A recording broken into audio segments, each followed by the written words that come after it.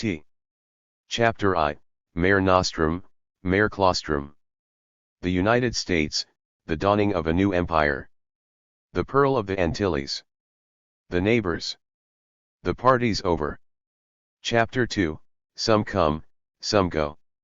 Cuba, the triumph of the revolution. The rise and fall of the Caudillo Batista. The struggle. Batista's flight. The rebels arrive. Eisenhower and the rebels. Fidel facing the Americas. The Caribbean in flames. The conflict. The first declaration of Havana. The party's over. Chapter 3, The turbulent 1960s. The United States, the world and Cuba's challenge. Together let US explore the stars. Upheavals in the communist world. John XXIII, Pontiff of the Poor. The unstable international arena. Tensions between the giants. The balance of terror. The Cuban Revolution breaks out. The Kennedy era. The Hemispheric Alliance. What's happening in Cuba? The Bay of Pigs. Getting rid of Fidel. OAS, the colonial ministry. The October crisis. The crisis from a distance. The price of the crisis.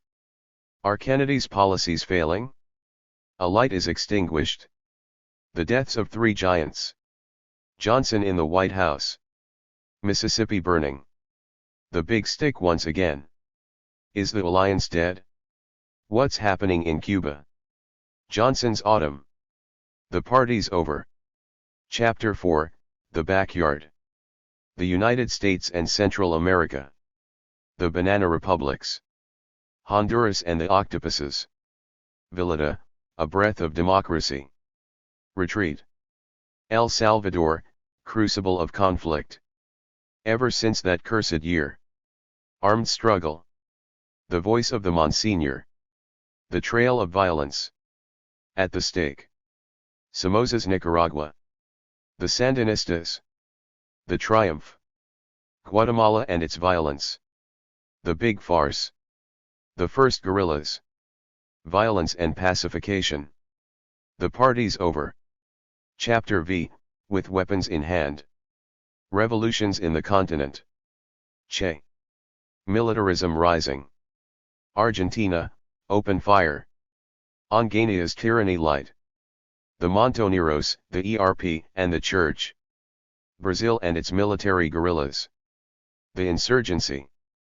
The Liberation Church. Uruguay, a mock democracy.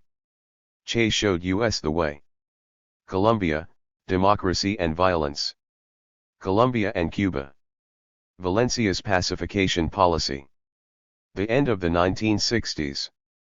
Peru, decline of the oligarchy. The insurgency of the 1960s. The Latin Naserites.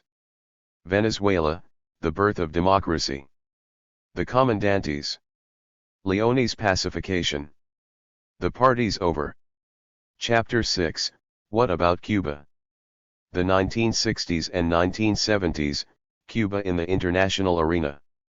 The distant ally. The revolution and the priests. Cuba in the 1970s. In the international arena. Together in Africa. The United States and Cuba. With the non-aligned nations. Mariel. The party's over. Chapter 7, The Wars Within. The Southern Cone and the National Security Doctrine. Argentina, dictatorship and insurgency. Perón materializes. Ascension, passion, and death of Perón. Isabel on the verge of a nervous breakdown. The kingdom of the disappeared. The ugly little war. Epilogue to a horror story. Alfonsin and the military caste. A military heart attack. Chaos. Menem, a pardon and a forgetting. Brazil under its own doctrine. The birth of democratization. Brazilian sub-imperialism. Uruguay and its internal war. Where the general rules, Bordaberry does not. A protected democracy? Chile, the military takeover. Allende. And Pinochet. God placed me in power. The road to democracy. The party's over. Chapter 8, Reagan's Wars. The Anti-Communist Crusade in Central America. Inventing a policy. Lighting the wick. Costa Rica in the game. The occupation of Honduras. The Dirty War. Nicaragua and the Secret War. Preparing for the war. The resurrection of War and Peace. Contadora, sounding the alarm. The fighters on the attack. The Contras terrorism. Terrorism USA. The circus owner. The Sandinistas on the attack. The church on the attack. Raising the tone. The war's death rattle. The Calvary of Peace. The collapse of his war. El Salvador's way of the cross. The People's War. The advent of democracy. Losing the war. Duarte for the presidency. The cost of peace. The invasion of Grenada. The official story. International disgust. 5 years later. The party's over. Chapter 9, Panama, Dead Man Walking. Autopsy of the invasion. A pact with the devil. The strong men. Reagan, weeding out Noriega. The crisis begins. An orgy of vendettas. The itinerary of a fiasco. The last tango. Mr. Bush goes to war.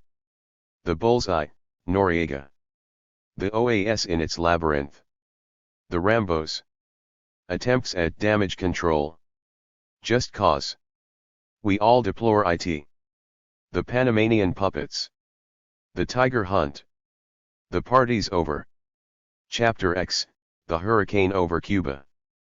Cuba, the United States, the Soviet Union, and the world. Dangerous liaisons. A dirty war. To the beat of their drum. Reagan in his nightmare. The vendetta. The unbearable brevity of perestroika. The distant ally. Rectification is not perestroika. Gorby in Havana. Dracula's kiss. Requiem for the Soviet Union. Blows from the empire. Christ turns his back. The crisis of the embassies. Changing times. The home stretch. The glee of the anti-Castroites. The vendetta continues. Fidel's Contras. The Gypsy's curse. Latin American solidarity. Long, hot summer. The Cessna incident. The party's over. Epilogue. Notes. Bibliography. Index. About the author. Copyright page. Foreword. By Howard Zinn. Anyone who has studied or taught in the schools and colleges of the United States must recognize that Latin America is shamefully neglected as an area of study. I suggest one possible reason for this neglect: to study the United States' relations with Latin America would be embarrassing. Indeed, it might disrupt the naive view fostered by the educational system and the entire culture, the view that the United States is a benign force for democracy in the world. In 1927, Under-Secretary of State Robert Olds wrote a confidential memorandum to his colleagues: "We do control the destinies of Central America." Until now, Central America has always understood that governments which we recognize and support stay in power, while those which we do not recognize and support fall. That statement would be an accurate description of the attitude of the United States government to all of Latin America, from the Monroe Doctrine of 1823 to the present day. It leads to a disturbing thought, that the United States has, throughout its history, been an aggressive, expansionist imperial power, especially in relation to Latin America. As I write this, there are scattered news items. The United States is giving over $1 billion to the government of Colombia to suppress a guerrilla movement. An embargo against Cuba, designed to strangle its economy and impoverish its people, remains in force. A high Peruvian official, Vilatamoros Montesinos, implicated with corruption, torture, and death squads, turns out to have worked for the CIA. But the newspapers and television networks that report these items give no historical context that would show they are part of an immense, Complex Pattern of the United States Domination of Latin America. This book, by the distinguished Latin American writer Clara Nieto, is exactly what is needed to supply the missing context for the superficial stories we find in the mass media and for the paltry treatment of Latin America we get in our educational system. We in the United States need badly to hear a Latin American point of view, and here we have it from a scholar of international repute. Ms. Nieto provides us with a sweeping history of United States relations with Latin America. She begins and ends with Cuba, giving it special attention, but she also displays her solid knowledge of the rest of the continent. Her account, based on meticulous research and presented with clarity and grace, will be enormously useful for a long time to come. Preface. History in the present tense. This book covers a cycle of history that divides the American hemisphere in two.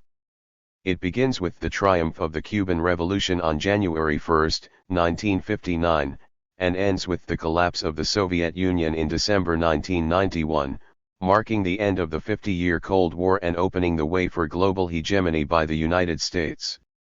The book's focal point is the Cuban revolutionary process, a moving force for armed struggle and insurgency on the continent, and the United States policies designed to undermine the revolution to keep it from reaching deeper into Latin America and the Caribbean, its natural zone of influence. Such policies have profound repercussions in these countries throughout this period. In effect, Cuba becomes a factor in the East-West confrontation, in the Cold War, and in worldwide political debate, as well as a flashpoint of controversy in United States internal politics. For the first time a Latin American nation, one of the smallest, stood up to the empire, threw it out of its territory, allied itself with the Soviet Union, and declared itself socialist. Cuba shattered the United States' hegemony and threatened its security and continental stability. No other Latin American country has had a greater impact for as long a time in the international arena and in the Third World. Havana emerged as the revolutionary epicenter and Fidel Castro and Che Guevara as rebel idols. Fidel's nationalist and anti-imperialist discourse encouraged the struggle of Latin American people to defend their rights and fight against the national governments and oligarchies allied with Washington. His discourse was a challenge and a threat. During the 1960s, armed pro-Castro movements rose up in dictatorships and democracies, with hopes of repeating the heroic Cuban deed. That insurgency was born out of aberrant and endemic social and economic inequalities, the misery of masses exploited and cheated by the ever smaller numbers of the powerful, and the violent repression by official forces. The narrowness or absence of democratic channels prevented the people's participation in the decisions made by their governments and parliaments. The armed groups and the liberation movements of the Third World were linked to Havana one way or another throughout these 3 decades. Havana provided them with political orientation, military training, arms, and advisors. Cuban troops with help from the Soviet Union assured the triumph of Angola and Ethiopia against their aggressors. Such aid disappeared in Latin America during the 1970s, when most of its governments re-established diplomatic relations with Cuba and broke its isolation. The changes brought about in the Catholic Church by Pope John XXIII, who oriented the Church's duties toward helping the poor and promoting social justice, also contributed to this explosion of revolutionary activity. Progressive sectors of the Church educated the poor about their rights, organized their movements, and took part in their struggles. This union of Christians and revolutionaries was enormously important for the Sandinista struggle against the Somoza dictatorship in Nicaragua and for the civil war against the military dictatorships in El Salvador led by the Farabundo Martí National Liberation Front. 9 American administrations, those of Dwight D. Eisenhower, John F. Kennedy, Lyndon B. Johnson, Richard Nixon, Gerald Ford, Jimmy Carter, Ronald Reagan, George Bush, and Bill Clinton maintained a policy of greater or lesser aggression against Cuba, aiming to destroy the Cuban Revolution and Fidel Castro. Fearing Cuba's role as an example to other nations and the expansion of international communism throughout the hemisphere, Kennedy reconsidered his policies toward Latin America. He set in motion the Alliance for Progress, a program of economic and social development to serve the immense needs of Latin and Caribbean countries, and gave a radical turn to the United States hemispheric defense strategies, focusing on counterinsurgency to fight the enemy within. But strengthening national armies, a cornerstone of that strategy, also strengthened militarism.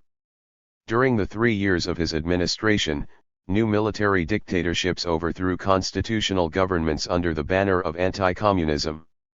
During the 1960s, in the countries of the Southern Cone, military dictatorships planted the doctrine of national security with anti-communist and counterinsurgency objectives similar to Kennedy's military strategy. These decades were marked by violence, civil wars, and confrontations between armed movements seeking radical change and military counterinsurgents trying to obstruct them. Many hundreds of men and women were murdered, tortured, and disappeared in what the military called internal wars, and the people called dirty wars. The vast majority were not killed in combat. Never before had the continent seen such brutal, massive, and profound violations of human rights. By the end of the 1960s, the armed movements in the Andean countries were virtually eliminated. In the 1980s, these movements as well as the neo-fascist dictatorships disappeared from the Southern Cone. The military, decadent, discredited, and harassed by increasing opposition, both internal and international, called for elections. In the 1990s, peace finally came to Central America. El Salvador, Guatemala, and Nicaragua's governments signed peace treaties with insurgent movements, which became political parties.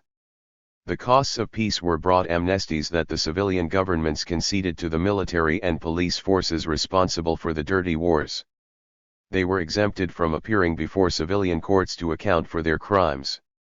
Such laws, approved by the nation's parliaments and courts, supposed pillars of democracy, legitimized impunity. This volume explores the history of this hemisphere by decade and by country, concentrating only on those that faced insurgent-counterinsurgent conflicts. It also looks at United States policies toward Latin America and the Caribbean since the declaration of the Monroe Doctrine. These policies have formed a coherent interventionist policy, whether open or covert, designed to impede changes that might affect the political or economic interests of the United States. I will analyze the development of the Cuban Revolution, its anti-imperialist and third world-oriented foreign policy, its role in the international arena, its influence in the Third World, its alliance with the Soviet bloc, its actions in response to the aggression of the world superpower, and the impact the collapse of the communist world has had on the island. This dramatic turn of events, which radically changed the world panorama, leaves Cuba without its principal allies and most important markets. Without Soviet support, the impact of the economic blockade imposed by the United States was much harder and United States aggression much more dangerous. Confronted with this enormous threat, Cuba instituted a set of changes to strengthen the revolution and assure its survival, and the net result of these efforts has proven favorable. The disappearance of the communist superpower and its empire closed this historic cycle, opening a new chapter for the world. Chapter I. Mare Nostrum, Mare Claustrum. The United States, the dawning of a new empire. For the European colonial powers, the Great Caribbean Sea, the Mare Claustrum, served as the arena for their rivalries and for their capitalist expansion. There, the most striking genocide of the modern world was carried out through the extermination of the indigenous Taino population from the effects of the foreign, technological, military, and economic yoke, wrote Gerard Pierre Charles, in his book El Caribe a la hora de Cuba. Spain, Great Britain, France, and the Netherlands imposed their dominion on the Caribbean natives, extracting riches from their lands, transporting Africans to the New World as slaves and objects of exploitation, implanting their racial separation, the supremacy of whites over natives and blacks, and establishing the antagonisms between master and slave, oppressor and oppressed. They imposed their cultural, religious, and linguistic patterns and brought their diseases as well. Under such dissimilar influences, the Antillean colonial enclaves, already separated by water, became disjointed from each other, as if they were ethnically different. Their common destiny was as satellites of European metropolises, sources of raw materials for European industries, and captive markets for European products, which the conquerors needed for the extension of their foreign trade, wealth, and power. 1.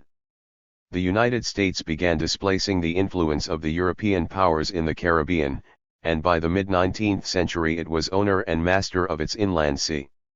In 1823, in his State of the Union address to Congress, James Monroe warned the European powers of the Holy Alliance that he would consider their intervention in any country of the Americas as a threat to the peace and security of the United States. Once and for all, he established the boundaries of the new empire, its predominance in the New World, and its right to intervene in the nations of the Americas when it felt that its interests or security was at risk. The Declaration, the Americas for the Americans, or better stated, the Americas for the United States, was codified as the Monroe Doctrine, and it has been the foundation of the United States foreign policy ever since. Vigorous expansion manifest in the Monroe Doctrine was the expression of the founding fathers' belief that their mission lay in extending the territorial, economic, and political dominion of the great North American nation and thus extend the area of freedom. Thomas Jefferson and James Madison believed expansion to be the key to United States greatness and the foundation of its democracy. Point 2. Monroe's successors added other principles, doctrines, and policies that strengthened this expansionist and redemptive vocation. Manifest Destiny was an expression of their self-professed ideological and moral superiority over the rest of the globe. Andrew Jackson saw the extension of the United States authority over semi-barbarous peoples to bring them civilization and teaching inferiors to appreciate the blessings they already enjoyed but were inclined to overlook as the inevitable historical mission of the United States. Point 3. Theodore Roosevelt complemented the Monroe Doctrine with his corollary, extending the United States' right to intervene in the internal affairs of these nations when they behaved in an irresponsible manner or proved incapable of maintaining internal order. These were big stick politics. Roosevelt believed that it was inevitable for the United States to protect and regulate the life of the Caribbean republics, since every expansion of a great civilized power a victory for law, order, and righteousness. For in 1901 Congress imposed the Platt Amendment on Cuba, giving the United States the right to intervene in the island's internal affairs, and in 1903 Roosevelt took Panama, converted it into a semi-colony, and constructed the Panama Canal. In the Dominican Republic, the United States took over customs and stationed warships along its coasts. Point 5. Other expansionist and imperialist policies included the dollar diplomacy of William Howard Taft, supported by Military Action 6, and the open door policy for United States global commerce and investments. Point 7. Central American and Caribbean countries endured continual landings by the Marines to protect North American lives and interests. 8. Whenever there were internal disturbances. Thus, the United States impeded changes that did not suit its needs. Such occupations could last days, months, or years. Mexico was the primary victim. In wars provoked by the new empire, it lost 1,500 square miles of its territory, which today make up California, Nevada, Texas, Utah, and the greater part of Arizona, New Mexico, Wyoming, and Colorado. Point 9. The Pearl of the Antilles. To the Founding Fathers, Cuba, the largest of the Antilles Islands and situated a mere 90 miles off the coast of the United States, was irresistibly attractive. Jefferson, assuming that Great Britain wanted to annex the island, was willing to go to war for it. As for John Quincy Adams, who maintained that Cuba was of vital importance to the commercial and political interests of the United States, he saw that geographic determinism and the laws of political as well as of physical gravitation would make it fall into his hands like an apple severed by the tempest from its native tree. 10 Presidents Andrew Jackson, James K. Polk, James Buchanan, Grover Cleveland, and William McKinley all dreamed of annexing the Pearl of the Antilles, offering to buy it from Spain for $300 million. But Spain declined.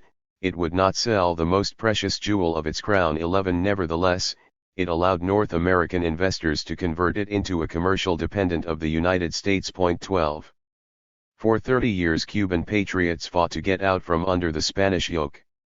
In 1895, organized and directed by José Martí, what became known in Cuba as the Second War of Independence from Spain exploded. The whole island was engulfed by the struggle, and the people joined with the rebel forces. Twice Spain expelled Martí from the island for fanning the flames of rebellion against Spanish domination. In exile he traveled to Spain, France, Mexico, Guatemala, Venezuela, and New York. There he sought recruits and funds for the War of Independence. He founded the Cuban Revolutionary Party to unite the people in the struggle for the independence of their country and to support independence for Puerto Rico.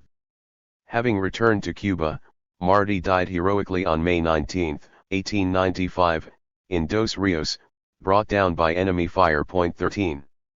Given the turmoil in Cuba, Cleveland decided to intervene in this war in order to save the island. He announced that he would help pacify the island and warned that if Spain did not put an end to the conflict soon, the United States would be obliged to protect its interests and those of its nationals, which coincide with those of humanity and civilization, and to restore the blessing of peace to the island. The United States' interests, however, were in assuring the defeat of the Cuban patriots. 14. McKinley, Cleveland's successor, solicited from Congress authorization to send troops, but not for the exercise of sovereignty, jurisdiction, or control over Cuba. Important New York businessmen asked that he take immediate and effective measures on the island to stem their tremendous losses and restore a most valuable commercial field. 15. In January 1898 he sent the battleship Maine on a goodwill visit and to protect North American lives and interests. The ship mysteriously exploded off the Cuban coast. Of the 276 men who died, most of them were black Marines. 16. The United States held Spain responsible for this incident. In April, Congress declared war against Spain, stating that Cuba had the right to be free and independent of Spain, and authorized McKinley to send military forces. The Cuban War of Independence from Spain became the Spanish-American War, which appeared in American history books as a brief, glorious, and inexpensive war. 17. Cuban historians characterized it as Yankee meddling in the War of '95, maintaining that the action was not to assure Cuba's independence but to protect the United States monopolies. 18. It was, in fact, a short war. In April 1898 the United States began its intervention. By August it had signed an armistice with Spain, and in December, the peace with the Treaty of Paris. Cuba was not invited to participate in any of the events organized to determine its future. With the defeat of the already weakened Spanish Empire, the United States acquired the Philippines and Guam in the Pacific, and in the Caribbean it imposed its dominion over Cuba despite the Treaty of Paris, which granted Cuba's independence and Puerto Rico. The United States flag was the sole banner to rise over the public buildings of Havana and San Juan. Cuba became a de facto protectorate, with the United States imposing its own military governors. In 1901 Congress approved the Platt Amendment, granting itself the right to intervene militarily in Cuba to preserve its independence. Furthermore, Congress prohibited Cuba from making treaties or conventions with other countries, contracting debts without its consent, and imposed on it the obligation to sell or lease lands for the installation of a navy base and a coal port. Cuba conceded, leasing Bahia Honda and Guantanamo to the United States. In 1903 the amendment was incorporated in the permanent treaty signed by both governments. 19. Congressmen who were not in agreement with the amendment declared that it was a legislative ultimatum and an invitation to intervention in Cuban politics. When both houses approved it, Havana seethed with indignation. In a contemporary caricature, Cuba appeared crucified between two thieves, United States General Leonard Wood and McKinley, while Senator Orville Platt thrust a lance into its side. 28 Torchlight procession marched before the government palace, where General Wood presided as governor of Cuba. However, Washington warned that it would not withdraw its troops until the Platt Amendment became Cuban law. The Cuban Assembly, after hectic debates, adopted it with a one-vote majority, and it was written into the first national constitution. 21 Thus, began the era of the so-called mediated republic.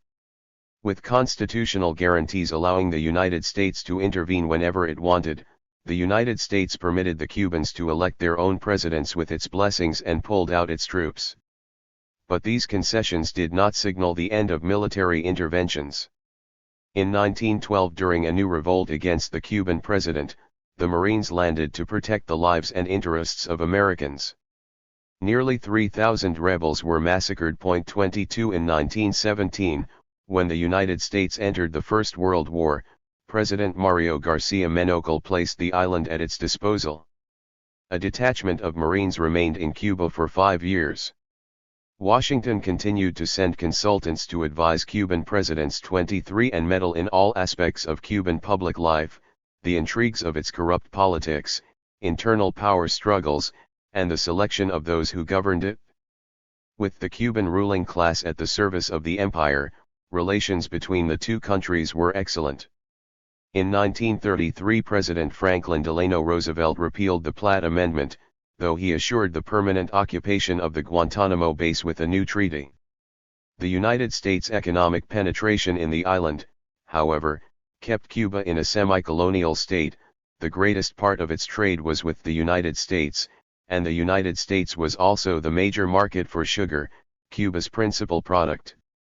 For Puerto Rico, the small Caribbean island that Martí wanted to have by his side in his war for independence, the defeat of Spain meant merely a change of masters. The United States lowered the Spanish flag and raised its own over Morro Castle. From 1898 to 1917 the island was governed first by a military governor, then by a civilian. In 1917 Congress granted the islanders United States nationality, but without political rights Puerto Ricans could not vote or run for office. In 1946 the United States permitted Puerto Rico to have its own government under congressional control, reserving the right to veto any constitutional change. 4 years later, the United States conferred on the island Commonwealth status and granted it total independence. Nevertheless, Washington directed its economy, defense, and foreign policies. 24. The neighbors. All the world thinks of the United States today as an empire, except the people of the United States, wrote New York Times columnist Walter Lippmann in 1927. We shrink from the word empire, and insist that it should not be used to describe the dominion we exercise from Alaska to the Philippines, from Cuba to Panama, and beyond. Nonetheless, he added, we control the foreign relations of all the Caribbean countries. Not one of them could enter into serious relations abroad without our consent. We control their relations with each other. We exercise the power of life and death over their governments in that no government can survive if we refuse it recognition. We help in many of these countries to decide what they call their elections, and we do not hesitate, as we have done recently in Mexico, to tell them what kind of constitution we think they ought to have. Whatever we may choose to call it, this is what the world at large calls an empire, or at least an empire in the making. Admitting that the word has an unpleasant connotation, nevertheless it does seem as if the time had come for us to look the whole thing squarely in the face and to stop trying to deceive ourselves. 25. Woodrow Wilson was the first American president to suggest abandoning this imperialist policy of intervention. He wanted to approach Latin America to promote the common interests of the peoples of the two continents by all appropriate and honorable means. But the crude and violent reality of imperialism demonstrated otherwise. Intervention followed intervention in apparent obedience to a pathological need to impose on them by force United States democracy. 26. When Franklin Delano Roosevelt arrived at the White House, Central America and the Caribbean had already endured more than 100 military interventions and territorial occupations. The Marines spent 9 years in Haiti and Nicaragua, and 18 in the Dominican Republic. With his good neighbor policy, Roosevelt suspended interventions, rescinded the Platt Amendment on Cuba, and signed new agreements with Panamanian President Arnulfo Arias, which excised from the 1903 treaties the clauses and concepts most offensive to the Panamanians, the United States right of intervention, its perpetual rights over the canal, and its sovereignty in the isthmus. Moreover, he recognized Panamanian sovereignty over the canal zone, which was under United States jurisdiction. 27. Under Roosevelt, relations were characterized by equality and cooperation. According to the Mexican writer Jesus Silva Herzog, Roosevelt exchanged the big stick for the white glove. Herzog wrote, comparing his policies with those of his relative Theodore Roosevelt, the good neighbor policy is a change of form rather than content, and imperialism, an economic phenomenon, the inevitable and legitimate offspring of capitalism, will never cease to be a constant threat and growing evil for the progress of the majority of nations, until capitalist society transforms itself into a new society capable of superseding the bloody civilizations of the merchant 28. In 1936 Roosevelt traveled to Buenos Aires to take part in the Inter-American Conference for the Maintenance of Peace. At that point Germany, under the euphoria of Nazi doctrines of racial superiority, had begun occupying lands outside its borders, while fascist Italy invaded Ethiopia. Hitler and Mussolini proclaimed the Berlin-Rome Axis, and Japan invaded China. These great conflicts, which led to the Second World War, determined that relations between the United States and Latin America would make for a convenient military alliance. Roosevelt assured political and military solidarity in the hemisphere and collective defense under United States leadership. In Buenos Aires he made important proposals against militarism, which he defined as a suicidal policy, and indicated that sacrifices in the cause of peace are infinitesimal compared with the Holocaust of war. Roosevelt criticized aggressive dollar diplomacy. He insisted on defending representative democracy as the best instrument for ensuring the social, economic, and cultural development in a just and peaceful world. 29 Meanwhile, military dictatorships predominated on the continent. The conference adopted the Declaration of Principles for Inter-American Solidarity and Cooperation, a top priority for Roosevelt, given the worldwide upheaval, and created the consultative organ of foreign ministers as a mechanism to coordinate hemispheric defense policies. It also adopted a protocol of non-intervention, a priority for Latin America proposed by Mexico as a judicial safeguard in the face of United States interventionism. It affirmed respect for the principle of non-intervention, judicial equality of member states, and the right of its members to act freely in accordance with their own laws. 30. For the occasion Roosevelt made a 28-day tour of the Southern Cone. It was a resounding success. In Rio de Janeiro, Montevideo, and Buenos Aires the people gave him the warmest, largest, and most spontaneous homage any head of state had ever received. When war broke out in September 1939, the Caribbean colonies of Nazi-occupied France and the Netherlands were considered a threat. Thus the Caribbean became vitally important for the security of the United States and the defense of the Panama Canal. In 1940 the Second Consultative Meeting in Havana adopted a resolution on mutual assistance in the case of threats or acts of aggression on the part of non-American nations, and agreed that member nations would consult on how to handle such cases. Argentina was the only country on the continent that had not broken off relations with the Axis nations. By June 1941 Germany had invaded every nation from Poland to France, attacked the Balkans and Greece, and mounted an offensive against the Soviet Union. In December of that year Japan bombed the United States fleet at the Pearl Harbor naval base. Declarations of war came one after another, the United States and Great Britain against Japan, Germany and Italy against the United States, and the United States against the Axis powers.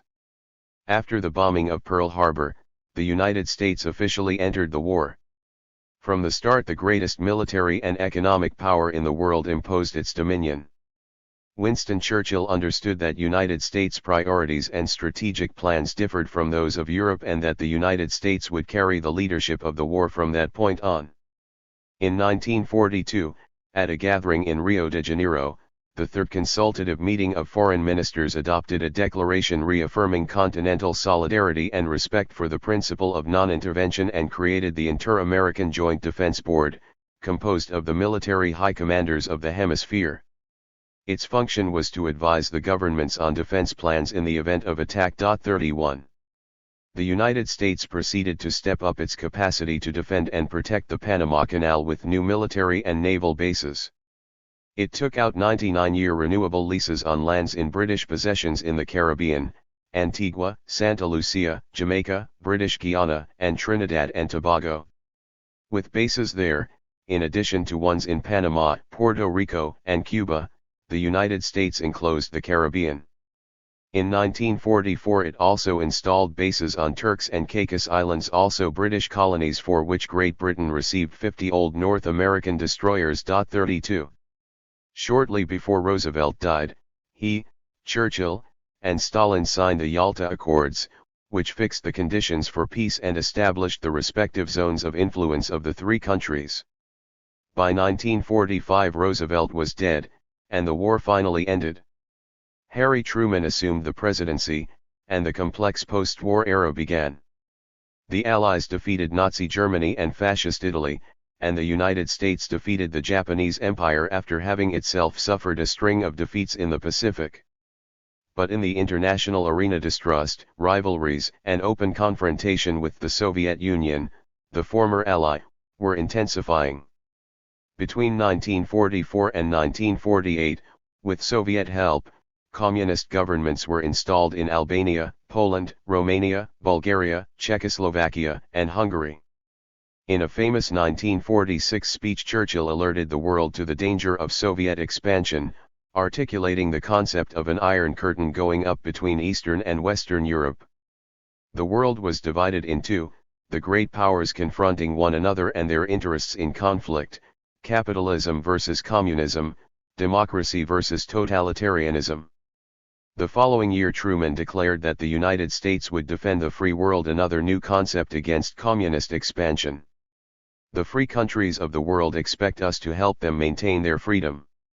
If we fail, we could endanger world peace, and we would surely put the welfare of this nation in danger. 33. The Truman Doctrine rationalized Cold War policies and globalized the Monroe Doctrine. United States society was seized with anti-communist fervor.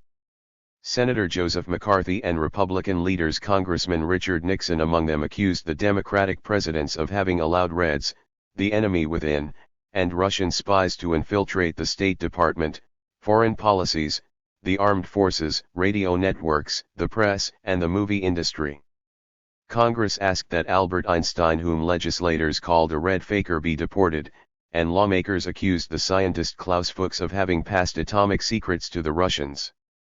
The Cold War permeated United States society, and Washington extended McCarthy's Red Scare to Latin America. 34. Senator William Fulbright dismissed this red hysteria as a Republican strategy for regaining power after 5 electoral defeats and saw it as a pernicious policy based on the supposition that the Soviet Union wanted to take over the world and extend communist domination. To save ourselves and go forward, he said, we must see the world as it is defined in the Truman Doctrine. 35. Truman tied up the continent politically and militarily. During his administration, the most important agreements of the Inter-American system were signed. In 1947, the Inter-American Treaty of Reciprocal Assistance, commonly known as the Rio Treaty, established the principle of mutual military defense. In 1948, the Ninth Inter-American Conference in Bogotá created the Organization of American States, approved the OAS Charter, and adopted a resolution on the preservation and defense of democracy in America. 36. Most of those who signed these agreements were representatives of brutal dictatorships supported by Washington. 37. Truman also signed the Mutual Military Assistance Pacts, bilateral military accords with 13 countries, most of them Central American and Caribbean. These agreements firmed up military assistance and standardized the military organizations and the forces of Latin America. The United States provided training for officers and weapons for the defense of the hemisphere. The Southern Command was responsible for coordinating the maps. The parties over. In 1949, the Western powers created their military alliance, NATO. The Soviet Union exploded its first atomic bomb, and the arms race and nuclear competition began. The Truman Doctrine was going full blast. The United States took the first steps in its military involvement in Vietnam and sent troops to Korea to combat communist forces. This war, under the banner of the United Nations, lasted 3 years. By the 1950s, the Cold War was at its most intense. Truman left the White House and made way for Dwight D. Eisenhower. After 20 years of Democratic administrations, the Republicans returned to power. However, this did not signify a policy change. The country remained in the grip of anti-communist hysteria. Congress and the administration continued their persecution of internal enemies, and the Secretary of State, John Foster Dulles, a fanatical anti-communist, maintained an aggressive policy toward the Soviet Union. The Truman Doctrine remained in effect until the collapse of the Soviet Union in 1991. Latin America was not a priority during Eisenhower's administration. The main goal of the administration was hemispheric defense assured by inter-American treaties and the stifling of communism in Latin American governments. Most of these were military dictatorships allied with Washington. There were important political changes during this time, but the one that most concerned and unnerved Washington was the triumph of the Cuban Revolution. United States intervention throughout the continent was no longer carried out directly. Covert operations by the CIA were clearly underway. In 1954 the CIA overthrew the government of Guatemala. It would try to do the same in Cuba. Chapter 2. Some come, some go. Cuba, the triumph of the revolution. On January 1, 1959, news of the triumph of the Cuban Revolution failed to make the headlines of the continent's morning papers, since General Fulgencio Batista's dictatorship had been overthrown at dawn. Without much fanfare, the New York Times reported that the State Department had informed the Senate that it considered the Cuban regime's position extremely grave but that the United States would remain neutral in the conflict. On an inside page it was reported that Batista's government claimed success in the fight against the rebels in Santa Clara, the capital of Las Villas province. Neither item reflected actual events. Batista's army could not claim victory over the rebels. Las Villas had fallen to the comandantes Escobedo Che Guevara and Camilo Cienfuegos. In a decisive attack, 350 soldiers and officers on an armored train surrendered themselves and their supplies to the rebels. And Washington did not remain neutral. On the eve of Batista's fall, the military high commands in Havana and Washington met to figure out what to do, faced as they were with the situation of the government in the throes of death. The news of the collapse of Cuba's regime came as a surprise in Washington. Government circles were disconcerted. They believed that the regime would have been able to resist. On January 2 the New York Times reported that the United States government did not particularly lament the ousting of Batista at the time. Relations with him were cool but correct. It was nevertheless worried about Cuba's future. It predicted a period of sharp conflicts between Fidel Castro and those who believe they can prevent him from reaping the fruits of victory. As a result of the activities of United States ambassadors, the Eisenhower administration assumed that Batista had left in place a civilian military junta and that conservative sectors in the island would surely mount a resistance. Judging by his efforts to sustain Batista to the very end, Eisenhower could not have been pleased by his fall. He had given him substantial military aid including bombers and kept a mission of military, naval, and aerial advisors on the island. As the rebels' attacks grew stronger, Eisenhower increased the aid. With great pomp and ceremony Batista received the military equipment to demonstrate to his nation and the world that he had Washington's support. As the Batista government began to sink, the United States revised its policies. The rebel forces advanced toward the center of the country under the command of Che Guevara, Raúl Castro, and Juan Almeida, while evidence appeared of towns and cities destroyed by bombardment by napalm bombs. Uneasy about rebel accusations that Batista was using United States-supplied weapons earmarked for defense of the hemisphere in the internal conflict, on March 1958, the United States announced the suspension of arms sales to Cuba. The rebels claimed, however, that the arms sales continued through Nicaragua and the Dominican Republic, under the dictatorships of Anastasio Somoza and Rafael Leonidas Trujillo, both allies of Washington. They also alleged that Batista's airplanes were still refueling at the Guantanamo military base. In order to pressure the United States and force Batista to suspend the bombings, Raúl Castro ordered the rebels to capture Americans. They took 25 civilian supervisors and employees, and a bus returning 24 Marines to the Guantanamo base. This action created tremendous tension with the United States. Batista put the bombings on hold for fear of reprisals against the hostages. The United States consul in Santiago de Cuba went to the Sierra Maestra to negotiate their release.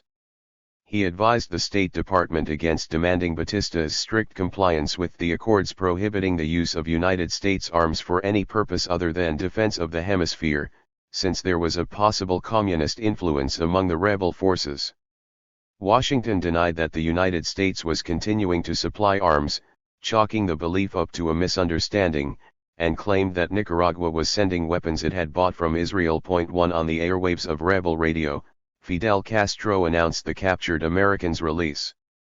Raúl let them go a few at a time. When the last one was freed, Batista renewed his attacks. Washington wanted to prevent a rebel triumph. With the help of the CIA, Ambassador Arthur Gardner and his successor, Earl T. Smith, attempted to unite the civilian opposition and tried to convince Batista to step down and name a civilian military junta, which would later call for free elections. 2 Batista refused any formula that required him to abandon power. The unexpected collapse of the Batista regime took Fidel by surprise.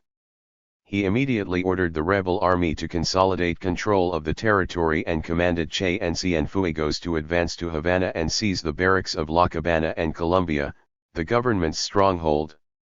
Fidel took control of Santiago de Cuba and Orient Province and announced that he did not accept the ceasefire decreed by Batista, nor would he recognize the junta named by the dictator. He threatened to continue the war and bring it to the capital. He ordered a general strike, which paralyzed the country for 4 days. 3 Washington's plan failed, and Fidel got the revolutionary government he wanted, with Manuel Urrutia, a liberal and anti-communist Santiago judge, serving as provisional president. The rise and fall of the Caudillo Batista. Revolutionary fervor in Cuba began in opposition to the dictatorship of General Gerardo Machado, one of the most corrupt and brutal in the island's history. Machado had himself re-elected by a rigged constitutional assembly, abolished the vice presidency, decreed that his term would extend to 6 years, and granted himself the title of illustrious and exemplary citizen. When Franklin D. Roosevelt became president in 1932, the internal situation in Cuba was at fever pitch. Roosevelt was concerned that social and political agitation in the midst of a profound economic crisis could be explosive and lead to revolution. He sent Under-Secretary of State Sumner Welles as his ambassador to convince Machado to step down. Machado declined. The United States stationed a naval squadron off the Cuban coast, prepared to intervene. Strikes and violent clashes between demonstrators and police left hundreds dead and thousands wounded, sounding the death rattle of the Macadado. Machado fled with his family to Nassau and later settled in the United States, a nation he had served so well. Carlos Manuel de Cespedes was named provisional president, with Washington's approval. However, neither he nor the cabinet he named augured change. After a brief respite, the rebellion continued. A conspiracy led by Sergeant Fulgencio Batista, which became known in Cuban history as the Revolt of the Sergeants, took only 3 weeks to oust Cespedes from office. From that point, Batista was in control of the power for a quarter of a century. 6 days after the coup, the Sergeants named a provisional governing junta chaired by Ramon Grau San Martin. The United States considered it to be communist and refused to acknowledge it. In January 1934, Batista, now a colonel and head of the army, overthrew Grau San Martin with Washington's support and placed Carlos Javia in the presidency. The United States recognized his government at once.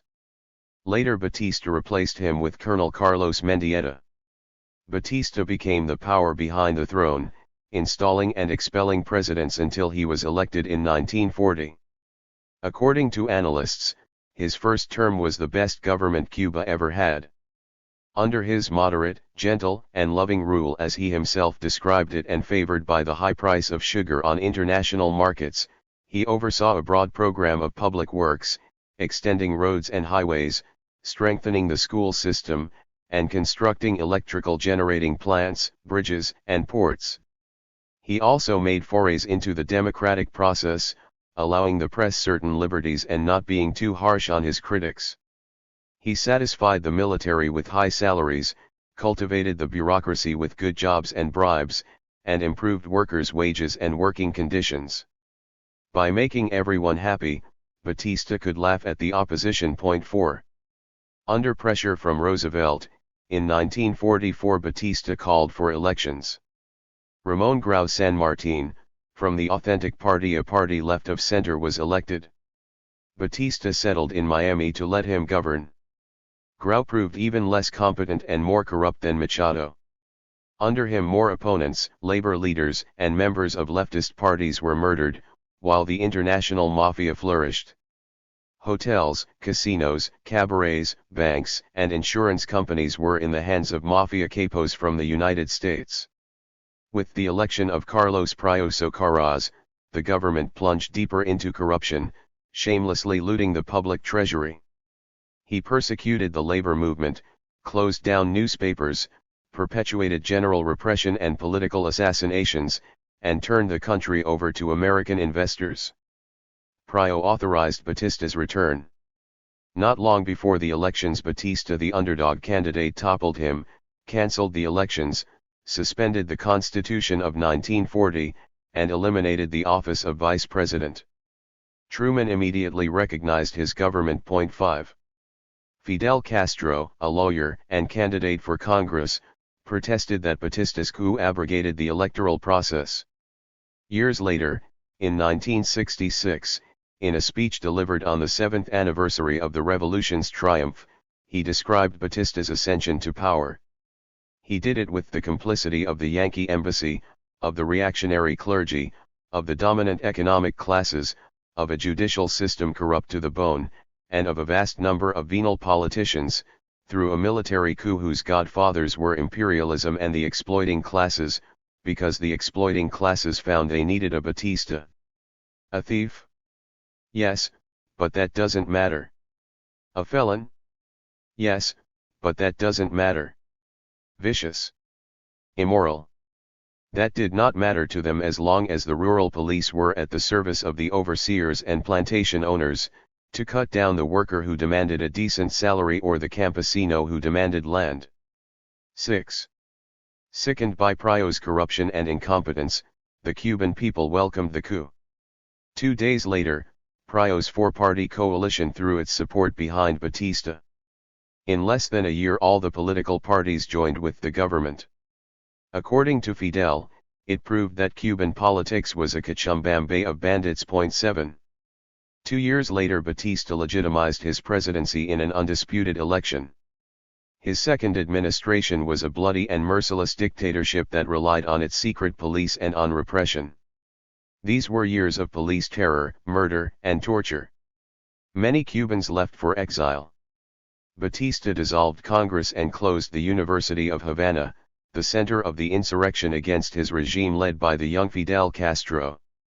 With the treasury flush as a result of high sugar prices, Batista again took up his ambitious program of public works. He constructed new office buildings, highways, and streets, while new hotels, casinos, and upscale buildings rose from the burgeoning private sector. Havana, the epicenter of wealth, became one of the most beautiful and dissolute cities of the continent. Never had the Cuban elite been so rich. But the richest of all was Batista, whose personal and family fortune grew with the millions in commissions he collected from public contracts, the cuts he took from customs, and his percentage from the national lottery. The fortunes of his associates grew as his did. Under his rule, Cuba everything but freedom ate. Batista's relations with Washington were excellent, and Cuba was paradise for its investors. He granted them tax and duty exemptions, and looked the other way when they engaged in dishonest practices to manipulate their capital. The benefits of this policy went both ways, with Batista receiving juicy bribes for his favors. Equally important, he also persecuted communists, cut off diplomatic relations with the Soviet Union, and created institutions similar to those of the American McCarthyites, which cooperated with the FBI. The struggle. There was no organized and cohesive labor or farm workers' movement in Cuba to oppose Batista. Political parties were broken up into factions, with no political directions. The Secretary General of the Cuban Workers' Federation, Eugenio Mujal Barniel, was a pawn of the regime, in the service of the employers and foreign business interests. Mujal shattered labor unity. Under the pretext of anti-communism, he persecuted labor leaders who refused to obey his dictates, removed honest ones from office, and replaced them with token leaders loyal to him. He prohibited strikes and did not protest against the repression of the working classes, which included armed assaults on Union headquarters. 9. Fidel denounced the repression and corruption of the regime and its cohorts.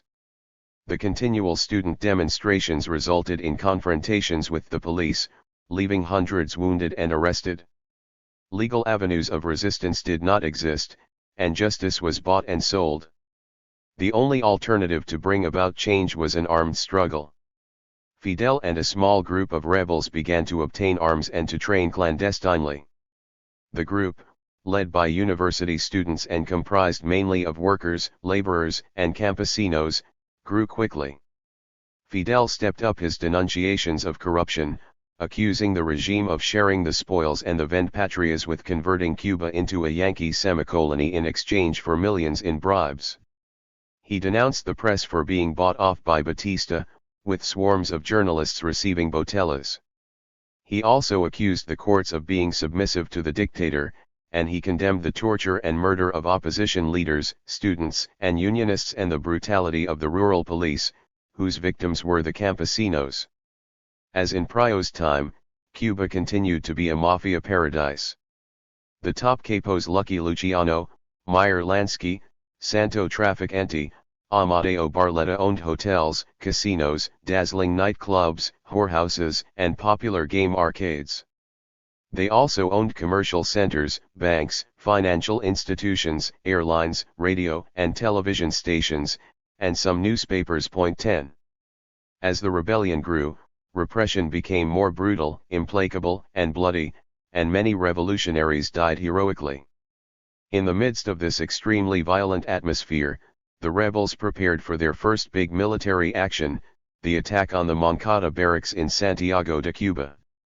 The fortification, surrounded by high walls in the center of the city and manned by more than 400 armed men with a large arsenal at their disposal, was the second most important military installation in the country.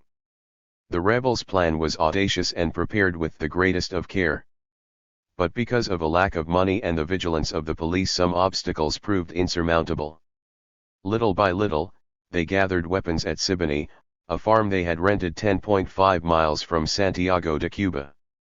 The rebels decided to attack on July 26, Santa Ana's Day, when Santiago de Cuba begins its traditional nationwide carnival. They thought they would be able to pass unnoticed amid the music, the dancing, and the rivers of rum. With a total of 165 people, the force could not be larger because there were not enough weapons. They arrived in small groups, with 2 women among them, Haiti Santamaria and Melba Hernandez. The operation started at 5 a.m., with a caravan of 18 automobiles heading for the Plaza de Marte. Fidel, Raúl Castro, and Abel Santamaria headed 3 groups and were responsible for directing the attack. As always at carnival festivities, the guard was placed on alert to control the excesses of the crowd. The arrival of the rebels, dressed in military uniforms, at the barracks confused the guards, but they sounded the alarm almost immediately, and the shooting began. The fight was extremely unbalanced. The barracks were surrounded by troops, and the rebels were caught inside. 8 died and another 8 were wounded, while the soldiers lost 19, with another 22 wounded. The discrepancy in the casualties infuriated Batista, for it showed the rebels' military superiority. The regime's bloody cruelties against the attackers of Moncada rose to unprecedented heights. Those who did not die in the battle were captured, brutally tortured, shot or strangled to death. Others were thrown alive from the barracks roofs. Batista ordered that their punishment be made an example to others. For a week Moncada was a center for torture and death. Fidel and 2 compañeros were captured 5 days later in a sugarcane field. The Guardia came upon them exhausted and asleep. They did not kill them because public disgust at the regime's excesses demanded moderation.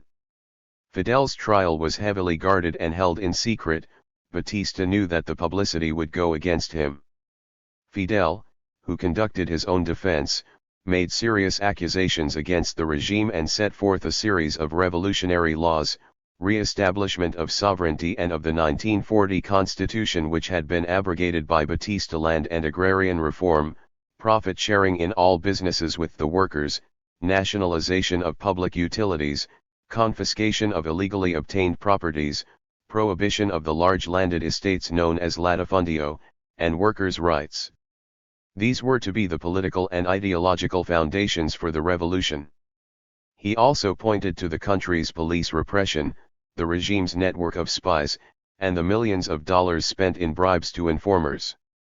In the meantime, 600,000 unemployed workers demanded justice, 500,000 campesinos were without land, 400,000 workers were exploited, 30,000 teachers were mistreated and exploited, 20,000 merchants were broken or consumed by debt, and 10,000 professionals seeking employment found every door closed to them. 11. The intelligence network, the eyes and ears of the tyrant, was comprised of the army, the police, the military intelligence service, the Bureau of Investigation, which also operated outside of Cuba, the Bureau for the Repression of Communist Activities, a McCarthy-era mechanism that collaborated with the CIA and the FBI, special groups created to suppress the insurgency, and a mass of spies, informers, assassins, and paid thieves. Anyone could be imprisoned, tortured, and become disappeared on mere suspicion. Subsequently, Haiti and Melbo managed to smuggle out the records of Fidel's defense and published them under the title La Historia me absolverá, translated under the title, History will absolve me. The rebels were taken to the La Rotunda prison, on the Isle of Pines. Fidel was sentenced to 15 years imprisonment, Raúl to 13, and the rest to lesser terms. 2 years later, pressured by public opinion, Batista conceded an amnesty, freeing them all. Fidel continued his denunciations of the regime in the pages of the daily La Calle, causing Batista to close down the paper and to threaten him publicly. 6 weeks after the amnesty, the rebels left for Mexico. There, despite enormous difficulties, they secretly formed the nucleus of the Revolutionary Army and began training. They were pursued by the Mexican authorities, the FBI, Batista's agents, and spies sent by Trujillo in the Dominican Republic, and they suffered denunciations by infiltrators. Some of them were sent to prison. Nevertheless, they persevered. Che Guevara joined the rebel fighters in Mexico, and Fidel went to the United States to organize the resistance and to raise funds. At dawn on November 25, 1956, 81 rebels set sail on the yacht Granma from the Mexican port of Tuxpan. Sailing without lights and dangerously overloaded with people and arms, the ship landed on Las Coloradas Beach in Cuba on December 1. They were quickly discovered by a Coast Guard boat, which sent out the alarm. Batista's forces attacked them by land and by air. 4 days later, the rebels came face to face with the army in Alegria del Pio. The 17 survivors regrouped in the Sierra Maestra with the help of campesinos. These survivors of Moncada and the Granma founded the July 26 movement, named to honor the attack on the Moncada barracks, the first nucleus of the rebel army. On January 17, 1957, a month and a half after the landing of the Granma in the rebel army's first battle, Batista's soldiers surrendered. 2 soldiers died, 5 were wounded, and 3 were taken prisoner. The rebels had no casualties. Campesinos from the Sierra Maestra began to join their ranks, and in Havana and Santiago, urban groups supported them by securing recruits and funds, with political work, and with sabotage. On March 13, 1957, the Student Directorate, another rebel group, attacked the presidential palace in Havana and occupied the broadcasting station Radio Reloj. Several of the rebels were killed, but, miraculously, Batista escaped. Convinced the rebels had won, José Antonio Echeverría, president of the Federation of University Students, who had taken over the radio station, announced the death of the tyrant in his hideout. Shortly thereafter Echeverria was killed on the hill that is the site of the University of Havana. In 1957 the rebel army mounted a series of attacks on military barracks, occupying some and confiscating weapons. The columns commanded by Fidel Che and Camilo Cienfuegos inflicted serious casualties and added to their store of arms and ammunition. Little by little, the rebels consolidated their territory. As their military victories mounted, so did their political gains. The rebels kept the people informed by broadcasting the news over their clandestine station, Radio Rebelde. The army, demoralized and corrupt, lacked the motivation to defend with their lives the oppressive and thieving regime. Every day their losses mounted, as did the numbers of soldiers and officers who joined the rebels. An uprising of officers and sailors staged at the Cienfuegos Naval District in September 1957, was Batista's greatest humiliation. The insurgents occupied the Cayo Loco base and gave their weapons to the people. 12 The war lasted 2 years, and the revolutionary struggle 5 years, 5 months, and 5 days, Fidel remarked. Batista's flight. On December 31, 1958, Havana was calm. The war had worsened to such a degree and the situation had become so unstable that few people dared to leave their homes. At Colombia Camp, where Batista moved his residence when the war mounted, the general and 70 guests, among them a small group of relatives, high government and military officials and their wives, and close friends, were getting ready to celebrate the new year. It had not been easy for him to gather this group, whom he had invited merely for a toast. Those close to the regime knew that the time was not right for celebration. The atmosphere was tense and depressing, with little talk, wrote United States Ambassador Earl Smith in his memoir, The Fourth Floor. Batista was calm as he gave orders and announced his plans for the following day. 13. As the bells struck midnight, General Euligio Cantillo Piedra appealed in the name of the armed forces, to the undeniable patriotism of the general, and asked him to resign. Batista did so 2 hours later, delegating military power to Cantillo Piedra, naming a government junta, and appointing the oldest judge of the Supreme Court, Carlos Manuel Piedra, as the titular president, following the procedures of the 1940 Constitution that was no longer in effect, since he himself had suspended it. Few of those present at the tense New Year's Eve party, so different from the pompous celebrations of years past, suspected that they would witness the end of the Batista dictatorship. Only his most intimate collaborators knew what he was about to do in order to leave the presidency with honor and Cuban territory unharmed.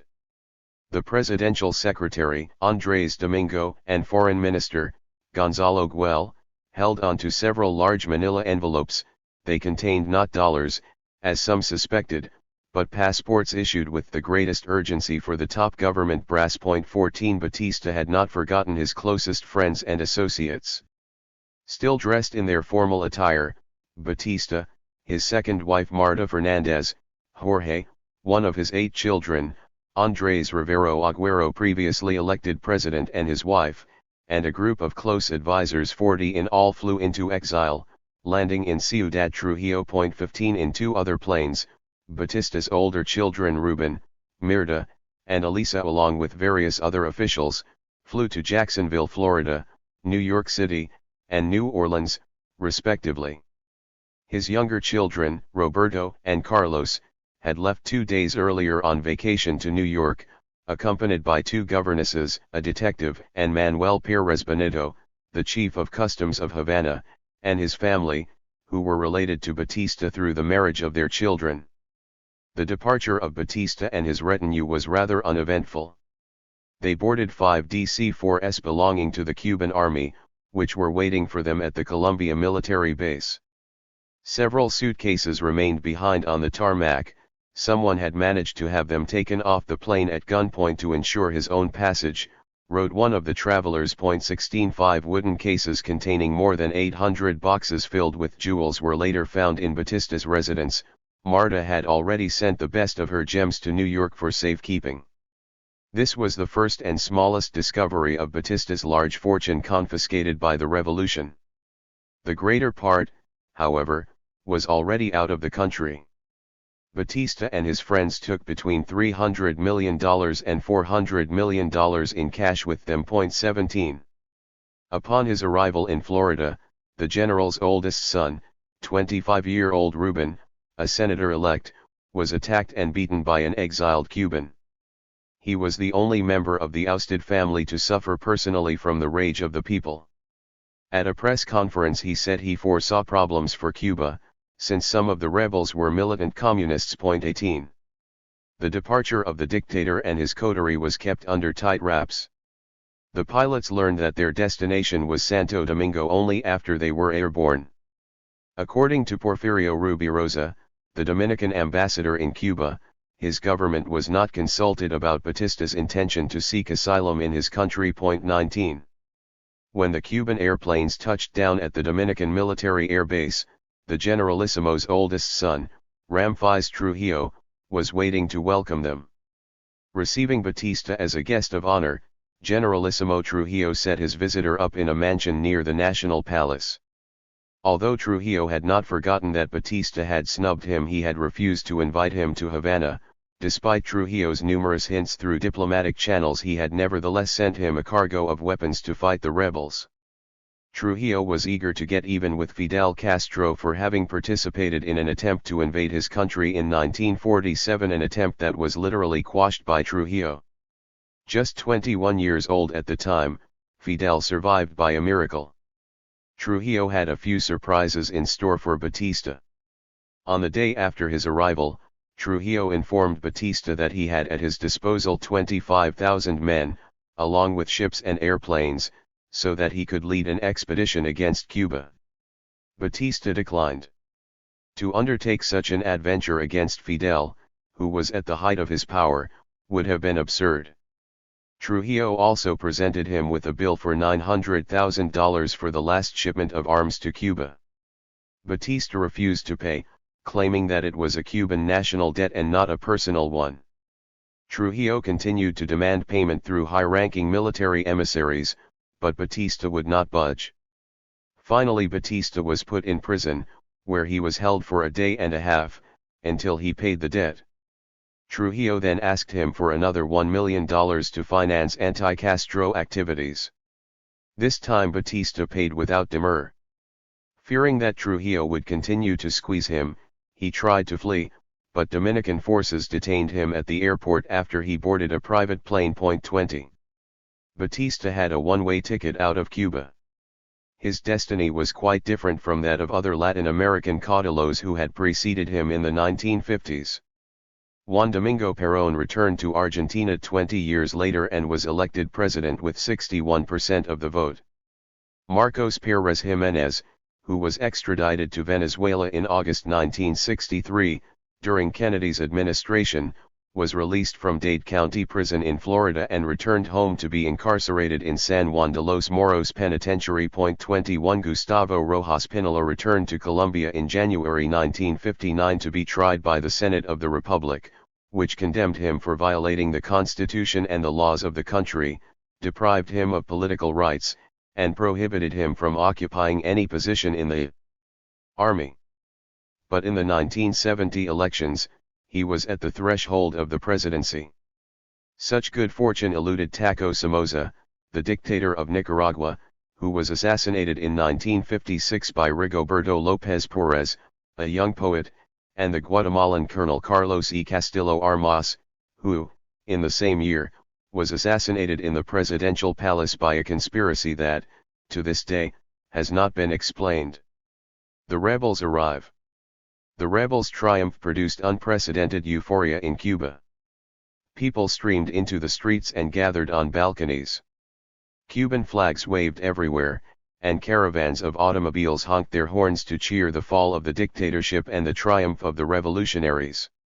The rebels came out of hiding with their weapons and their red and black flag, symbol of the rebel movement, to celebrate their victory.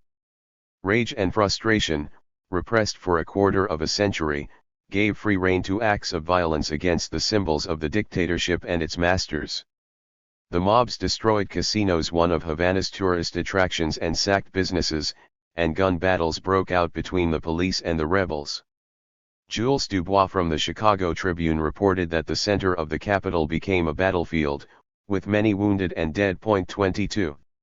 On January 8, Fidel's triumphant entry into Havana after a long, slow crossing of the island was televised and widely aired by both national and international media. Concerning the people's feverish welcome to Fidel, their greatest hero, Dubois wrote, "In all my years of reporting in Latin America never had I seen a similar tribute to one man." 23. While the people took to the streets and the rebels assumed power, hundreds of government officials, high-ranking members of the army, security forces, police, politicians, businessmen, and relatives and friends who had gravitated in the regime's privileged orbit, fled the country. On regular and on charter flights, by yacht, and on boats stolen from fishermen, they sought their salvation in the United States, Canada, and the Dominican Republic. To halt the flight of those who for obvious reasons feared justice, the revolutionary government suspended international air traffic and prohibited Cubans from leaving the island. The biggest criminals managed to escape, some loaded down with millions of dollars. Many war criminals found refuge in the United States, and those who could not put the ocean between themselves and their country sought asylum in Latin American embassies. Protected by foreign flags, the asylum seekers were taken to the airport to board planes that would take them to lives of impunity. The people shouted as they passed, "Traitors, thieves, murderers." 24. At 10 in the morning of January 1, Cuban television began to air denunciations of the regime by the families of victims. They demanded justice. Thousands had been murdered or were made to disappear. From the very first days, the prison doors were opened for hundreds of political prisoners, who came out starving and showing signs of torture. 25 Inmates released from the prisons described the brutal torture and abuse they had suffered at the hands of Batista's henchmen. With their embassies crammed full of asylum seekers, the ambassadors were fearful of becoming targets of the people's rage. Some, more knowledgeable about the fallen regime's shadowy depths, took advantage of their associates' lack of experience and traded off prominent asylum seekers to lighten their load and reduce the danger. Colombian Ambassador Juan N. Calvo did just that with his Argentine counterpart, sending him ex-Secretary General of the CTC, Eugenio Mujal Barniel, who was deeply hated by the Cuban working class. Calvo also dexterously rid himself of Santiago Rey, the former Minister of the Interior, who was responsible for the brutal repression of the rebels. 26. The moment of truth came for the Colombian diplomat. 22 revolutionaries armed with machine guns forced their way into the embassy, where former ministers, government officials, and industrialists took refuge. Their preference for the Colombian embassy as a place of asylum was a dubious homage to Ambassador Calvo for having cultivated the friendship of the top people in the Cuban regime, beginning with Batista himself. The rebels remained there for an hour, searching every corner and interrogating the asylum seekers. "I felt like a prisoner," reported the ambassador to his government. "The revolutionaries left them alone. We're looking for murderers, not thieves." The rebel government in Cuba deplored the incident. 27. The biggest crooks and criminals saved their skins, since the United States refused to extradite them, but not the thousands of fearful followers of Batista who hid in cities and the countryside. More than 300 former military officers were placed under house arrest while their trials were being prepared. Cantillo Piedra, who enabled the men most sought after by the new regime to escape, was among the thousands arrested. He was saved from the firing squad by pressure from the governments of the United States and Brazil. 28 There were also suicides. One colonel, a well-known torturer, hanged himself, while others blew their brains out to keep from being captured and tried by the rebels. After a few days, flights to Miami were reinstated. Havana and Miami's economies were intimately tied together. The planes left Havana empty and returned filled with hundreds of jubilant exiles. The Venezuelan government provided return passage by air for Cubans within its territory. Batista's fall and the triumph of the revolutionary July 26 movement were greeted with immense joy throughout Latin America. Another corrupt, brutal dictator supported by Washington had fallen. It was a new victory for democracy. News of the great deeds by the young heroes from the Sierra Maestra resonated throughout the continent. Masses of people celebrated with tumultuous and fervent demonstrations, and well-known personalities throughout the continent praised the rebels in words that rang with emotion, exalting Fidel as a legendary fighter and hero. Songs paid tribute to a Cuba free of Machados and Batistas, of corrupt Prio Socarrazas and Grau San Martins. Other songs celebrated the rebirth of democracy and the victory over tyrants torn from their omnipotence by a people reborn to liberty, as described in the Bogotá Daily El Tiempo on February 4, 1959. Latin America gloried in its lyricism. Everyone wanted to climb onto the triumphal carriage of the Cuban Revolution, spouting flowery verbal solidarity. But nowhere was the triumph of the Cuban Revolution received with greater jubilation than in Venezuela. Rear Admiral Wolfgang Larrazabal, president of the civilian military junta that had taken over after the fall of Pérez Jiménez, was the only Latin American head of state who openly supported the revolution. During the struggle he allowed representatives of the July 26 movement to operate in Caracas, and he supplied the rebels with arms. 29 Batista discovered these shipments in 1958 and accused Romulo Betancourt and Larrazabal of being communists. 30. During the final weeks of the struggle, Venezuelan radio stations broadcast news of the events in Cuba 24 hours a day.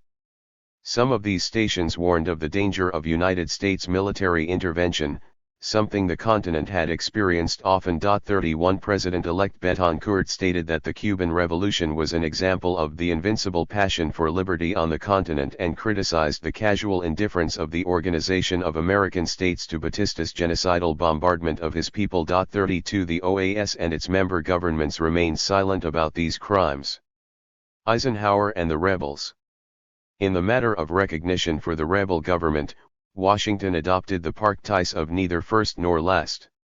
6 days after the fall of Batista and 2 days before Fidel arrived in Havana, Dwight Eisenhower recognized the rebel government. The haste of the act, the second recognition after that of Venezuela, was seen as an attempt to repair the bad image stemming from his support for the dictator. 9 Latin American nations followed suit, as well as the Soviet Union, even though Batista had severed diplomatic ties with it in 1952 to ingratiate himself with Washington after his coup against Prio Socarrás. On January 6, an editorial in the New York Times applauded Washington's decision to recognize the revolutionary government, since it has consolidated its position sufficiently to win widespread international recognition, including that of the United States. It has pledged itself to honor all international obligations, to hold new elections within a maximum of 2 years, and to protect foreign property and investments. In addition, noted the editors, it had rejected accusations of communist infiltration among the rebel ranks and had given assurances that it would not establish diplomatic relations with the Soviet Union nor with socialist countries. Nevertheless, added the Times, if there is one blot on its record thus far, it is the summary executions of former opponents and the proposed war crimes trial of hundreds more. The Perdones, the firing squad wall of revolutionary justice, was the subject of the first major controversy with the United States, and it gave rise to a tenacious campaign to discredit the revolution. Senator Wayne Morse denounced this bloodbath and asked his government to exercise political and economic sanctions against Cuba.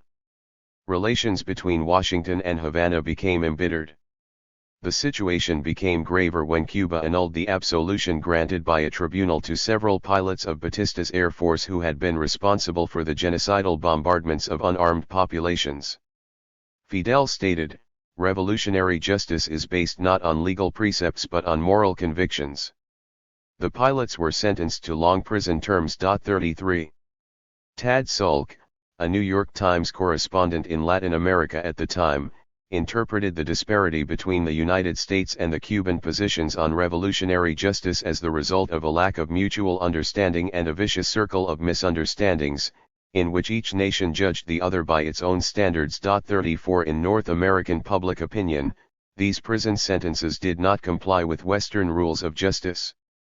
The majority knew nothing of the atrocities committed by the Batista dictatorship, since the media reported little about events on the island, and no one denounced such crimes. Meanwhile, the magazine Bohemia published accounts of the crimes, along with photographs of the victims of torture and murder, printing the names of thousands of victims and listing the torturers. Herbert Matthews, an editor at the New York Times, maintained that Fidel's policy of promising justice and asking the population for common sense prevented the rage of the people from erupting into violence. He recalled that when the Macadado fell, the mob had dragged corpses of assassins and torturers through the streets, a process that also had happened with the fall of Marcos Pérez Jiménez in Venezuela. Fidel appealed to reason and promised to bring the war criminals to trial, and the people believed him. The vast majority favored the firing squad as punishment for such crimes. Matthews added. 35 These laws of the revolutionary government were not new, for they had already been applied to rebels of the Sierra. Fidel accused the United States of a double standard, claiming that it was scandalized by the judgments handed down against a few criminals but not by the atrocities of the Batista regime, crimes that the United States never condemned. In an interview in the January 26, 1959, issue of Life magazine, Fidel pointed to United States insensitivity for having provided tanks, napalm bombs, and rifles to the Batista regime to kill the populace, and for its outrage at the execution of war criminals, the most notorious of which had found safe haven in the United States. Revolución, the official newspaper of the July 26 movement, recommended an immediate end to the sentences and the executions to take the principal attack weapon out of the enemy's hands. It lamented the intense and violent Continental campaign to discredit Cuba for the decisions of some 400 killers. At that point, 476 people had been executed, and 2,437 more cases were still in court, while the 20,000 crimes committed by the Batista tyranny had received scant attention. Fidel facing the Americas. Fidel's first trip outside Cuba was to Venezuela, in response to an invitation by the president of the junta, Rear Admiral Larrazabal. Fidel went to show solidarity for the first anniversary celebration of Pérez Jiménez's overthrow, and to thank the Venezuelan government for the support it had provided the revolution. His reception by the public was delirious. Close to 100,000 people gathered to hear and cheer him in Caracas' Plaza del Silencio. In a series of speeches, Fidel raised important points about the new hemispheric relations to which the United States would have to adapt. 36 Speaking of the revolution, he said, "It is said that revolutions against the military are impossible, or only possible when they originate within it. That where there is no economic crisis and no hunger there will be no revolution. But the Cuban Revolution has shattered these ideas." To some, Fidel's words seemed like a diatribe against the Venezuelan armed forces, which were still practically intact, and against the military throughout Latin America, as well as a call to revolution. Fidel's formulations of these points did not please the recently elected president, Romulo Betancourt, who avoided a meeting with the Cuban leader by leaving Caracas. From the start there was a tacit hostility between the two leaders. Betancourt soon became a fierce enemy of the Cuban Revolution and of Fidel. And Fidel, when the Venezuelan guerrilla movement rose up, provided arms, advisors and aid to topple Betancourt. Venezuela was ripe for revolution, according to Fidel, given the people's open hostility toward Pérez Jiménez's dictatorship, the strength of the civilian movement that led to his fall, and the violent popular demonstrations against Vice President Richard Nixon's visit to Caracas in May 1958.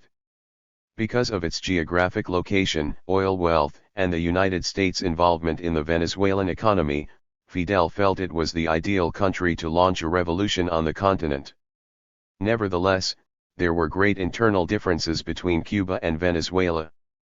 The armed struggle would not be against a dictator, as had been the case in Cuba, but against a president democratically elected after decades of dictatorships, who enjoyed enormous national and international popularity. In April 1959, 3 months after his triumph, Fidel arrived in the United States, having been invited by the National Association of Newspaper Editors. He was a mere 31 years old, and already the prime minister of his country. The visit to the empire was a trial by fire.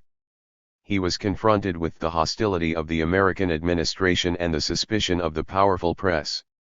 The young people of the United States, deeply involved in their own revolution against the adult world opposed to their parents' American dream of peace, prosperity, and well-being and fighting for civil rights, welcomed Fidel with enormous enthusiasm. The New Left opposed equally Western imperialism and the excesses of Soviet Marxism. Beatnik agitators, beat poets, and pacifists opposed war from an ideological and political position.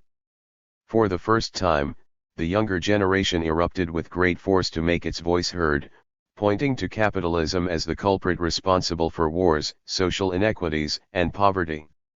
This generational collision made for profound upset and anxiety in the more advanced Western societies and in the unequal, unjust, and poor ones of the Third World. For these young people, the Cuban Revolution, another generational collision, was an inspiration and an example. Fidel and his rebels were acclaimed by thousands of students at prominent universities: Harvard, Princeton, City College in New York. Some 30,000 youths gathered in Central Park in New York City to hear Fidel. Todd Gitlin, who was one of the young American activists, asked himself 20 years later, "What was I doing cheering a bunch of bearded revolutionaries? What were 10,000 North Americans doing in Harvard Stadium that April, chanting Viva, Viva, to the same Fidel Castro? Why were middle-class children of the 50s looking in such strange places for heroes?" Gitlin wrote that they had seen them on the news, smiling before the crowds that surrounded them with adoration, delirious with enthusiasm. 37. When Fidel arrived in Washington, he was hampered by the suspicions about communist infiltration of the revolution and his participation in the April 9, 1948, Bogotazo in Colombia, which, according to United States intelligence services, had been instigated by communists. In United States and Latin American centers of power, few doubted the communist sympathies of some of the Cuban commanders, and many feared that Cuba would choose that course. Fidel's statements throughout his bumpy political career had been sufficiently radical. Though he never used such words as nationalism, anti-imperialism, or socialism in his famous self-defense, "History will absolve me," his nationalism, anti-imperialism, and socialism permeated the work, according to United States historian Maurice Halperin. Years later, in 1966, Fidel declared that his defense was the seed of all that the revolution later accomplished, adding, "They can call it Marxist, but perhaps a real Marxist would not consider it so." In fact, the laws he proposed, although radical and of deep social and political significance, perhaps revolutionary for Latin America, were not extremist. It would not have been intelligent to create an open confrontation, he pointed out. "I think that all radical revolutionaries, at certain moments and under certain circumstances, do not announce programs that could create a united front among their enemies." 38-39. From the start, this political baggage was augmented by critical statements regarding American policies toward Cuba. Fidel warned that the events of the 1898 War of Independence against Spain would not be repeated. He scorned the United States military mission stationed in Cuba by an agreement between Eisenhower and Batista. He stated, "We do not need it, it trained Batista's soldiers to lose the war, so we do not want it to teach us anything." The following day he expelled it from the country. And in a speech at the Rotary Club he repeated that he was not a communist, but noted sarcastically that anyone who refused to sell out is branded a communist, and as far as I am concerned, he added, "I will neither sell out to the Americans nor take orders from them." 40. In most of the statements and speeches he made in the United States, Fidel tried to calm local fears, reassuring his audiences that neither he nor the revolution were communist, nor did he have any intention of letting the comrades play a part in the government. He promised that agrarian reform, the first law of the revolution, enacted in the Sierra Maestra in 1958, would not expropriate or nationalize American property, it would be carried out on uncultivated lands and be compensated in kind.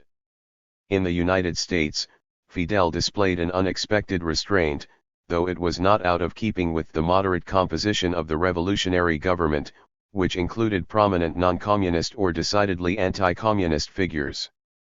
he was careful not to offend the great power. Some pundits considered these aseptic pronouncements on American soil a strategy designed to confuse public opinion and gain him time to accomplish his objectives without great controversies. 41. Fidel was well aware of the hemispheric realities. He knew that his struggle was evolving in the context of a society deformed by years of McCarthyism, and anti-communist ideological indoctrination. Any Marxist, Leninist, or anti-imperialist pronouncements would be absurd at such a point. 8 years later, Raúl Castro confirmed what many already knew: the aim of the revolutionary struggle was not only intended to remove Batista and his gang from power, but also to begin the complete transformation of Cuba's political, economic, and social system, and to put an end to foreign oppression, poverty, unemployment, poor healthcare, and ignorance, which have been holding our people down. 42. During his visit to the United States, Fidel proposed new conditions for commercial relations between the two countries: they must be fair. Contrary to what all heads of state did on their first visits to the capital of the empire ask for economic aid, Fidel declared, "Many men come here to sell their souls. We want only understanding and sympathy." 43. Fidel's statements distancing himself from communism disconcerted the left wing in Cuba, as well as the rest of the continent. The newspaper Hoy, a publication of the Cuban Communist Party, carried hardly any news about Fidel's important visit to the United States. 44. Though his invitation had not been cleared with the State Department, and did not please the government, some United States officials gave Fidel a warm reception. However, Raúl Roa, who was the Cuban ambassador to the OAS at the time, claimed that this was not the case. That was the opportunity the United States government lost, after having supported the Batista tyranny for 7 years, to make a goodwill gesture toward the Cuban Revolution. 45. Eisenhower also avoided a meeting with Fidel. For the 5 days of the visit, he was at Camp David, playing golf, not realizing that the Cuban Revolution was beginning to divide the history of the hemisphere in two. After successful visits to the United States and Canada, Fidel went to Buenos Aires in May 1959, to take part in a meeting of the Committee of 21, composed of the Treasury Ministers of the Americas.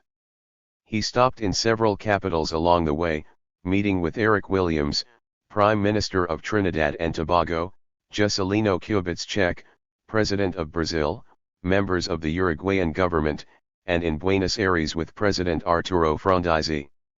Everywhere he received a hero's welcome. In Buenos Aires, Fidel presented a harsh analysis of the situation in the hemisphere. He pointed out the social and economic inequalities, claiming that they made impossible the realization of the democratic ideals that all peoples desire. He proposed the creation of a Latin American common market, and suggested that the continent undertake a regional economic development plan funded by a United States contribution of $30 billion over a 10-year period. Eisenhower characterized these proposals as ridiculous and demagogic. Javier Pazos, a Cuban economist who accompanied Fidel to Buenos Aires, believed that at this moment Fidel Castro wanted to keep the United States as a close ally and the sponsor of the proposal he had made, and he saw himself at the head of a Latin American revolution. For Herbert Matthews, of the New York Times, this was the last chance Fidel gave the United States to keep him within a Western democratic context and at a distance from communism. 46. The Caribbean in flames. On April 21, 1959, while Fidel was still in Washington, 85 men and 2 women, most of them Cubans, left Cuba and disembarked in Panamanian territory with the aim of overthrowing the government. This action was extremely embarrassing for Fidel, since it clouded the image of the revolution. 47. Furthermore, the action caused a major international scandal, since the famous British dancer Margot Fonteyn and her husband, Roberto Arias, a member of Panama's high society, were accused of having instigated it. Fonteyn was arrested and expelled from Panama, and Arias went into hiding. On a hemispheric scale, the reaction was alarm. Cuba was perceived as a threat, since it was exporting its revolution. Fidel quickly condemned the action, which he described as the deed of adventurers, harmful to the revolution and inconceivably irresponsible. 48 He denied any involvement of his government in the effort.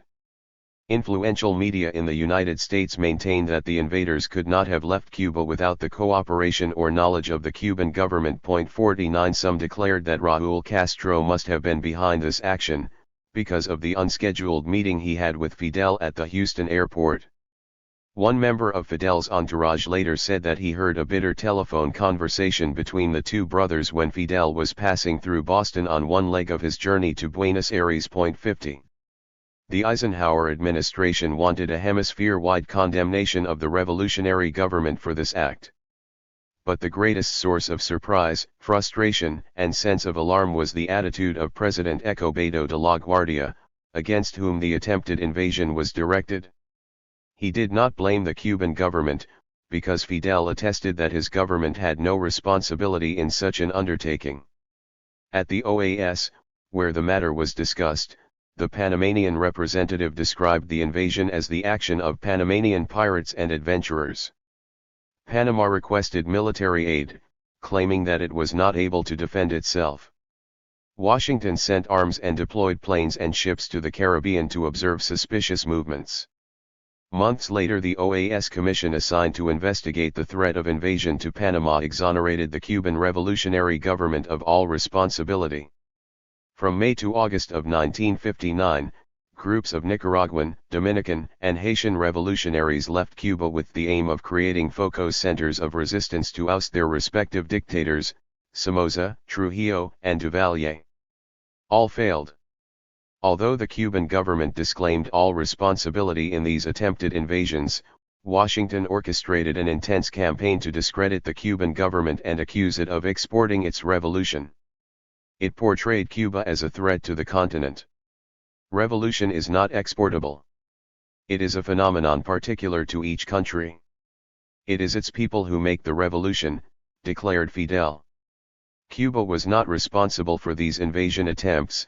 On the contrary, it forbade them, stated the Cuban Chancellor Raúl Roa, before the United Nations Security Council in January 1960.51. In effect, a few days before the attempt to invade Panama, news agencies reported that at Pina del Rio, the rebel army had arrested and disarmed 100 Nicaraguans who were preparing to launch an attack against Somoza. The Caribbean was in flames, and the Cuban Revolution advanced with a firm step, opening its doors to rebels, political refugees, and exiles from the dictatorships supported by Washington throughout the continent. It became a veritable mecca for revolutionaries, to whom it gave refuge and military training. The old struggle between Fidel and Generalissimo Rafael Leonidas Trujillo fanned the flames of the burning Caribbean.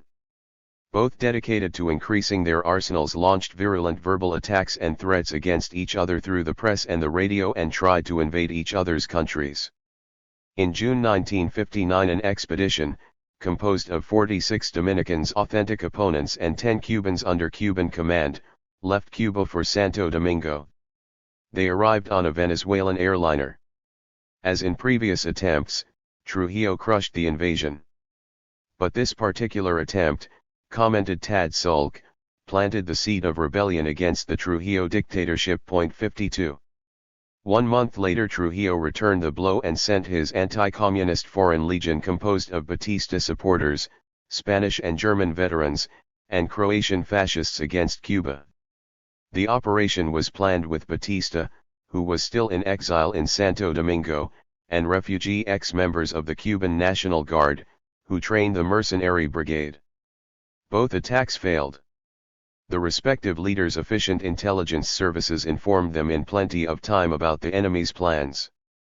Batista's presence in Santo Domingo and the conspiratorial relations he developed with Trujillo to attack Cuba were a matter of concern for Washington, given the volatile state of the region.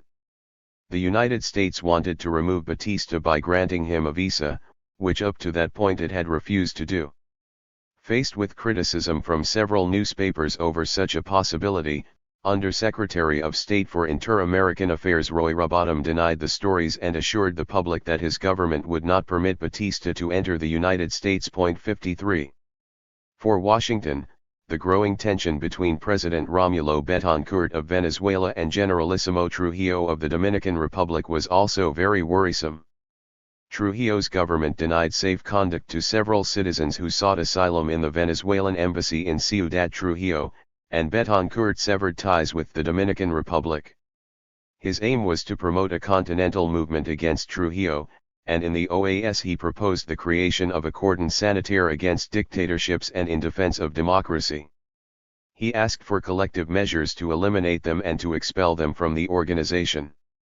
Claiming that Cuba was close to succumbing to communism, Washington announced the suspension of arms sales to Cuba and the Dominican Republic and asked allied and friendly nations to take the same actions. The United States made this move with a certain reluctance according to declassified State Department documents for fear that its own transgressions might come to light, for the United States sold arms to Indonesia in its conflict with Belgium and the Netherlands and to Tunisia in its struggle against France. Washington's allies raised no objections to the request, but in the face of such lucrative business, solidarity did not count for much. Great Britain, Canada, Belgium, Italy, and Spain continued to sell Cuba defensive weapons. 54. The Cuban Revolution was a real problem for the United States. It was tearing hemispheric unity to shreds, it had enormous popular appeal, and some governments, so as to avoid internal problems, were reluctant to support United States policies against Cuba. In several capitals of the continent massive demonstrations were held in support of the revolution, with anti-imperialist and anti-Yankee slogans. These rallies frequently ended with the burning of the United States flag and the stoning of its embassies. This was a new and worrisome state of affairs for Washington.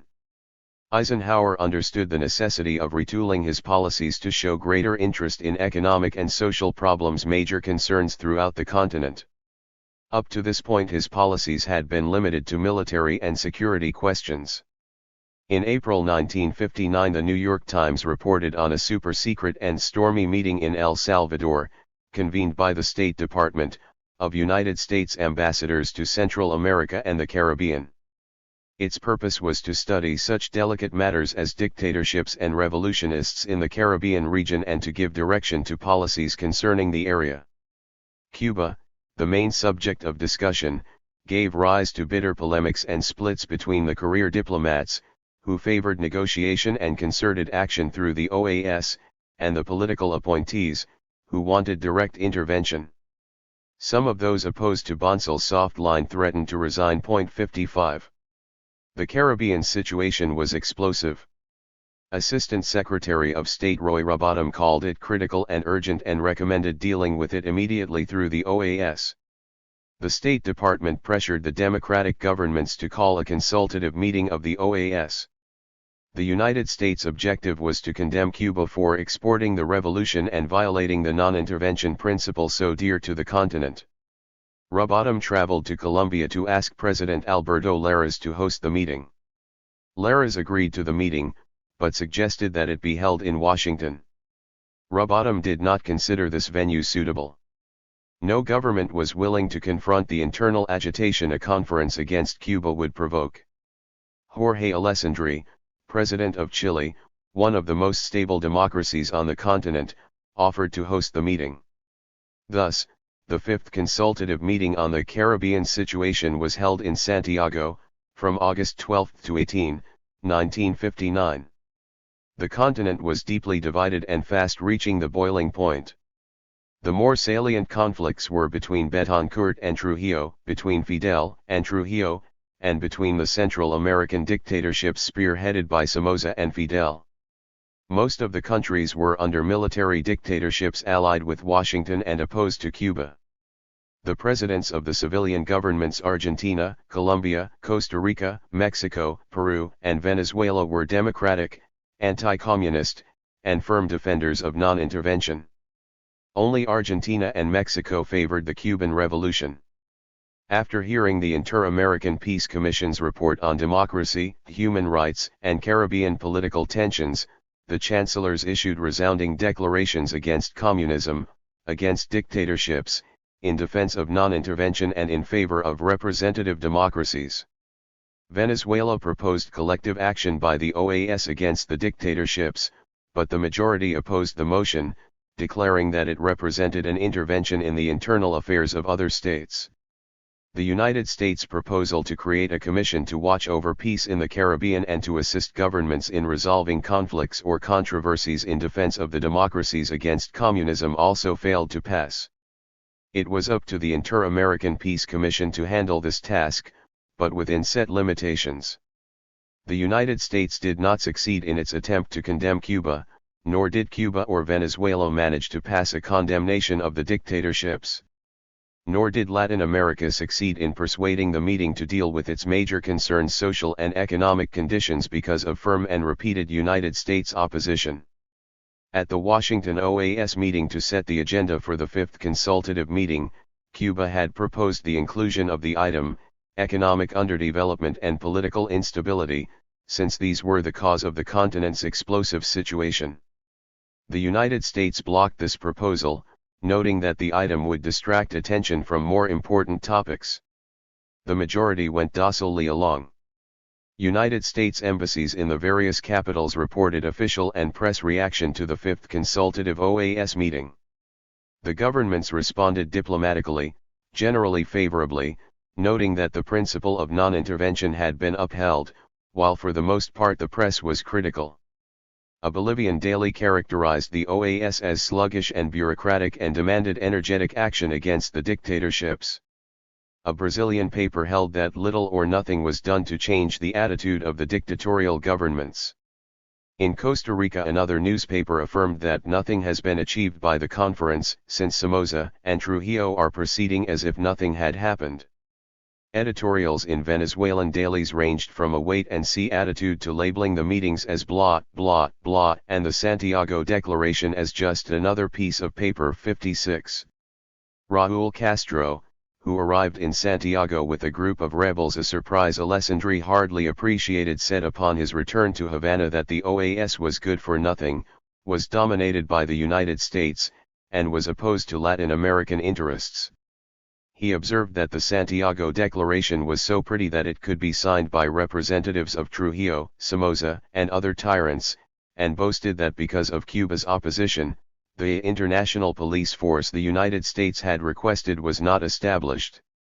The Cuban press headlined the conference as a triumph for Cuba. The conflict. The revolutionary government declared 1959 the year of liberation and proceeded to eradicate every trace of Batista's dictatorship, of the pro-imperialist and bourgeois state, and it began the process of economic, political, and military liberation from the United States. In January, before a demonstration the likes never before seen in Havana, the crowd was estimated at 800,000. Fidel announced that Cuba wanted not only political but also economic freedom. In February he ordered the removal of the United States military mission, Army, Navy, and Air Force that was part of the voluminous aid package Eisenhower had granted Batista to crush the rebel movement.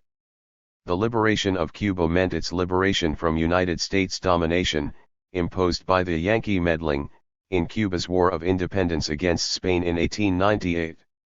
At the triumph of the revolution, the Cuban economy was an integral part of the United States economy. United States monopolies controlled key industries: sugar, tobacco, copper, and manganese, as well as important parts of the banking and financial sector. United States corporations owned 40% of the sugar cane plantations, almost all the cattle ranches, 80% of the public service sector, and 90% of the mining sector, and it supplied practically the entire oil industry.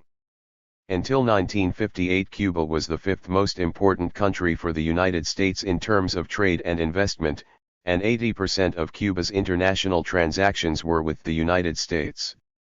The United States was the largest market for Cuban sugar, the island's most important product. The United States military mission stationed in Cuba was another form of domination. In May of 1959, when the Agrarian Reform Law, the policy of seizing lands and national resources and the confiscation of underused lands, was put into effect, Fidel expropriated United States investments valued at $500 million. Washington issued energetic protests, sending verbal notes and urgent messages through its ambassador. The Cuban government deemed these attempts as intervention in the nation's internal affairs and refused to heed any of the demands or veiled threats. In September 1959, Cuban Chancellor Roa made the first declaration of the revolution's foreign policy at the United Nations.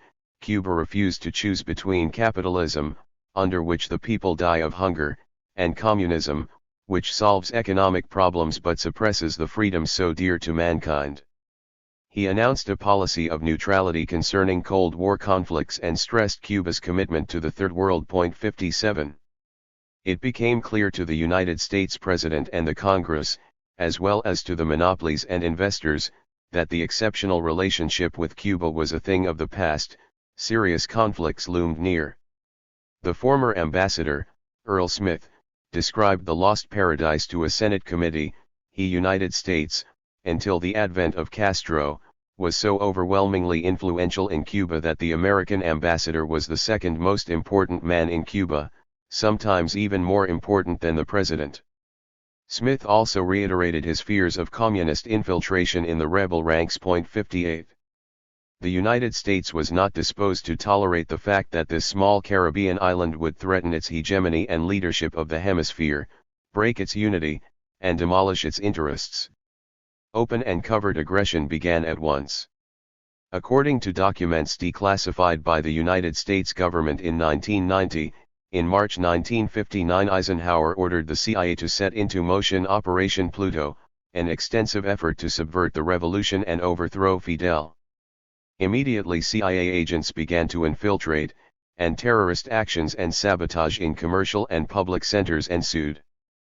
Pirate aircraft took off from Florida to drop napalm on Cuban sugar refineries and other important economic targets. And the CIA provided arms, money, and equipment to a counter-revolutionary group that was forming in the mountains of Escambray in the central Cuba. Washington offered employment premiums to stimulate an exodus of professionals and industrialists, so as to weaken the revolution. Thousands of politicians, businessmen, and professionals, especially doctors, abandoned the island. Most of them were members of the upper middle class. Many who left during those first years left behind families, professions, and fortunes. They did so, not so much for the opportunities the United States offered them, but with the conviction that they would soon be returning home because the United States would intervene as it had 5 years earlier in Guatemala, when it toppled Jacobo Arbenz. Blows were traded, and with each day that passed, the conflict grew increasingly bitter. The United States watched with consternation as Cuba grew progressively closer to the Soviet Union. In February 1960, Anastas Mikoyan, the Vice Prime Minister of the Soviet Union, arrived in Havana to preside at the opening of a Soviet exposition, and the two countries signed a 5-year commercial agreement by which the Soviet Union granted Cuba a $100 million credit and agreed to buy 1 million tons of sugar annually.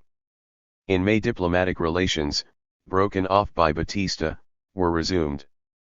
In April 1960, the first shipment of 300,000 tons of Soviet oil arrived. The United States-owned refineries refused to refine it, and Cuba nationalized them in June. In July, the United States suspended the purchase of 700,000 tons of sugar from Cuba, the balance of the year's quota on which Cuba's economy depended. In August, the United States declared an economic and commercial embargo on Cuba and asked its European and Latin American allies to join in, threatening them with reprisals if they would not do so. In the same month, Cuba nationalized 36 sugar plantations, expropriated large industrial enterprises, and nationalized the telephone and electrical utility companies owned by United States investors. 59 The following month, the Cuban government nationalized subsidiaries of the United States banking industry. In October, more sugar mills and 383 industrial, commercial, and financial enterprises, railways, harbor installations, hotels and movie theaters, the total value reached $1 billion. In November, Cuba further expropriated lands and nationalized mining companies, oil refineries, banks, hotels, industrial plants, and public services. In December, the United States announced that it was going to eliminate its purchase of the Cuban sugar quota altogether. 60. These measures and mutual reprisals continued overtly. Covertly, the CIA continued Operation Pluto and began preparations for an invasion of the island by anti-Castro Cubans living in the United States. 61 The invasion was to be carried out by proxy. In February 1961, the Revolutionary Air Force brought down a clandestine airplane, killing a U.S. pilot. The government displayed his corpse as evidence of direct United States responsibility in these acts of aggression. 62 The CIA carried out most of these acts of sabotage using anti-Castro and pro-Batista operatives, war criminals living in Florida. The terrorist acts cost the lives of innocent victims. The worst such instance was the explosion of the French ship L'Aquarius in Havana Harbor in March 1960. It carried a shipment of Belgian weapons, the first the Cuban government had succeeded in acquiring. Scores of workers, soldiers, and police were killed and hundreds of people were wounded. Some were permanently disabled. At the victim's funeral, Fidel launched the slogan, Patria o Muerte. Later he added Vence Ramos. In September of the same year, after the detonation of two explosive devices in the midst of a large crowd in Havana's Revolution Square, Fidel created the Committees for the Defense of the Revolution to mobilize and unite the populace against the internal and external threats. The CDRs are the most important mass organization in Cuba, the spine of internal security. From that time on they functioned 24 hours a day on every block, in all cities and towns, in every factory and workplace, serving as informants for the security and police apparatuses. In January 1961, after a series of assassination attempts and acts of sabotage in which the long arm of the CIA was evident, Fidel denounced the espionage operations of the United States Embassy in Havana. The revolution has allowed a plague of intelligence service agents disguised as diplomats to remain here conspiring and promoting terrorism. But the revolutionary government has decided that within 48 hours the United States Embassy shall have not one officer more here than we have in the United States. 63 The United States was supposed to reduce its personnel from 300 to 11. The Cuban people received this news with enormous joy, shouting, "Out! Out!" 64 In reprisal, 2 weeks before the end of his term, Eisenhower broke off all diplomatic and consular relations with Cuba and prohibited United States citizens from traveling to the island. He had already succeeded in persuading several countries to break off relations with Cuba. The Cuban government voiced its first denunciation before the United Nations Security Council in July 1960. It accused the United States of aggression against its country, offering protection to pro-Batista war criminals, and providing facilities for counter-revolutionary elements to attack Cuba. It denounced the flights of clandestine aircraft, which took off from Florida, violating Cuban airspace and bombing sugar plantations and other economic targets. The speech pointed out that the economic and commercial embargo imposed on Cuba was intended to strangle its economy in violation of the UN and OAS charters. On the same day the United States denounced Cuba at the OAS, accusing it of carrying out an intense and systematic campaign of distortions, half-truths, and outright falsehoods against the United States, and argued that the UN should not consider the Cuban complaint until the OAS reported on the counter-denunciation. In this way, the United States negated Cuba's complaints before the Security Council.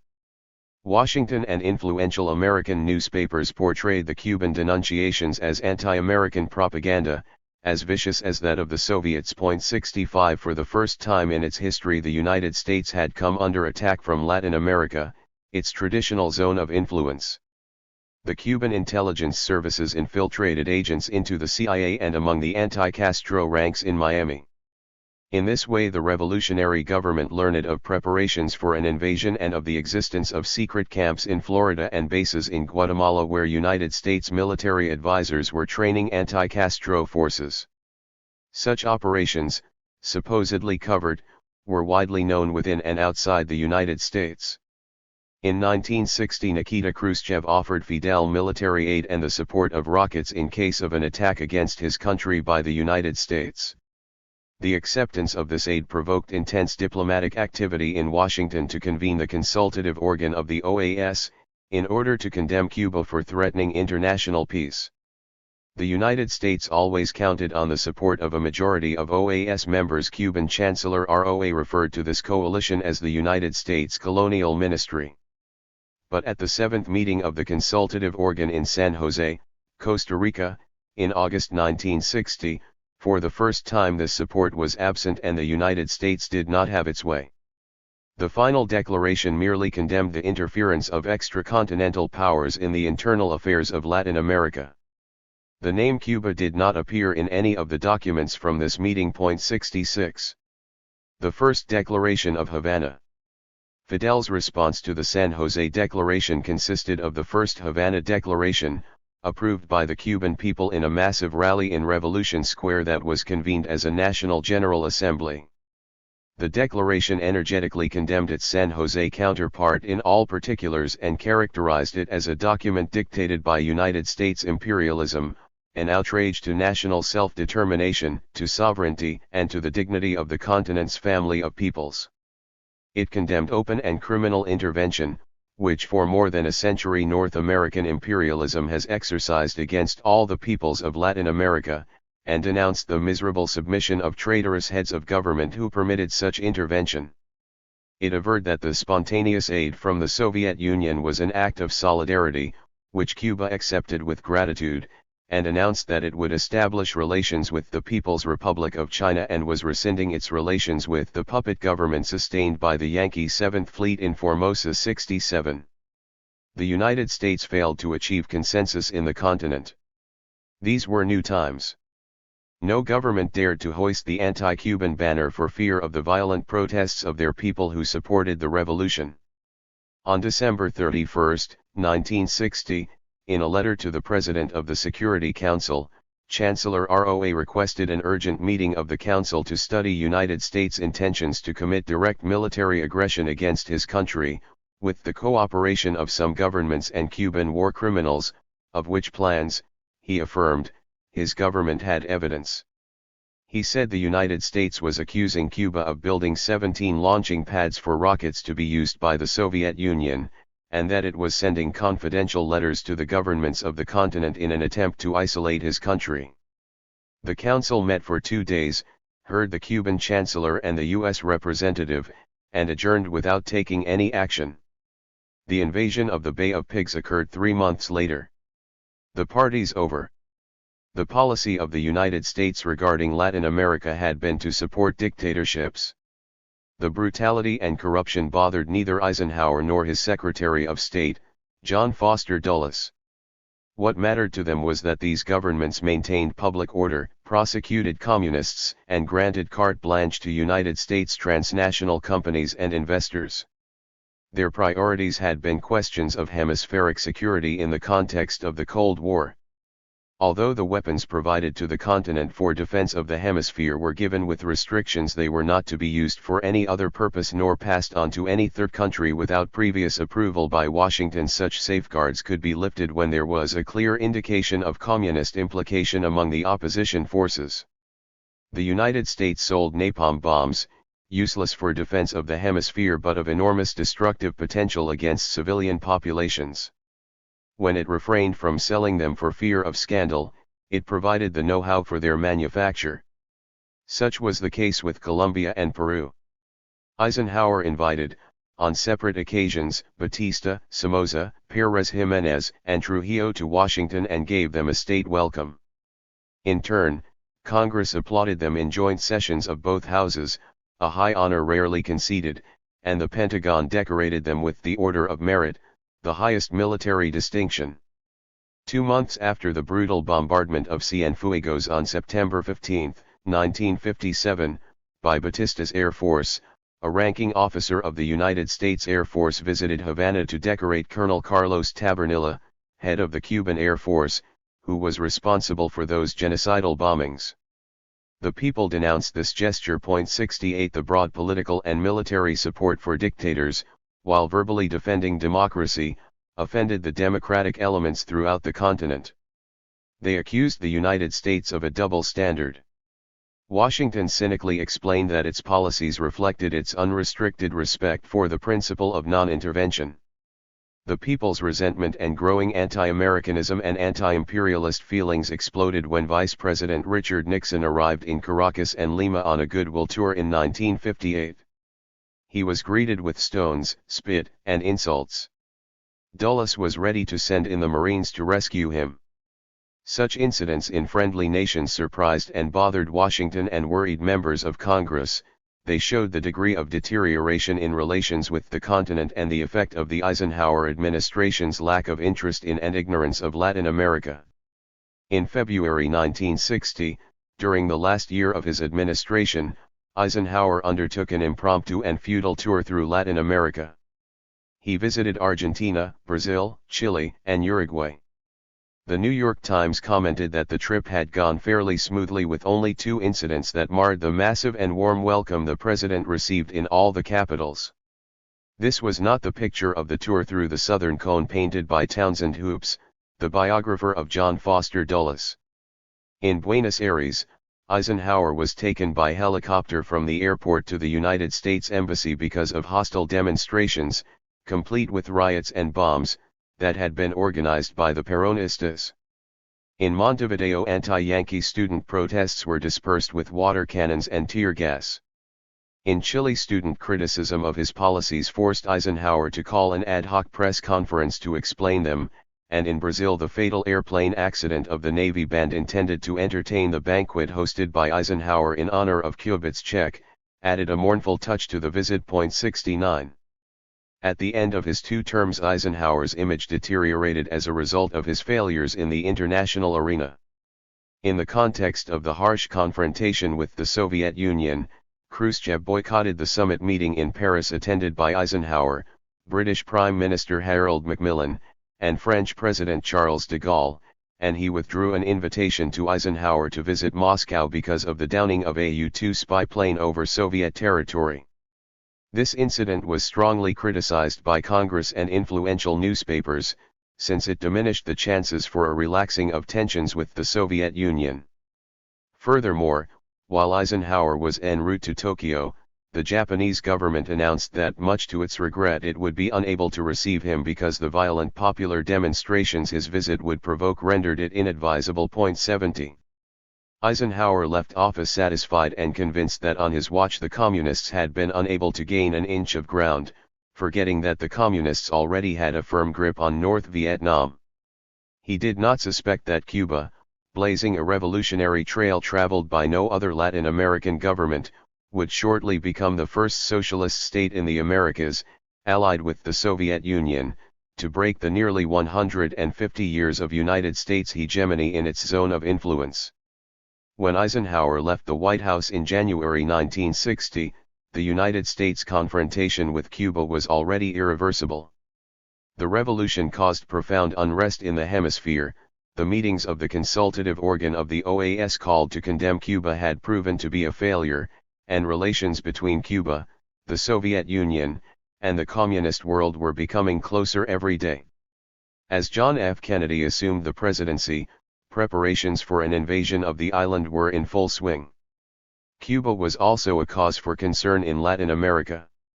The revolution set off deep unrest among its peoples and presented great challenges to its governments. Fidel was poking the wounds of the endemic situations of inequality, social injustice, and enormous unsatisfied needs, and armed movements were beginning to emerge that were intent on following the Cuban example. The masses applauded Fidel's strong confrontation with the empire, the way he put an end to dependency, and his policy of giving preference to the Cuban people. Fidel was an icon and a source of inspiration. Chapter 3. The Turbulent 1960s.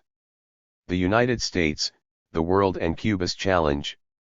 John F. Kennedy's victory over Richard Nixon in the November 1960 presidential election heralded a domestic rebirth and a favorable change in the tense international atmosphere.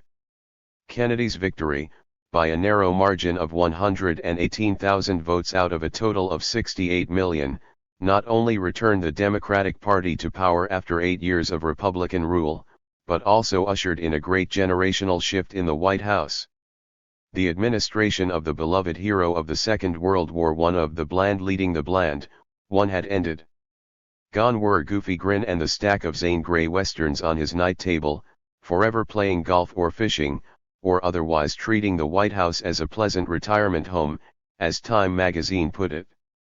With the vigorous Kennedy team of the best and the brightest came the magic of a sophisticated, complex, intellectual, and elegant society, with a progressive program called the New Frontier. Kennedy was the first Catholic and the youngest president in United States history. He blew onto the national and international scene of the turbulent 1960s like a breath of hope. He was gay, charming, irreverent, good-looking, and far from diligent, said his Harvard professor, John Kenneth Galbraith, but he nevertheless graduated magna cum laude. Theodore Sorensen, one of his many biographers, noted. Point 2.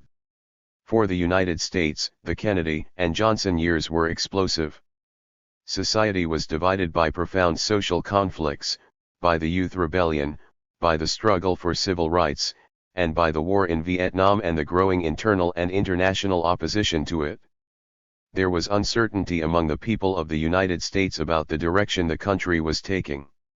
Young people questioned traditional values, the codes and dogmas of an opulent, white and puritanical America, ultimately dismissing them as banal and obsolete.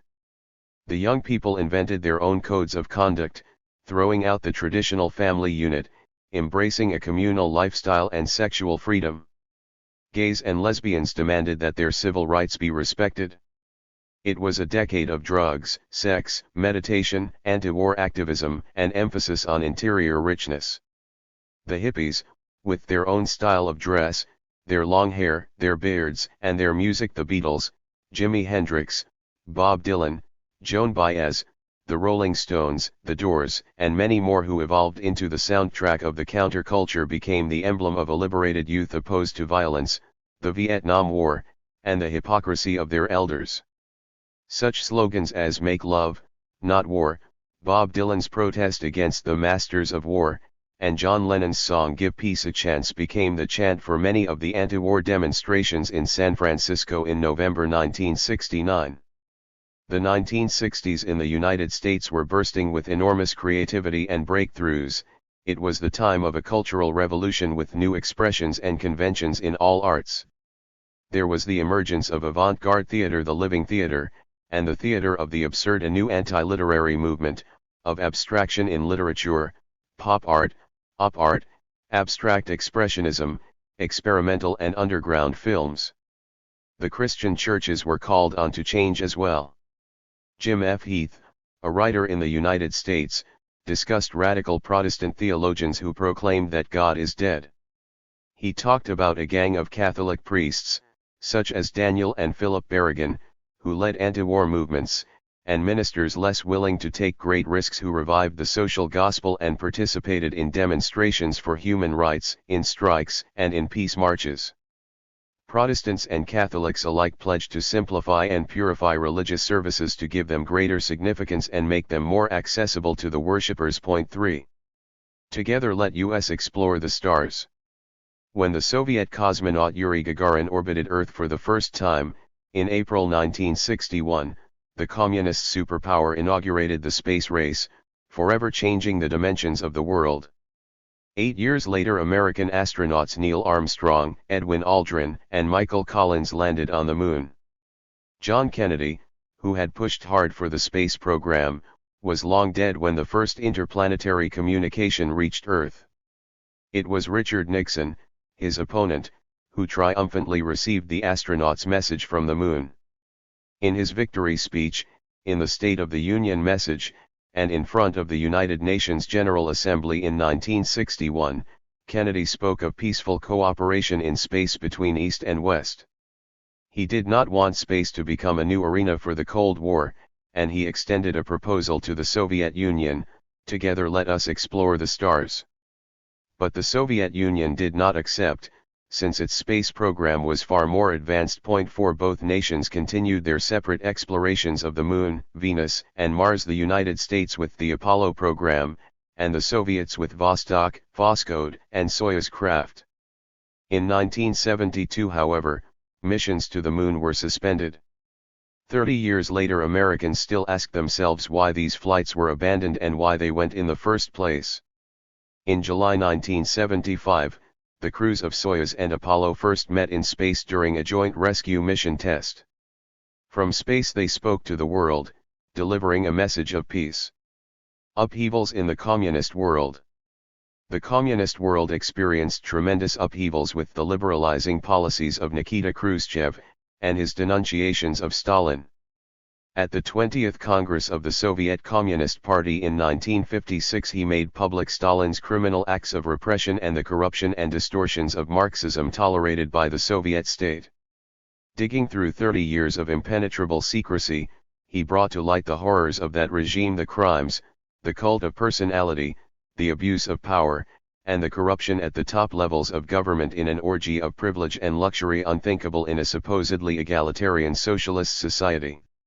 With the abrupt departure of Uncle Joe from the communist pantheon and the subsequent de-Stalinization of the Soviet system approved by the Soviet Communist Party in 1961, Khrushchev revived the doctrine of different roads to socialism, and repudiated the centralization with which Stalin had tried to mold the communist world in the image and likeness of the Soviet Union. The Soviet Communist Party lost its infallibility and Moscow its hegemony as the communist epicenter. 5.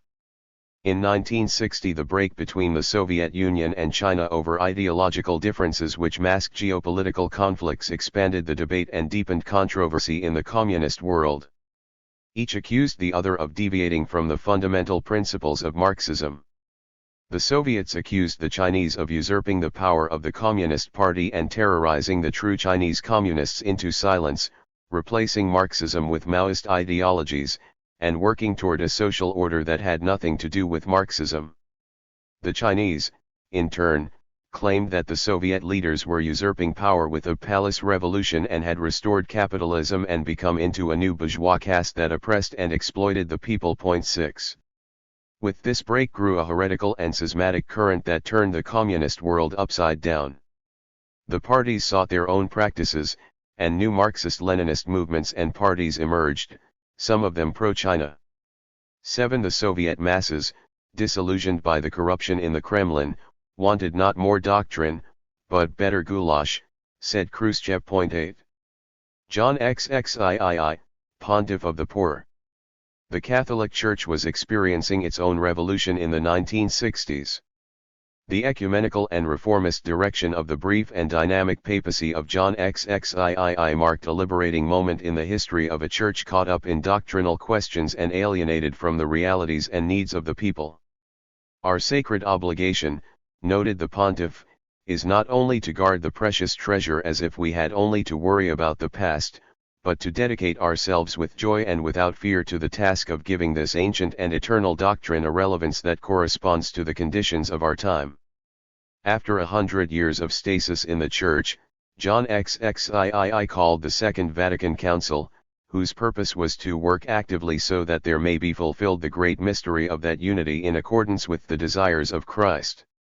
In his encyclicals Mater et Magistra and Pacem in Terra, the Pope declared that the Church should address the world's problems and place economic and social development in the moral realm of conformity to the dignity of man and the enormous value which is the life of human beings. 9.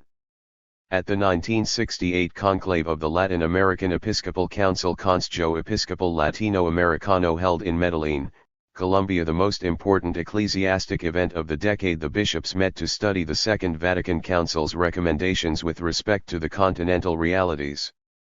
Concluding that the Church's duty was to fight against injustice and institutionalized violence, which was deemed sinful, the clerics broke with the old rules that had governed the Latin American Church.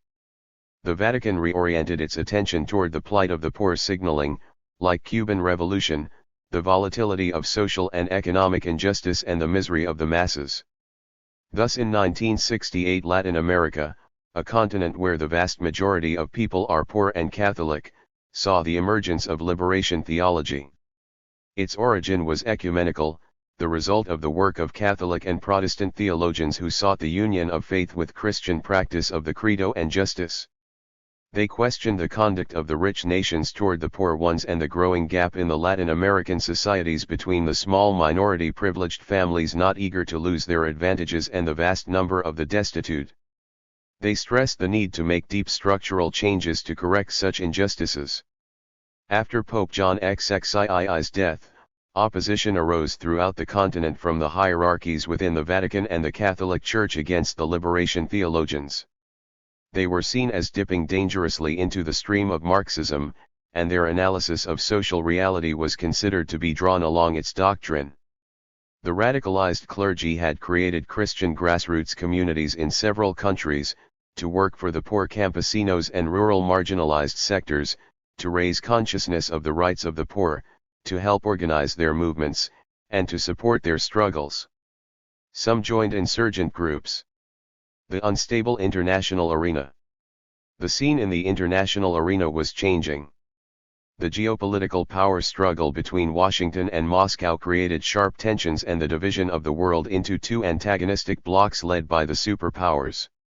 The emergence of new axes of power: Western Europe, China, Japan, and the non-aligned movement weakened the superpowers. At the beginning of the 1960s, the Third World was strengthened by the creation of two important political organizations, the Non-Aligned Movement and the Organization of African Unity. The objectives of the Non-Aligned Movement were anti-imperialist, anti-colonialist, anti-neocolonialist, and in support of the national liberation movements. The objective of the Organization of African Unity was to give political cohesion and unity to the African nations and to establish a power bloc against the rest of the world. With the entry into the United Nations of 27 newly independent and non-aligned African countries, the balance of power in that organization changed. The United States could no longer count on easy majorities. The political weight of Latin America, on which it had always relied, disappeared in the face of the developing power of the Afro-Asian bloc. The United States, the Soviet Union, China, and Israel sought to extend their influence in these newly independent countries, offering economic and technical assistance to aid in their development. Similarly, Cuba built closer ties to them, sending advisors in various fields, educating thousands of students at no charge in its schools, and supporting African liberation with weapons, military advisors, and training for their combatants. Tensions between the giants. The tensions between Washington and Moscow increased after a U-2 plane was shot down over Sverdlovsk, Russia, in 1959. Khrushchev proved that Eisenhower had lied to him about the plane's mission. It had not been on a meteorological flight, as the president maintained, but had engaged in espionage. In May 1960, at a summit meeting in Paris in which the United States, Great Britain, and France participated, Khrushchev accused Eisenhower of an act of provocation, walked out of the conference, and withdrew an invitation to Eisenhower to visit Moscow.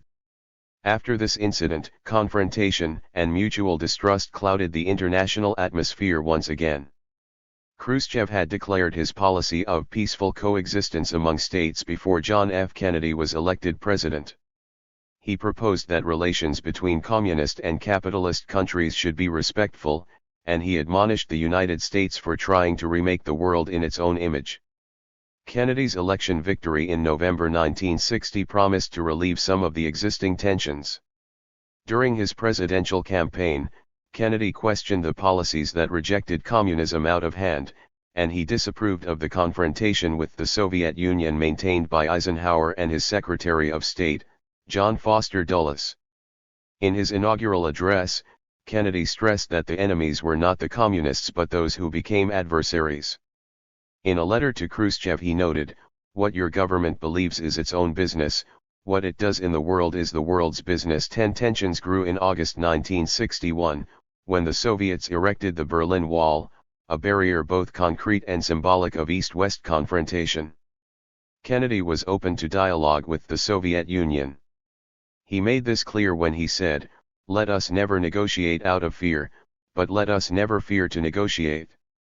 He maintained that their differences did not impede dialogue or collaboration, essential to preventing a Third World War. 11 Between April 1961 and December 1962, The two leaders exchanged some 40 messages in which they dealt with their bilateral relations and international matters of mutual interest, disarmament, nuclear testing, the sensitive situations of Berlin, Cuba, Southeast Asia, and the situation in the Congo, whose war was a burning topic at the United Nations.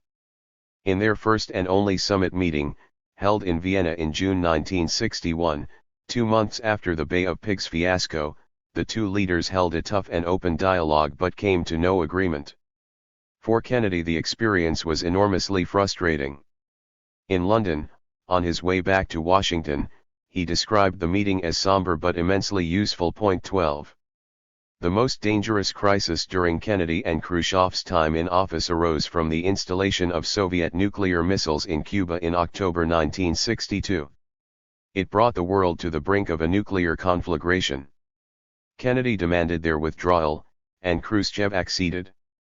Thereafter the two leaders established a direct telephone line between Washington and Moscow, the red phone, to avoid errors and situations that would endanger world peace. The balance of terror. By 1961 the nuclear arms race was speeding up.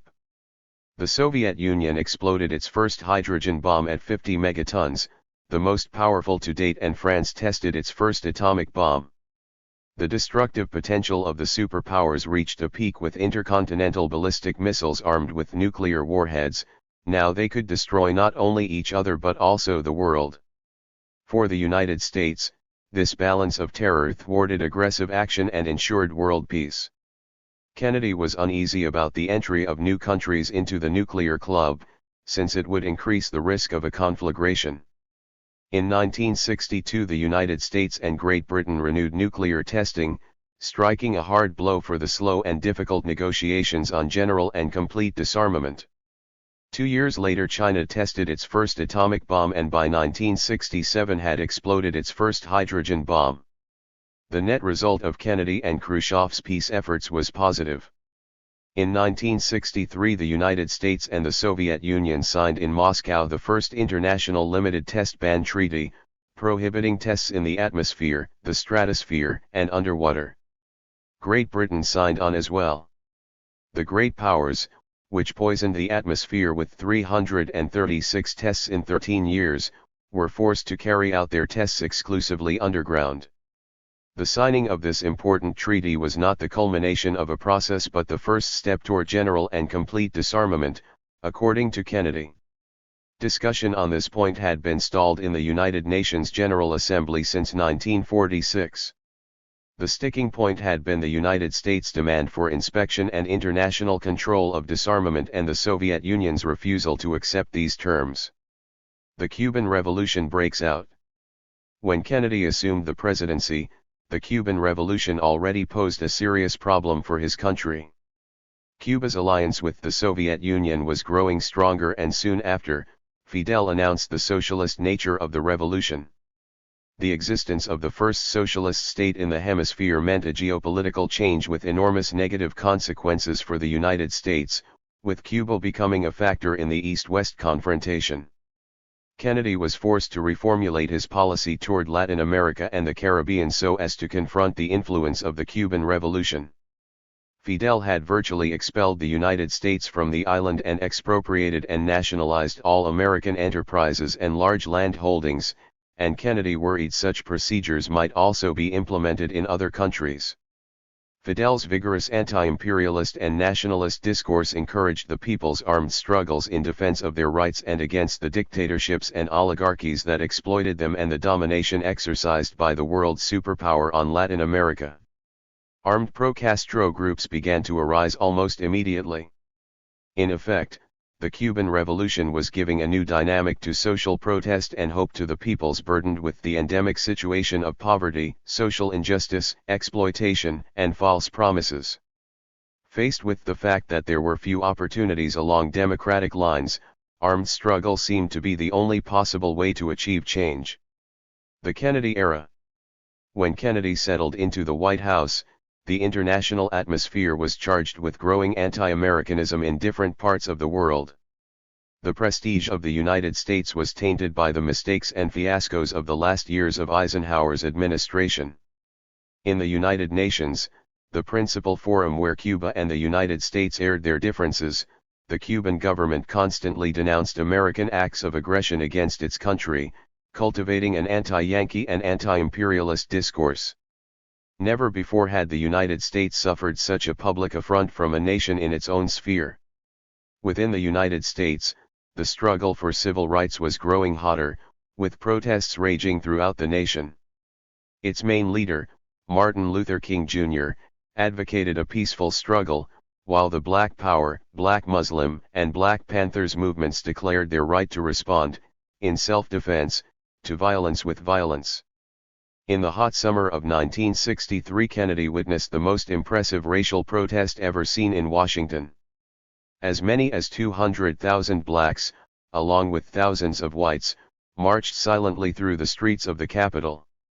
At the Lincoln Memorial, King delivered his now famous "I Have a Dream" speech.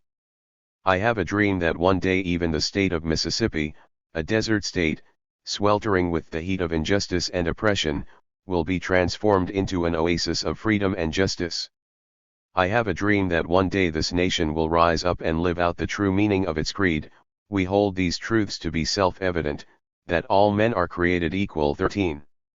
Also in 1963, the United States saw the first massive student protest demanding the cessation of U.S. intervention in Asia. Between 1961 and 1963, Kennedy had sent 17,000 soldiers to Vietnam, the first combat troops. Vigorous youth movements flooded the streets and university campuses, demanding hands-off Vietnam. The Hemispheric Alliance. Kennedy was severely critical of Eisenhower's policies, which he considered terribly misguided. Latin America had been of secondary importance to Eisenhower's foreign policy. His priorities were military strategy and security, openly supporting dictatorships. Such support, stated Kennedy, had propped up one of the most bloody and repressive dictatorships in the long history of Latin American repression, referring to Batista's regime in Cuba. Our action too often gave the impression that this country was more interested in taking money from the Cuban people than in helping them build a strong and diversified economy of their own, he noted. He criticized Eisenhower for not having used the United States' enormous influence to persuade Batista to hold free elections and let the Cuban people pick his successor instead of letting Castro seize it in what almost amounted to a palace revolution. And, he added, the Soviet ambassador became the second most powerful man in Cuba. He charged Eisenhower with being responsible for the triumph of the revolution, which he called a disaster, and he pointed out that the enemy was now a mere 90 miles from the United States coast. As a Soviet satellite, it will do anything to hasten our fall, and it will attempt to spread its revolution throughout Latin America. 14. For Kennedy, Latin America was the most critical area of the world. He understood that popular solidarity with the Cuban Revolution signified something more than youthful idealism or revolts instigated by the communists. He saw Latin America as sitting on a volcano of hunger, sickness, social injustice, and aspirations repressed for decades. Kennedy spoke of strengthening the democracies and supporting the cause of freedom in Latin America.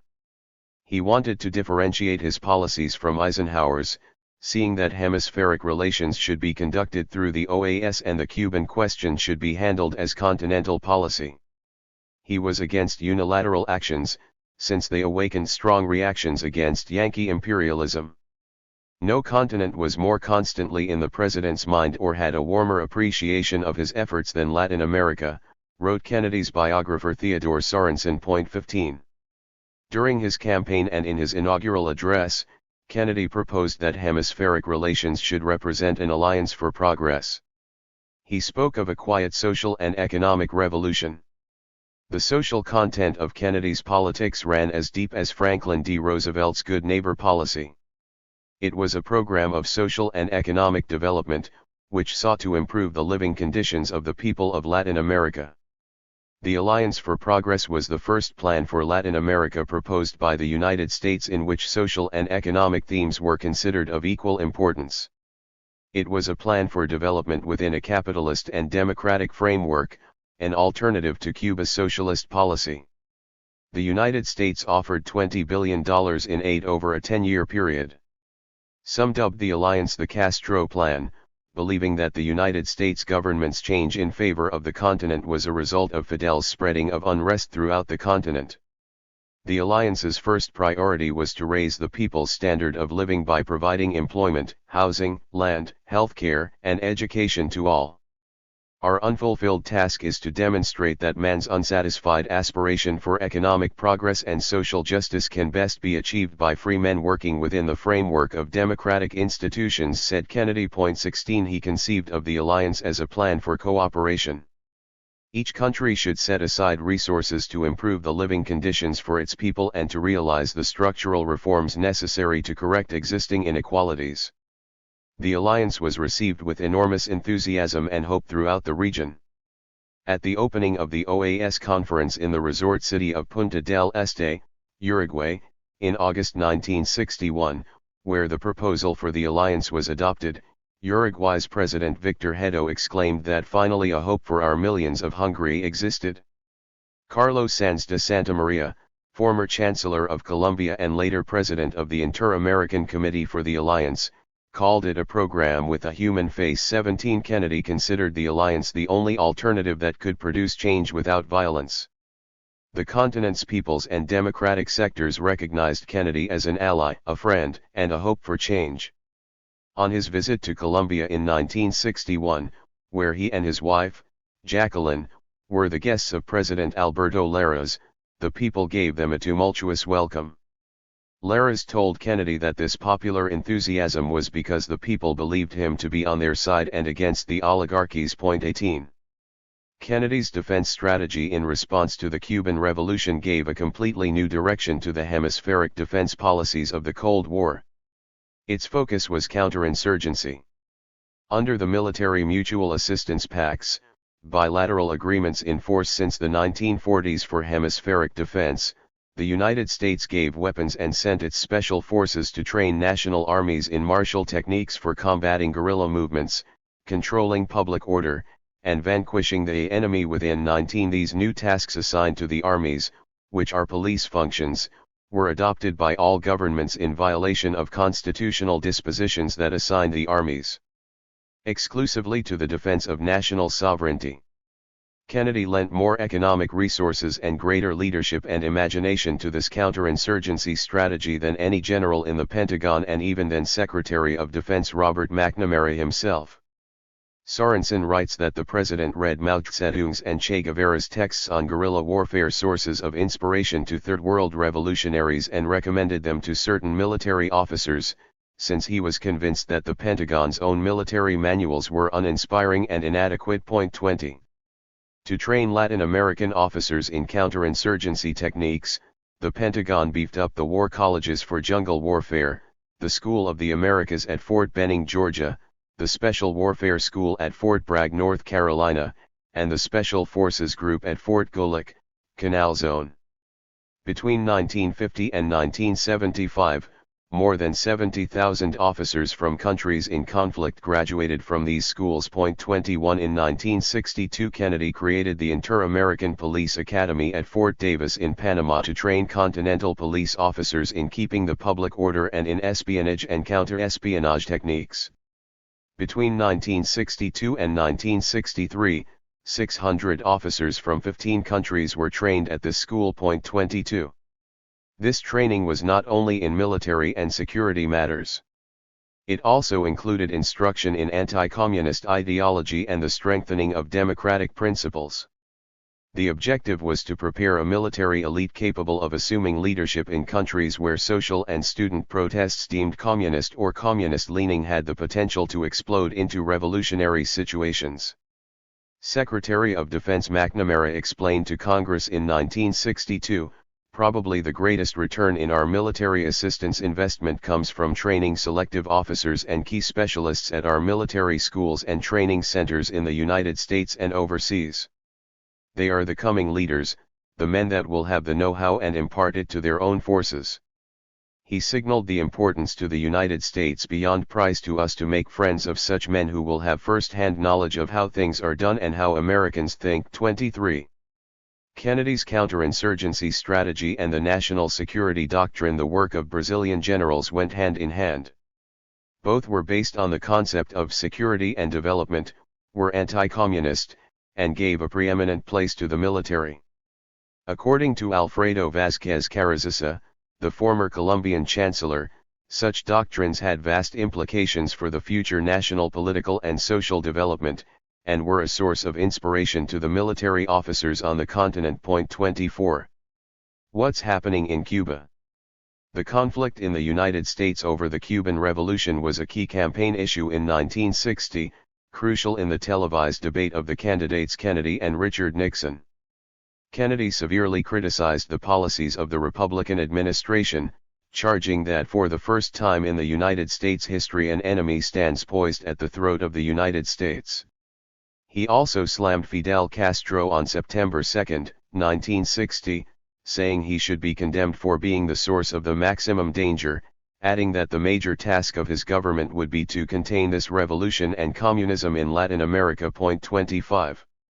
Arthur Schlesinger, one of the president's advisors, noted that Kennedy was the first president not to hold the misconception that all Latin American agitation is communist-inspired, that every anti-American voice is the voice of Moscow, and that most citizens of Latin America share our dedication to an anti-communist crusade to save what we call free enterprise. 26. Sorensen indicated that in 1963 Kennedy recognized that the great dangers on the continent bore no relation to Cuba or to communist activity in these countries. But Kennedy maintained that communist infiltration and subversion must be held in check in order for the alliance to succeed. 27. Without sharing Dulles' aggravated anti-communist stance, Kennedy continued the Cold War policy of containment of international communism. He put the Cuban problem in this context. He considered Cuba a threat to security in the United States and Latin America. His policies opposing the revolution were more aggressive than Eisenhower's. Kennedy was determined to crush the revolution, and get rid of Fidel Castro. He cut off entirely the quota of Cuban sugar, the resource on which the island's economy depended. He extended the economic and commercial embargo and pressured allied and friendly countries under threat of reprisals and sanctions to join this embargo and cut diplomatic and commercial relations with the island. By 1964, a year after Kennedy's assassination, all the Latin American countries, except Mexico, had severed relations with Havana. The CIA intensified the clandestine aircraft flights from Florida, operations mostly carried out with anti-Castro exiles living in the United States to bombard sugar processing plants and oil refineries. It also stepped up efforts to infiltrate agents who would carry out acts of terrorism and sabotage. Their primary objective was to assassinate Fidel and members of the Cuban leadership. Most of these attempts failed. Cuban security forces captured, imprisoned, and exposed the CIA agents to prove United States acts of aggression against Cuba. Kennedy inherited from Eisenhower secret preparations for invading Cuba with a mercenary brigade of anti-Castro exiles. 28. In spite of his profound reservations, not for ethical reasons, but for fear of failure, Kennedy continued to further this adventurous plan. It was already common knowledge that the United States was responsible for the CIA-covert enterprise. Kennedy knew that its failure could strike a severe blow to the United States' prestige as well as to his government and to his chances for re-election. A month after his inauguration, in February 1961, Kennedy sent Senator George McGovern and Arthur Schlesinger to Latin America to sound out the governments, the political and economic power centers, and public opinion about the revolution and Fidel. What they learned amounted to a picture of unqualified popular support for the revolution, Fidel, and Che, and fear on the part of governments, which perceived the revolution as a potential danger. Important democratic leaders expressed themselves in favor of eliminating Castro, calling him the main threat to their democracies. In fact, Raúl Hayat Alatorre, the leader of the American Revolutionary People's Alliance, the main Peruvian Popular Party, and president of Bolivia Victor Paz Estenssoro, ex-president of Guatemala Juan José Arevalo, and president of Venezuela Romulo Betancourt, all criticized the revolution. Betancourt opined that Latin America would unite against Castro just as it had when the OAS discovered that Trujillo had attempted to kill him. 29. The Bay of Pigs. Sorensen wrote that Kennedy inherited not only the plan to invade Cuba but also the planners and, most disquieting, the brigade of Cuban exiles in armed force under another flag, highly trained at secret bases in Guatemala, with the sole mission of invading the island. He commented that when the CIA informed Kennedy of these plans before his inauguration, he was surprised at its magnitude and audacity. From the start he harbored profound doubts, which were shared by some members of Congress and the Pentagon. CIA reports were contradictory. Some claimed that anti-Castro forces could count on massive support from the Cuban people, while others warned that time was against them because Castro was growing stronger by the day. Kennedy did not dare to suspend the clandestine operation. Its preparations were moving ahead at full speed since the operation became public almost immediately. Cuban Chancellor Raúl Roa denounced it at the United Nations and the OAS. The New York Times and other influential newspapers reported on the preparations and the clandestine bases in Guatemala where United States military advisors were training a brigade of more than 1,000 anti-Castro mercenaries.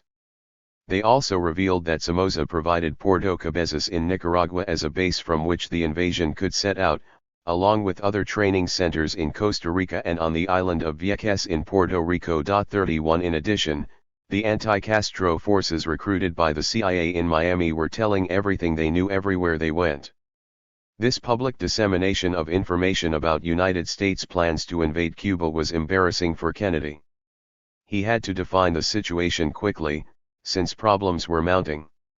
The Guatemalan bases were infested with poisonous snakes and boiling with tension between the gringos and Cuban trainees. They were fed up with the bad food, the inadequate medical services, and the second-class treatment their patrons allotted to them. Some gave up and left. By January 1961, they were on the point of shooting at each other. The Guatemalan army, too, no longer able to tolerate the discriminatory treatment or the subordinate role assigned it by gringos and mercenaries, confronted them. 32. The Cuban brigade was becoming unmanageable, not only because of the high tensions at the bases, but also because of the relief its members sought off base. They left in droves in search of prostitutes, sometimes going as far away as Mexico. Guatemalan President General Miguel Ydígoras Fuentes informed Washington about this dangerous situation and asked for help in resolving it. He had set up a whorehouse near the base stocked not with young Guatemalans but with Salvadoran and Costa Rican women. With so much pillow talk going on, he was afraid that secrets embarrassing to his government and to the United States would be revealed. The CIA refused to allow the contributors' money to be used to satisfy the lusts of the brigade. 33. On March 11, 1961, at a meeting at the White House that Schlesinger termed intimidating, the Secretaries of State and Defense, 3 members of the Joint Chiefs of Staff dressed in uniform and wearing decorations, and numerous assistants and hawkish aides pressed the president to launch the invasion. One of those present warned, "Don't forget that we have a disposal problem. If we have to take these men out of Guatemala, we will have to transfer them to the United States, and we cannot have them wandering around the country telling everyone what they have been doing." They insisted that if the United States demobilized these troops, they could refuse to surrender their arms, and if the United States dispersed them they would tell all of Latin America that the United States had turned its back on them and would provoke other communist takeovers in the hemisphere. 34 In a press conference a week before the invasion, Kennedy said that United States troops would not take part in any action against Cuba. He wanted to indicate to the public that the coming invasion, which was already common knowledge, was an affair among Cubans. 35. For Kennedy the situation was irreversible. He reluctantly agreed to send the anti-Castro forces to the destination they had chosen, Cuba. The 2,506 Brigade was composed of 1,500 magnificently trained men, with uniforms, weapons, tanks, and planes, all provided by the United States, with 6 infantry battalions, 1 company of paratroopers, 61 pilots, and a detachment of frogmen. 36. On April 15, 1961, 2 days before the invasion, B-26 bombers blasted Havana, San Antonio de los Banos, Santiago de Cuba, and other cities, leaving many casualties and destroying a large part of the Cuban Air Force. The United Nations General Assembly, meeting in New York, immediately had to address the Cuban denunciation of this new and serious act of aggression by the United States. Washington maintained that the bombardment was an act against Castro's government by deserters from the Cuban Air Forces, but the Cuban government immediately demonstrated that it had been a clumsy CIA operation. Cuban Chancellor Raúl Roa declared before the assembly that the type of aircraft used did not exist in Cuba. The planes were painted with false insignias and had taken off from Florida. Adlai Stevenson, the United States ambassador to the United Nations, vigorously defended the story of deserters that the State Department had given him. But he had been fooled and set up to defend a lie before the international community. For a man so respected and admired all over the world for his integrity and intellectual honesty, this was an intolerable situation. 4 days later, the defeat of the United States at the Bay of Pigs shamed him deeply. Stevenson had opposed this adventure from the start and had repeatedly said as much to the president. At the funeral for the victims of these bombings shortly before the invasion, Fidel declared that the Cuban Revolution was indeed a socialist one. On April 17, 1961, the invasion brigade set out from Puerto Cabezas in Nicaragua, sailing out in 7 ships escorted by the United States fleet. It disembarked at dawn in the Bay of Pigs, 125 miles from Havana. After 72 hours of intense combat, the Cuban army had sunk 4 ships, shot down 5 planes, killed 89 invaders, and taken 1,197 prisoners. The decimated flotilla returned to its port. The invasion was Cuba's great triumph and a big fiasco for Kennedy. He admitted his defeat.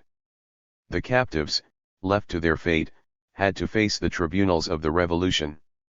Several Batista-era war criminals, recognized by the people when they were shown on television, were indicted, some put before a firing squad and others condemned to long prison terms. There was a great deal of bitterness and resentment among the prisoners, many of whom claimed that the United States had tricked them and openly regretted their involvement in this dangerous enterprise. Arthur Schlesinger wrote, "Fidel Castro turned out to be a far more formidable foe and in command of a better organized regime than anyone had supposed. His patrols spotted the invasion at almost the first possible moment. His planes reacted with speed and vigor. His police eliminated any chance of sabotage or rebellion behind the lines. His soldiers stayed loyal and fought hard." 37. Fidel demanded that the United States pay reparations in kind for the damage done and promised to return more than 1,000 prisoners.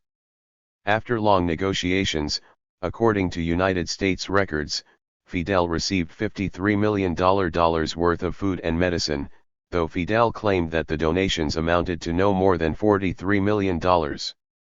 Cuba returned many of the prisoners to Miami in December 1962, so that they could enjoy the Christmas holiday with their families. 38 They were welcomed as the heroes of Giron. The rest remained in Cuban prisons. The United States' defeat at the Bay of Pigs was not only a great military victory for Cuba but a political triumph as well. For Kennedy, it was not only a great national and international fiasco, but an embarrassing situation before the nation. It became clear that the president had lied to the people. Nevertheless, public opinion solidly supported him. A month later, according to a Gallup poll, his approval rating was 82%. Reaction against the United States was vigorous in several parts of the world. Countless mass demonstrations in support of Cuba and in condemnation of Yankee imperialism occurred in many cities including New York City, Rome, Milan, Moscow, Montevideo, Warsaw, Bucharest, Buenos Aires, Bonn, Berlin, Recife, Bogotá, Caracas, Tokyo, Guayaquil, and Guatemala City. In several capitals the American embassies were stoned, their flags burned in the streets. Throughout Latin America, congresses, student movements, politicians, and intellectuals, and the press condemned this aggressive behavior, alleging that the United States had violated standards of international law and the charters of both the UN and the OAS. Kennedy took responsibility for the failure, recalling the old adage, "Victory has 100 fathers, but defeat is an orphan.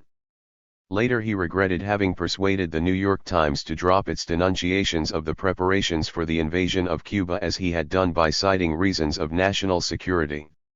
If the newspaper had persisted, he believed, he might have been dissuaded.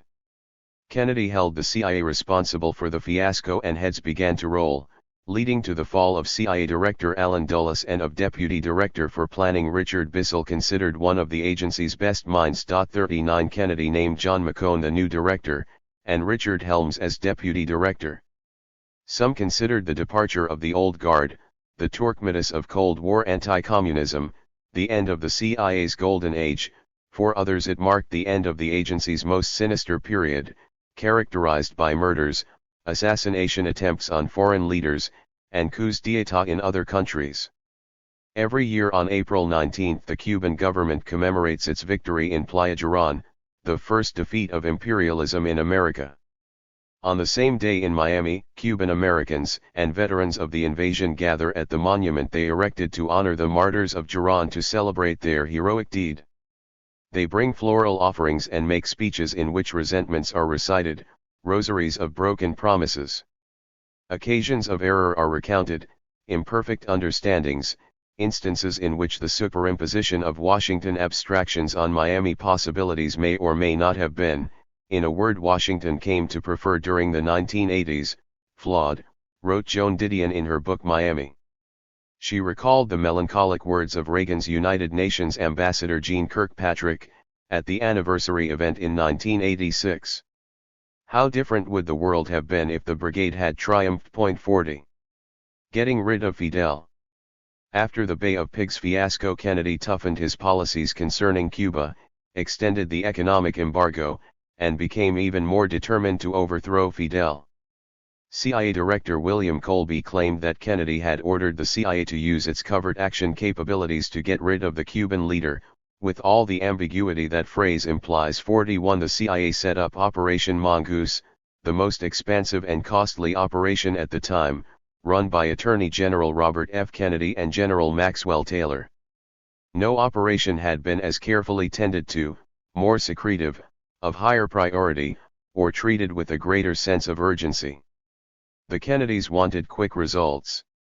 The special group created to supervise the operation scheduled Fidel's downfall for October 1962, believing that the operation could count on Cuban popular support. Its planner could not have been more wrong. 42. The CIA proceeded to recruit agents to infiltrate into Cuba. Most of these were Cuban exiles. It also recruited foreign businessmen and diplomats. The prime objective was to assassinate Fidel. The Senate Commission chaired by Frank Church, which investigated the Watergate scandal in the 1970s, confirmed several of the attempts to assassinate Fidel, some of which were coordinated with the Mafia dons Meyer Lansky, John Rosselli, Sam Giancana, and Santo Trafficante, whose businesses in the island were cut off by the revolution. 43-44 According to a CIA agent, Robert Kennedy was furious when he learned of such agreements, since they could derail the case he was building against Giancana and Rosselli. Several agents testified that the Kennedys were keenly aware of their plans to assassinate the Cuban leader. 45. The CIA installed an enormous espionage apparatus at the University of Miami, the biggest base ever created on United States territory, codenamed JM Wave. It had an annual budget of $100 million, 600 employees, and more than 3,000 agents. 46 It was equipped with small boats, mother ships disguised as merchant ships, planes, a huge arsenal, and safe houses and buildings. Between January and August 1961 it carried out 5,780 acts of sabotage and terrorism against Cuba, including attempts on Fidel's life with the cooperation of Mafia. OAS, the Colonial Ministry. Washington sought judicial formalities and continental support for the development of its policies regarding Cuba through the OAS, where it could count on easy majorities. As Eisenhower did, Kennedy relied on unconditional solidarity from the Central American and Caribbean dictatorships and from most democratic governments. But in the case of Cuba, he failed to get the backing of the most influential nations. Washington made active diplomatic efforts to isolate Cuba from the rest of the continent and to expel it from the inter-American system. The United States succeeded in getting Peru to call the 8th consultative meeting of the OAS, under Article 6 of the Treaty of Rio, which was invoked only in cases of armed aggression. The majority of the OAS members supported the move, few abstained. Mexico voted against it, arguing that Cuba had not committed any acts of armed aggression or territorial violation, and that it was not threatening the independence of any member nation. Thus the convocation of this meeting under the Treaty of Rio lacked the necessary legal basis. 47. In January 1962 the 8th consultative meeting held in Punta del Este, Uruguay, met to consider the threats to peace and political independence of American states that might result from the intervention of extracontinental powers and the incompatibility of the inter-American system with all forms of totalitarianism. This was the argument used to expel Cuba. The Kennedy team obtained the necessary majority by buying Haiti's vote for $43 million. Cuba was suspended, expelled from the OAS and the inter-American system. In addition, the meeting decreed a collective break with the Cuban government. Argentina, Brazil, Chile, Mexico, Ecuador, and Bolivia abstained, allegedly on legal grounds, and did not sever relations with Cuba as directed. Brazil, Chile, Ecuador, and Mexico also abstained from a resolution that decreed a suspension of commerce with Cuba. Between 1962 and 1963 Argentina, Bolivia, Brazil, Chile, Ecuador, and Uruguay broke off relations with Cuba after they had fallen under military dictatorships. 48. This meeting represented another lamentable episode in the history of the regional organization, which always bowed to Washington's dictates. This time it supported Washington in spite of the fact that nothing in the OAS Charter allowed for the expulsion or suspension of one of its member nations. The arguments for the incompatibility of the inter-American system with any form of totalitarianism and for the defense of representative democracy were unsustainable, since the majority of the organization's members at this time were dictatorships that had never been challenged by the defenders of democracy. Fidel responded to the Punta del Este Declaration with the Second Havana Declaration, which was approved, as the first, by a massive concentration of people in the Plaza de la Revolución. The declaration accused the United States and the Latin American oligarchies of being responsible for the misery of their people. What united and incited them against Cuba, he said, was a fear not of the Cuban Revolution but of a Latin American revolution in which workers, campesinos, students, intellectuals, and progressive sectors might take power by means of revolution among the oppressed and hungry peoples exploited by the Yankee monopolies and the reactionary oligarchy of America. 49. To the accusations that Cuba was exporting its revolution, Fidel responded that revolutions were not exported but made by the people. He also charged that the United States, along with the reactionary oligarchies, was creating an apparatus to repress the struggles of these people with blood and fire. He further alleged that the Inter-American Joint Defense Board, the United States military missions on the continent, its schools in the Panama Canal Zone, and the CIA were all training armies in the subtlest forms of assassination and turning them into tools for the United States interests. He exhorted the people to rebel against their oppressors. He asserted that Cuba had set the example. The duty of every revolutionary is to make revolution. He concluded with the slogan Patria o Muerte, Vence Ramos 50 amid thunderous applause and shouts of the people in defense of their revolution and their support of Fidel. The October Crisis.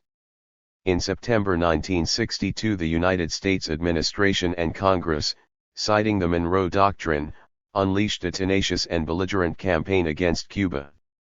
At a meeting of the Senate Foreign Relations and the Armed Services Committees with administration officials on September 17, a meeting that lasted 5 hours and had standing room only, it was agreed that direct action should be taken against Cuba. 3 days later the Senate unanimously passed a resolution recommending that all means, including the use of force, be used to prevent Cuba from extending its subversive activities to any part of the hemisphere. 6 days later the House of Representatives passed a similar bill by a vote of 384 to 7.51. That same September, Kennedy ordered a close watch by air, by sea, and on land of the island. He intensified surveillance flights. 5 U-2 airplanes set off on espionage flights, but bad weather kept them from taking aerial photographs. On September 16, a CIA report on the latest Soviet military activities in Cuba stated that the Soviet Union was building 8 launching pads for surface-to-air missiles and would eventually build 24 more. 3 days later, the CIA reported that the agency did not believe that the Soviet Union intended to place nuclear weapons in Cuba, though to do so would be good military strategy, because of the immense risk it would present. 52 By then 30 Soviet R-12 missiles had arrived in Cuba, and more were on the way. 53. Washington was alarmed by a report from the Soviet press agency TASS dated September 11 to the effect that the Soviet Union would respond to an attack on Cuba and that such an attack would be tantamount to a declaration of nuclear war. Presidential advisor Theodore Sorensen noted that this announcement stirred up a number of inquiries, for at that given moment an attack here could be retaliated there. That here and there described a world map on which the two superpowers had sensitive objectives dispersed over several continents. What Washington feared most was an act of retaliation against Berlin. In the transcript of the recordings made in the Oval Office during the crisis, this was the most resonant and constant concern. 54. In October, the CIA informed Kennedy that more than 100 ships of the Soviet Union and Communist bloc nations were arriving and unloading at Cuban ports. The agency suspected that the cargo consisted of military materials. However, it was not until October 14 that the CIA's aerial photographs detected the presence of Soviet missiles in San Cristobal in the province of Pinar del Rio. The president demanded better proof and more photographs, sufficiently enlarged for the necessary details to be clearly visible. When he confirmed the presence of these missiles, he called a top-secret meeting with the Executive Committee of the National Security Council, including the Secretaries of State and Defense, the Director of the CIA, Attorney General Robert Kennedy, and United Nations Ambassador Adlai Stevenson. ExCom's meetings were held in strict secrecy. Public awareness of the presence of nuclear weapons 90 miles from the United States would create panic, both domestically and internationally. On October 18, a date set long before the crisis, Soviet Chancellor Andrei Gromyko had met with President Kennedy. Unaware that Kennedy knew of the presence of Soviet nuclear missiles in Cuba, Gromyko assured him that Soviet military aid to the island solely consisted of defensive weapons. The Soviet troops, he claimed, were there only to train Cubans. The missiles were not mentioned. Kennedy held his tongue, but he was tremendously irritated by Gromyko's hypocrisy.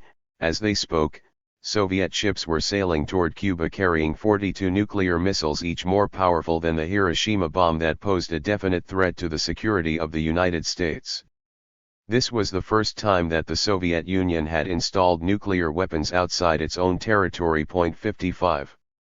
ExCom considered a number of options: massive invasion, naval blockade, surgical strikes on the launching complexes, pressuring Khrushchev to remove the weapons, proposing a summit meeting, offering to remove United States missiles in Turkey and Italy in exchange for removal of the ones in Cuba, sending secret messages to Castro in an effort to separate him from the Soviet Union, declaring a state of emergency, asking Congress to declare war on Cuba, calling for United Nations and OAS inspection commissions, managing the crisis through secret diplomacy, or doing nothing. The Pentagon advisors suggested inaction, reminding Kennedy that the United States had long been within reach of Soviet missiles and that Khrushchev lived with American missiles on his borders. They counseled the president to deal with the situation calmly, to keep Khrushchev from escalating the tension. 56. Some ExCom members were in favor of an air attack. Others supported an invasion. 20 years later, Robert McNamara remembered that at that moment they were unaware of the presence of Soviet troops in Cuba, and that an invasion or air attack would have led to a terrible massacre. The Cubans calculated that it would have cost the lives of 100,000 Cubans and Soviets. 57 Kennedy knew that confrontation with the Soviet Union would have unforeseeable consequences, including the danger of nuclear conflagration. 58 ExCom worked around the clock for days, calculating the risks of retaliation by Moscow if the United States were to take action against Cuba and the NATO allies' response if there were to be Soviet retaliation against Berlin. It could not allow the Europeans to believe that the United States would put their security at risk in order to protect its interests in the Caribbean, a region foreign to them. Robert Kennedy was against an attack on Cuba. He thought it would be a Pearl Harbor in reverse, and it would blacken the name of the United States in the pages of history. He added that an attack by a great power on a small neighbor would affect Latin America and produce new Castros, and that the Cuban people would not forgive the United States for decades to come. 59. While these 10 secret meetings were taking place in the White House, military preparations were in full swing.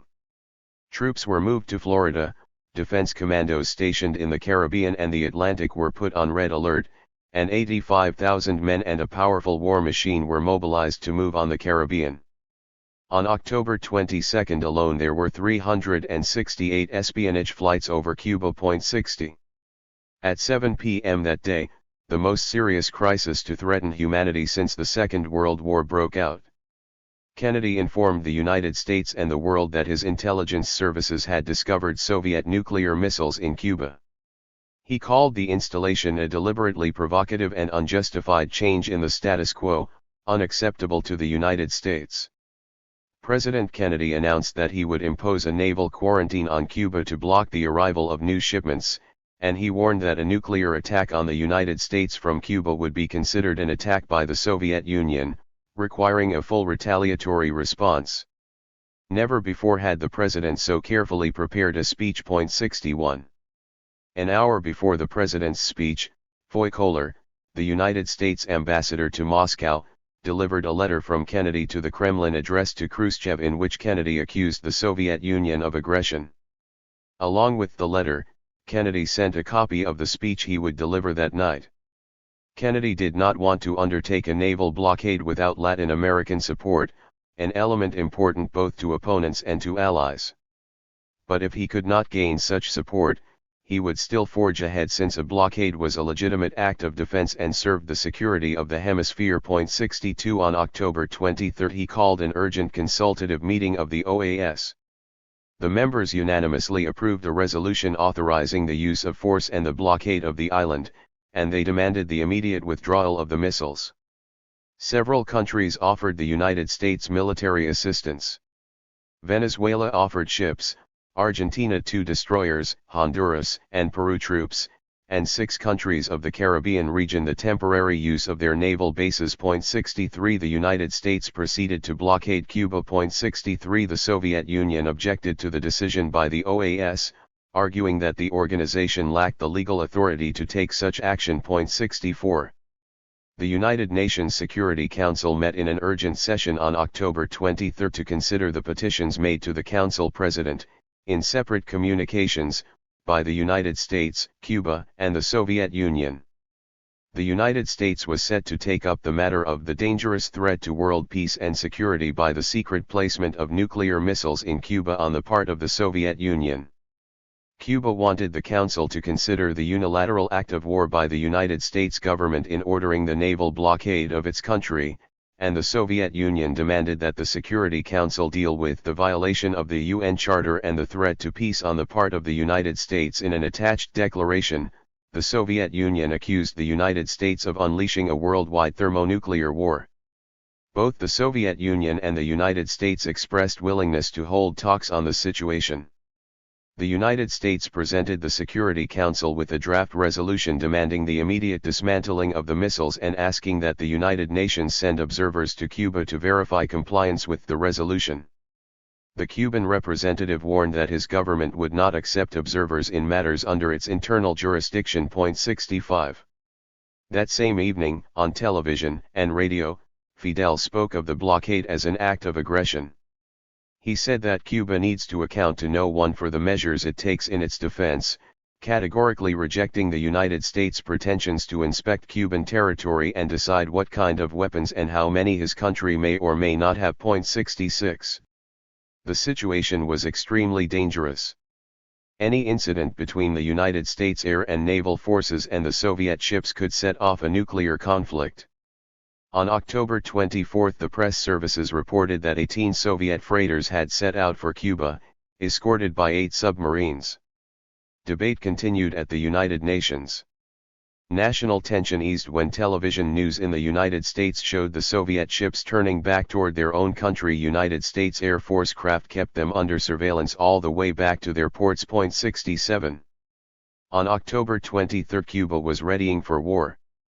Infantry divisions, anti-aircraft artillery, and fighter planes were all put on alert, and 400,000 combatants from the 3 branches of the armed forces and the Popular Defense Forces were mobilized.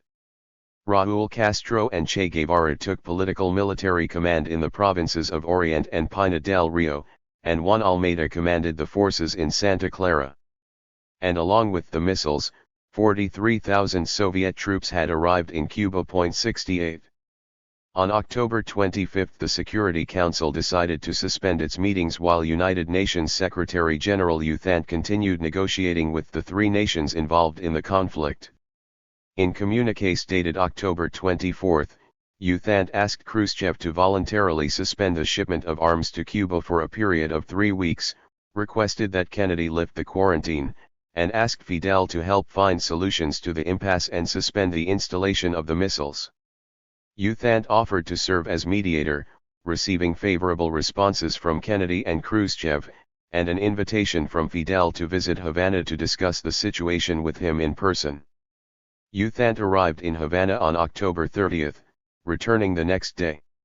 He reported that his talks with Fidel had been fruitful and cordial. The Security Council did not meet about the crisis again. 69.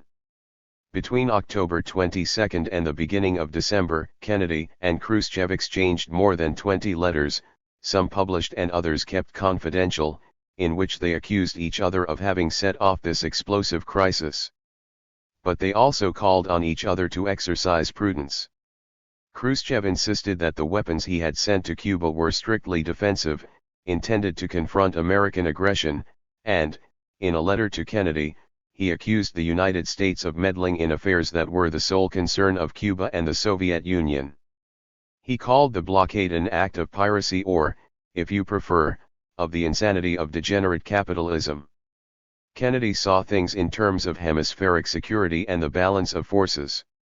In letters to Khrushchev he stated that he would not tolerate any measure that altered the current balance and signaled that secretly providing Cuba with offensive weapons and the false declarations of the Soviet government were a threat that merited the quarantine, which was a minimal response. 70. On October 26 the situation began to change, starting with a strange conversation in a Washington restaurant, to which a Soviet embassy official invited a correspondent from ABC television. The Soviet official told the reporter that the Soviet Union would agree to dismantle the launching pads and pull out the missiles, allow the United Nations to supervise the withdrawal, and commit itself to discontinuing the missile shipments if the United States would publicly promise not to invade Cuba. A few hours later a letter from Khrushchev with the same proposal arrived at the White House. 71. XCOM had not finished digesting the letter when another arrived in which Khrushchev proposed an exchange of missile withdrawals, the missiles in Turkey for those in Cuba. This proposal worried the White House because it seemed that Khrushchev was raising the ante. Kennedy did not want to make a public commitment, since the withdrawal of missiles from Turkey and Italy would create problems with NATO. XCOM decided to respond to the first letter without mentioning the proposed exchange. The reply merely accepted the basis for the agreement proposed by Khrushchev, but noted that the installation of missiles must be suspended and the missiles rendered inoperative under effective United Nations supervision. 72. The option of an invasion was still on the table. Kennedy asked the State Department to organize a civilian government for the island. 73. In the meantime the construction of ramps for the missiles continued, and Fidel gave the order to fire at the U-2s that were violating Cuban airspace with low-level flights. One was shot down over eastern Cuba as ordered by a Soviet general. This news caused consternation in Washington. Fidel feared that the situation would end horribly. He didn't know that Khrushchev had already offered to dismantle the launching pads and pull out the missiles. On the night of October 26 Fidel went to the Soviet embassy to send a letter to Khrushchev. He foresaw an imminent attack on his country, within the next 24 to 72 hours. It might come in the form of an aerial attack, aiming for the destruction of certain targets, or an invasion, though he believed the latter less likely, since it would require a large number of forces, the most repulsive sort of aggression, and this necessity might deter the United States. In the case of an invasion, he added, the danger posed to humanity by such an aggressive policy is so great that the Soviet Union must never allow the imperialists to strike the first nuclear blow. His is the moment to eliminate such danger forever by an act of the most legitimate defense, as difficult and terrible as the solution must be, for there is no other. The letter was delivered at dawn on October 28, Moscow time. Khrushchev was terrified, for he thought Fidel was proposing a preemptive nuclear strike against the United States. 74. Khrushchev continued dousing the bonfire. In a message broadcast on Radio Moscow that day, he said that he trusted Kennedy's statement in which he accepted the condition that he would not invade Cuba and that the United Nations would oversee the dismantling of the missiles. 75. This radio message was met in Washington with feelings of great relief. Kennedy sent 4 officials to New York to ask UTHAN to order inspectors to Cuba immediately, since the Soviets were in agreement. UTHAN could not accede, stating that such an order exceeded his powers. Kennedy responded the same day in a radio message in which he reiterated his demand for immediate United Nations inspection and the dismantling of the missiles so he could lift the blockade. These 2 letters ended the most dangerous chapter of the crisis. XCOM decided to pressure the Soviet Union to withdraw the Il-28 bombers from Cuba as well, deeming them offensive weapons. 76.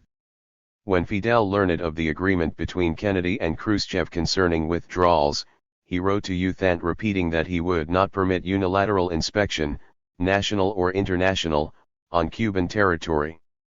77. Fidel subjected Khrushchev to the humiliation of having to allow the inspection of his ships on the high seas by United States military personnel. On January 7, 1963, Kennedy and Khrushchev, in a joint letter, thanked UTHAN for his efforts, while Fidel told him that these negotiations did not lead to an effective agreement guaranteeing a permanent peace in the Caribbean, nor do they relieve the existing tensions. He stated that the United States had not renounced its aggressive and interventionist policies and still maintained a posture of force in violation of international law. 78. The crisis from a distance. In 1987, Harvard University called together high Soviet and American officials who were involved in the October missile crisis, to analyze these events, establish their origin, background, development, their lessons, and their consequences. Such conferences continued in Moscow in 1989, in Antigua in 1991, and in Havana in 1992. High Cuban officials participated in the last 2 of these conferences, and Fidel himself took part in the Havana session. Participants from the Kennedy team included former Secretary of Defense Robert McNamara, former Security Advisor McGeorge Bundy, former presidential advisors Arthur Schlesinger and Theodore Sorensen, and former Press Secretary Pierre Salinger, as well as high-ranking military officers and advisors. Attendees for the Soviets were Chancellor Andrei Gromyko, Anatoly Dobrinin, the former ambassador to Washington during the Cold War, the former ambassador to Havana, Alexander Alexeyev, Nikita Khrushchev's son Sergei, the son of Anastas Mikoyan, a senior envoy, and top military officers and advisors all participated. In addition to Fidel himself, Jorge Risque, Generals Fabian Escalante and Sergio Del Valle, and other high officials joined in the discussion. They drew important conclusions, that the world had been on the verge of nuclear war, that Washington's and Moscow's evaluations of the situation had not been free of profound perceptual errors throughout the 4 decades of the Cold War. Any small error in calculations or perception, claimed McNamara, might have thrown the world into a state of catastrophe. Sorensen commented that on October 27, Kennedy had told him, "If we are wrong on this occasion, there could be 200 million dead." He believed that Kennedy foresaw the possibility of nuclear war. 79. Another conclusion was that this crisis had arisen from the aggressive policies of the United States against Cuba and the Soviet government's conviction that the threat of invasion was real, leading to the decision to place nuclear missiles in Cuba for its defense and as a means of dissuasion. 80 Sergei Khrushchev stated that ever since the Vienna summit in June 1961, his father was convinced that Kennedy, still reeling with anger over the Bay of Pigs, was determined to overthrow Castro. He communicated this impression to Fidel. Fidel in turn believed that the United States' next move would be direct intervention, since Washington could not organize another invasion by mercenaries. He noted that there could not be many people who would be willing to embark on such an adventure. 81. Sergei Khrushchev further commented that in 1961 his father believed that Cuba could not put up greater resistance to the United States-sponsored mercenary invasion than underway. The Soviet leader believed that after the mercenaries landed, the United States would land its own troops.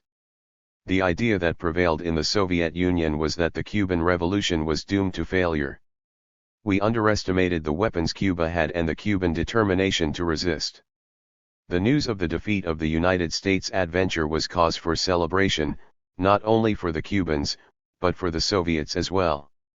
This date marked a change in our relations with Cuba, and it was decided that we can and must send weapons to resist the next United States aggression. In September 1961 Cuba and the Soviet Union signed a military treaty, but it did not mention nuclear arms.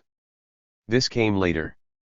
Between 1962 and 1963 the Soviet Union provided Cuba with MiG fighter planes, bombers, helicopters, radio and radar transmitters and receivers, transport vehicles, airport equipment, and repair facilities and ammunition for every class of weapons enough to resist a limited attack. 82.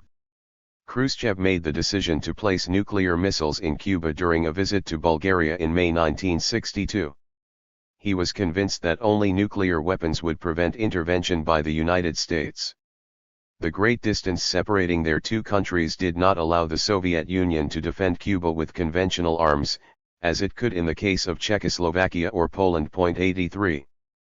On May 29, 1962, an important Soviet delegation led by Sharov Rashidov in capacity of deputy member of the Presidium of the Soviet Communist Party's Central Committee, and including Chief of the Strategic Missile Forces Sergei Beryazov, Alexander Alexeyev, and other high officials, arrived in Cuba. They came under the guise of an agricultural mission, using assumed names, to discuss with the Cuban leaders the possibility of installing the nuclear missiles on the island. 84. The Cuban leaders studied the proposal, and Fidel did not hesitate to accept it as an elementary duty of solidarity and internationalism to fortify the socialist camp, though he recognized that such a measure was not free of risks for Cuba, since it would convert the island into a strategic target. 85. Fidel suggested that the Soviets include the issue of nuclear missiles in their bilateral military treaty and that the matter be dealt with openly, since the treaty was between two sovereign countries and met the standards of international law. He feared that such a large operation would be discovered sooner or later by United States intelligence, and that the United States reaction would be violent. The Soviets replied that they would go public only after the missiles had been installed. They argued that the installation had to be done in secret, otherwise Washington would prevent the maneuver. They would make it public in November during Khrushchev's visit to Cuba. Raúl Castro, Minister of the Revolutionary Armed Forces, went to Moscow in May to discuss the military aspects of the operation. 86. The text of the treaty was approved after mutual official visits between Havana and Moscow. It included an introduction written by Fidel, listing the political and judicial grounds on which the treaty was based. The document was given the title, Cuban-Soviet Mutual Defense Treaty, but because of the crisis it was never signed. The installation, codenamed Anadyr, began in early June 1962. By September 30 THIRD-12 missiles and 43,000 troops had arrived in Cuba. It took 76 days to transport the missiles from the Soviet Missile Center and move them onto their launching sites. This huge military undertaking passed unnoticed by United States intelligence. In October the final 30 THIRD-12 missiles arrived. The R-14s were stopped by the naval blockade. 100 ships secretly transported the missiles, which were unloaded at night. During these months the United States intelligence services became aware of the unusual movement of Soviet ships and flags of communist nations into Cuban ports. The Cuban population noticed long convoys of large trucks moving without lights through the island at night, manned by foreign crews, some in uniform and some in plain clothes. Cuba is long and narrow, measuring 75 miles at its widest point and 28 miles at its narrowest, without forests that might conceal such an operation. This situation worried the Cuban leaders. Mistakes on the part of the Soviets made it easier for United States spy planes to detect the convoys. If Cuba had controlled the operation, Fidel affirmed, Cuban air defenses would have fired on such planes. 87.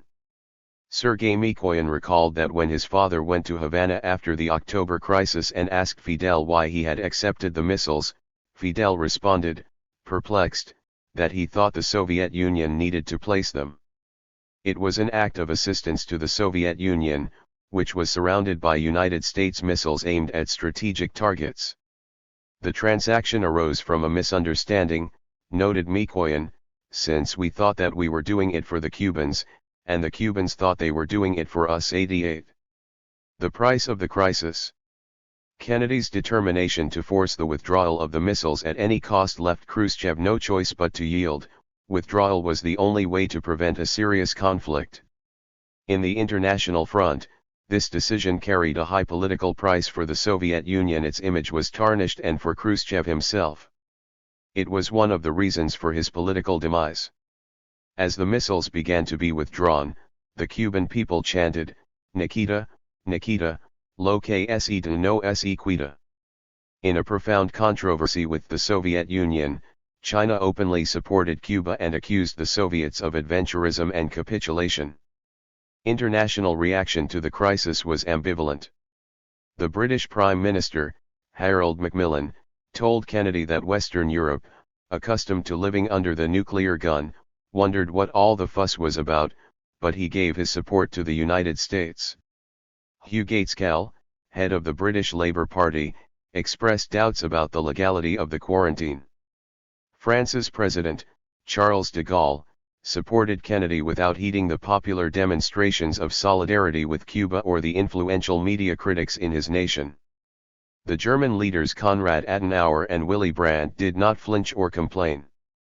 European pacifists staged massive demonstrations to protest the quarantine imposed on Cuba without mentioning or questioning the presence of the missiles. The British philosopher Bertrand Russell publicly expressed his forceful objections. Within a week you will all be dead to please American madmen.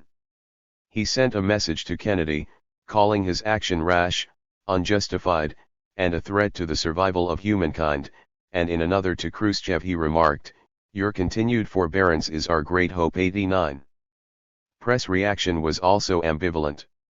The New York Times commented that the president's actions constituted the least he could have done. The New York Post maintained that Kennedy should first have consulted the United Nations and the OAS. The Times of London wondered if there were really any missiles in Cuba to begin with, and The Guardian said Khrushchev had given the United States a lesson in the meaning of United States bases close to the Soviet border. 90. With the most serious post-war crisis resolved, the protagonists of the drama prepared to ease tensions and overcome resentments. Khrushchev openly justified Kennedy's reasons for demanding the removal of the missiles. Not to have believed him would have meant war. 91. Kennedy and Khrushchev installed the hotline between Washington and Moscow to avoid accidents or costly errors. In October 1963 the two superpowers met in Moscow and signed the Partial Test Ban Treaty prohibiting nuclear testing in the atmosphere, outer space, and underwater. This treaty represented their biggest step toward disarmament to date. Khrushchev's management of the crisis was frustrating, offensive, and humiliating to the Cuban leaders, since he made the decision to withdraw the missiles without consulting or even informing them they learned of the decision through international cables. Fidel argued that Khrushchev should have consulted with Cuba, have negotiated with the United States on the end of the blockade, cessation of all subversive activities, a halt to all piratical attacks against Cuba, respect for Cuba's airspace and territorial waters, and on the return of Guantanamo Bay. He told Khrushchev that none of these matters had been resolved and that the causes that led to the crisis remained intact. Kennedy's promise not to attack Cuba was not enough. Khrushchev explained that the pressure of the situation had left him no time in which to consult with Fidel. Fidel did not accept this explanation. Khrushchev should have demanded a meeting of the Soviets with the Cuban government, and he should have insisted that negotiations be handled by the three parties in question. 92. The Soviet Union wanted to erase resentments. Anastas Mikoyan arrived in Havana to smooth over relations with Fidel. They did not speak about the past, only about the future. Good relations with the Soviet Union were vital to the Cuban Revolution. The communist superpower had been a steady and generous ally. After the crisis, Cuba also wanted to re-establish cordial relations. Cuba reiterated its gratitude for the assistance the Soviet Union had given it, renewed its expressions of friendship, and reaffirmed the Marxist-Leninist character of the revolution. At the 45th anniversary of the Bolshevik Revolution in Moscow, the Cuban national anthem was played, an unexpected and warm gesture to Cuba on so solemn an occasion. Fidel was a hard pill for the Soviet Union to swallow. The Cuban leader was like none of its other allies. Che recounted that when Mikoyan made his first visit to Havana in 1960, he remarked that the Cuban Revolution is a phenomenon Marx did not foresee. 93. Are Kennedy's policies failing? In 1963, Kennedy's policies regarding Cuba were not working. The economic blockade did nothing to weaken the island, and Cuba's relations with the Soviet Union and the Socialist Bloc grew closer every day. Operation Mongoose, plotted by the United States to overthrow Fidel, was abandoned after the missile crisis in October 1962. The operation was a costly failure. Kennedy's vigorous defense of democracies and his criticism of dictatorships, which he had been making since his campaign, the international community believed he would be a defense against coups d'état and dictatorships, also fell apart after an avalanche of military coups was launched against constitutional governments, and Kennedy ended up recognizing all these new dictators. In 1962 and 1963, Arturo Frondizi in Argentina, Carlos Julio Arozmena in Ecuador, Manuel Prado y Ugarte in Peru, Juan Bosch in the Dominican Republic, and Ramon Villeda Morales in Honduras all fell. It was said that the coup against the corrupt and erratic General Miguel Ydígoras Fuentes of Guatemala was carried out with Washington's support. The new Kennedy administration policy regarding the role of Latin American military in their governments caused great alarm on the southern continent, as explained in an article by Undersecretary of State for Inter-American Affairs Edwin Martin, published in the New York Herald Tribune in October 1963. The article argues that the military must be helped to assume a more constructive role in times of peace, to maintain internal security, to work with civilian military programs, and to formulate national policies. He cited military governments that had, in his opinion, realized important social and economic reforms. 94. This policy, contravening constitutional mandates that assign the military only the defense of national sovereignty, was one of the most controversial and negative legacies of Kennedy's administration.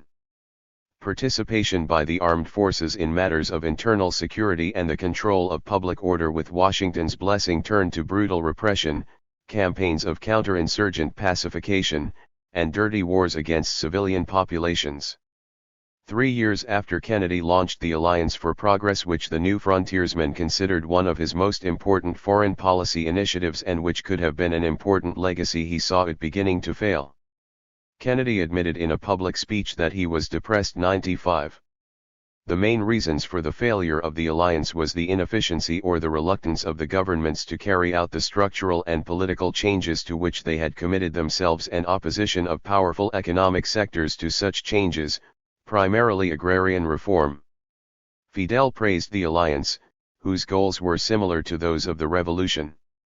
He called it an intelligent strategy, but hopeless because the oligarchies would not allow the reforms. 96. It also failed because of the protectionist laws passed by the United States Congress, which imposed bilateral aid, subject to all sorts of conditions and dependencies, instead of the collective aid agreed upon at Punta del Este. A light is extinguished. A brief long-distance exchange between Kennedy and Fidel took place in November 1963, when Kennedy asked Jean Daniel, a reporter for the Paris Daily El Express, to come see him. He knew Daniel was going to Havana to interview Fidel. They talked for half an hour on the subject of Cuba. Daniel understood that the president was sending Fidel a message, for as he was leaving, Kennedy said that they would have a more interesting conversation upon his return from the island. 97. Daniel knew that Kennedy's words about Cuba were unusual for a U.S. president. Kennedy observed that more than any other nation in the world, Cuba had been subjected to economic colonization, humiliation, and exploitation, partly as a result of United States policies regarding Batista's regime. He noted that the United States constructed and enabled Castro's movement without realizing it. I have understood the Cubans and I approved of Castro's proclamation from the Sierra Maestra, and I'll go further. Up to a point, Batista is the incarnation of a number of United States errors, and now we have to pay for them. Nevertheless, he harshly criticized the revolution, spoke of Castro's betrayal of the promises he had made in the Sierra Maestra, and accused him of becoming a Soviet agent in Latin America and bringing the world to the brink of nuclear war. 98. On November 19, after 3 weeks of waiting in Havana in hope of meeting with Fidel, just as Jean Daniel was preparing to fly back to Mexico, Fidel sought him out. Over the next 3 days the two men engaged in a dialogue that lasted some 20 hours. Intrigued by Kennedy's comments on Batista, Fidel asked to hear them again and again. In spite of Kennedy's tenacious harassment and aggression toward Cuba, Fidel admired and respected him. He said that Kennedy had the potential of becoming the greatest United States president, greater even than Lincoln, because he was the first to understand that the coexistence of capitalists and socialists was possible. Since Daniel would be seeing the president again, Fidel asked him to go as an emissary of peace, telling Kennedy that he, Fidel, neither wanted nor expected anything from the president, but had found positive elements in what Daniel had told him. 99. They were together in Varadero when the news of Kennedy's assassination in Dallas, Texas, reached them. Profoundly shocked, Fidel repeated several times, "This is bad news. Everything has changed and will change. The United States occupies such a position in the world that the death of its president affects millions of people everywhere. The Cold War, relations with the Soviet Union, Latin America, Cuba, the question of the blacks, everything will have to be rethought. This is a very serious matter, an extremely serious matter." Turning to Daniel, he added, "Look, this is the end of your peace mission 100. The deaths of 3 giants. Kennedy, Khrushchev, and John XXIII, 3 great figures of the 1960s who fueled great changes, burned brightly and disappeared almost simultaneously. In 1963 the Pope and the President died. The following year brought Khrushchev's political death. At a plenary session of the Central Committee of the Soviet Communist Party he was relieved of his positions in the party and the government. His downfall was due to accumulated failures and errors, among them his management of the Cuban Missile Crisis and his responsibility in the break with the People's Republic of China in 1960, which shattered the unity of the communist world. As these 3 giants left the stage, their successors proceeded slowly to close the doors to change and understanding.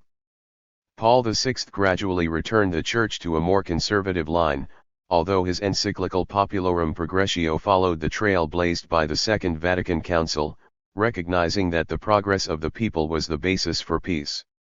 The changes he introduced, however, were only in liturgy and form. When Vice President Lyndon B. Johnson became president, he abandoned the Alliance for Progress and returned to the hard line of interventionism and big stick policies. Leonid Brezhnev introduced the doctrine of limited sovereignty, a Soviet Monroe Doctrine put into effect in 1968 when Soviet tanks and Warsaw Pact troops entered Czechoslovakia to stop a popular liberation uprising, the Prague Spring.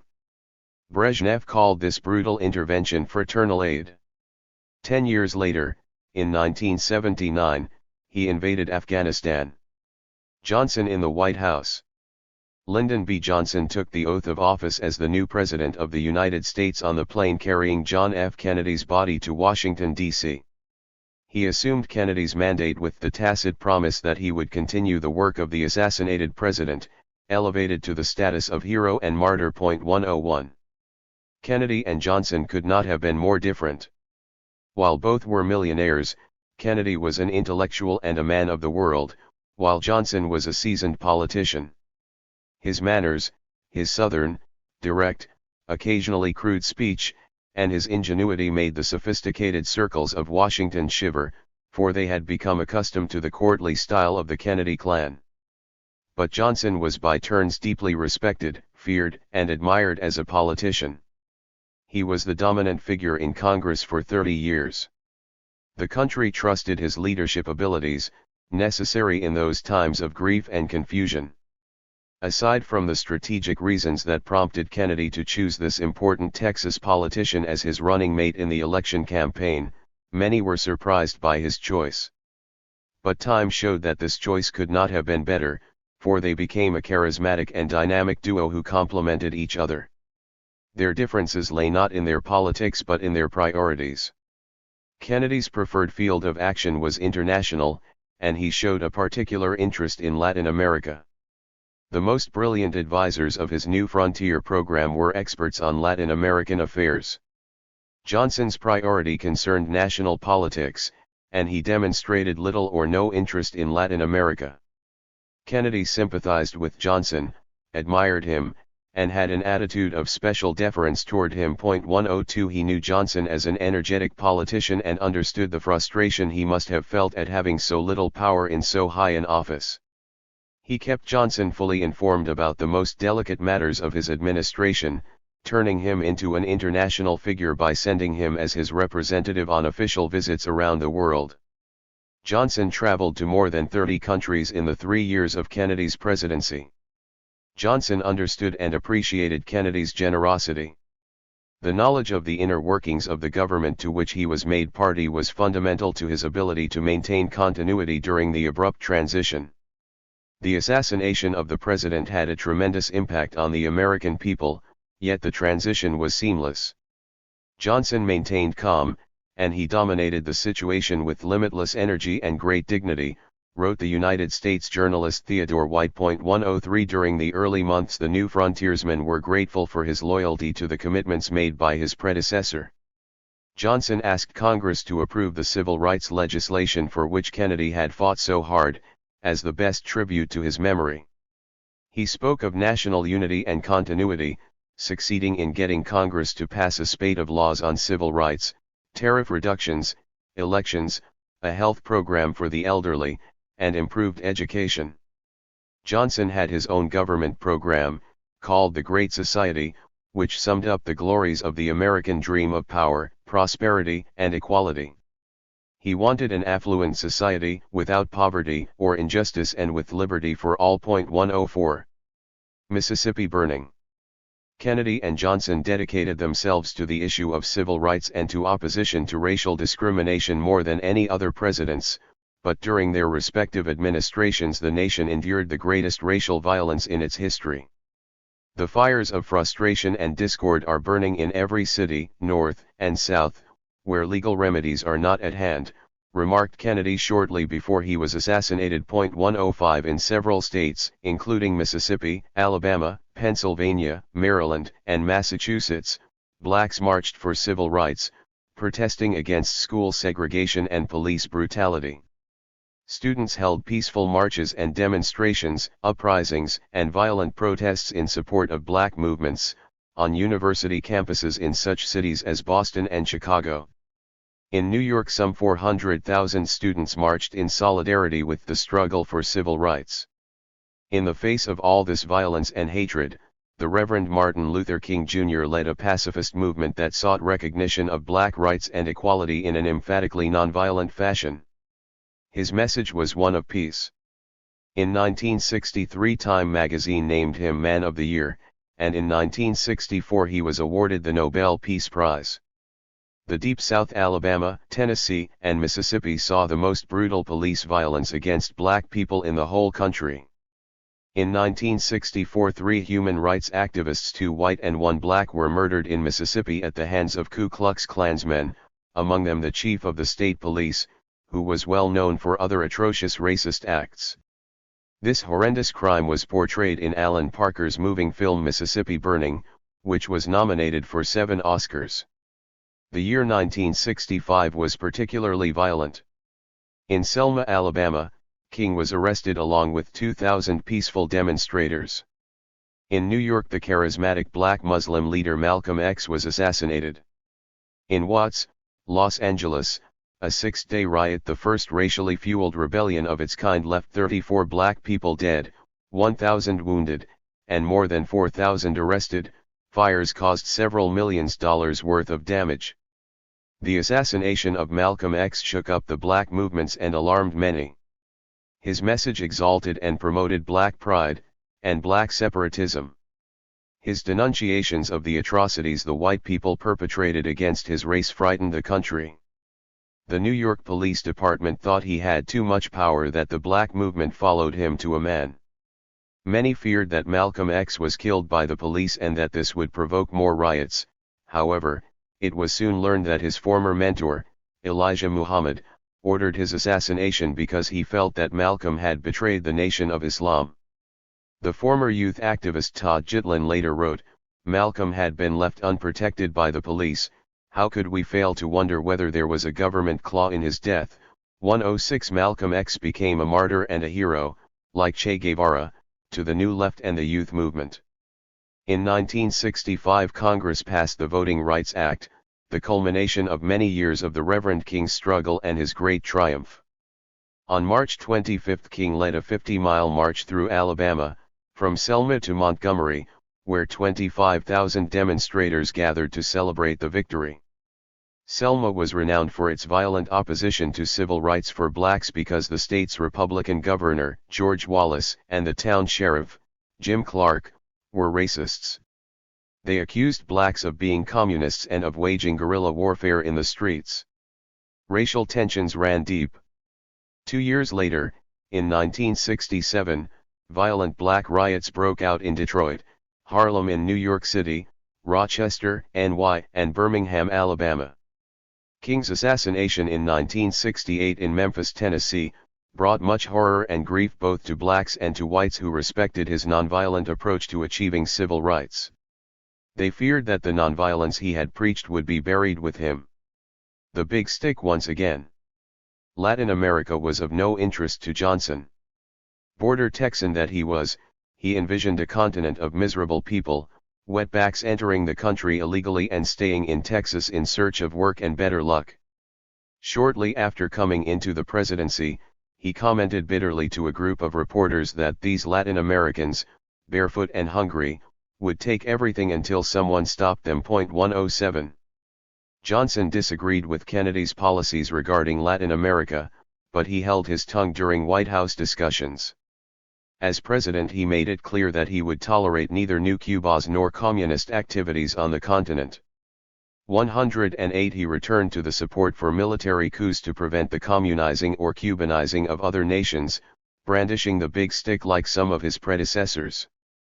In 1964 he recognized General René Barrientos, who had overthrown Bolivia's constitutionally elected president, Victor Paz Estenssoro. Johnson openly supported the military coup in Brazil against João Goulart, another constitutionally elected president. The CIA, the United States ambassador, and Johnson's military attaché, Colonel Vernon Walters, conspired with the Brazilian military officers to effect the change. Johnson also sent a naval squadron that was prepared to intervene. Walters, a member of Army intelligence, he was later named assistant director of the CIA, was a friend of Marshal Humberto Castelo Branco, the leader of the coup. They had met 20 years earlier at Fort Leavenworth, Kansas, where Walters was Castelo Branco's military instructor. 109 Castelo Branco installed a brutal neo-fascist dictatorship, the first of the national security doctrine, and maintained very close relations with Washington. By the end of his term, more than 25,000 people had been assassinated or disappeared. Johnson's first international crisis occurred in Panama in January 1964, when American students, in violation of the agreement between John F. Kennedy and Roberto Chiari of 1963, raised only the United States flag in their secondary school. The agreement dictated that, in recognition of Panamanian sovereignty, the flags of both nations were to fly side by side over public buildings in the zone. Panamanian students responded to the provocation by raising their own flag, but the gringo students tore it down.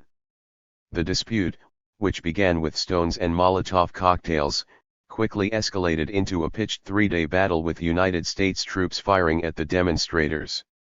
24 Panamanians and 3 American soldiers died, more than 300 were wounded, and hundreds were arrested.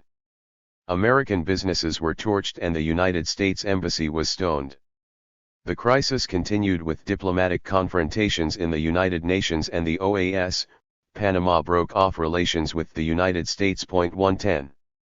The Panamanian government complained to the United Nations Security Council, claiming that the aggressive behavior of the United States Armed Forces stationed in the Canal Zone against Panamanian citizens constituted a threat to world peace. Panama also requested a meeting of the consultative organ of the OAS under the Rio Treaty. Such a request, which was invoked only in case of military aggression against one of its members, had never before been invoked against the United States. The United States ambassador denied the charges, claiming that his country respected the precepts of international law and complied with the obligation to guarantee the security of the free world and to defend the canal. Latin America rallied behind Panama. Chile was the sole abstention. 111. The United States ambassador to the United Nations, Adlai Stevenson, expressed his government's deep concerns and reported that President Johnson had called on President Chiari to take steps to stem the violence. The Security Council tabled the debate on Panama's complaint, and the impasse was resolved in direct negotiations. Chiari proposed complete renegotiation of the canal treaties and Johnson agreed to discuss a revision, but he refused to negotiate. 112 When Johnson finally did agree to negotiate with the new Panamanian president, Marco Aurelio Robles, he announced that the United States would build a new canal elsewhere and would return the canal to Panama when the new one was finished. United States citizens found this violent incident in Panama to be an embarrassment. They criticized Johnson for his management of the situation. Robert Kennedy called it clumsy. 113. Johnson's second major crisis occurred in April 1965, when he invaded the Dominican Republic. Rebel forces that favored the defeated President Juan Bosch attempted a coup against the military junta to reinstall him. Johnson saw this movement as the beginning of a revolution. He sent 400 Marines to save endangered American lives and followed almost immediately with 40,000 infantry soldiers to occupy the country. Johnson claimed the deployment of troops had been necessary to stop an attempted revolution led by communists. The United States Ambassador Tapley Bennett had sent a hysterical communique to the State Department alleging that the lives of United States citizens were in danger and requesting that troops be sent to ensure their evacuation. On May 3, Johnson read Bennett's missive to the nation. In this address to the people, Johnson requested the immediate deployment of troops to prevent the risk of American blood running in the streets. In a press conference on June 17, Johnson described horrific, bloody scenes that had taken place before the deployment. He claimed that before any troops had been deployed, 1,500 innocent people had been murdered and decapitated and 6 Latin American embassies had been set on fire. United States journalists who were covering the conflict, however, witnessed a different picture. No embassies were in flames, no decapitations had occurred, and no United States citizens were dead or wounded. 114. Johnson was strongly criticized throughout Latin America and at the United Nations and the OAS for this new violation of the principle of non-intervention, of international law, of the United Nations and the OAS charters, and for his return to big stick policy. The United Nations Security Council and the OAS demanded the immediate withdrawal of the troops. At the 10th consultative meeting of the OAS in Washington, called to deal with this crisis, the United States won the necessary majority to recast its intervention as a collective action and created an inter-American peacekeeping force. Chile, Ecuador, Mexico, Uruguay, and Peru voted against that resolution, and Venezuela abstained. In May, the contributions of Latin American countries to the peacekeeping forces began to arrive in Santo Domingo. The majority were Central American soldiers. Johnson was frustrated and annoyed by such scant support on the part of the Latins. 115. Stevenson did not succeed in preventing the Security Council from dealing with the Dominican crisis, nor could he avoid the Secretary General's intervention. He appointed Venezuelan José Maabra as his representative to go to Santo Domingo and report on the situation. Maabra severely criticized the military intervention and the activities of the occupying United States troops. With imperial arrogance, Johnson kept the troops and special advisors in place and intervened in the country's affairs at his whim, including placing former President Joaquim Balaguer once again in the presidency. Living in exile in New York, Balaguer had served as an advisor to Johnson during the invasion. 116. The invasion was nothing short of a scandal. Alberto Lleras, the former president of Colombia and one of the mainstays of United States policy regarding Latin America, was afraid that the United States' new acts of aggression would turn the Cold War into a hot one. 117 President Raúl Leone of Venezuela sent Johnson a message condemning the invasion as a violation of the principle of non-intervention. The Peruvian chancellor maintained that it was the most severe blow of the past few years to the inter-American system of laws. The New York Times called the presence of the Marines in Santo Domingo unjustifiable. 118 Robert Kennedy thought it was just plain scandalous. Though both citizens and outsiders condemned the invasion, public opinion polls indicated that the immense majority in the United States supported their president, satisfied with the way in which he crushed this new upsurge in revolutionary activity. 119. A messianic and interventionist fever gripped the majorities in the United States Congress. In September 1965, by a vote of 312 to 54, the House of Representatives approved a resolution authorizing the government to intervene in the affairs of other nations, including armed intervention, where there was a risk of communist subversion, thus legitimizing the Johnson Doctrine. Fear of the United States' imperialist arrogance and its crusaders in Congress was forcefully expressed by governments, media, congresses, politicians, parties, and intellectuals throughout Latin America. They saw a new threat of intervention at their doorstep. But the Johnson Doctrine aroused enormous enthusiasm in the dictatorships of the Southern Cone and the high military commands of Latin America. These considered the moment a propitious one to coordinate their policies against communist penetration in their countries and in Latin America. 120. Is the alliance dead? When Johnson appointed Thomas Mann to be Assistant Secretary of State for Inter-American Affairs and Special Advisor, supporters of the New Frontier feared for the future of the Alliance for Progress. Mann, a Texan who had previously served as ambassador to Mexico, was a reactionary free trade fanatic, favorably disposed toward any anti-communist government. The New Frontiersmen were sure that he would abandon the alliance's goals of social and economic reforms. In effect, Mann directed it toward economic development and the traditional protection of investors. He opted for selective and concentrated aid to the most stable countries and the most rational social structures, ignoring the most underdeveloped ones, though the alliance recommended these for help. 121. At the Conference of American Presidents at Punta del Este, Uruguay, in which Johnson participated, many concluded that the alliance was retreating from its agreed objectives. For former Dominican President Juan Bosch, the vitality and spirit with which Kennedy had imbued it died with him in Dallas. 122 Robert Kennedy traveled throughout Latin America in 1965 to observe the results of the alliance. I saw much progress and much retrogression as well, he reported. He singled out the military coups, the stagnating economies, unchecked population growth, and the tiny islands of enormous privilege in the midst of awful poverty.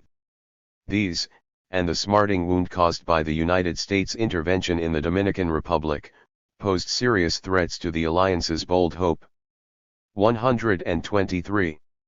Carlos Sanz de Santamaria, President of the Inter-American Committee on the Alliance for Progress, maintained that Johnson took favorable measures concerning Latin America. He supported the proposal of converting the Inter-American Development Bank into a great financial institution. He asked Congress to augment substantially the resources for aid to the region, and he sought to improve conditions of credit for development and to eliminate commercial barriers. He also supported programs for education, health, and agriculture.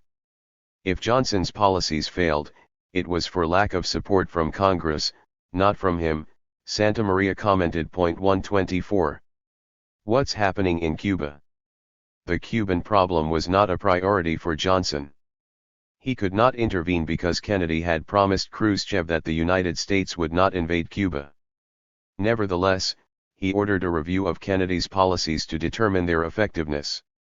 While he did not change the policies, he maintained Cuba's isolation, he intensified the embargo and increased pressure on allies and friendly countries to join it, and he continued to send spy planes over the island. He did not share the Kennedys' animosity toward Fidel, and he claimed to know nothing of the CIA's plans to assassinate him.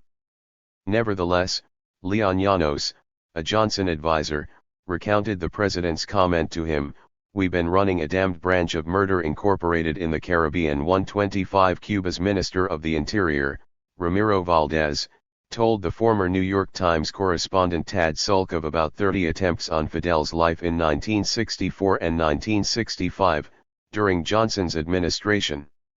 Needless to say, Fidel lost all hope of improving relations with the United States after the violent incident in Panama and the invasion of Dominican Republic. Johnson's autumn. Johnson's political future ran aground with the Vietnam War, his great obsession. It was the highest priority of his foreign policy. It was an unpopular war, the longest in United States history, and it damaged the country's image among allies, friends, and enemies, and was profoundly offensive to many North Americans. Besides which, it was clear that the United States was losing the war. The future of this distant Asian country was of no great importance to public opinion. Instead, people were appalled by the great loss of human lives for a cause that few accepted and many failed to understand. "How many kids have you killed today?" anti-war protesters yelled at Johnson, who sent over 500,000 soldiers to Vietnam. The price to the United States were tens of thousands dead, thousands crippled, and many millions of dollars. The United States dropped more explosives on Vietnamese territory than the entire tonnage dropped on all fronts in the Second World War. 126. Johnson's obsession was not to lose Vietnam, not to be the president who let go of Asia, as Roosevelt and Truman had lost China. Worn out by the military failures, by the great numbers of young people sacrificed to the war effort, by the massive anti-war protests both at home and abroad, Johnson announced a peace offensive in December 1965. Hanoi did not respond. He renewed the bombing with greater intensity, hoping to force the Vietnamese to negotiate. He suspended it in 1968 to continue the Paris talks, but these went nowhere. In the larger cities and on university campuses, the demonstrations against the war and military recruitment and the protests for civil rights, more than 100 between 1964 and 1967, were an expression of the general and growing national discontent with Johnson's policies and of his administration's shrinking prestige. He was no longer the popular figure elected in 1964 with 61% of the vote. According to the Gallup polls that year, he had a 70% approval rating. 4 years later his rating was at 36%, the lowest since Harry Truman. Johnson undermined his own image and destroyed his credibility. His exuberant personality and limitless imagination led him to commit grave errors in relation to the public and the press. His clumsy handling of information about matters of the utmost importance to the nation, such as the war in Vietnam, was evident. He presented facts as he wished them to be, often misleading the country. People said that the only way you knew he was not lying was when his lips were shut. 127-128. In March 1968 he announced that he would not seek re-election. He knew very well, as did the whole country, that he would lose badly. The party's over. For the United States, the 1960s ended with the beginning of Richard Nixon's presidency. His administration was successful in the international field, the tempering of tension with the Soviet Union, the opening of relations with the People's Republic of China, and the end of United States intervention in Vietnam. Convinced that this war could not be won, he pulled the troops out. Another important event was the moon landing by 4 United States astronauts. Under Nixon, the country also experienced one of the most dramatic incidents in its history, the Watergate scandal. Nixon's administration came to an abrupt end with his forced resignation and a small group of his advisors sent to jail. The Watergate events were seen as the most unscrupulous abuse of power by any United States president. In relation to Latin America, in the first year of his term, Nixon ordered the CIA to increase its operations in Cuba. Nevertheless, tensions with that country decreased. A month after his inauguration, Nixon sent a commission of inquiry, headed by Nelson Rockefeller, to take the pulse of the explosive situation in Latin America. 14 nations, the majority, were under military dictatorships, and the dirty war was on the march. When Nixon arrived at the White House, most of the armed rebel groups in the Andean countries had disappeared. The strongest, the Tupamaros in Uruguay and the Montoneros and the People's Revolutionary Army in Argentina, were still quite active. That same year, Nixon started to keep an eye on Chile, determined to prevent Salvador Allende, the socialist candidate, from being elected to the presidency. Later on, he started to interfere. Chapter 4. The Backyard. The United States and Central America. Central America, the narrow strip of land comprised of 5 small republics: El Salvador, Nicaragua, Costa Rica, Guatemala, and Honduras. The United States backyard endured the longest and harshest political, economic, and military dependence on the United States of any nation on the continent. No leader came to power or remained in power without the United States' consent. They became its faithful allies and obsequious servants, and were most generous with their national sovereignty. Their geographic location between 2 oceans and their proximity to the Panama Canal were the reasons for repeated military intervention in these nations. 1. Until the wars of liberation of the 1970s and 1980s, the history of Central America, with the exception of Costa Rica, was a succession of brutal, inept, and corrupt military dictatorships, military coups, electoral fraud, and violence. Their feudal societies were static, stratified, and based on deep inequalities. Power was in the hands of the military, allied with the oligarchies, and supported by the hierarchy of the Catholic Church. The 14 Salvadoran families, the 20 in Guatemala, the few in Honduras, and the monolithic Somoza dynasty in Nicaragua had the sole economic power and owned vast tracts of the best land, the source of wealth in these agrarian countries. In contrast to this concentrated economic power was the extreme poverty of the campesinos and the indigenous masses, who had no land or means of subsistence and were condemned to misery. From these masses the seigneurs extracted abundant, obedient, and cheap labor. During Guatemala's harvest, the poor were rounded up like beasts of burden and obliged to work for nothing to pay the landlord's so-called life debts. This condition of slavery was abolished in Guatemala by the governments of Juan José Arevalo and Jacobo Arbenz. 2. Democracy was only a myth scripted in their constitutions and in the ritual of elections called every 4 or 5 years by the military to comply with the law. Such farces, in which the official candidates always won, complied with the democratic duty to allow the populace to express itself by voting. During the 1950s there was a brief democratic interlude with the governments of Arevalo and Arbenz in Guatemala, Ramon Villeda Morales in Honduras, and José Figueres in Costa Rica. They were liberal, reform-minded, nationalist, and anti-communist. Inspired by Roosevelt's New Deal and the Mexican Revolution, they made structural changes to correct the profound inequalities, undertook social reforms, and attempted modest agrarian reform. McCarthyism, rampant in the United States and throughout Latin America, frustrated what could have been important advances in these stratified societies. Accused by Washington of being a communist, Arbenz was overthrown in a CIA operation. Arevalo did not enjoy a second term as president, despite the fact that his re-election was a sure thing. The military staged a coup before the election in order to prevent the certain outcome. Villeta was also toppled shortly before the election by a right-wing military coup to prevent the victory of the liberal candidate he supported. Only in democratic Costa Rica were the changes more permanent. Figueres, who governed for 2 separate terms, expedited laws for social assistance, modernized the educational system, gave women the right to vote, nationalized the commercial banking industry, and dissolved the army, but also made the Communist Party illegal. These were times of economic and social progress for his country.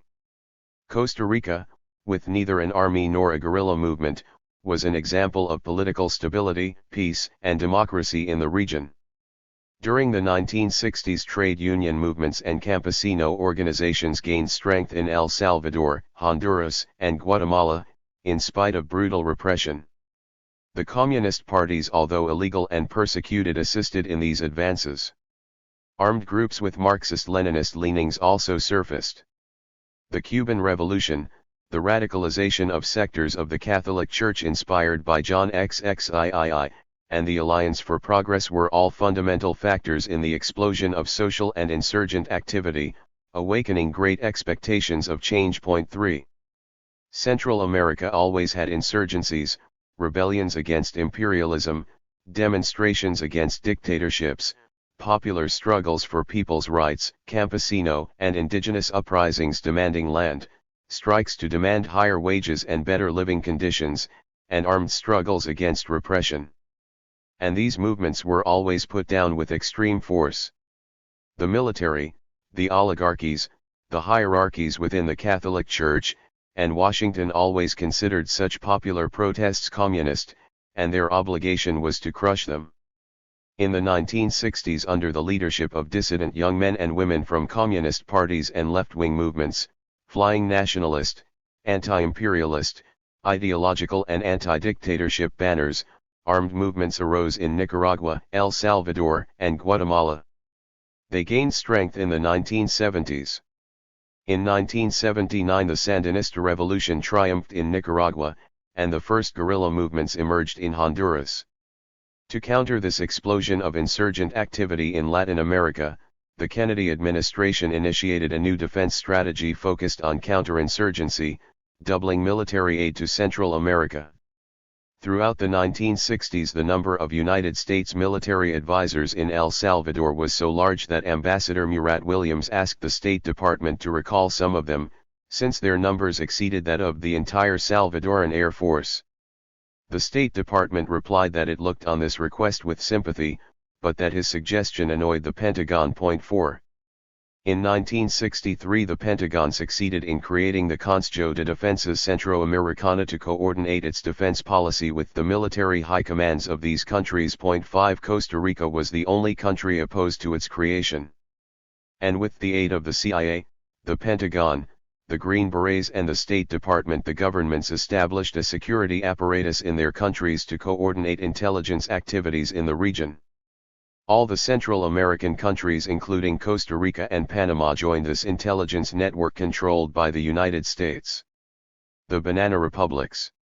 Until the 1960s the United Fruit Company, the quintessence of United States imperialism, dominated the region.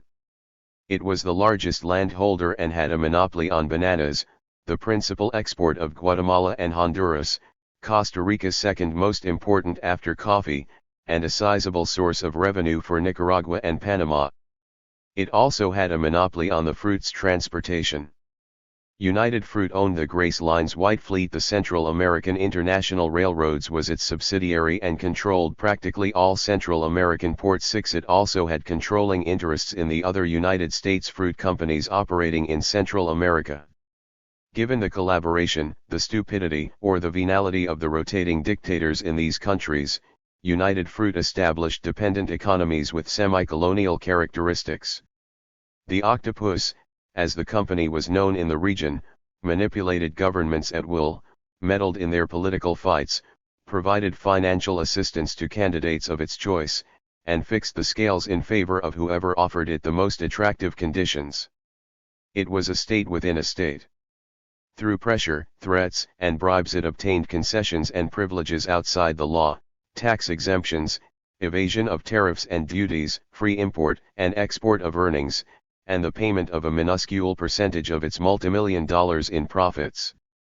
Such services were repaid with juicy bribes to the country's leaders, and Washington rewarded their submission by propping up their regimes.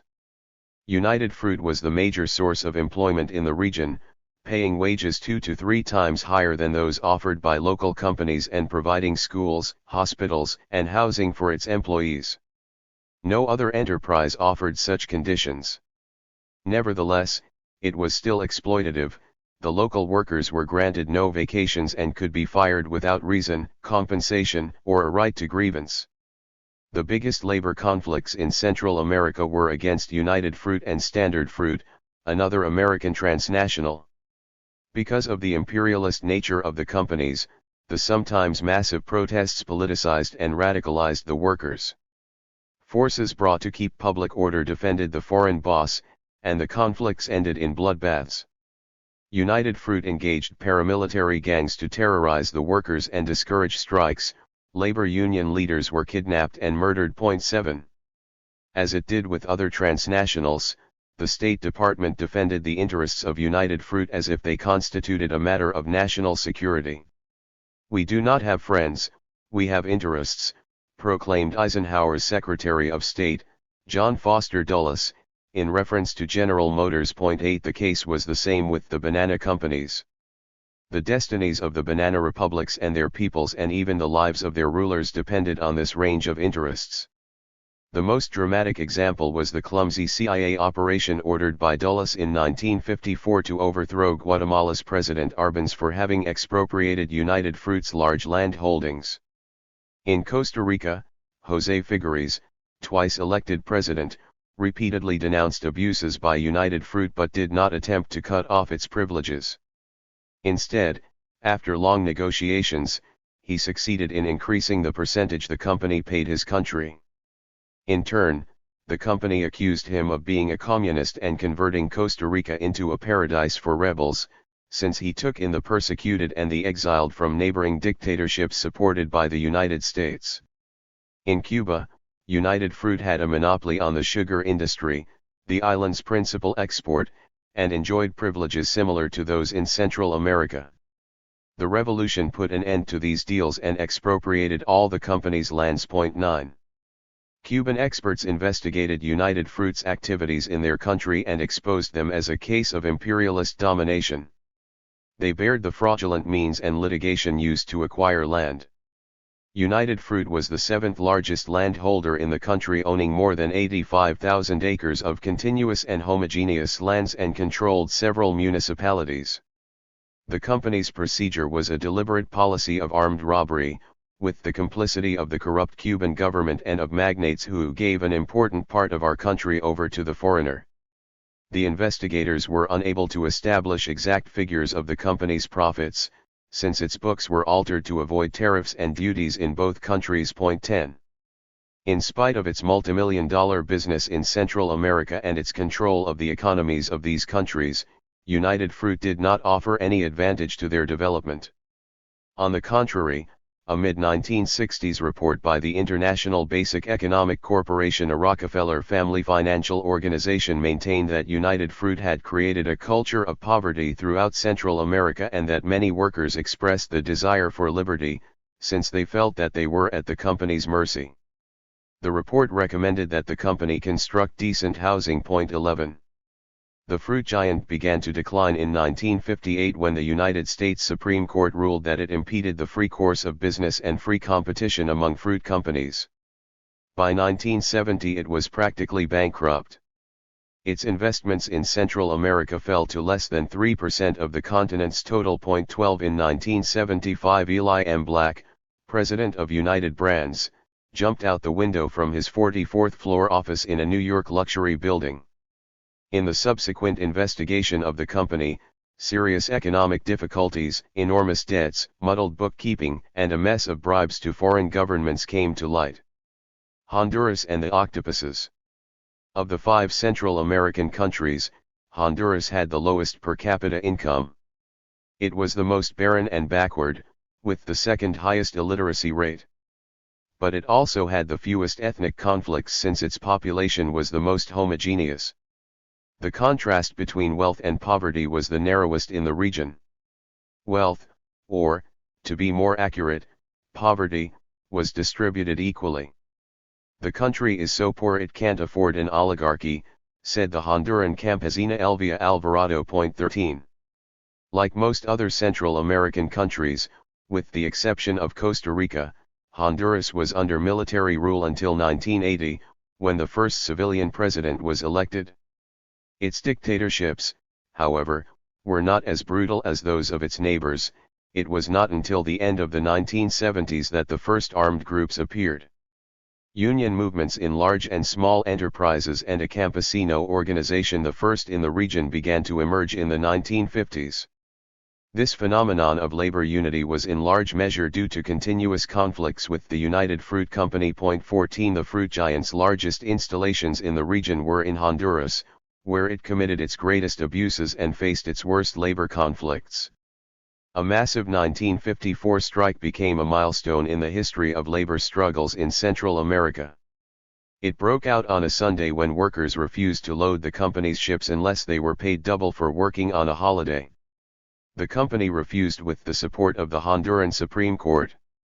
The strike turned into a massive mobilization of 40,000 workers, joined by standard fruit workers, those of many industrial and commercial enterprises, and supported by popular organizations, teachers, and students. The country was paralyzed for 70 days. President General Juan Manuel Galvez was forced to step down. The strike had profound repercussions not only in Honduras but also in neighboring countries. In 1957 there was another massive strike against the Standard Fruit Company. The fruit companies and Washington feared that the banana workers' unions would become a political force that might generate a regional movement opposed to their interests. At that moment the CIA was preparing an operation to overthrow the Guatemalan President Jacobo Arbenz for having expropriated United Fruit Company lands. 15. Villeda, a breath of democracy. In 1954 Ramon Villeda Morales, liberal, democratic, nationalist, and reformist, won the presidential election in Honduras. However, the assembly argued that he had won by too narrow a margin and instead installed Vice President Julio Lozano Diaz.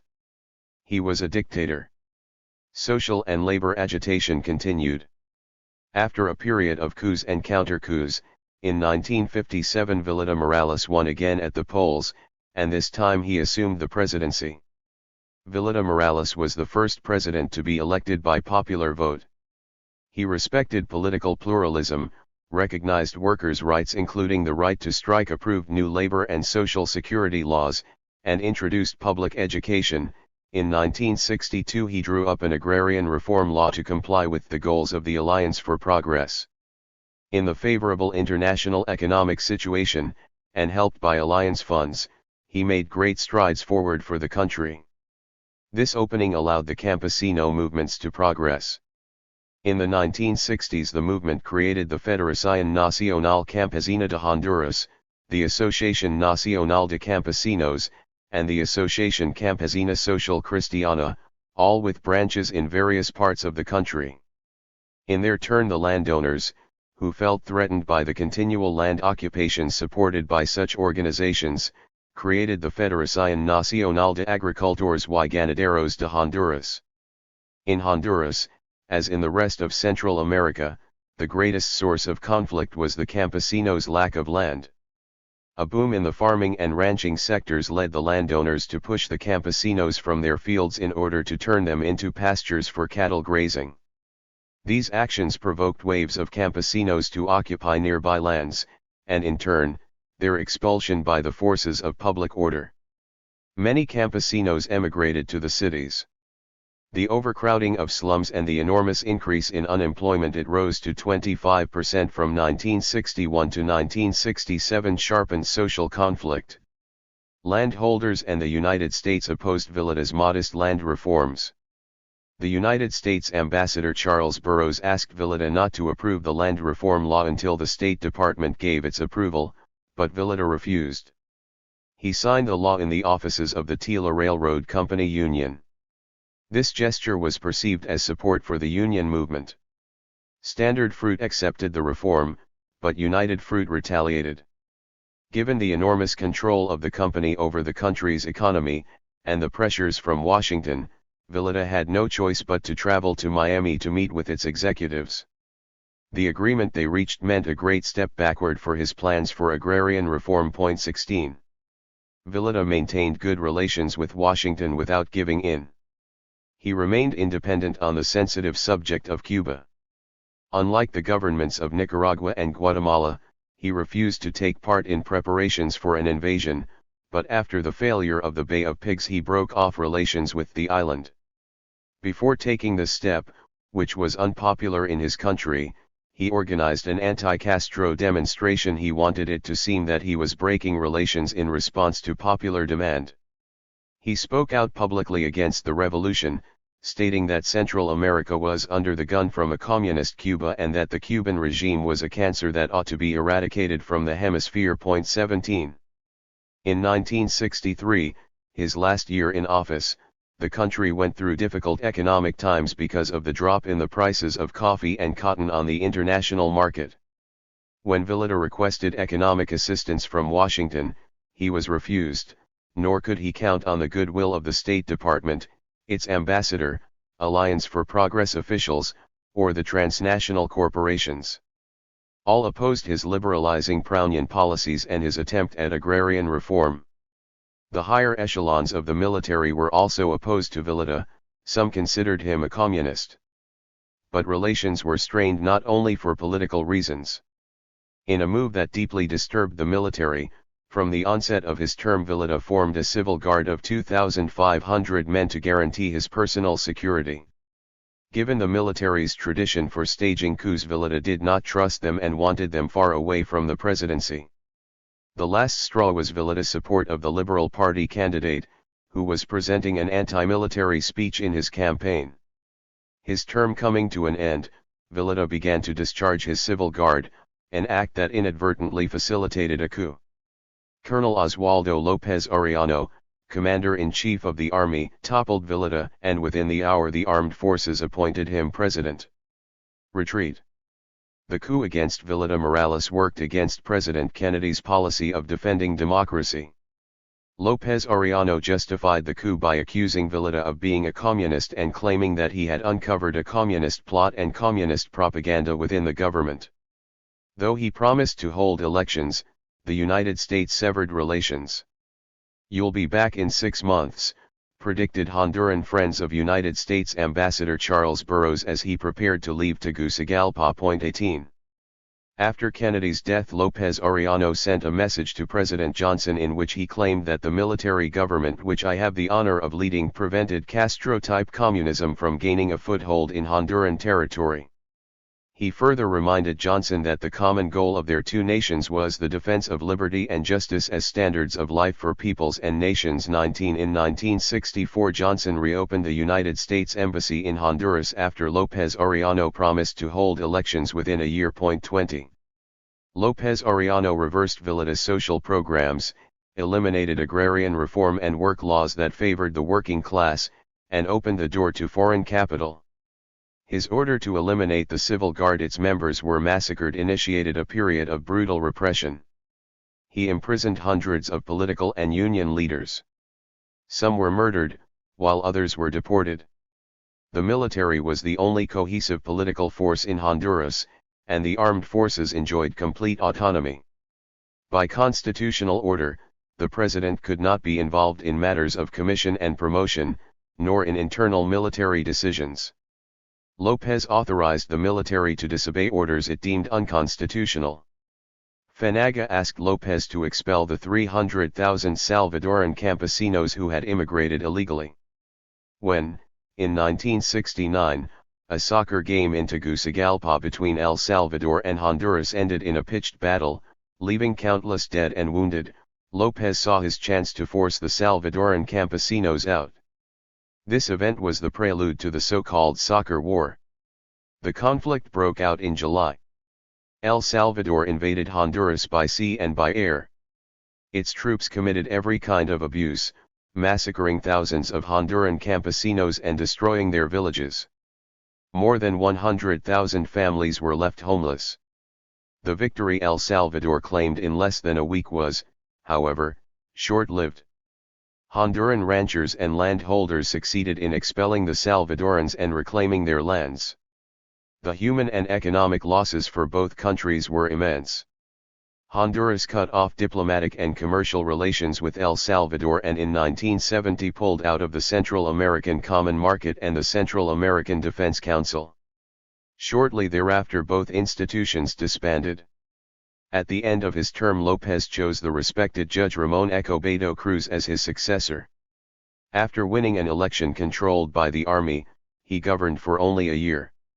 The deportation he ordered of campesinos from lands they occupied legally in the town of Talancara and the horrible massacre that resulted caused public revulsion.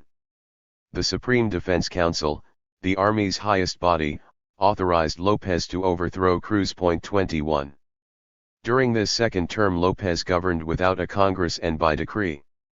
Aware of the explosive social situation and of growing nationalism, a phenomenon that held true for the whole region, he announced labor reforms, restrictions on foreign mining companies, and the nationalization of a powerful lumber company. After a march by 20,000 campesinos demanding land, he offered agrarian reform. The economic situation worsened when, in 1974, Hurricane Fifi devastated the Caribbean coast and destroyed the richest agricultural areas. The storm killed almost 8,000 people, and 300,000 were left homeless. Lopez requested aid from Washington but was denied. This refusal made him realize that he had to change direction, for his modest agrarian reforms had caused powerful economic sectors, FENAGA and the transnational fruit companies in particular, to turn against him. Lopez cut back his plans for land redistribution, sent the army to help Standard Fruit take back its land, and eased the terms for foreign investment. Caught in the web of a bribery scandal concerning United Fruit, Lopez resigned. The company had already distributed $1.25 million, half of the promised $2.50 million, among high-ranking officials including the president. This was the prize for the enormous reduction in export tariffs on bananas, which deprived Honduras of $7.50 billion. 22 Time magazine described the fall of Lopez as a bloodless coup. 23. Lopez left the government in the hands of General Juan Alberto Melgar Castro and the country in an explosive state. In spite of the repressions and the massacres sponsored by landholders and ranchers, extreme poverty drove the campesinos to take over lands. The discovery of the bodies of 9 workers on the hacienda belonging to a tycoon unleashed a national backlash.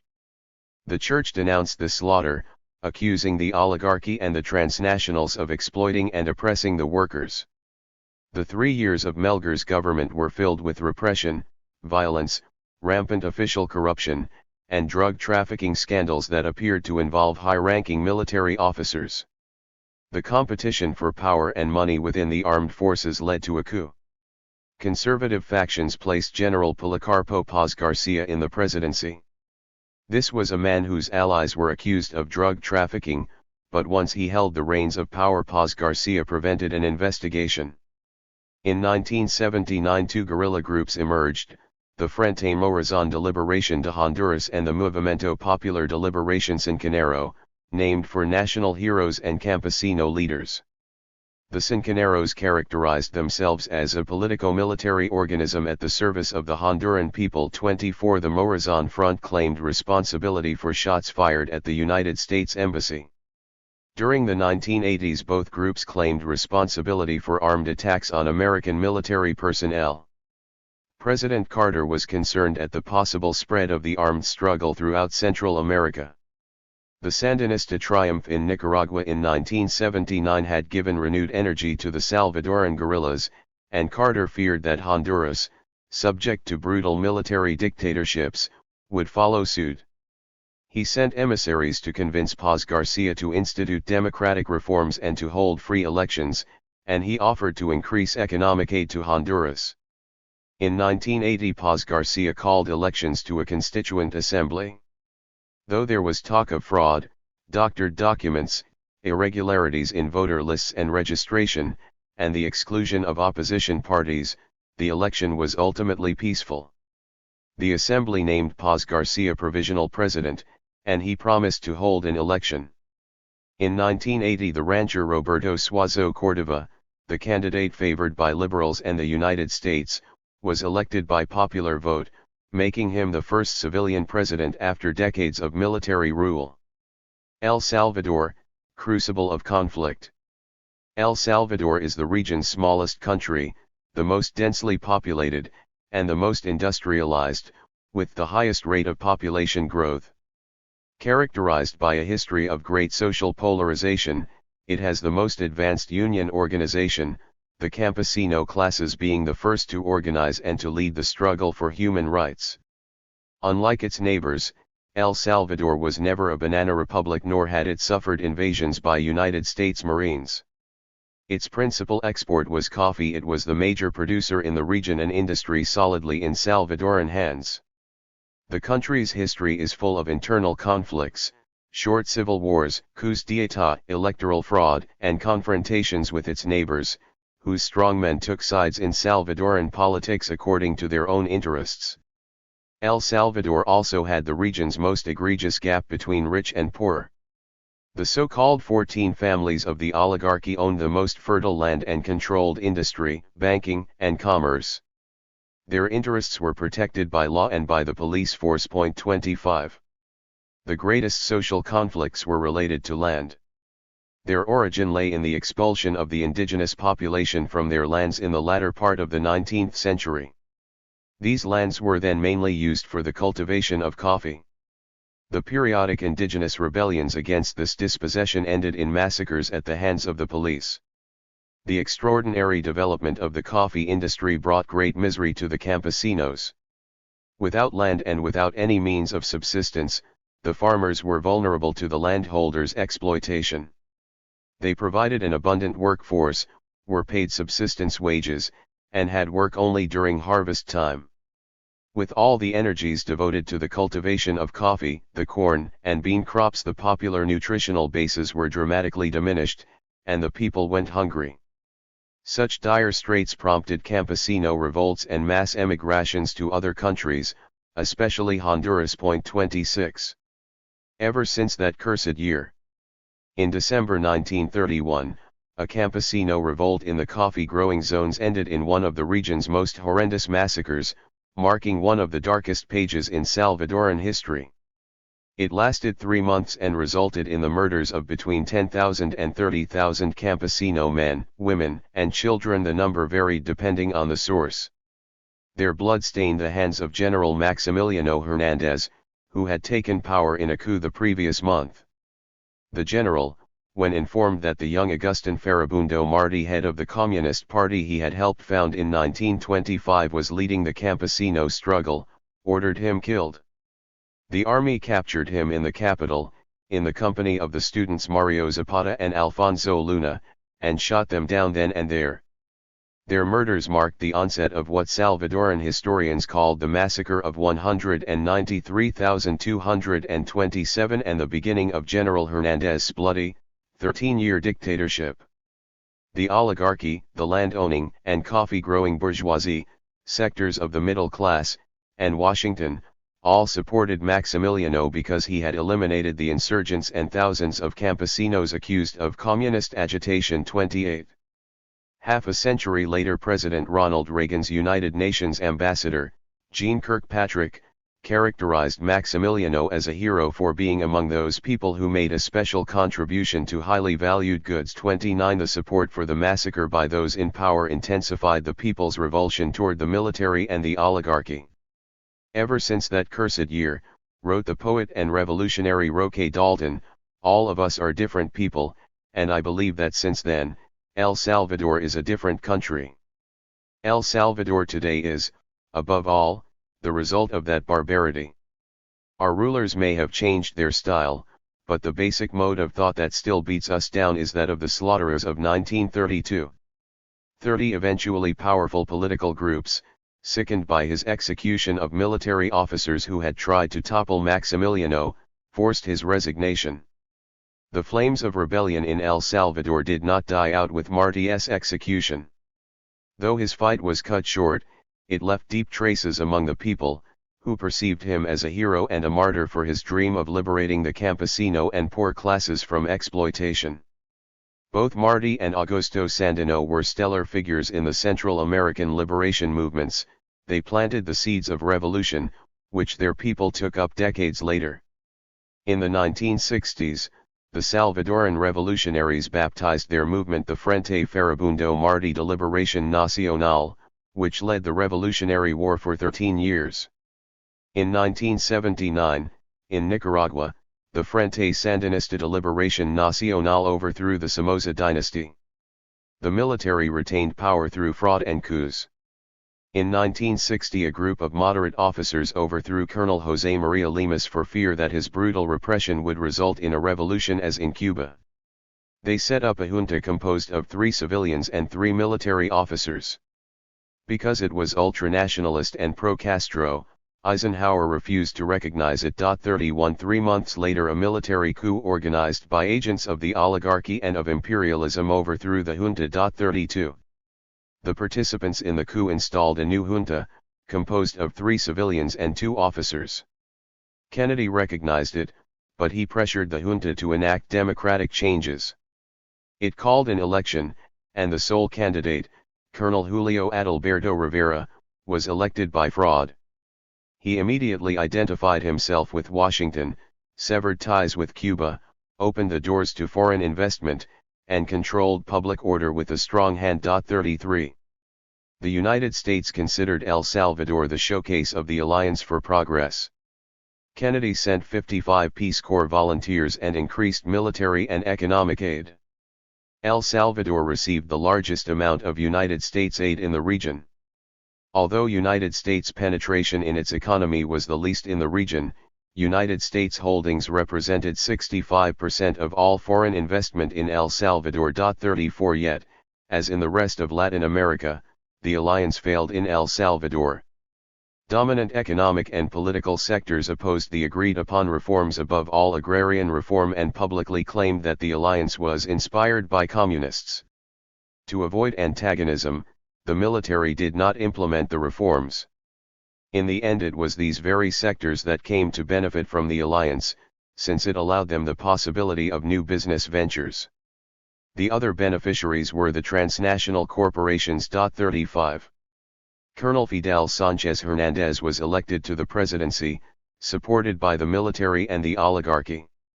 He was responsible for the so-called Soccer War or 100 Hours War, when Honduras expelled 150,000 Salvadoran campesinos. El Salvador's retaliation overpowered Honduras. Its troops invaded, bombarded Tegucigalpa, massacred thousands of campesinos, and destroyed their villages. Salvadorans fell under the spell of triumphalism and chauvinism. But with victory came disaster. Honduras, El Salvador's principal market, severed diplomatic and commercial ties and withdrew from the Central American Common Market. El Salvador was the country most affected by this move, since it was the region's major exporter.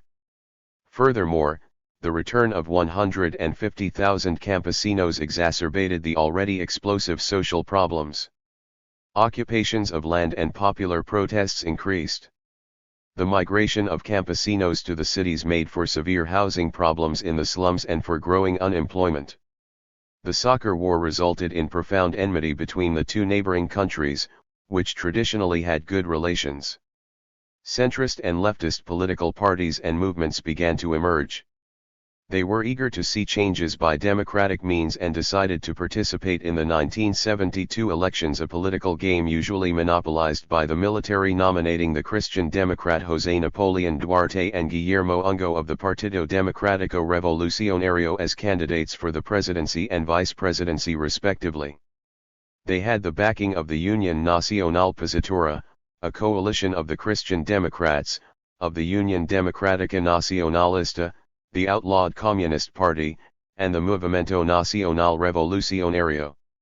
The official candidate, Colonel Arturo Armando Molina, had the support of the National Coalition, the military, and the oligarchy. The campaign was marked by violence, threats, and intimidation directed at Duarte and Ungo. Their followers were arrested or murdered. On election day, the national radio reported on the results throughout the day, with Duarte and Ungo leading around the country. At a given moment the broadcast went off the air. When it returned, Colonel Molina was declared the winner. Although UNO claimed victory, the government alleged that because UNO had not received the required majority, the assembly had elected Molina. With Duarte's support, a group of officials dedicated to the constitution attempted a counter-coup to put Duarte and Ungo in office. The effort, in which more than 200 died, was thwarted with the help of the Nicaraguan dictator Anastasio Somoza and Colonel Carlos Arana Osorio of Guatemala. 36 Duarte was detained, tortured, and sent abroad. He remained in Venezuela for 12 years. Colonel Molina attempted to calm the explosive situation of the campesinos, most of whom had no land to cultivate, with a modest agrarian reform law, but the powerful landholders prevented him from implementing it. 37. The 1977 elections, supervised by foreign observers, were won by the opposition headed by retired Colonel Escobedo Claramunt. But the victory of General Carlos Humberto Romero was delivered by armed fraud. Protests led by Claramunt were met with gunfire from the police, killing 30 people and leaving hundreds wounded, arrested, and disappeared. Claramunt went into exile. The dictatorship of General Carlos Humberto Romero launched a reign of terror. He was determined to eliminate the powerful insurgency and ordered the army to search and destroy, as was done in Vietnam. The failure of his strategy led to massacres of campesinos accused of aiding the guerrillas. Romero brutally persecuted the popular campesino and student movements and organizations, and the parties and movements of the left, and he did not respect the church. Priests, members of religious orders, and lay people were murdered, arrested, tortured, disappeared, and expelled. Many went into voluntary exile because of death threats. The 1977 murder of Father Rutilio Grande, a Salvadoran Jesuit, was cause for consternation. In a gesture of protest and grief, the Archbishop of El Salvador, Monsignor Arnulfo Romero, ordered the closing of Catholic schools for 3 days. He also announced that he would celebrate only one Mass in the cathedral on Sunday and would refrain from participating in official functions until the crime was solved. The oligarchy accused him of sacrilege and of violating canon law. General Romero's pacification campaign was an orgy of blood at the hands of the military, of the Organización Democrática Nacionalista, a paramilitary organization attached to the presidency, and the Agencia Nacional de Seguridad de El Salvador, a section of Army intelligence. Both institutions operated as death squads. General José Alberto Medrano of Army intelligence, who was responsible for setting these groups up in 1962, claimed that the organizations were the work of the CIA, the State Department, and the Green Berets. Duarte called Medrano the father of the death squads and the worst murderer of all, while President Johnson decorated him in recognition of his exceptional and meritorious service. 38 In 1984 the guerrillas executed him. The death squads proliferated. The White Hand, the secret anti-communist army, the White Warriors, the Revolutionary Anti-Communist Extermination Action, and many others claimed responsibility for most of the political murders and disappearances.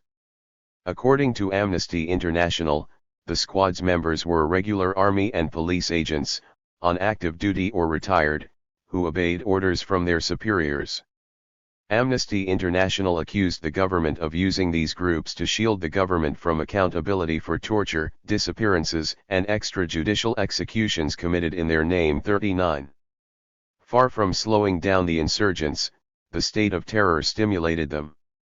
The middle months of 1978 saw a violent and growing conflict between the people on one hand and the extreme right and the army on the other. The guerrillas responded to the repression and murder of popular and campesino leaders by assassinating military officers and attacking and kidnapping members of the oligarchy.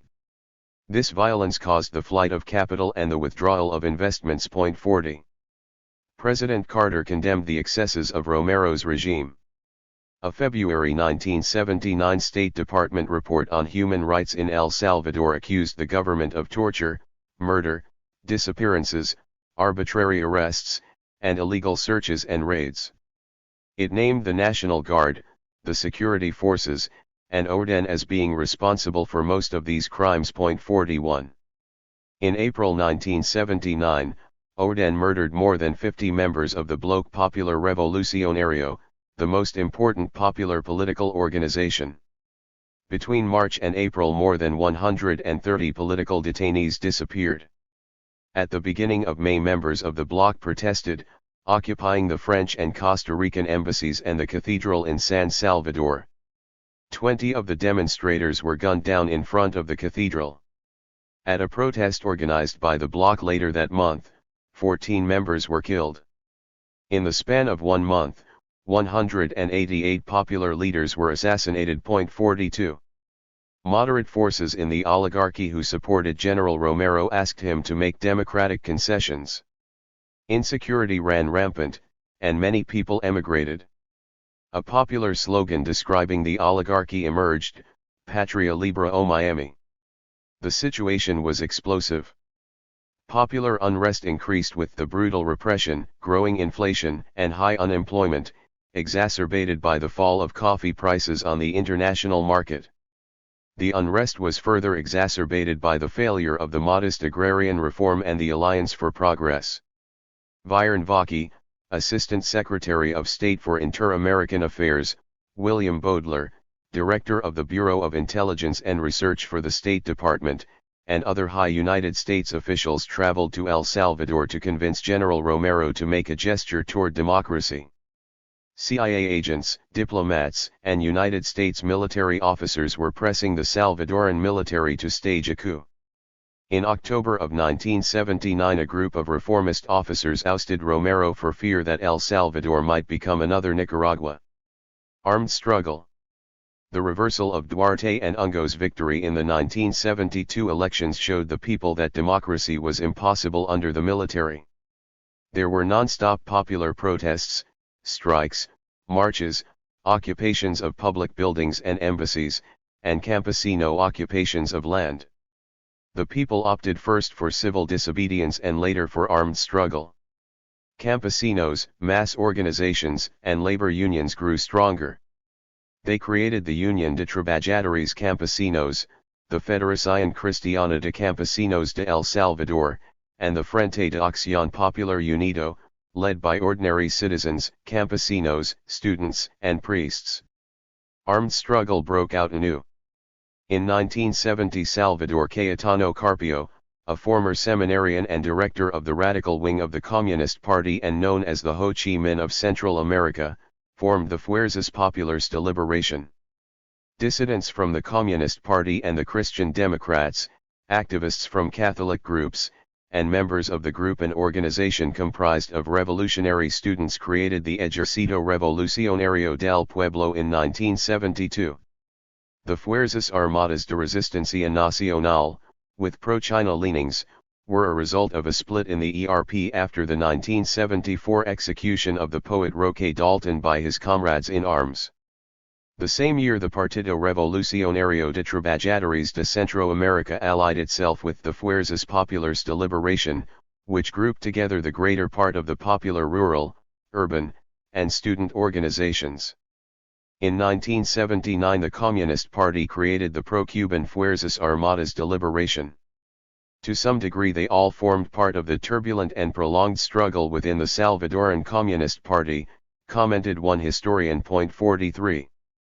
In October 1980, the five principal groups FAL, FPL, ERP, RN, and PRTC formed the Frente Farabundo Martí de Liberación Nacional, to coordinate their political and military actions. From that moment forward, the armed struggle became a war of national liberation. Encouraged by the triumph of the Sandinistas in Nicaragua, they engaged in open action. 44. The insurgency began to consolidate. In January 1980, five aggregate organizations, the BPR, the FAPU, UDN, the Ligas Populares de Febrero 28, and the Movimento Popular de Liberación formed the Comité Coordinador Revolucionario de Masas. As many as 200,000 workers and campesinos marched through the streets of San Salvador celebrating the formation of the committee.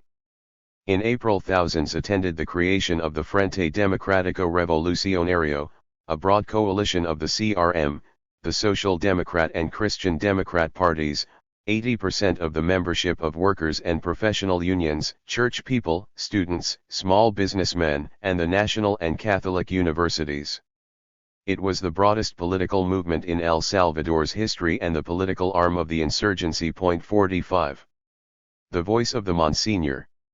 The reformist military officers who overthrew General Romero in 1979 formed a civilian military junta with Colonels Adolfo Maginot, a reformist, one of the leaders of the coup, and Jaime Abdul Gutierrez, a conservative, not a reformist, Guillermo Ungo, the leftist leader of the National Revolutionary Movement, Roman Mayorga, rector of the Catholic University, and Mario Andino of the middle class, director of a North American company. The junta was the result of an alliance among conservatives, the Social Democratic and Christian Democratic parties, and parties of the left. The junta offered peace and democracy, respect for human rights, the release of political prisoners, and a general amnesty to include exiles. It recognized all political parties and groups and promised agrarian reform. But the people did not want a succession of military officers. They wanted a popular and democratic government. They were mistrustful because the military structure and the high command remained intact. The Communist Party, the Bloc, the ERP, and the FPL made their opposition known to the junta. 46. Contrary to the junta's announced intentions, within 24 hours after they took power, the armed forces declared a state of siege, suspended guarantees of individual rights, prohibited gatherings of more than 3 people, and began a violent persecution directed against popular and leftist leaders. The list of the murdered and the disappeared started to grow. Nothing had changed. The Human Rights Commission of El Salvador denounced these abuses. The junta quickly issued a decree on agrarian reform and named a commission to investigate the situation of political prisoners and the cases of more than 550 people who were disappeared during Romero's dictatorship. 47. And it undertook a cleansing of army and police officers connected to the death squads. It also dissolved Orden, which had been responsible for most of these crimes. The reforms failed to materialize.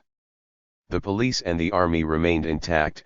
The former dictator, General Romero, was not brought to justice, the brutal repression went on, and the death squads continued to act with impunity. There was disagreement within the junta. Colonels Jaime Abdul Gutierrez, a member of the junta, José Guillermo Garcia, Minister of Defense, and Eugenio Vides Casanova, commander of the National Guard, were all responsible for the situation. When Maginot, Ungo, and Mayorga, the Attorney General, and other high officials protested, Vides Casanova told them, "We will not stop because they are subversives and we have to defend the country. Don't forget that when we want to be free of you, we will do it." 48. In January 1980, Ungo, Mayorga, 9 ministers and 37 high government officials resigned in protest against Colonel Garcia's dictatorship. They demanded his resignation and that of Mario Andino, the oligarchy's representative to the junta. Neither complied. In May, Maginot ordered the arrest of Roberto Doguizón, a photogenic 37-year-old fascist, a former major in army intelligence, and a member of Ancesal, accused of heading the death squads. Although he was caught red-handed in an attempted coup and arrested, an assembly of 700 army officers ordered his release and demanded the ouster of Maginot. With the junta becoming increasingly fascist, Maginot was relieved of his duties. A month earlier he had escaped an assassination attempt. Openly accusing the government of supporting the death squads, Maginot was arrested. Released a month later, he left the country. The junta fell apart and reassembled several times as civilian members resigned, always in protest against the defense minister's military dictatorship. Most went into exile. By December 1980, the junta had been reorganized 4 times. Under pressure from the United States, Duarte was named president of the junta, and President Carter announced that he would resume military aid to El Salvador. To the Salvadoran people, Monsignor Arnulfo Romero, Archbishop of San Salvador, was a hero, a saint, and an inspiration in their struggle. In spite of the leader's Marxist orientation, the armed groups also saw him in this light. Many of them had deep roots in the Christianity of the new church. Monsignor Romero repeatedly denounced the regime's brutal repression, which did not even respect the church. After an act of sacrilege in which soldiers, using a tank to break down the church door in San Antonio Abad, murdered the parish priest and 4 young people and detained 32 parishioners, he excommunicated them. The Monsignor was one of the most powerful voices against United States military aid to El Salvador. In February 1980, when he heard that President Carter aimed to reinstate such aid, he wrote to the president asking him as a Christian and a defender of human rights not to do so, since the aid would serve to increase the injustice and repression against the people who were fighting for the recognition of their rights. The junta was not solving the country's problems, he remarked, but returning it to violent repression. The number of dead and wounded was greater than under General Romero's military regime, whose systematic violations of human rights were denounced by the Inter-American Commission on Human Rights 49. The civilian military junta, which was presided over but not led by Duarte, wanted to implement the agrarian reforms supported by Washington with the help of experts from the Agency for International Development, the State Department, and the AFL-CIO American Institute for Free Labor, which was known throughout the continent for its links to the CIA. Carter and Duarte believed that distribution of lands to the campesinos would contribute to peace and create a base of popular support for the government. Duarte also believed that it would diminish the power of the reactionary land-owning oligarchy. 50 But achieving peace by giving lands to the campesinos was impossible in the middle of a war in which they were the target of official violence and persecution by the landholders. Later, Carter's former ambassador to El Salvador, Robert White, remembered that the agrarian reform was rushed through more for its political impact than its social impact. Its actual implementation was a difficult task, since it was opposed by the powerful oligarchy of landholders and agrarian exporters and by a good number of land-owning military officers. 51. In March 1980, after a big publicity campaign, a 3-star colonel announced on television that the government had expropriated 200 haciendas from among the largest in the country as part of the military's commitment to provide economic and social justice to the people. The following day a state of siege was declared, and troops commanded by army officers began the land distribution. It took the army to carry out this task that affected the most powerful sectors of El Salvador. 52 The agrarian reform had been designed by Roy Post Ehrman, a University of Washington professor who hardly consulted the Salvadoran government, much less the campesinos. Like the agrarian reform he had previously designed for Vietnam, it was intended to prevent victory of the revolutionary forces and change the image of the army. 53. The reforms in El Salvador were divided into 3 phases. The first stage was the expropriation of land holdings larger than 500 hectares and their transfer to campesino cooperatives. The owners would be compensated. The second, the expropriation of medium-sized haciendas, most of which were coffee-growing lands, the backbone of power for the oligarchy of landholders and agrarian exporters. The third phase would consist of issuing deeds to campesinos sharecroppers. 54. Protected by private armies, the land-holding oligarchy prevented the taking of lands. Undoing with one hand what it did with the other, the army unleashed a campaign of terror against the campesinos to take their lands from them.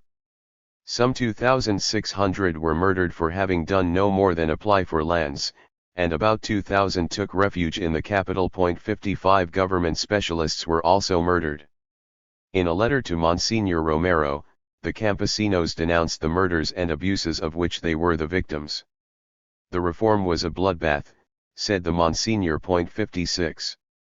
In March 1980, Monsignor Romero was shot to death while he was celebrating Mass. As was his custom, in this, his last sermon, he listed the previous week's crimes by the army and the police. He described them as terrible and tragic. Villages had been bombed, leaving many dead, and soldiers burned and sacked their victims' fields. Romero announced that Amnesty International had found that human rights violations in El Salvador were reaching heights unknown in other parts of the world, and the government responded to such accusations by asserting that the casualties were the results of confrontations between the army and the guerrillas. But the victims, noted the Monsignor, bore the marks of torture. Their corpses had been mutilated and their faces disfigured with acid to prevent identification. His final words were a call to the men in the army and the police, asking them not to kill their brothers. He concluded, "In the name of God, in the name of the suffering people whose cries rise to heaven more loudly each day, I implore you, I beg you, I order you in the name of God, stop the repression." 57. On the day of Monsignor Romero's funeral, the crowds who had come to render him their final respects were fired upon in the Cathedral of San Salvador. Ambassador Robert White accused Dogwison of being the mastermind behind Romero's assassination, which supposedly had been carried out by death squads. The murder was never solved. The trail of violence. Of the horrendous crimes committed daily by the forces of order, the most atrocious were the massacres of the campesinos along the Honduran border carried out under Operation Sandwich, in which both the Salvadoran and Honduran armies took part. Both governments denied involvement, or tried to cover it up. Many bodies remained undiscovered for years. The worst of the massacres took place in March 1989, when 8,000 campesinos were killed as they tried to cross the Lempa River into Honduras. Bombs were dropped from helicopters while ground troops attacked them with machine guns and mortars. On the Honduran side of the river, troops turned the survivors back. A month later, 600 people, the elderly, women, and children, were murdered as they tried to cross the Sumpul River.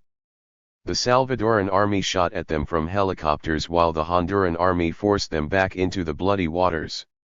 The president of Honduras, General Paz Garcia, denied the massacre, but a high-ranking military leader admitted that the incident occurred, though without the participation of the Honduran army. 58.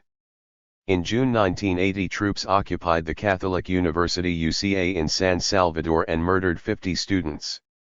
In August, the army bombed strikers in the streets of the capital, killing 200 workers and wounding hundreds more.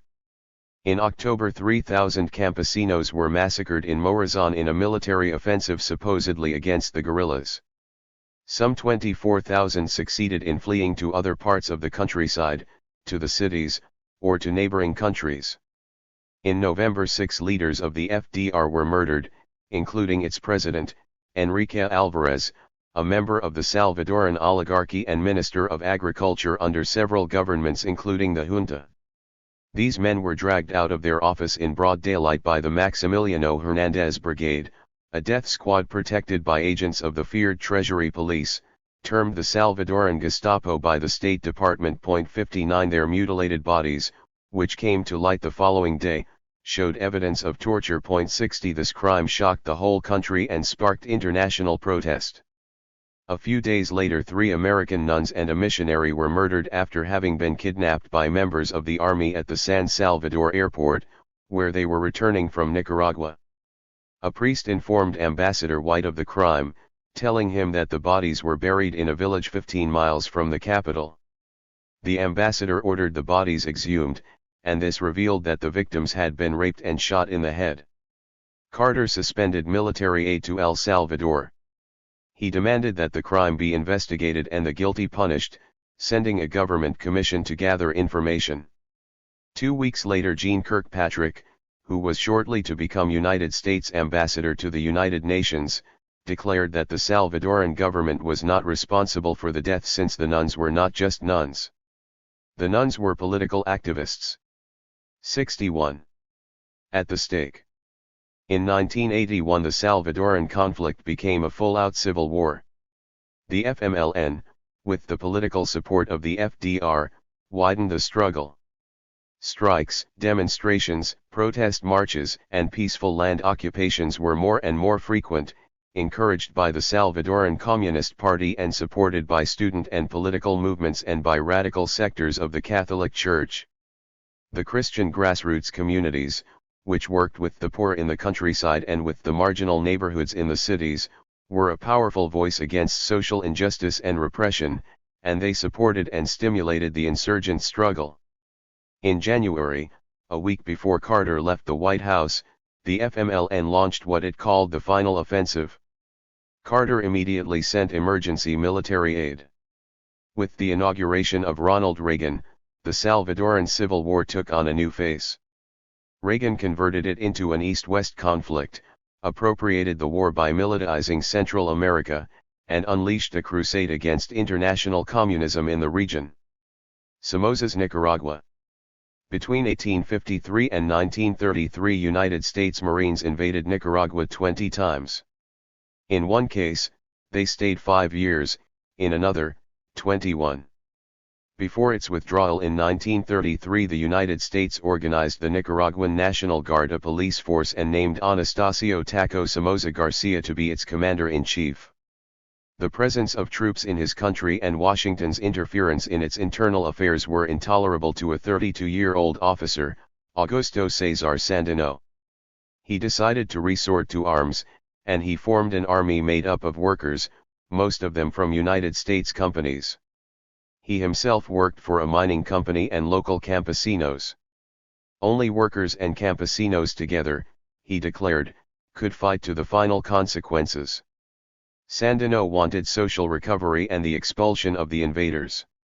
He did not aspire to power. He inflamed the people's nationalism, and soon they saw him as their leader and a hero. With his army in defense of Nicaraguan sovereignty, he launched the War of Liberation. His exploits aroused admiration all throughout Latin America from students, intellectuals, and politicians in solidarity with this struggle against interventionism, imperialism, and Uncle Sam's big stick. Venezuelan, Mexican, Colombian, and Peruvian revolutionaries joined his small army. When Juan B. Sacasa was voted into office, in elections supervised by the Marines, Washington pulled out its troops. Sandino believed that Nicaragua had freed itself from the Yankee occupation. He accepted the truce offered by Sacasa and successfully negotiated peace. But in February 1934, as he was leaving a dinner at the president's house, Sandino was ambushed. As he and his brother Socrates, as well as 2 senior officers of his army, were riding in a car, they were stopped by the National Guard, taken to a nearby town, and assassinated. Taco Somoza Garcia, commander of the guard, had ordered them killed. Sacasa tried to punish the killers, but his son-in-law, Somoza, stopped him. 62. Somoza had his eye on the presidency. Sacasa knew that the National Guard was a threat to his government. Sandino had asked him to disband it. In a poignant letter to Secretary of State Cordell Hull, co-signed by the former presidents Emiliano Chamorro and Adolfo Diaz, Sacasa expressed his fear that the Guard could eventually become a threat to peace and order. He asked for protection from this institution created by the United States. Hull replied that since the Marines had pulled out, the special relations between their countries were at an end. 63. On March 31, 1937, civil revolt broke out. It lasted for 8 days before being crushed by the National Guard. Somoza executed a coup and ousted Sacasa, beginning his 19-year dictatorship. He made his oldest son, Luis, president of the Congress and named his other son, Anastasio, known as Taquito, commander of the National Guard. Thus the security of the state and of his person remained under family control. Taco took 15% of the best lands for himself, thus becoming the most powerful rancher and industrial magnate in the country. He owned the most lucrative businesses, and his riches accumulated at the expense of the national treasury. He built schools, hospitals, roads, and a hydroelectric plant, modernized ports and agriculture, and extended the cattle industry. The best roads, however, led to his haciendas.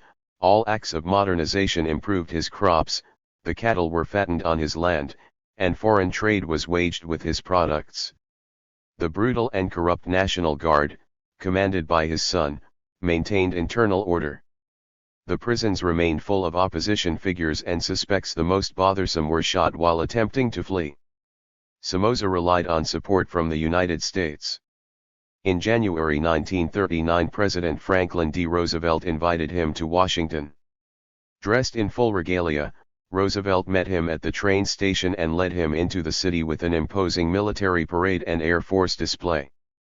The procession moved through the streets of Washington to the White House, with Somoza and Roosevelt riding side by side in an open car. Roosevelt's reply to the criticism of that splendid display for a dictator was, "Somoza may be a son of a bitch, but he's our son of a bitch." 64 He was, in fact, the most servile of the heads of state in the hemisphere. In return for this submissiveness, Washington remained silent about the scandalous corruption and brutality of his regime. The U.S. ambassadors gave Somoza unconditional support. Thomas Whelan went even further by publicly supporting the National Guard in the murder of 4 students in the city of Leon for leading a demonstration against Somoza. Whelan felt justified because the students were communists. He also demanded that the students at the University of Leon be expelled for having criticized the United States. The students burned a United States flag and an effigy of Whelan.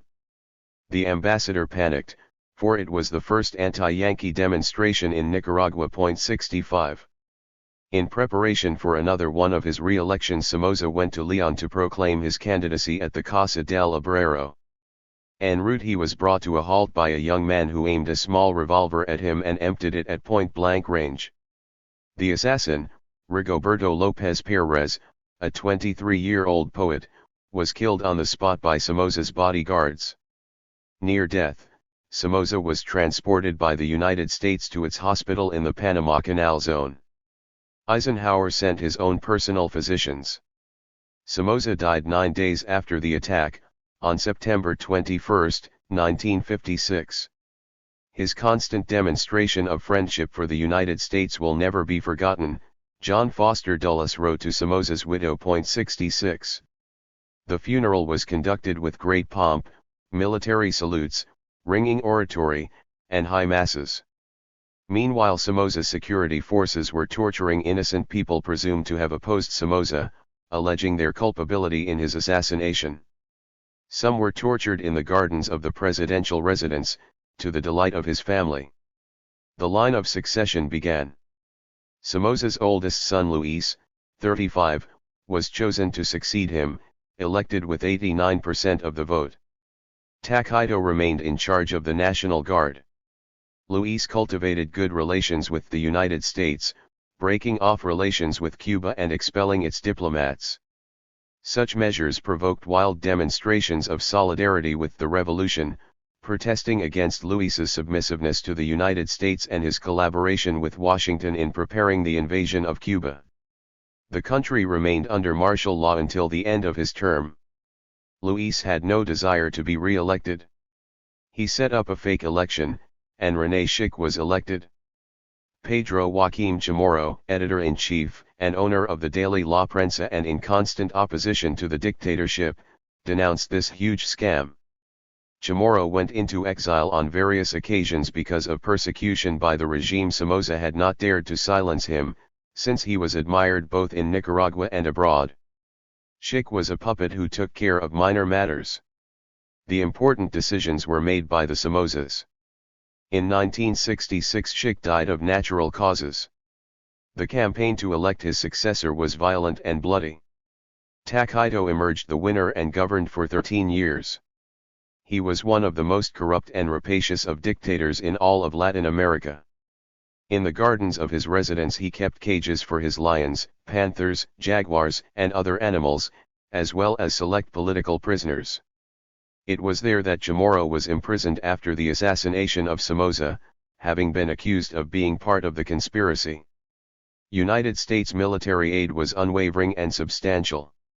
It accounted for 13% of Nicaragua's defense budget, and a contingent of 25 military advisors was assigned to the country. The number of Nicaraguan officers trained at the United States School of the Americas in Panama, was the highest of all Latin American countries. 67 The State Department considered Nicaragua the most stable and calm country in the region. Nonetheless, opposition to the dictatorship mounted. Taquito's decline began after a massive earthquake hit the country in December 1972. It was so intense that many believed the end of the world was coming. It left between 8,000 and 10,000 dead, 20,000 injured, 51,000 unemployed, and more than 100,000 homeless amid the ruins. Half of Managua was destroyed, along with 4 hospitals, 210,000 square miles of public buildings, 250,000 square miles in the commercial zone, and 95% of small factories.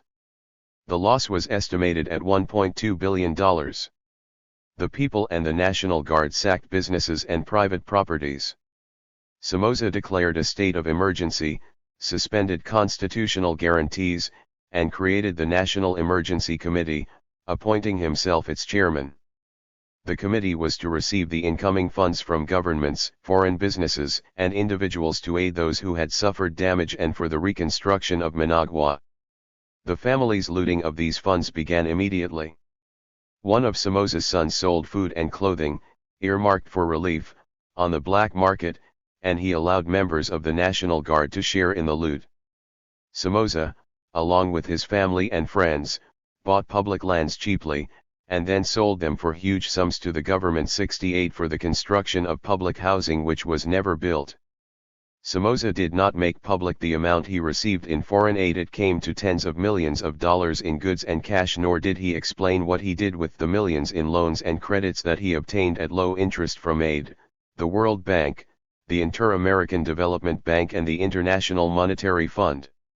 His greed and his insensitivity to the country's tragedy scandalized sectors of the oligarchy and the church and disgusted the people.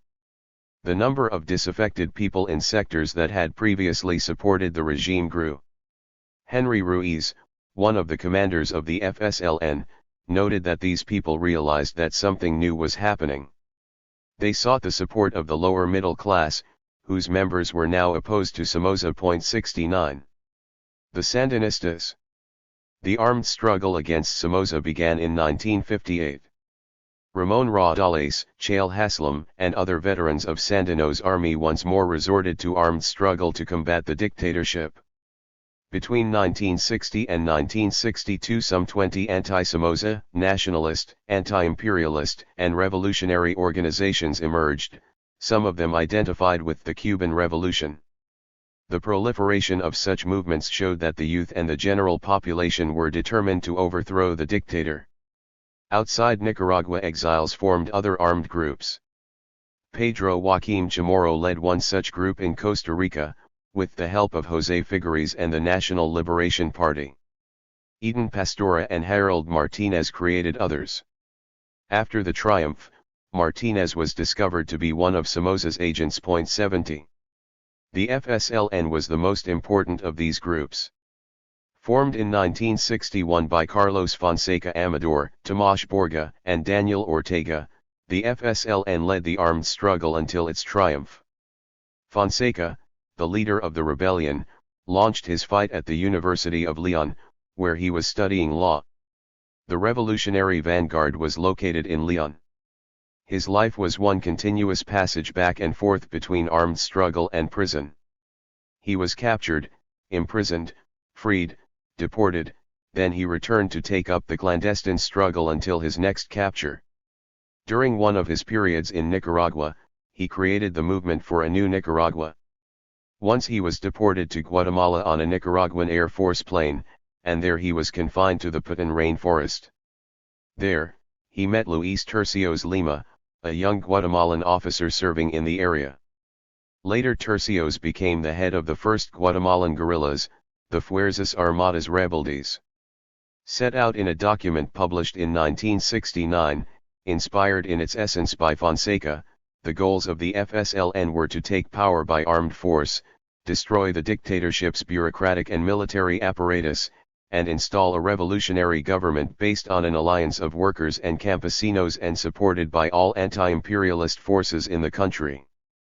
It proclaimed the intentions of nationalizing the mining and lumber industries and of reclaiming riches usurped by Yankee monopolies, the properties, factories, sugar refineries, transportation systems, and other possessions usurped by the Somoza family and other enemies of the people, such as politicians, military officers, and other accomplices in the corrupt administration.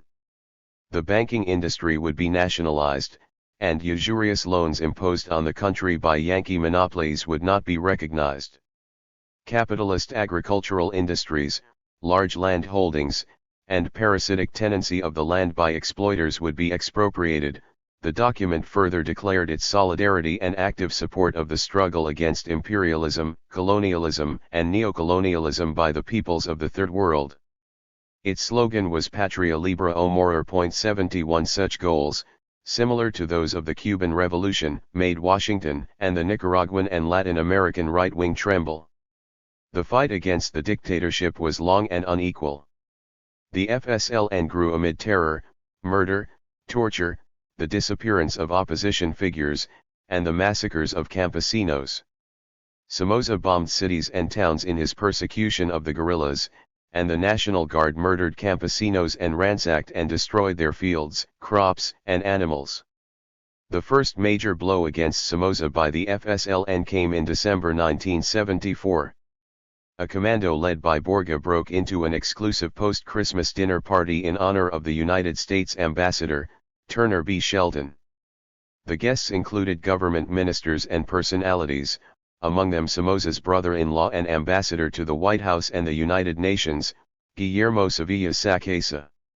When the rebels arrived, Ambassador Shelton had already left, but they killed the host, Dr. Jose Maria Castillo, and announced that they would continue to kill hostages unless the government freed 14 Sandinista prisoners, among them Daniel Ortega, paid them $1 million, and published the FSLN communique. Somoza complied, and a government aircraft took the rebels to Cuba. In 1977 the FSLN launched several offensives against the National Guard. The insurrection became widespread in 1978 after the assassination of Pedro Joaquim Chamorro, a crime that infuriated the people. In August a commando led by Eden Pastora, Commander Zero, occupied the National Palace. A total of 67 deputies and more than 1,500 others ranging from congressional employees to ordinary citizens were inside the building. The rebels held the deputies most hated by the people and one member of Somoza's family as hostages. They announced that they would be killed unless 58 revolutionary prisoners of the regime were freed. Borga was one of them. After 2 days the prisoners were freed. Somoza paid $500,000, and published an FSLN communique. When the rebels were escorted by bus to the airport, the people lined the streets to cheer them on. It was a spectacular blow. The FSLN continued attacking the National Guard, occupying towns, haranguing the populace, and gaining ground. In September 1978, they used the underground radio station Radio Sandino to call for an insurrection. Though the Sandinistas had insufficient weapons and combatants and were lacking in military preparation, the FSLN had the support of the people and succeeded in controlling parts of Masaya, Leon, Estili, and Chinandega for several hours. 72. Though this offensive had not been decisive, nor had it been a real threat to the regime, it did reveal the government's weak spots. The FSLN continued to grow in power and militancy. 73 Somoza responded with extreme violence. He ordered the bombing of cities taken by the guerrillas and caused innumerable deaths and enormous destruction. Catholic priests and members of religious orders, followers of liberation theology, joined the Sandinista fight in defense of social justice and the rights of the poor and against the dictatorship. After the triumph, prominent priests became part of the government to help with the reconstruction of Nicaragua and the construction of a just and egalitarian society. Miguel Descoto, a member of the Marinol order, was named chancellor. Fernando Cardenal, a Jesuit, was appointed Minister of Education. As such he headed the literacy campaign. His brother Ecobedo, an acclaimed poet and founder of a contemplative community on the small island of Solentiname in Lake Nicaragua, became the Minister of Culture. The triumph.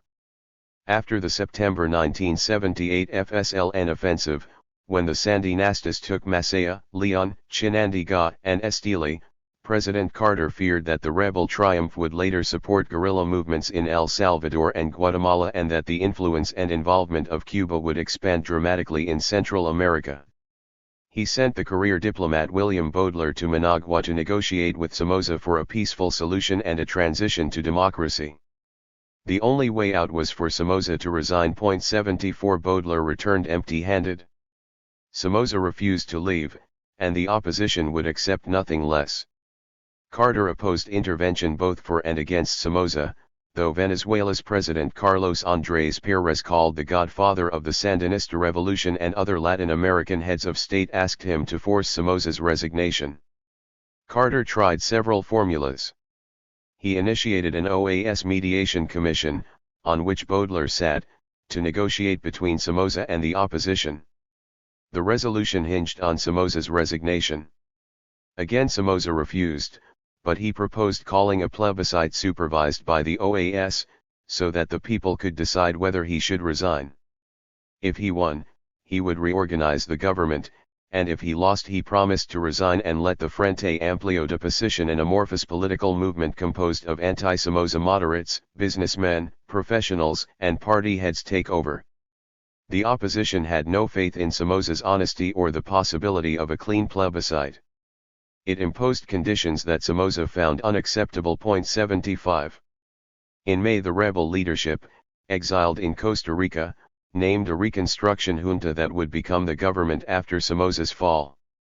It was composed of Violeta Barrios de Chamorro, Alfonso Rabello, Sergio Ramirez, Moises Hassan, and Daniel Ortega. They represented the 5 current political orientations. Carter sent a new ambassador, Lawrence Petzulo, to block a Sandinista victory by insisting on Somoza's resignation and by helping to compose a national reconciliation government with members of the National Liberal Party, the FAO, and the FSLN, but not the most radicals. He suggested Adolfo Calero, Alfonso Rabello, Archbishop Obando y Bravo, and Eden Pastora. This government would then hold elections with the help of the OAS. The United States wanted to keep the National Guard under new leadership.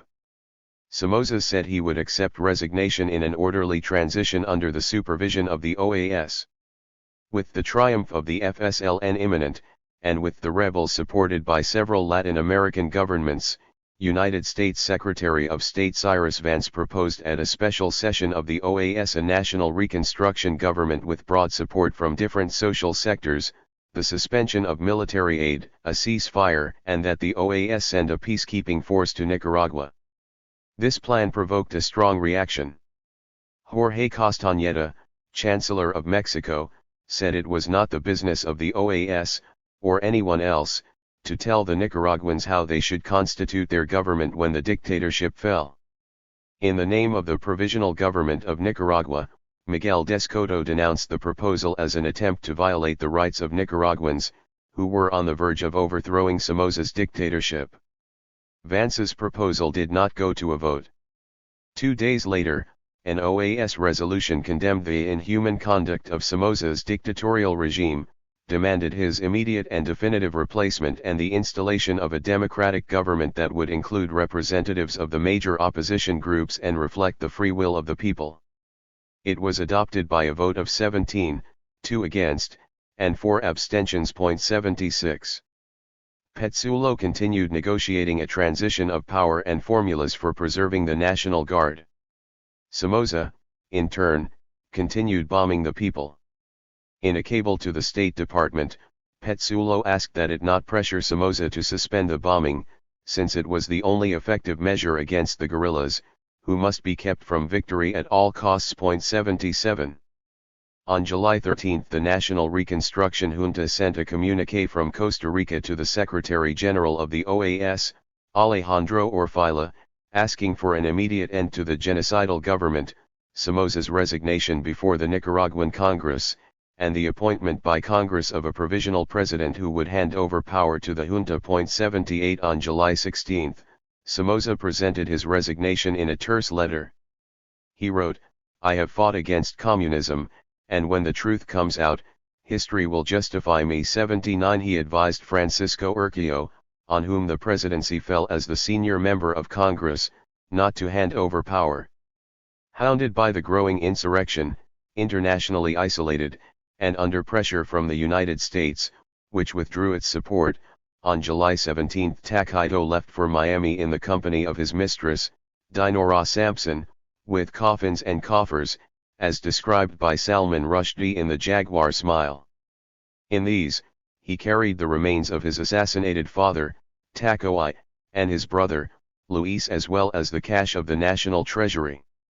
He left behind only $3.5 million. The country was in ruins, with farms devastated, towns destroyed, and a foreign debt of $1.6 billion.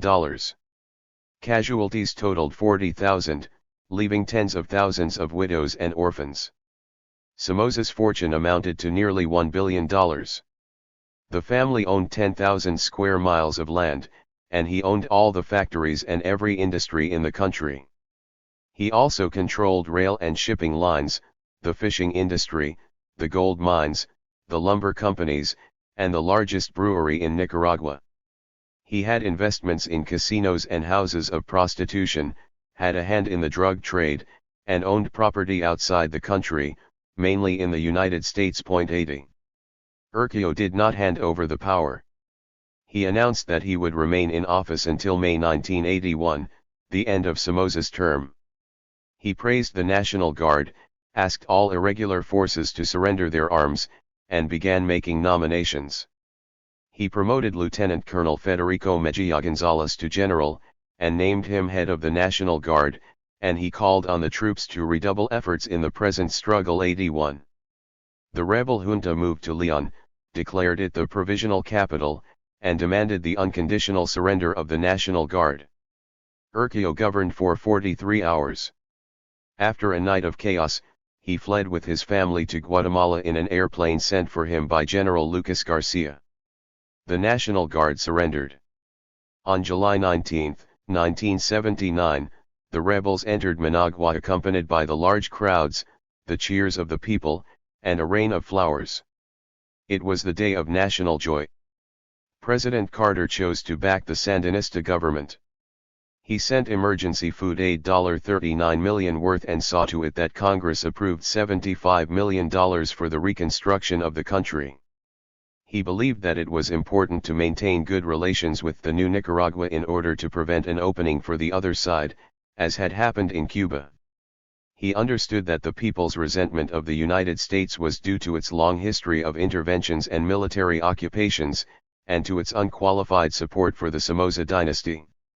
He declared that the change happening in Nicaragua was inevitable, and that insurgency and instability in Central America were the results of inequality, underdevelopment, and repression.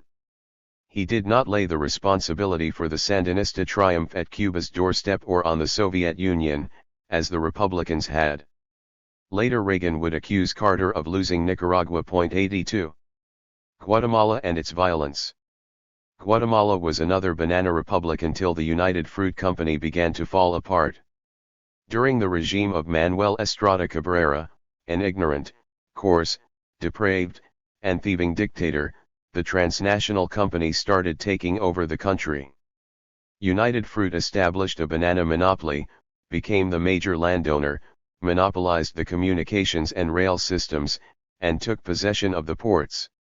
The country benefited little since its venal rulers granted the company tax exemptions and other privileges under the table in exchange for juicy bribes. 20 years later General Jorge Ubico, another dictator, allowed the company to continue its march to the Pacific. He exorbitantly extended its lands, broadened its public service concessions, cancelled its debts, and exempted it from tax payments. All of this largesse came free of charge. The big farce. The United Fruit Empire in Guatemala continued smoothly until the presidency of Jacobo Arbenz. He deepened the reforms, the so-called revolution of his predecessor, President Arevalo, applied the agrarian reform law, and began expropriating major underused land holdings, among them 270,000 hectares belonging to United Fruit that lay fallow. This measure unleashed the fury of the empire. Secretary of State John Foster Dulles demanded they be returned and forbade the company from accepting the monetary compensation it was offered. In the midst of the McCarthy fever gripping the United States, Dulles turned this conflict into a Cold War issue and Arbenz into its first victim. The president of United Fruit backed Dulles, and the company's public relations head, Spruey Braden, launched a shocking campaign in the press, asking for United States intervention to oppose communist infiltration in Latin America, particularly in Guatemala. At the 10th Inter-American Conference requested by Dulles and held in Caracas in 1954, he easily persuaded the meeting to adopt a declaration condemning international communism and advocating hemispheric solidarity and mutual defense against communist aggression. The Chancellor of Guatemala, Guillermo Torriello, warned that on the pretext of combating communism, fundamental principles of democracy can be contravened, violations of human rights justified, and the principle of non-intervention infringed upon. The declaration, he argued, was the internationalization of McCarthyism. The majority all dictatorships supported it, Argentina voted against it, and Mexico abstained. Costa Rica did not attend the meeting, since José Figueres refused to participate in this assembly of dictators in a country governed by the most brutal and corrupt of them all, General Pérez Jiménez 83. At the United Nations Security Council, Guatemala denounced the conspiracy threatening its country as plotted by foreign governments. The United States, supported by Colombia and Brazil, maintained that the matter should first be handled by the OAS. The United States dragged out the discussion until the CIA's Operation Success against Arbenz was completed. When the OAS again took up the debate, Arbenz had already fallen. Operation Success was supposedly an invasion by Guatemalan rebels coming from Honduras to liberate the country from the communist government of Arbenz. In reality it was plotted by John Foster Dulles and his brother Alan, director of the CIA, with the cooperation of the faithful dictators Trujillo, Somoza, and Pérez Jiménez and United Fruit, without whom it would have been impossible, according to one CIA agent. 84. This alleged invasion was cleverly managed by the CIA through an underground radio station. Now the time for the final big lie, said the CIA head of publicity while signaling for the operation to begin. The Liberation Army, 200 Guatemalan and Central American mercenaries under the command of Colonel Carlos Castillo Armas, an obscure military officer and permanent fan of Coups 85, entered the capital carrying an image of the Christ of Escapulas. The CIA's underground radio station reported on the advance, announcing that the rebels, heavily armed, were heading for the government palace. Night flights of unregistered aircraft, piloted by American volunteers, dropped flyers urging the people to rebel. Burdened by this psychological warfare and unable to stop the supposed invasion since his comrades in arms had abandoned him, Arbenz resigned. The accusation that Arbenz was a communist and the staged invasion paid for by the CIA were both outright fabrications. The finishing touch was the exaggeration of his fall. Dulles let it be known that it was a victory against international communism, and Eisenhower congratulated the CIA for the cleanness of the operation and for having aborted a Soviet beachhead in our hemisphere. 86. Few doubted that Arbenz's fall was the work of the CIA. The governments did not object. The majority were dictatorships allied with Washington, and the rest feared reprisals. This sordid imperialistic act against a small country violated international law. It frustrated the giving of land to hungry peasants and set a precedent for the so-called inviolability of United States interests. According to Guatemalan historians, this was the beginning of a 40-year period of political violence in their country. Colonel Carlos Castillo Armas, the new president, under the banner of McCarthyism and at the service of the master who had put him in power, set off a bloody anti-communist campaign in accordance with a plan previously agreed upon with the CIA in Tegucigalpa, Honduras. This campaign was backed by all the sectors of power in Guatemala, including the hierarchy of the Catholic Church. Castillo Armas returned confiscated lands to the United Fruit Company and other previous owners, removed the campesinos from their own lands as well as from those received through agrarian reform, and massacred them. The United States played an active part in this process.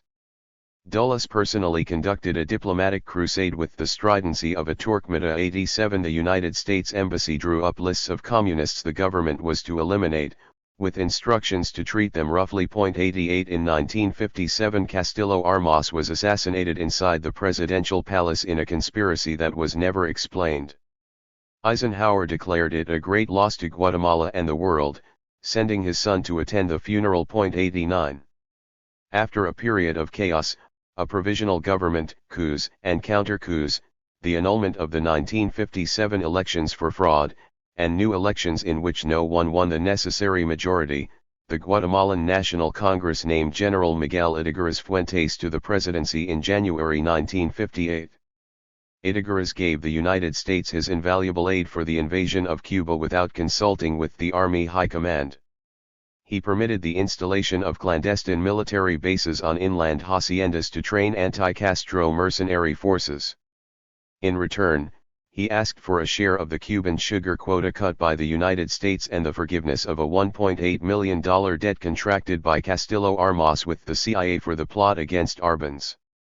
Washington accepted the terms. 90 When the New York Times exposed the existence of these bases and United States plans to invade Cuba, an embarrassing moment for the Eisenhower administration and Ydígoras, Guatemalan military officers protested. Such foreign military enclaves in their country were an affront. Popular and student sectors also staged large protest demonstrations of support for Cuba and against the government. Other protests followed when relations with the island were severed in April 1960. Ydígoras repressed them with extreme violence. In October, in the United Nations Security Council, Cuba denounced the United States' plans to invade its country and accused the governments of Guatemala and Nicaragua, and United Fruit, of collaborating with them.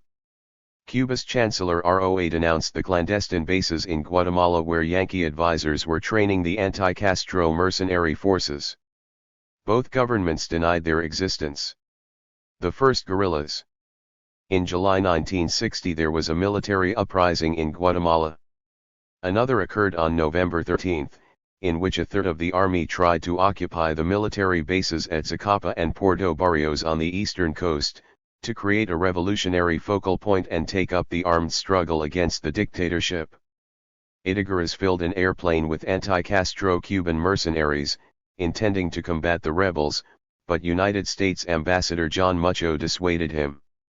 The rebellion was put down within 72 hours. Its failure was partly due to disloyalty, since only 45 out of 100 rebels participated in the revolt. 91 The United States increased military aid to Guatemala and sent in advisors from the Special Forces, the Green Berets, to support the fight against the guerrillas. 4 days later Eisenhower sent air and naval units to patrol the coasts of Nicaragua and Guatemala. Cuba protested this military deployment in the UN Security Council, denouncing it as a flagrant violation of the principles of non-intervention and free self-determination, its true purpose being to sustain the dictatorial regimes of Guatemala and Nicaragua. The Kennedy administration's strategy of counterinsurgency was tried out principally in Guatemala. In 1962 the United States installed a secret training base for the Army in Guatemala, and for the first time set into motion the civil-military actions of this strategy. This was the so-called soft war, the precursor of the low-intensity conflict strategy, put in place after the United States' defeat in Vietnam. 92 By 1962 the whole country opposed Ydígoras. There was criticism of his incompetence, brutal repression, and the corruption of his government. Even the Catholic Church hierarchy, usually so silent in the face of repression, political crimes, and social inequities, started to question him in pastoral letters signed by the bishops. A series of violent demonstrations against his government which lasted nearly a month and coup attempts caused his downfall. A few days before the March 1963 elections, Defense Minister Colonel Enrique Peralta Azurdia ousted him. Kennedy immediately recognized Peralta. After the military uprising on November 13, 1960, the first Guatemalan guerrilla movement emerged, headed by Lieutenants Marco Aurelio Jan Sosa, a 22-year-old mestizo of Chinese ancestry, and 19-year-old Luis Tercios Lima. Both received military training from the United States and had participated in the uprising. When it failed, they took refuge in the mountains near the Sierra de las Minas in the Izabal region. Colonel Cesar Pereira, who led the revolt, fled to Mexico. In 1962 Jan Sosa and Tercios Lima created the Movimiento Revolucionario 13 de Noviembre with campesinos, workers, students, and members of the Guatemalan Workers' Party. Students operated in the cities as urban cells. Their nationalist and reformist motivation soon took on a radical and socialist orientation, like the Cuban Revolution. Their priority was to transfer lands to campesinos and to the indigenous population. In 1962 they successfully attacked army posts and police stations.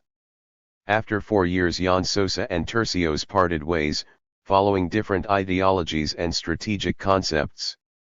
Jan Sosa remained at the head of MR13, and Tercios formed the Fuerzas Armadas Revolucionarias. MR13 operated in Izabal province, where there were large united fruit plantations, and far in the Sierra de las Minas, which covered Zacapa province. In both the majority of the population was Ladinos. Their differences neither broke up their friendship nor disrupted the coordination of their struggles.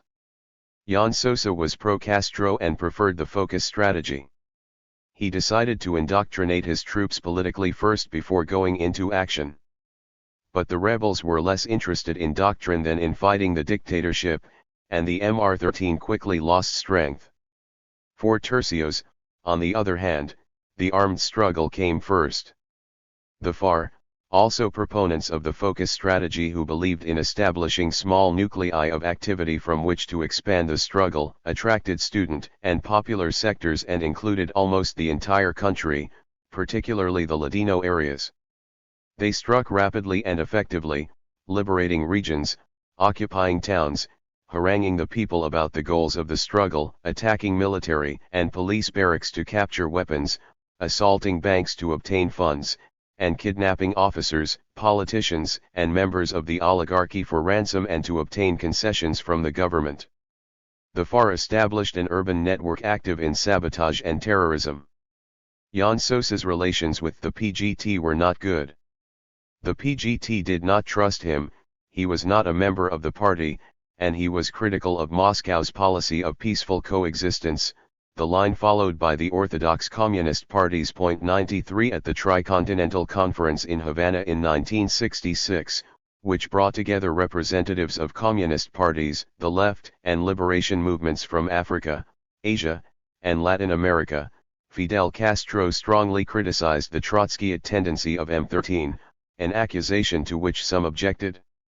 In 1968 the United States Congress investigated M13 to determine its relations with Cuba, but it concluded that there was no connection aside from the circumstance that both followed the Cuban battle strategy. Point 94. In the mid-1960s the guerrillas controlled various areas, some only an hour from the capital. Their activities were not reported in the international news since the more audacious actions in El Salvador and Nicaragua overshadowed them. After the Tricontinental Conference in Havana, the M13 fought harder, and sectors of M13 and FAR joined together. The PGT helped FAR organize their forces and gave them political direction. In 1968 FAR broke with the PGT, causing division within the guerrillas and the party, giving way to a new group, the Fuerzas Armadas Rebeldes. The armed movements grew weaker and broke up into factions as the result of internal conflicts and power struggles, and the Trotskyite tendency of the M13, objected to by some. 95 at the end of the 1960s, after the virtual extinction of M13, the guerrillas realized that one of their errors was in overlooking indigenous zones, missing the opportunity to raise the consciousness of their population and involve them in the struggle. Violence and pacification. Colonel Enrique Peralta Azurdia's government heralded another time of terror. One of Peralta's first acts in office was to call for the assassination of 8 political and union leaders in Puerto Barrios, which was controlled by United Fruit. Some were crushed alive by trucks loaded with stones. Peralta was faced with an explosive social situation, 87% of the population lived in extreme poverty, and unemployment and underemployment reached 70%. As many as 90% of the campesinos and indigenous people either had no land at all or had too little to ensure their subsistence. The guerrilla groups continued to strike. The United States pressured Peralta to accept advisors from its special forces and an increase in military aid. Peralta did not yield. He understood that the Pentagon wanted to use Guatemala as a laboratory to experiment with counterinsurgency. The guerrillas were under the direction of former military officers, and Guatemala's potential for revolution was the most ominous in all of Central America.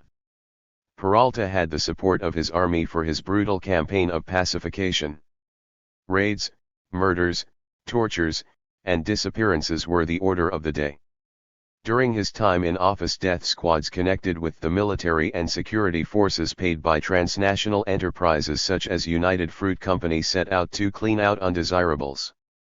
In August 1966, a memorandum from the United States Embassy recommended that the government create such groups for anti-terrorist operations. 96 The ambassador further suggested that certain tasks of repression be undertaken by civilians, because the people's disgust with the army benefited the insurgent movements. 97. Under Peralta, there was a proliferation of kidnappings and murders at the hands of these clandestine groups, the guerrillas, and common criminals. The country was sinking into an orgy of blood. It was a civil war on an underground level, out of the government's control, according to the Guatemalan author Juan Mestre. 98. Washington saw that the only way out was by constitutional means. Peralta agreed to hold elections. On the eve of the election, 28 revolutionary leaders were arrested and disappeared, but the elections were more or less clean. Professor Julio Cesar Méndez Montenegro, an opposition candidate, moderate reformer, head of the center-leftist Partido Revolucionario Ortodoxo, and dean of the Faculty of Law at the University of San Carlos, became the president-elect. The other candidates were military officers. Méndez was the first civilian in 15 years to be elected president by popular vote. But before he could take office, the military officers presented their demands, among them a free hand in the counterinsurgency struggle. Méndez promised a third revolutionary government and the PGT supported him. Tercios Lima, on the other hand, declared the elections a trap, calling the voters accomplices of imperialism. Méndez announced that his first aim was to achieve peace through negotiations with the guerrillas, and he offered them generous terms to surrender their weapons. Tercios declared that he would not stop fighting as long as there was social injustice, but he offered a truce if the army would suspend hostilities. Before Méndez could respond, the army declared that these conditions were unacceptable.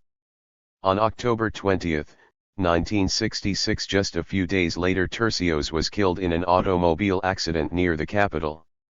The unexplained death prompted many versions of the incident, leaving many questions unanswered. Cesar Montes, a 21-year-old student of economics, took over command of FAR. 99.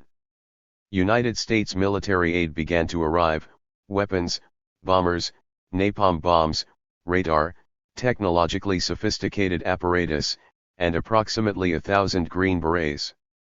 Though United States officials denied that they had sent such a large number of military advisors, the number was confirmed by various sources, including officers of the Guatemalan police. 100.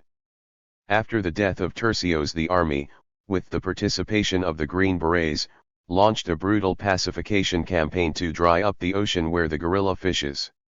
The guerrilla movements Edgar Ibarra and Alejandro Leon, fronts of the M13, were disbanded. The civilian population was decimated, with close to 8,000 campesinos and indigenous people massacred in the combat zones. Captured guerrilla leaders were murdered, among them Jan Sosa and the guerrilla poet Otto René Castillo, who was captured in March 1967, tortured for 4 days, and burned alive. But the guerrillas continued to deal crushing blows to the army. The Méndez government, at the mercy of the military, saw the birth of the paramilitary groups Mano Blanca, Movimiento Anticomunista Nacionalista Organizado, Nueva Organización Anticomunista, Comité de Represión Antiguerrilla, La Rosa Purpura, Frente de Resistencia Nacional, RAO, and Comité Anticomunista de Guatemala. Their members were both active and retired military and police officers. They all announced their existence, statutes, and objectives in the newspapers, claimed responsibility for their criminal acts, and issued lists of people threatened with death, complete with photographs, which they posted in public places. Some of those who had been already executed showed signs of torture. People were kidnapped in broad daylight and in official vehicles by uniformed agents who acted with the impunity and calm of those who know they are protected, commented Mestre. People knew where the torture centers were, and they knew the names of the torturers. They saw the kidnappings and knew that all of this was the work of the security forces. 101. The victims of these groups were well-known liberals, high government officials, outstanding communist leaders, former officials holding high positions in the governments of Arevalo and Arbenz, the rector of the university, the deans of economy, law, and medicine, numerous professors, heads of student associations, ambassadors, government ministers, reporters, lawyers, economists, union and popular leaders, and hundreds of campesinos and indigenous people. Almost all were assassinated. After a raid on the offices of the outlawed PGT, where a secret meeting was being held, the 28 people arrested were disappeared, among them Victor Manuel Gutierrez, a former member of Congress from Arbenz's party. Rumor has it that he was thrown alive from an airplane over the Pacific Ocean. 102 The violence went to an extreme surpassed only by Colombia, where the victims numbered 300,000, according to Mestre. The fierce brutality of the Guatemalan oppression was unparalleled in the continent. In 1967 Rogelia Cruz, Miss Guatemala and the fiancée of a member of the guerrillas, was assassinated. She was brutally raped and tortured, and her murderers skinned her and cut off her breasts. This crime shook up the country and became an international scandal. To avenge the savage murder, the guerrillas shot down the military and naval attaches to the United States Embassy in broad daylight on the streets of the capital, accusing the embassy of having encouraged this act of violence. Hours later the principal leaders of a number of death squads met their deaths during a pitched battle between the forces of the state and guerrilla fighters. Both sides suffered tremendous losses, among them a man named Alejo, a landowner who looked for communists even among the gringos of the Alliance for Progress. Under pressure from the military, Mendez authorized Colonel Carlos Arana Osorio to pacify the Zacapa region, the guerrilla zone of which he was in command. The result was a bloodbath. Arana Osorio deployed incendiary bombs against the campesino and indigenous communities, causing enormous destruction and countless deaths. From then on he was known as the Butcher of Zacapa. A United States military attaché, Colonel John Weber, advised Arana, and hundreds of Green Berets took part in his pacification campaigns. 103 Between 1967 and 1970 more than 10,000 Guatemalans were assassinated for political reasons. The guerrillas killed 28 American soldiers. In January 1968 they executed Colonel Weber and his deputy, Ernest A. Monroe. In August, they assassinated United States Ambassador John Gordon Maine, whose body was riddled with bullets. This killing took place in plain sight, at the heart of the capital. In 1970 they kidnapped the West German ambassador and assassinated him when the government refused to release political prisoners. 104. The kidnapping of the Archbishop of Guatemala, Monsignor Mario Casariego, alerted Washington to the seriousness of the situation. It indicated that the clandestine death squads were out of the control of the government and even the military. The government set its machinery in motion to find the Archbishop. They found him, only to discover that his captors were members of the upper middle class. Some of them were imprisoned, while others succeeded in fleeing the country. In the course of this operation the government dismantled some of the ultra-right underground organizations. Among their members were landowners, members of the Movimiento Nacional de Liberación founded by Castillo Armas, and high-ranking officers of the army and the police, all of whom had been trained by foreign specialists. After the Archbishop's kidnapping, Colonel Arana went into exile in Honduras. 105. The Archbishop's kidnappers had tried to make their act seem to be a guerrilla operation. They also planned to burn down churches. Their reasons for the kidnapping were to punish the Archbishop for his affirmation that the origin of the violence lay in the tremendously unjust and unbalanced social and economic situation, and his insistence on the need for a change in our corrupt structures, which is felt in every corner of our country. 106. Kidnappings became so frequent that they lost their ability to shock. The guerrillas kidnapped and executed military officers, police officers, members of the security forces, landowners, oligarchs, and other exploiters of the people. They sent out bulletins with their own lists of people threatened with death, which included the names of directors of ultra-right-wing organizations. They brought to justice several members of the Movimiento de Liberación Nacional. The death squads responded by murdering members of insurgents' families and leaders of popular and leftist organizations.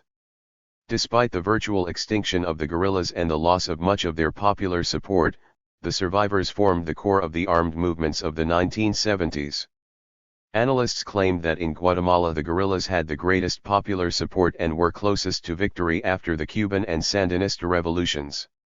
In 1968, at a particularly low point for the guerrilla movement, a new front arose near the border with Mexico. The government, Guatemalan society, the Catholic Church hierarchy and Washington were astounded to learn that Maryknoll priests and nuns supported this front, and that an appreciable number of sons and daughters of the best families were guerrillas. 107. In 1970, Arana Osorio, the butcher of Zacapa, was elected president with the backing of the military and the oligarchy. They held him up as a hero because of the success of his pacification efforts. But 50% of the people stayed away from the polls. Touting his slogan of law and order, Arana promised to wipe out the guerrillas even if he had to turn Guatemala into a cemetery, and he proceeded to act accordingly. 1,000 alleged leftists and a score of social Christian and Christian democratic politicians were assassinated within 2 weeks. The army occupied entire towns, executed popular leaders, campesinos, and indigenous people, and established free fire zones where it dropped incendiary bombs. 108 Between 3,000 and 15,000 people were killed in the first 3 months of Arana's presidency. Corpses were mutilated to hide their identities. 109 Members of grassroots Christian communities were murdered, and others went into exile because of death threats.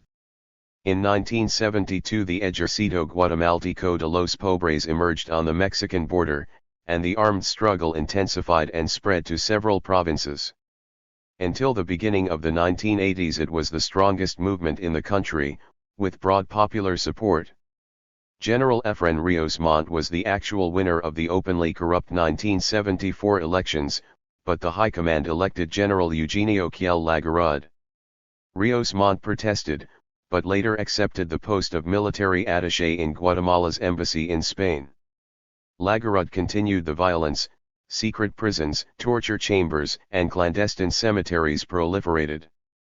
The president of the Committee of Relatives of the Disappeared, Eduardo Guerra, denounced the disappearance of more than 50,000 people by the forces of order and paramilitary organizations.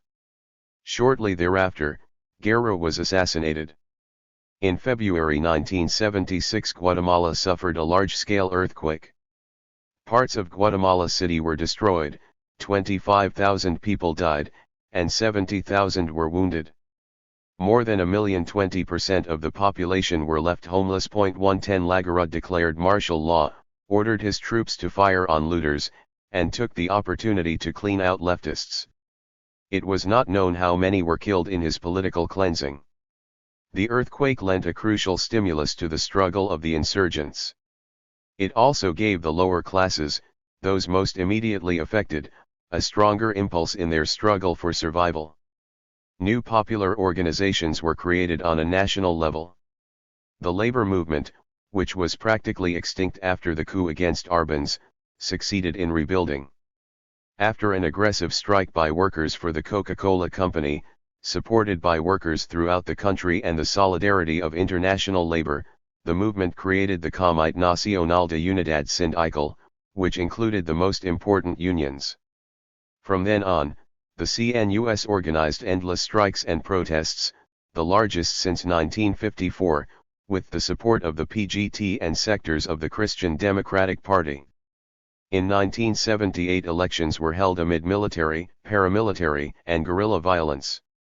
Since no candidate received the required majority, the Congress elected General Romeo Lucas Garcia. His government was yet another bloodbath. 2 months after he took office, the army murdered more than 100 indigenous people, wounding upward of 300. This massacre, which occurred in broad daylight in the Panzos region of Alta Verapaz, was related to the strategic value of this area to the development plans of military officers, government officials, and the United States oil and mining industries. The government intended to put fear into these communities, which were becoming increasingly politicized, conscious of their rights, and determined to fight for them. More than 80,000 people marched on the Capitol in a show of protest. In the year following the slaughter, the tragedy was commemorated by more than 100,000 demonstrators. 111 In 1978, after the Panzos massacre, Ladinos and indigenous people created the Comite de Union Campesina, the most broadly based organization in the country, allied with the EGP. 112. The government initiated a campaign to wipe out the popular organizations and their leaders. In 1979 to 1980, more than 400 students, university professors, and political leaders from the center and the left were murdered. The following year, 120 members of the Christian Democratic Party were killed, and 1,500 indigenous people died in an extensive military operation in Quimaltenango.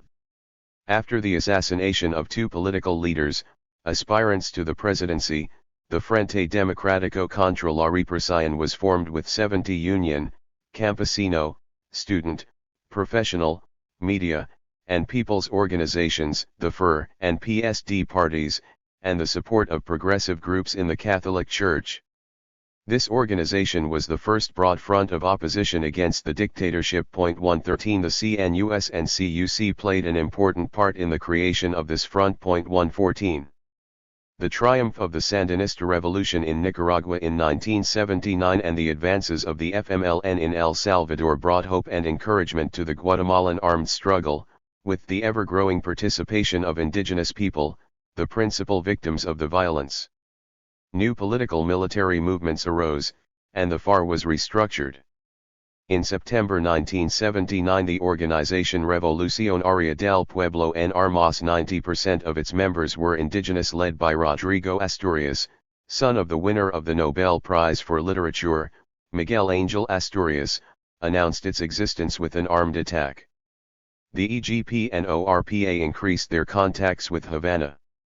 There was a flow of arms, and militants were trained on the island. Both groups broadened their bases with indigenous support. In October 1980, they announced the formation of a unified vanguard, the Unidad Revolucionaria Nacional Guatemalteca, to lead the people to the final victory. The guerrillas controlled several regions of the country. Of all the atrocities committed by the Lucas Garcia regime, the one that caused the greatest international scandal occurred on January 31, 1980, a flamethrower attack on the Spanish embassy. A delegation of campesinos and indigenous people from the Quiche region protesting the repression and the disappearance of its leaders were inside the building. 39 campesinos and indigenous people were burned alive, among them the father of Nobel Peace Prize winner Rigoberta Menchú. The ambassador miraculously escaped. The church was also persecuted. Lucas Garcia ordered the closings of churches, convents, and seminaries. 6 priests and more than a dozen lay people and members of religious orders, some American, were assassinated between 1970 and the early 1980s. More than 20 people, among them both laypersons and priests, including Protestant pastors, were forced to flee the country. 115 In August 1980, several priests and members of religious orders formed the Guatemalan Church in exile to aid the refugees and support their struggle. 116 The brutal history of violence continued until the signing of peace accords between the civilian government of Alvaro Arzu and the URNG in December 1996. The parties over. When Jimmy Carter left the White House in January 1981, Central America had radically changed. In Nicaragua the Sandinista revolution had triumphed, the FMLN was gaining strength in El Salvador's civil war. The armed struggle in Guatemala was widening under the impact of an unprecedented state of terror. And in Honduras the guerrillas were on the rise. After the FMLN's final offensive in January 1981, El Salvador became front-page international news, and war correspondents from the United States, Europe, and other parts of the world settled into San Salvador's Hotel Camino Real. Many believed that they were witnessing the emergence of another successful revolution. Chapter V. With weapons in hand. Revolutions in the continent. The 1960s was a decade filled with hope. Most Latin American nations returned to democracy after longer or shorter periods of corrupt and brutal military dictatorships. Civilians, some well known throughout Latin America, were elected to presidencies. The caudillos were consigned to the dustbin of history, no longer able to depend on the support of the United States, since John F. Kennedy was vehemently opposed to dictatorships and de facto governments. The breeze of revolution blew through Latin America. The powerful messages of nationalism, anti-imperialism, and social justice that Fidel Castro and Che Guevara sent out awakened a desire for change. Armed struggle was the answer to the inequalities, social injustices, and the ever-widening gap between rich and poor that prevailed in these archaic societies. The avenues for popular participation remained closed, and social demands were met with violent repression by the police. Armed groups with Marxist leanings emerged, eager to emulate Cuba's heroes. La Guerra de Guerrillas, a handbook for armed struggle by Che Guevara, and Regis Debray's La Revolución en la Revolución, became bedside reading for the leftist movements in Latin America, and Havana became a haven for the politically persecuted and for revolutionaries. The United States felt threatened by the Cuban Revolution. All of the large United States-owned land holdings and businesses had been expropriated, and the United States feared that other countries might take similar action. Nationalist and anti-imperialist sentiments, a new phenomenon in Latin America, stretched from Mexico to Patagonia.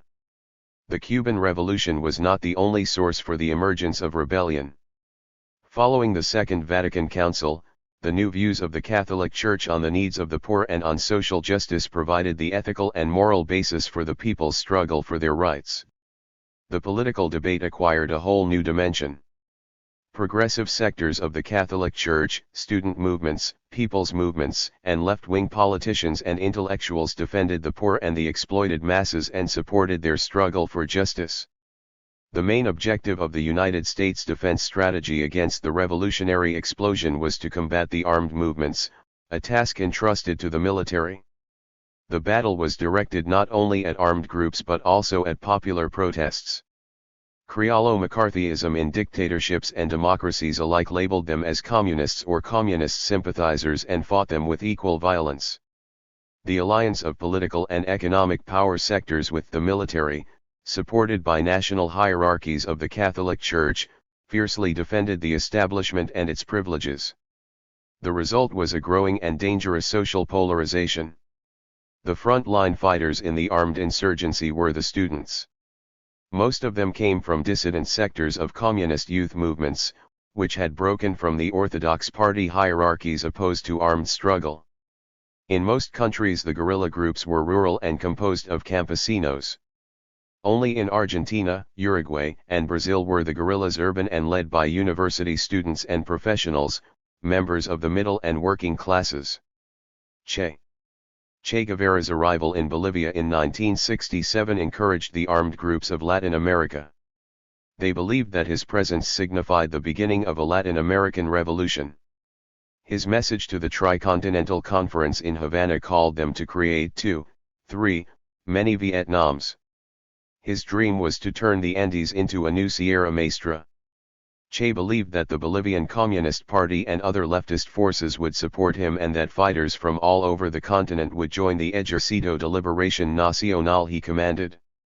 The armed struggle in Bolivia will be a school in which many would learn combat, he declared. 1. He chose Bolivia as the place to start the Continental Revolution because the country was politically unstable and had powerful campesino and union movements. It was also a moment of strong student and popular protests against the brutal and corrupt dictatorship of General René Barrientos. Che was convinced that this explosive situation would be a veritable petri dish for the cultivation of Latin American revolutionary struggle on the mainland. From Bolivia it could be spread to other countries. While such was Che's dream, the reality was something else entirely. The Bolivian Communist Party did not support him. Its secretary, Mario Monge, wanted to be the one to lead the political military struggle in his country. Che did not accept his leadership, calling him a traitor. Fidel knew that the party was divided, and he invited its leaders to Havana to urge unity and support for Che. But he failed.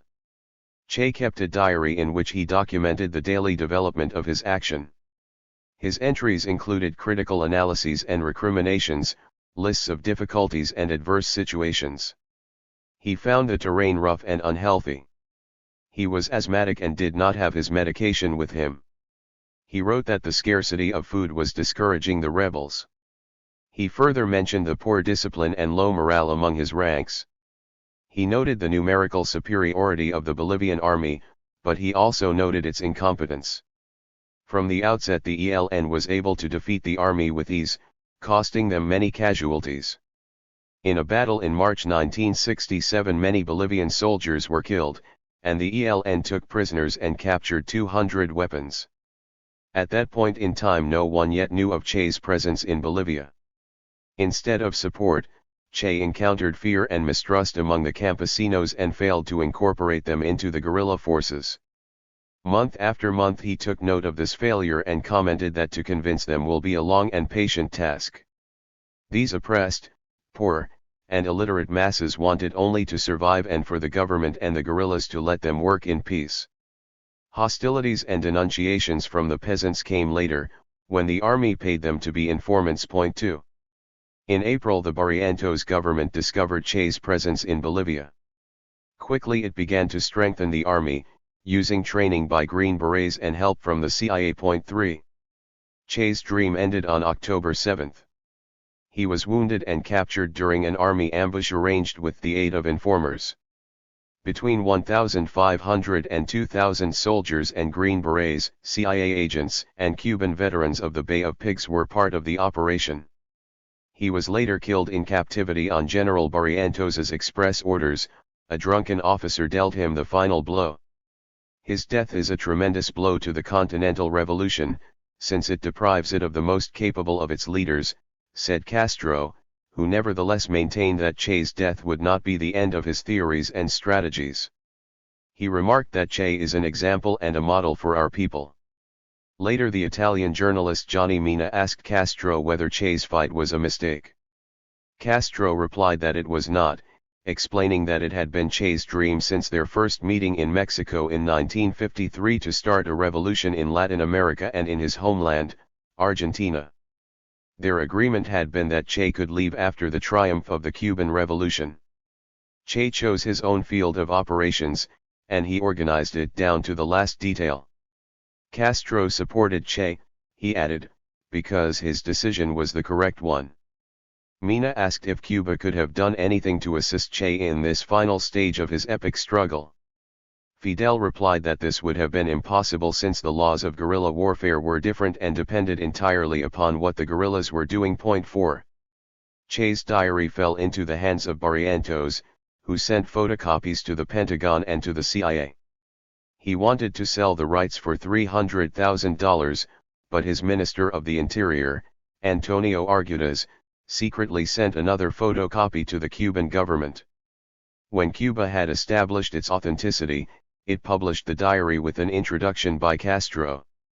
Arguelles was forced to flee the country. Barrientos declared that Che was buried in a secret location in the Andes. His intention was to keep Che's grave from becoming the site of a pilgrimage for millions of his followers. He was also determined to cover up any evidence of the cowardly assassination. Militarism rising. On July 14, 1961, the New York Times noted that Kennedy's military strategy had radically changed the concept of defense in the hemisphere. 5 The defense and the weapons provided by the United States to the Latin American countries were now used to fight the guerrillas. Kennedy's Secretary of Defense, Robert McNamara, maintained before the U.S. Congress that the insurgencies were inspired by outside agitators. 6 This strategy strengthened the national armies and Kennedy's new policies concerning the military establishments. According to an article by Edwin Martin, Under-Secretary of State for Inter-American Affairs, published in the New York Herald Tribune, it not only assigned the Army control of public order but also gave the military a role in the planning of national development. This policy bolstered the military, creating an imbalance between armies and civilian powers to the detriment of democracy. 7 The negative effect was immediately apparent. Constitutional governments began to fall to military coups hoisting anti-communist flags. Kennedy's defense strategy and the national security doctrine. The work of theoretician Brazilian generals assigned to the army the task of liquidating subversion and participating as agents of change in plans of national development. A fundamental and new component of this strategy and this doctrine was civilian military projects, such as the construction of roads, schools, and sanitation facilities. Their goal was to remove the guerrillas' social base and break popular resistance to the army, whose image was one of violence. It turned out to be successful. In 1961 the United States spent $21 million on military aid to Latin America. Thousands of officers received instruction at military centers in the United States and at its bases in the Panama Canal Zone, which the Pentagon upgraded to increase their capacity for that purpose. The CIA and the FBI trained these officers in anti-subversive techniques, including ways to interrogate prisoners, which were undetectable torture practices. After the military coup against João Goulart, Brazil became a center for experimentation with sophisticated torture techniques taught by American agents. These methods were later applied in other countries. 8. Officers in Latin American police and security forces received training in counterinsurgency techniques at the Inter-American Police Academy in Panama, created in 1962. The first year more than 600 officials from 15 countries passed through the center. That same year the Pentagon created the Inter-American Defense College at Fort McNair in Washington, a super academy on economic, social, and military policy for high-ranking officers and carefully chosen high-echelon government officials. It also created a mobile unit of the Green Berets to reinforce its foreign military missions, which operated in all Latin American countries except Mexico, Haiti, and Cuba, and it began to recruit Latino soldiers so as to be able to send camouflage troops to Latin American countries in conflict. 10. The era of neo-fascist dictatorships of the national security doctrine and the so-called dirty wars began after the military coup in Brazil. Most of the armed forces of Latin America adopted this doctrine. Argentina, open fire. In 1961 the candidate of the Radical Party Arturo Frondizi was elected president of Argentina by an overwhelming majority. Peronists still gave him their decisive support, as did the communists. He was the first civilian president after 16 years of military dictatorships. Frondizi, a leftist intellectual, nationalist, and anti-imperialist, disconcerted the country when he announced in his inauguration address that he would grant amnesty to military officers. They would not be tried for the political crimes they had committed against the people during their dictatorships. This decision was part of a secret agreement made with the generals, which included keeping the proscription of Peronism and wiping out its trade union and leftist movements. He made another agreement with Juan Domingo Perón, to the exact opposite effect. Frondizi was to make concessions to the union bureaucracy and to Peronista policies, follow the economic model of the last stage of Perón's government, and prepare conditions for the legalization of Perón's party. But the greatest conflict was in the area of economics. The military looked for neoliberal policies, but such policies would have come at a high social cost. If Frondizi were to adopt them, the masses would turn against him. The policies desired by the Peronistas more in accord with those Frondizi himself espoused and that had carried him to the presidency put him at odds with the powerful oligarchy and the military.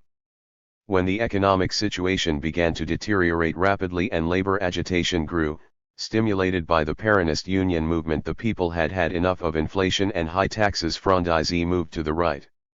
He named a neoliberal and free trade advocate, Alvaro Alsogaray, to be his Minister of Finance. The military, economic sectors, and investors applauded this appointment. Turning his back on his anti-imperialist rhetoric, Frondizi gave in to the demands of the IMF and the World Bank, opened the doors to foreign investment, paid large sums to foreign and national companies expropriated by Perón, increased contracts with American oil companies by $1 billion. He granted them large tax concessions and gave the oligarchical elite lucrative contracts. He was also generous to the church. Frondizi's foreign policy was at once progressive, third world, and independent. He sought closer relations with Jânio Quadros, the president of Brazil. He received Che Guevara in the Casa Rosada upon Guevara's return from Punta del Este, where he had headed the Cuban delegation to the Inter-American Conference which adopted the Alliance for Progress. At the 8th consultative meeting of the OAS, Argentina abstained from the vote to expel Cuba, and Frondizi refused to sever relations with the revolutionary government in spite of pressures from Washington and the Argentine military. Frondizi's domestic policies were repressive. Even though the Peronist movement had put him in office, he did not lift the ban on the party. He outlawed the Communist Party, despite its support for him, and he put down union and left-wing movements. In 1961 he issued the Law in Defense of Democracy, retroactive by 3 to 5 years, which mandated prison for all members and sympathizers of movements or parties that are communist or might be favorable toward communism in the future. 11 He kept the country under the Plan de Conmoción Interna del Estado, an Argentine version of a state of siege, and abolished civil liberties one by one. He allowed arbitrary arrests, torture, raids, and confiscations by the police, and he dissolved a commission named by the Congress of Argentina to investigate such abuses. He harshly controlled the press, several newspapers and magazines were seized, and more than 30 were forbidden to publish. And he did nothing to end the activities of Nazi and other anti-Semitic groups. The internal situation began to make complications for Frondizi. The Peronists, who were persecuted and turned into enemies, accused him of treason. The military's opposition grew. Frondizi had never been a favorite of the military, since they did not agree with his foreign policy that favored Cuba. They made demands on him and tried to overthrow him.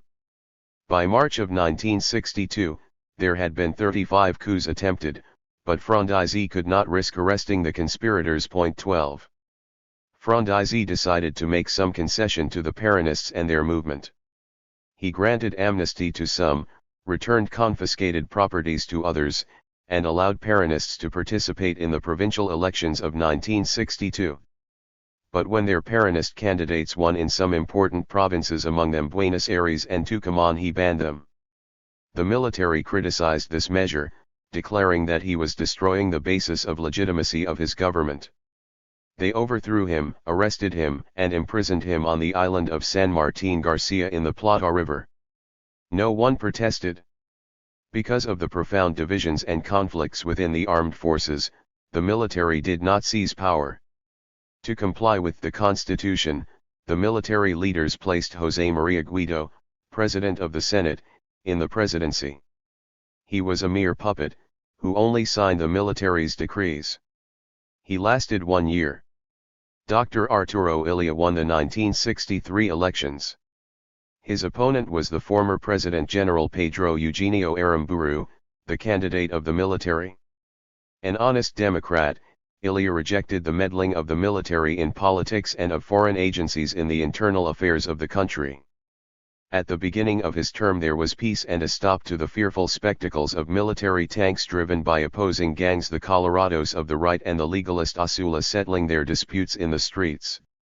As promised, Illia broke with the World Bank and the IMF and cancelled contracts with foreign oil companies, most of them owned by the United States. These measures proved disastrous for the country's economy.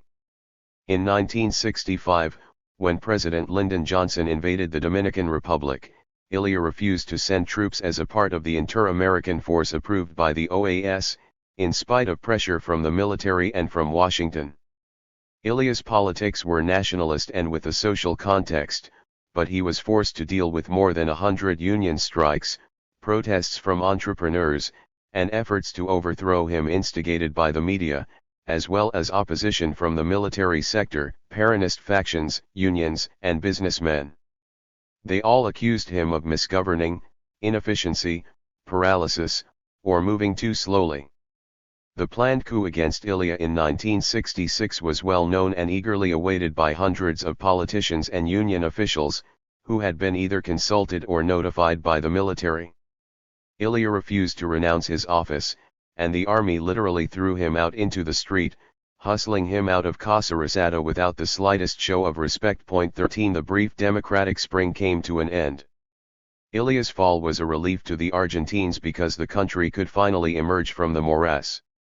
They did not foresee that Argentina was on the verge of a long period of military dictatorships marked by violence and repression, nor did they predict that not one shred of their democracy would survive. Ongania's tyranny light. Although General Juan Carlos Onganía was a legalist and opposed to the coup, he believed in working within the constitution. When he was placed in the presidency by the military, he decided he wanted to hold on to power. Naming his government's program Revolution Argentina and declaring that it would be the responsibility of the military high command, he immediately staged a military takeover of civilian institutions. He closed parliament, dissolved the Supreme Court, imposed tough censorship on the press, dictated anti-communist laws, intervened in university affairs and repressed students, dissolved political parties, and prohibited all political activity. 14 Someone observed that it was the institutionalization of illegality. Both a Catholic of the pre-Vatican Council variety with Falangist ideas 15 and an anti-communist obsessed with counterinsurgency, Onganía surrounded himself with military officers, oligarchs, and fascist politicians. He imposed on the government and on the society a spirit and climate of medieval piety and morality, which resulted in measures that reached the height of the ridiculous, as the Argentine journalist Mark Kaplan wrote. 16. Onganía's dictablanda, as the public christened it, brought with it the political and ideological radicalization of students, workers, and sectors of the church, and the first armed groups emerged.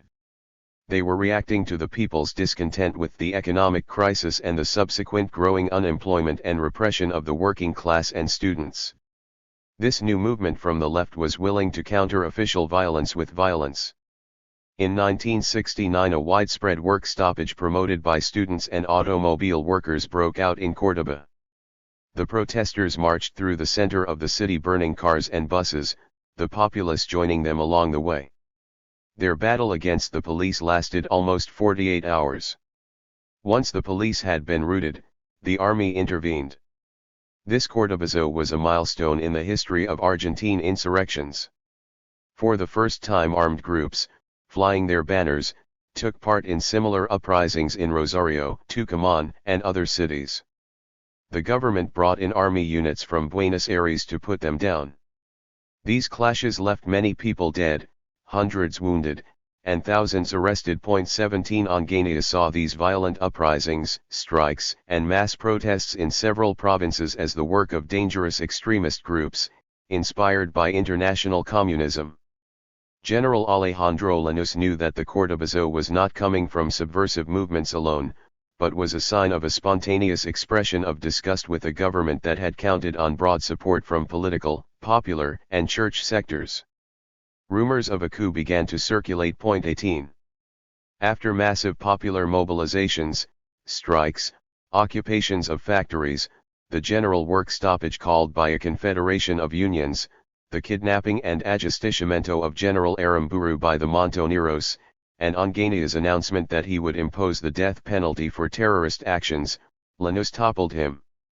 The Montoneros, the ERP, and the Church. In no other Latin American country except Cuba have the structures of state and society been so shaken by the guerrillas as in Argentina, wrote the German sociologist Peter Waldmann. He was surprised that until 1982, there had been no study of these insurgent movements or their activities. 19. The Argentine guerrillas appeared in June 1966, under Ongania's military government, when the junta of military commanders announced the Statute of Argentine Revolution, a series of arrangements that abolished civilian authorities. The Peronist youth movement chose armed struggle as the only way to combat the dictatorship. The armed group, Fuerzas Armadas Peronistas, established a cell in Tucumán, composed of 13 men and 1 woman. Almost immediately, the army found them out, arrested them, took them to Buenos Aires, and tortured them. After the Cordobazo, other armed groups arose. The youth of the Communist Party and the Partido Revolucionario de Trabajadores created the Trotskyist Ejército Revolucionario del Pueblo. This was one of the most important groups, and the only one to establish an active rural cell in the mountains of Tucumán. Like those in the rest of Latin America, the Argentine armed movements were inspired by the Cuban Revolution. They admired Castro, and were inspired by Che's presence in Bolivia. To them his death was a tremendous blow. The FARC intended to become part of a broad Latin American revolutionary movement, as an Argentine appendage to the ELN led by Che, and to return under his orders. Later came a period of ebb tide, bitterness, and defeat, commented one rebel leader, and later still came the luminous glimmer of the Cordobazo, which marks a cycle of redefinition through which we completely revise our strategy and tactics and change our organizing methods. He related that members of the FARC received military training in Cuba, where it was offered with the greatest generosity. 20. Of the 5 armed groups, 4 were Peronist, Fuerzas Armadas de Liberación, Fuerzas Armadas Revolucionarias, Fuerzas Armadas Peronistas, and the Montoneros. After carrying out spectacular actions, these groups either joined together or disappeared. The Montoneros, the ERP, and the FAL remain the most important guerrilla groups, with the greatest impact in Latin America. During the 1970s they were at their military and political apogee, and Argentina was on the brink of civil war. 21. The Montoneros and the ERP battled the police forces and defeated them in humiliating ways, leaving many dead and wounded in their wake. They attacked military and police barracks, some in the center of Buenos Aires, and kidnapped prominent citizens for ransom and to issue demands to the government. Under revolutionary justice they shot down and executed military and police officers. They placed bombs at the homes of military officers, blew up places that symbolized the government and the aristocracy, and denounced the corruption that reigned in the seats of power, both economic and political, and the regime's brutal repression. The Montoneros came from right-wing nationalist sectors and from Catholic youth associations. Their members were intellectuals, professionals, university students, and the children of middle and upper-class families. They ranged in age from 20 to 30, with some even younger. The majority were workers, and close to half were women. Because the women took part in almost all operations, the press drew attention to their brutality and cold-bloodedness. In 1967 an 18-year-old woman carried out one of their most audacious coups, against the Buenos Aires chief of police. 22. The Montoneros had plenty of financial resources, radio transmitters, printing presses, scores of provisions, fleets of vehicles, hospitals, firing ranges, parade and training grounds, and even weapons factories. 23. Their entry into the Peronist movement brought them more popular support and encouraged greater militancy. The most daring coup, for which the Montoneros took credit, involved the kidnapping of the former President General Pedro Eugenio Aramburu and his execution in May 1970, a deed that profoundly shook the nation. The sense of alarm grew exponentially when the police stormed a luxury mansion in an exclusive residential neighborhood and, after a violent exchange of gunfire, arrested several young people who turned out to be the children of the leading Catholic families of Córdoba. A communiqué declared that Aramburu had been subjected to the people's revolutionary justice. He had been judged a traitor to the nation and the people, for the assassination of 27 civilians, for putting 8 Peronist military officers to death by firing squad, for profaning Evita's remains, for annulling the social advances of the Justicialist revolution, for the repression of the Peronist people, and for intending, once again, to seat himself on the throne of power, to sneer at the people and continue selling out the nation. In accordance with this judgment we detained him and executed him. 24 Perón, from his exile in Spain, proclaimed his solidarity with the rebels. He called them patriots and justified their action as a response to official violence. The youth movement and the Peronist armed groups supported Perón and prepared for his triumphal return. The support he gave them from exile changed as his return to Buenos Aires approached. However, he began to distance himself from them. On the day of Perón's return to Argentina, the Peronist youth movement, the Vanguardia, welcomed him with a massive demonstration, a show of its enormous mobilizing capacity. But instead of pleasing Perón, this reception worried and annoyed him. He wanted the fighting to stop, but the movement would not obey his request. He turned the Vanguardia into enemies and subsequently persecuted them. Perón surrounded himself with right-wing Peronists and marginalized the youth movement, creating an abyss between them. In 1967, a group of young priests created the movement called Priests' Movement for the Third World and joined the Peronists, attracted by the social content of the Justicialist Party.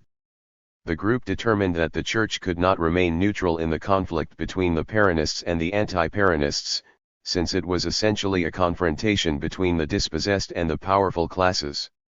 Within a year, they had 400 members. 25 At the beginning of 1969, the Second National Conference of this clerical movement brought together priests from all over the country, and the conference concluded that a revolutionary process was afoot.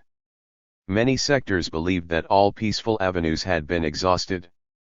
That inescapably calls for our firm adherence to the revolutionary process for radical and urgent structural change, stated one of the group's documents, which additionally declared their rejection of the capitalist system. 26. After Aramburu was executed, an act that implicated young men and women of Argentine high society, a journalist interviewed Father Hernan Benitez to get his opinion on this jungle law assassination.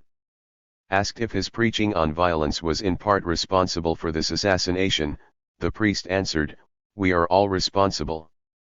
The young people the police identified as the assassins, he noted, were of the upper middle class, Catholics who regularly attend Mass and take communion. They grew up hearing that Peronism was a plague and reacted violently against the social stratum in which they lived because of the conviction that only violence will erase social injustices, for like it or not the privileged have never given up even one of their privileges, he added. 27 The priests for the Third World were a militant force against the dictatorship. In speeches, open letters, and manifestos, the organization protested against social injustices and political repression, and its members took part in strikes and student demonstrations. The doors of members' churches were open to student meetings. Publicly, the clergy criticized the church hierarchy for not observing the resolutions of the Consejo Episcopal Latinoamericano. 28 A smaller number of priests participated in the armed struggle. The regime considered such activities subversive. 29. The military, the Vatican, and the powerful and reactionary hierarchy of the Argentine Church, blind and mute to their grave violations of human rights, supported the military regimes and identified with the interests of the oligarchies. All these found the priests for the Third World to be a threat, accusing them of being communists. The Archbishop of Buenos Aires prohibited any member of the group from any involvement in politics and from continuing activities and preaching that touched on social issues. Refusing to follow his orders, the group broke with the church hierarchy, thus undermining its authority. Brazil and its military guerrillas. Although Jânio Quadros won Brazil's 1961 presidential elections by the largest margin ever, his term was stormy and fleeting. He governed only 11 months. His domestic policy was a disappointment. He did not make good on his campaign promise to implement plans for social reforms and economic development. What mattered were his foreign policies, third world, leftist, and independent. He unexpectedly visited Cuba before his inauguration, a move that disconcerted and alarmed many at home and abroad. United States relations with Quadros were highly complex. President Kennedy was concerned with and irritated by Quadros's leftist tendencies and his early courting of communist nations, especially Cuba. Brazil was the Latin American power with the greatest military, political, economic, and demographic significance, and Quadruch's friendship with Cuba was potentially disastrous. Quadruch, unfazed by Washington's reservations about his relations with the Soviet bloc, pointed to the United States and its relations with the Soviet Union and its satellites. His policy, he declared, was to broaden foreign markets, and he faded leading communists without worrying about Washington's reaction. He decorated the first Soviet cosmonaut, Yuri Gagarin, and a high-level dignitary from the Kremlin. He also honored Che Guevara when he arrived in Brazil upon his return from the Inter-American Conference in Punta del Este. This homage to the heroic warrior was the last straw for powerful sectors of the right and the military. They believed that Quadruch's policy of independence and opening to the communist world was influenced by Havana. In the midst of a severe economic crisis, opposition from the military, politicians and from the dominant classes who accused him of being a communist, and accusations from Governor of Guanabara, Carlos Lacerda, who claimed that Quadruch intended to shut down the Congress and become a dictator. Quadruch abruptly resigned. It was not known or understood why he took such drastic action, though some people attributed it to his lively and unpredictable character. Congress accepted his resignation, the people remained unmoved. The military wanted to take measures to prevent Vice President João Goulart, whom they considered a communist, from stepping into the presidency. At that moment he was on an official visit to the People's Republic of China. But Goulart, political heir to Getulio Vargas, was supported by powerful popular, union, and student movements, liberal groups, and sectors of the military, particularly lower-ranking officers. The military command feared that a coup could provoke a civil war. To prevent the coup, Leonel Brizola Goulart's brother-in-law and governor of Rio Grande do Sul and Mauro Borges, governor of Goiás, organized an uprising with popular brigades and the support of their respective military and police garrisons. 30. The military, the Brazilian oligarchy, and Washington were convinced that Goulart would lead Brazil toward a Cuban-style revolution. Before he assumed the presidency, the military imposed a constitutional reform measure that established parliamentary rule and restricted presidential power. Goulart accepted the measure and submitted to parliamentary control. But in 1963, with the support of the people, he called a plebiscite, which abolished the constitutional reform, and thus he reassumed full power. With the nation's profound economic crisis, it had the highest inflation rate in its history. Goulart was put in the difficult position of either satisfying the working class or mollifying the middle class and Washington. He chose a policy of stabilization and development, which satisfied no one. The workers were upset that their wages were being frozen and their demands ignored. The dominant classes were angry with him for his inability to control the continuous strikes and protests by popular sectors, students, and campesinos who entered the political fray for the first time, and the land occupations by residents of the favelas. Furthermore, Goulart had to deal with uprisings and protests by the military and by police officers. In the midst of this confusing situation, Goulart delivered an incendiary speech announcing his plans to expropriate land holdings. The big landowners and the military were furious, and the people did not give him the support he was seeking. Ousting Goulart was no easy matter, however. Powerful popular support was solidly behind him. The middle class and the landowners undertook a campaign to marshal their forces in order to prepare a climate favorable to the coup, organizing demonstrations that were clearly fascist in several cities. The March with God, for the Family, and for Democracy in São Paulo were attended by more than 500,000 people, most of whom were of the middle class. 31. In the early morning of April 1, 1964, the military staged a coup that overthrew Goulart. They justified it as a preventive counter-revolution to deter the communization of Brazil. Goulart did not resist. His passivity neutralized the fighting spirit of the people, the union movement, and the nationalist sectors of the military, his main supporters. The streets of São Paulo and Rio de Janeiro were deserted. The discouraged masses made a few weak attempts at protest, which were put down by the new regime using extreme brutality. Later Goulart explained that he had not wanted to call on the people to fight. He was anxious to avoid a civil war. The United States helped to prepare for the coup. Ambassador Lincoln Gordon and the military advisor General Vernon Walters conspired shamelessly. Before the coup, American warships arrived off the coast of Rio de Janeiro at Gordon's urgent request. 32 Enough of the middlemen. Gordon for president, was scrawled on the walls of the capital. Goulart had not yet left for exile when President Lyndon Johnson's congratulatory message to the plotters arrived. In a speech at the Brazilian War College, Gordon called the coup a defense of democracy, comparable to the Marshall Plan, the Berlin airlift, the defeat of the Communists in Korea, and the withdrawal of the missiles from Cuba. He considered it one of the most important moments of change in world history in the second half of the 20th century. 33. With Goulart's departure, Brazilian democracy died. The military no longer respected constitutional order. The long period of the neo-fascist national security doctrine dictatorships began, launching a 21-year-long era of brutal repression. 34 The national security doctrine, which was pressed into service after Goulart's ouster, was the work of a select group of War College officers headed by General Acervo Galbari do Couto e Silva. From the time of its founding in 1949, the college maintained close contact with the Pentagon through a member of its military mission in Brazil. 35. The doctrine was the guideline of the military regimes.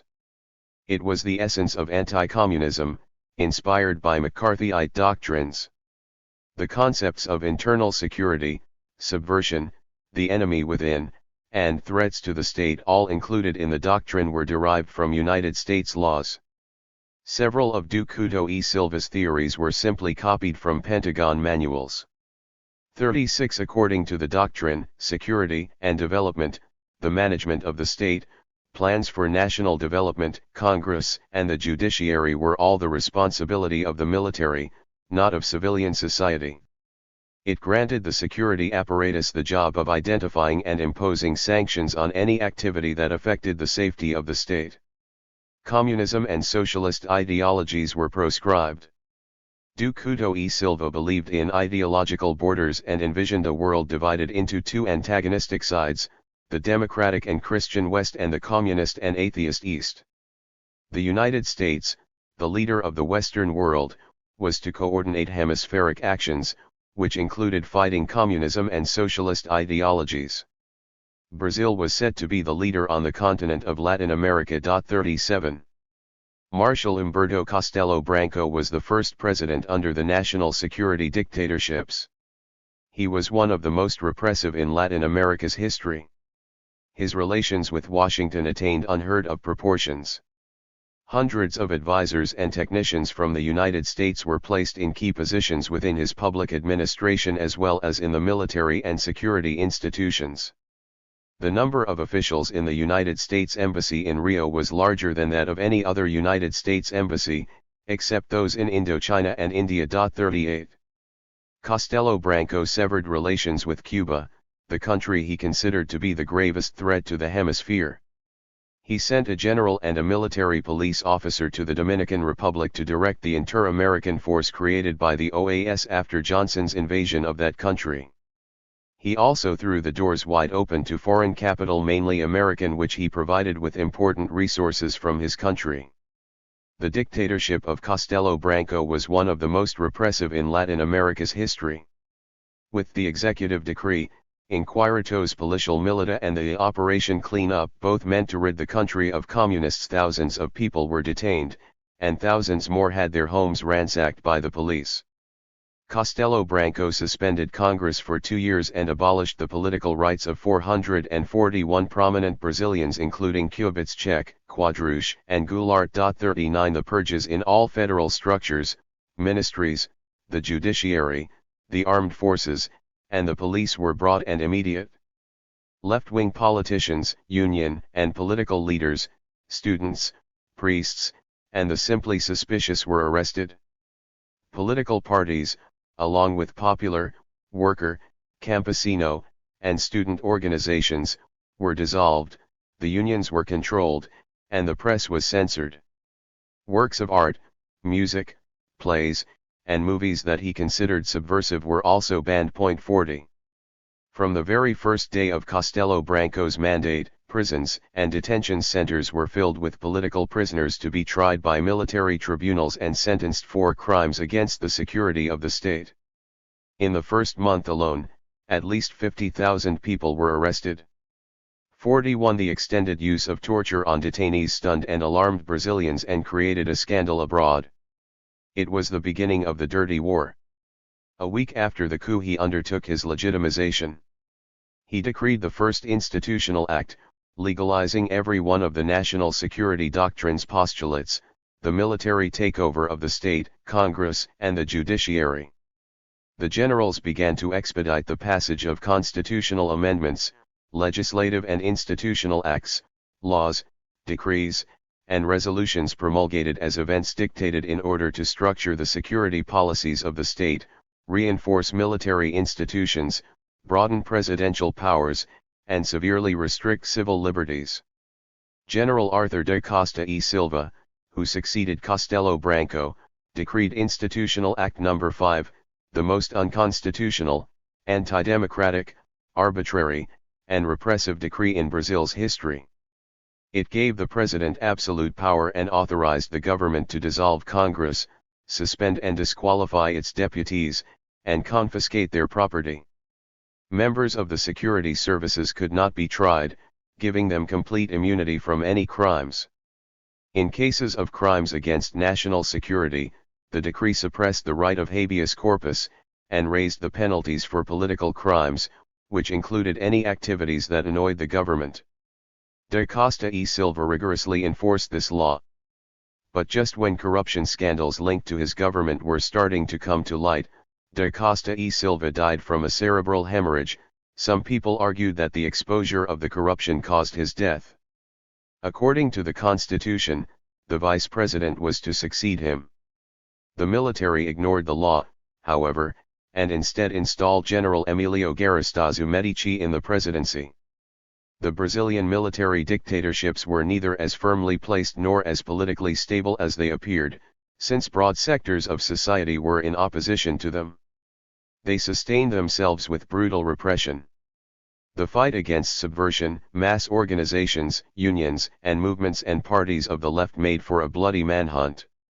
The victims were political militants, popular leaders, professors, journalists, intellectuals, students, priests, and nuns. 42 Not even the military was exempt from repression. Nearly 10% of the officer corps was purged for ideological reasons. 43. Added to this macabre picture were the summary executions and many forms of torture used by the military in their detention centers during interrogations. They were characterized more by their brutality than their refinement, according to the testimony of one woman victim. Political detainees disappeared from prisons that had been converted into torture chambers. 44 Since the civilian justice system was not allowed to try military officers or their security forces, that was the job of military tribunals. They had total impunity. The military and police institutions were the most repressive organizations within the wide net cast by the state. Their invisible components were the official paramilitary groups that operated as special security forces, whose members were former police officers, and the ultra-right terrorist organizations, Comando Casa Comunistas and the Militia Anti-Comunista. Each branch of the armed forces had a detention center that was converted into a torture chamber. The most sinister was the Centro de Informações de la Marina. The Departamento de Ordem Político y Social, Operación Bandeirante in São Paulo, and the Centro de Operações de Defensa Interna in Rio de Janeiro had their own torture centers too. The brutal acts of repression provoked protests from international human rights organizations, the legal community, the United Nations, the OAS, and the Brazilian Catholic Church. The government denied their denunciations of the assassinations, tortures, and disappearances and accused these organizations of meddling in governmental affairs. Officially, the government declared that no one is tortured in Brazil. The insurgency. The military took power violently, and they themselves paved the way for subversion, noted Carlos Marighella, a Brazilian Communist Party leader who served as the top director of the armed struggle against the fascist dictatorships. In 1967 he created the Aliança de Liberação Nacional, one of the most powerful armed groups. The guerrilla struggle arose in response to Castelo Branco's reign of terror. During this period an impressive number of revolutionary organizations grew out of the splinters of communist and leftist parties. In the course of the struggle they either united or subdivided. Mobility within the insurgent movements was characteristic of the Brazilian armed struggle. The workers' movement gave birth to the Comando de Liberação Nacional and the Vanguardia Popular Revolucionária, which later merged to form the Vanguardia Armada Revolucionária and Ala Roja. These groups were composed primarily of members from the middle-class students, professionals, and former military officers. 45. The armed struggle expanded in the major cities with terrorist actions, sabotage, bombings, kidnappings, the capture of arms, and attacks on government institutions and American businesses. September 1969 brought the most daring and spectacular blow. A joint commando of the ALN and the MR8 kidnapped United States Ambassador Charles Elbrick. A female guerrilla seduced embassy guards and some of the ambassador's bodyguards in order to learn his routes and itineraries. The guerrillas demanded freedom for 15 political prisoners and their safe conduct from the country on a special flight to be arranged by the government. 46. This kidnapping, the first kidnapping of an ambassador in Brazil, caused great consternation and humiliation for the government and for Washington. The junta, in transition after the death of Da Costa e Silva and under pressure from the United States State Department to save the ambassador's life, immediately agreed to the guerrillas' demands. The prisoners were freed and taken to Mexico, and the government published the rebel manifesto against the dictatorship in the major newspapers and broadcast it on the radio. Subsequent kidnappings of the Japanese consul general and the Swiss and German ambassadors did not achieve the desired results. On those occasions the government did not agree to all of the kidnappers' demands, but the diplomats were nevertheless freed. 47. After 3 years the armed struggle began to hit rock bottom. The state's repressive apparatus captured important guerrilla leaders, among them Marighella, by means of information obtained by torture. Their capture was a severe blow to the guerrillas. Though the Brazilian guerrilla groups sometimes coordinated their operations in spite of their ideological differences, they did not succeed in mounting as extensive and crucial an action as the Tupamaros in Uruguay or the Montoneros and the ERP in Argentina. Their tendency to organize into cells kept them separated, and internal conflicts, disagreements about strategy, and rivalries among the leadership weakened them. None of the groups bothered to involve the workers or the campesinos, though they counted on their support. They came to regret it. The guerrillas recognized the reasons for their failures. Some actions were launched without the necessary preparation. They underestimated the risk posed by the political and military inexperience of many of their militants, most of them young, and worse yet, they misjudged the great power of the government's repressive apparatus. There were 2 decisive reasons for their failure, noted the journalist Marcio Moreira Alves. First were the difficulties they encountered in working underground. They were an urban guerrilla group composed mainly of people from the middle classes who could not hide in the favelas, so they were easily detected by the police.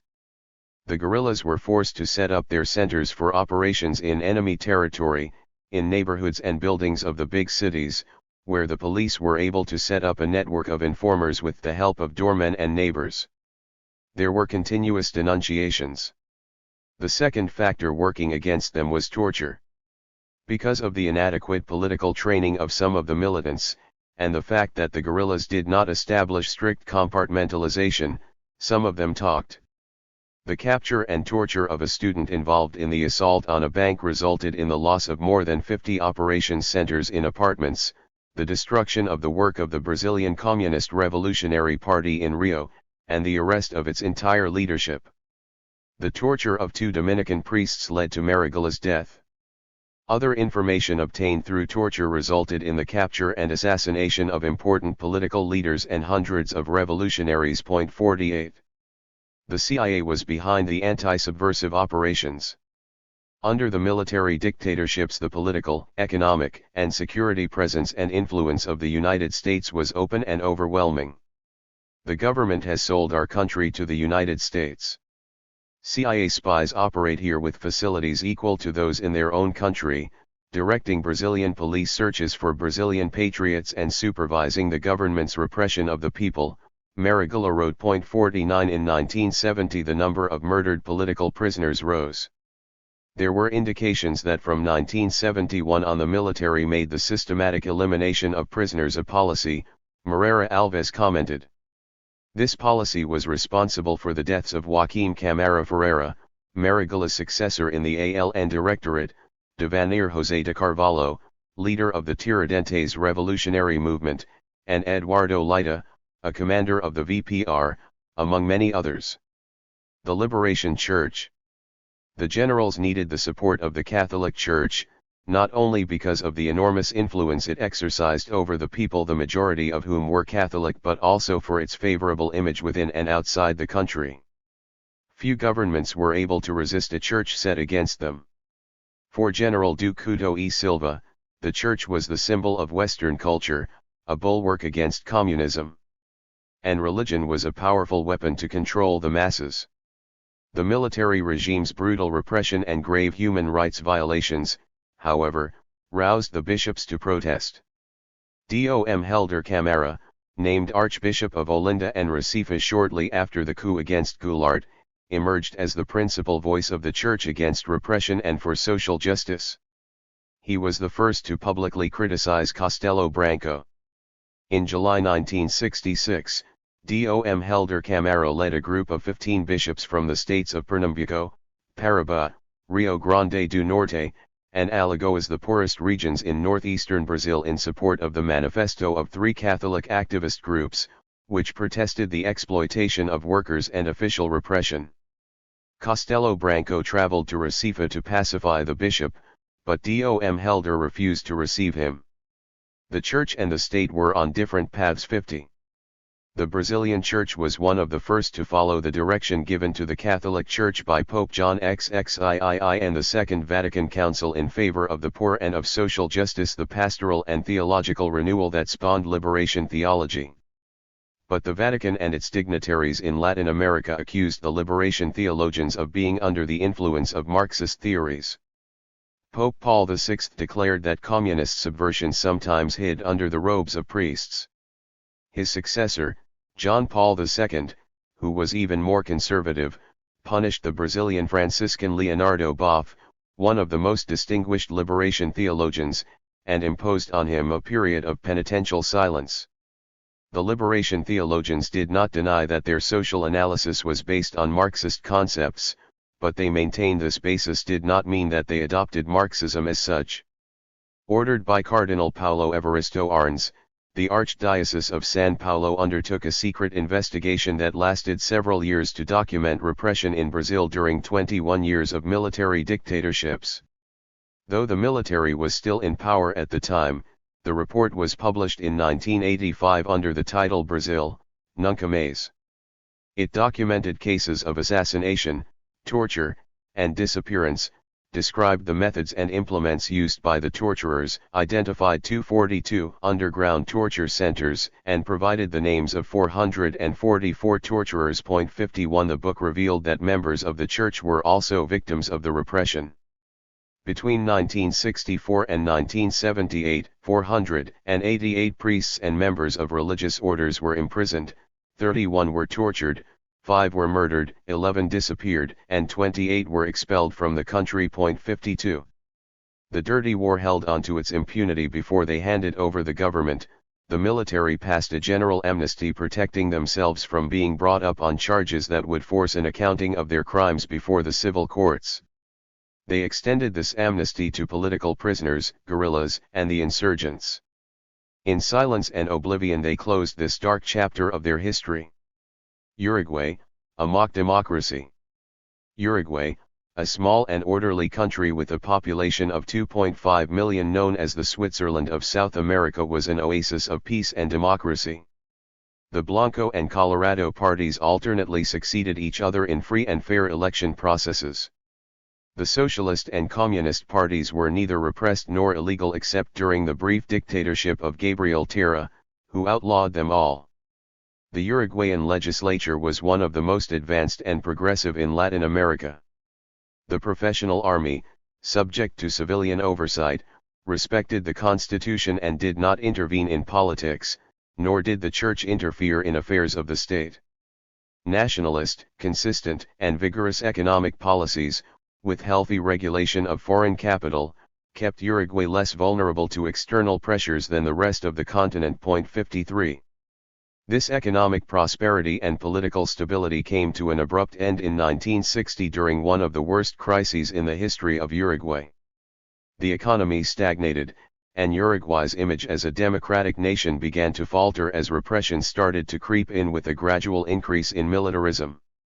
Uruguay began to resemble the rest of Latin America. The country suffered inflation, recession, and the precipitous fall of the peso in 1963. Lacking reserves, the government sought foreign credits and opened the country to foreign investments, which came to control the banks and important areas of production, affecting whole sectors of the economy. Protests against this difficult economic situation by the working classes, public functionaries, and students were suppressed by the impositions of martial law. 54. This internal agitation led to the emergence of the Movimiento de Liberación Nacional Tupamaros, which evolved into one of the most important guerrilla movements on the southern continent. In 1966, General Oscar Gestido of the Colorado Party won the election by a narrow margin. Constitutional reform restored one-man rule, the government having been administered until that point by a governing council in which the parties had been equitably represented. 55.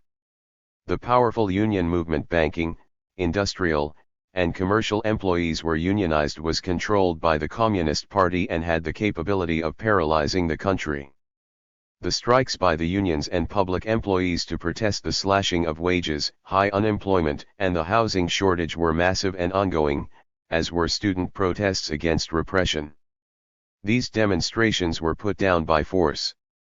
For the first time ever, one of the most egalitarian societies in Latin America was confronted by virulent class conflicts because employers refused to talk with the workers and to address their justified demands. Uruguay was drawn into the orbit of the IMF and agreed to its demands. Foreign capital and American transnational companies invested in key industrial and financial sectors. Foreign debt skyrocketed. This surrender to foreign capital and the consequent loss of autonomy was harmful to many economic sectors. Only the agricultural exporters and financiers, tied to foreign capital and the monopolies, were satisfied. The sudden death of President Gestido in 1967 brought Vice President Jorge Pacheco Arico to the presidency. He was a corpulent former journalist and boxing fan and, like his predecessor, a member of the Colorado Party. Pacheco Arico increased the dependence on foreign capital, increasing the friction between the economic and political sectors who gained from it and those who stood to lose. 56. Responding to the general discontent, popular protests, the radicalization of the lower middle-class sectors and prestigious intellectuals, Pacheco Arico declared a permanent state of siege. He proceeded to lead the country into a de facto dictatorship, which the people called a constitutional dictatorship. 57. Pacheco next strengthened presidential power. His Congress did not object. Invoking martial law, he banned leftist parties, alleging that they intend to destroy the present regime by means of armed struggle. He closed newspapers, imposed press censorship, and prohibited union activities and student movements, which he severely repressed. The strikes and popular and student demonstrations ended in violent confrontations with the police at the price of deaths, wounds, and arrests, and hundreds of job losses. He ordered the occupation of university campuses without regard for their autonomy, and he intervened in their curricula, expelling professors for ideological reasons. The Tupamaros held that the president was exercising an unnecessary repression, with the sole aim of maintaining a bourgeois democracy that was a mockery. The government's abandonment of constitutional and democratic principles was received with a surprising degree of apathy by the political community. When a deputy tried to bring a legal action against Pacheco for the arbitrariness and illegality of his procedures, he found no support in the Congress. 58. Amid the turmoil, corruption flourished in the government and among small financial groups, which tried to enrich themselves through frenetic and deceitful speculations and monetary conversions. Prominent figures were involved in monetary devaluations caused by these groups and denounced as fraudulent by the director of the Bank of the Republic. The rapid enrichment of these groups contrasted sharply with the increasing impoverishment of the middle and lower classes. In June 1968, real wages were down by 47%, compared to the 1961 to 1966 norms. In 1964, the Uruguayan peso had an exchange rate of 16 to 1 United States dollar. In 1968 it had fallen to 250 to 1. The cost of living jumped 100% in June 1970, and 6 months later to 118%. From 1967 to 1968, overall production was only 0.3%, lower than Haiti's, the lowest in the Southern Hemisphere. 59. The general discontent could be measured by the enthusiastic way the people supported the actions of the Tupamaros, which shook the power structure while the police forces had not been able to touch them. In 1969, the government passed a law forbidding the press to report on the guerrillas. The media were not allowed to mention the name Tupamaros or use 7 synonyms for guerrilla. The papers avoided this decree by using such terms as the Unamiables, the seditionists, conspirators, or those who take the name of the Inca Tupac Amaru. 60. Uruguay's friendly relations with its powerful neighbors, Argentina and Brazil, were nerve-wracking and almost a matter of survival. The colossuses to the south, under military dictatorships also confronted with powerful insurgent movements, kept their eyes on developments in Uruguay, ready to intervene. They believed that a Tupamaro victory was possible. Brazil's concern for Uruguay was reflected in the sheer profusion of news coverage. 61. When the Tupamaros kidnapped the Brazilian consul, Aloysio Dias Gomes, and the American agent Dan Mitrian in Montevideo, Brazil mobilized troops on the Uruguayan border. The troop presence alarmed the Uruguayan people. Pacheco Araújo energetically protested this intervention, but the Uruguayan press reported that Pacheco had asked the Brazilian president, General Garistazo Medici, for aid in the form of troops to fight the guerrillas. 62. The governments of Argentina, Brazil, and Uruguay knew that the guerrillas were making a mockery of their security systems and offering one another aid across the borders. Military sources maintained that the Tupamaros brought together the principal leaders of South America's armed movements in Montevideo in a coordination meeting between the Montoneros and the Tupamaros, who became co-conspirators in Arambru's kidnapping and assassination. 63. The collaboration between the Argentinian, Brazilian, and Uruguayan security services to capture activists and opposition figures who had taken refuge in other countries was undeniable. In 1967, a Brazilian student arrested in Uruguay tried to commit suicide by slashing his wrists to keep the Uruguayan police from handing him over to the Brazilian political police. There were frequent denunciations of foreign agents for having participated in interrogations and torture sessions of political prisoners. The prisoners, who were blindfolded, recognized them by their accents. Che showed us the way. One day in 1965, the Uruguayan populace was surprised and the security forces intrigued when they saw the word Tupamaros scrawled on the walls of Montevideo. Shortly thereafter, they learned from terrorist actions, propaganda, and denunciations in public places that the Tupamaros were a guerrilla group. Their official name, the Movimento de Liberación Nacional Tupamaros, led by Raúl Sendic, had a long political history of organizing workers and peasants, became a new phenomenon in Uruguay. The Tupamaros had been preparing for battle for more than a year. Their militants, both men and women, were students and professionals from the middle class and the land-holding community. Some of them were the sons and daughters of powerful families, and most were Catholic. As they grew, so did the militancy of the lower classes. Their center of operations was in Montevideo. At first they were more or less inconspicuous, since the country's attention was focused on the presidential election. The country was experiencing social and union agitation because of the economic crisis, which led many to favor the guerrilla struggle. The Tupamaros consolidated the movement, armed their fighters, and began to assault banks, steal weapons, and engage in armed confrontations with the police. At the beginning of 1968, the movement launched its first large-scale offensives. In August of that year, the kidnapping of Dr. Ulises Pereira Reverbal, the president of the Union de Trabajadores Estatales and the Bankers Association, brought the Tupamaros more prestige.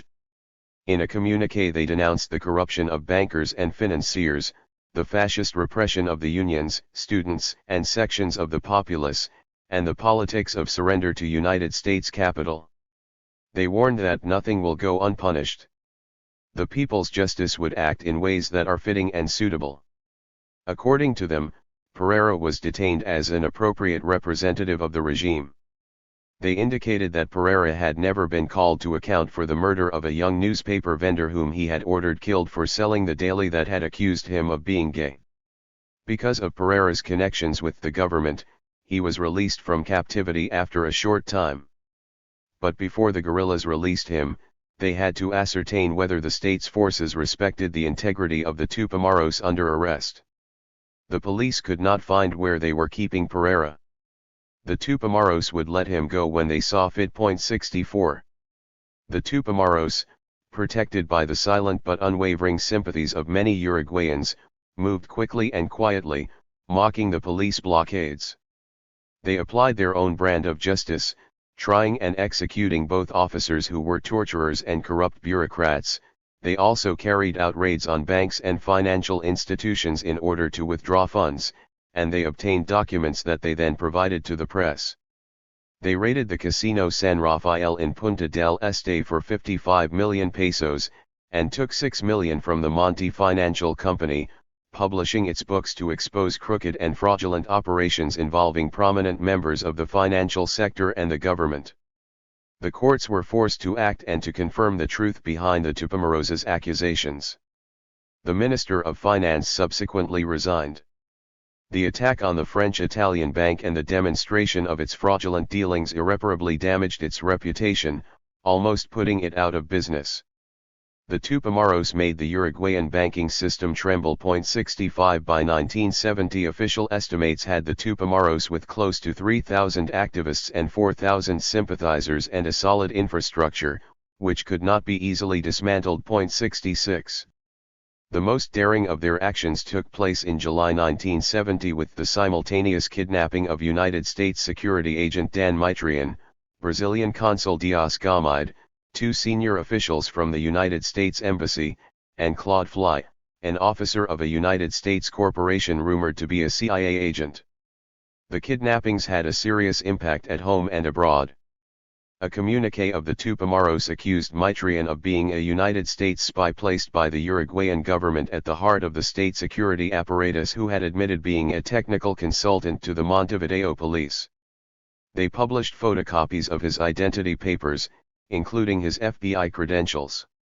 They alleged that he was an agent of imperialist repression disguised as an aid advisor, whose function was to teach methods of terror and torture, something he also did in Brazil.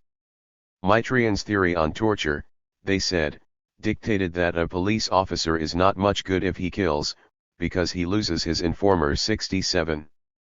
The Tupamaros demanded the release of 50 guerrilla fighters, followed by all political prisoners, more than 300, among them 30 women who were to be flown to Algeria, Mexico, or Peru. But the capture of Raúl Sendic, head of the Tupamaros, along with other leaders, changed the rules of the game.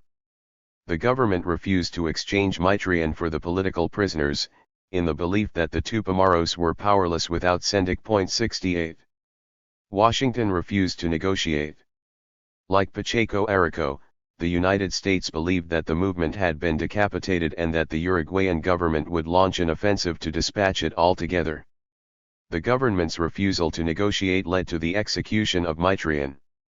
His corpse was found on the morning of August 10, with 4 bullet wounds from guns of different calibers. This incident was told by Costa Gavras, in the movie State of Siege. The government decreed a period of national mourning and continued the raking operation, this time with the assistance of 100 Brazilian policemen. 69 The Tupamaros released the other hostages. The Cuban Revolution was the primary inspiration for the Tupamaros, since it was the first socialist revolution carried out by non-communists. They deeply admired Che Guevara, as they did the Colombian priest Camilo Torres Restrepo for his Christian conception of revolutionary struggle, declared Urbano, a Tupamaro leader who was interviewed by the Cuban press agency Prensa Latina in the 1970s somewhere in Montevideo infested with bayonets. He added that the trail Che blazed is revolutionary consciousness, which authentic revolutionaries would follow. He spoke of taking power with the people to achieve a socialist revolution.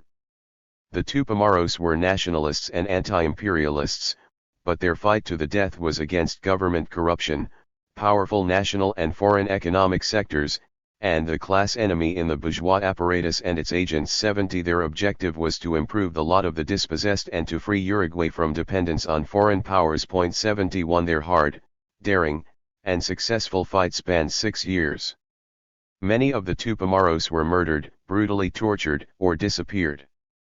But the dead you have killed are in good health, assured Urbano. 72 Pacheco Arico gave full discretionary powers to the armed forces to combat the subversion, and these acted with furious violence, shooting to kill.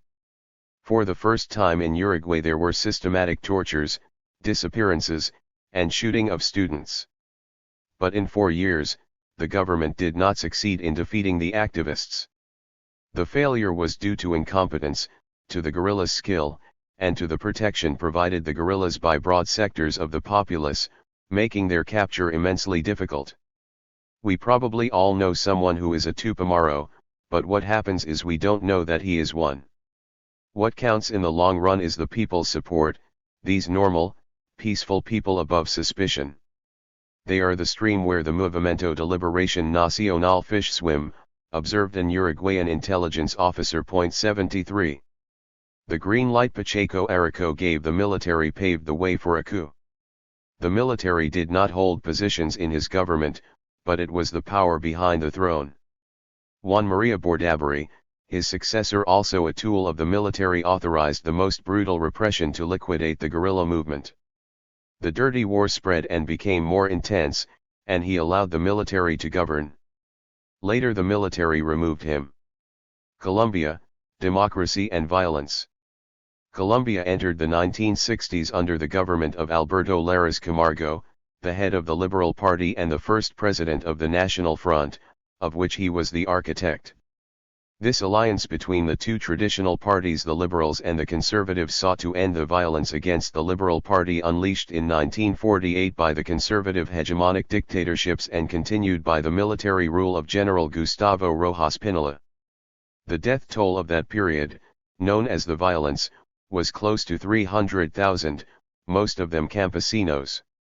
A consequence of this violence was the emergence of armed groups whose purpose was to defend their lives and their families. The National Front, approved by a huge majority in a national plebiscite, succeeded in establishing political peace between the parties, but not in ending the violence in the countryside. The most important guerrilla groups laid down their weapons by accepting the general and unconditional amnesty decreed by General Rojas Pinilla in 1953. But the government did not keep its promise to grant them lands and respect their lives, and the army kept killing them. Many of them returned to the mountains to continue the struggle. Rojas Pinilla's amnesty was extended to the army and the police, the perpetrators of the violence, whose crimes would remain unpunished.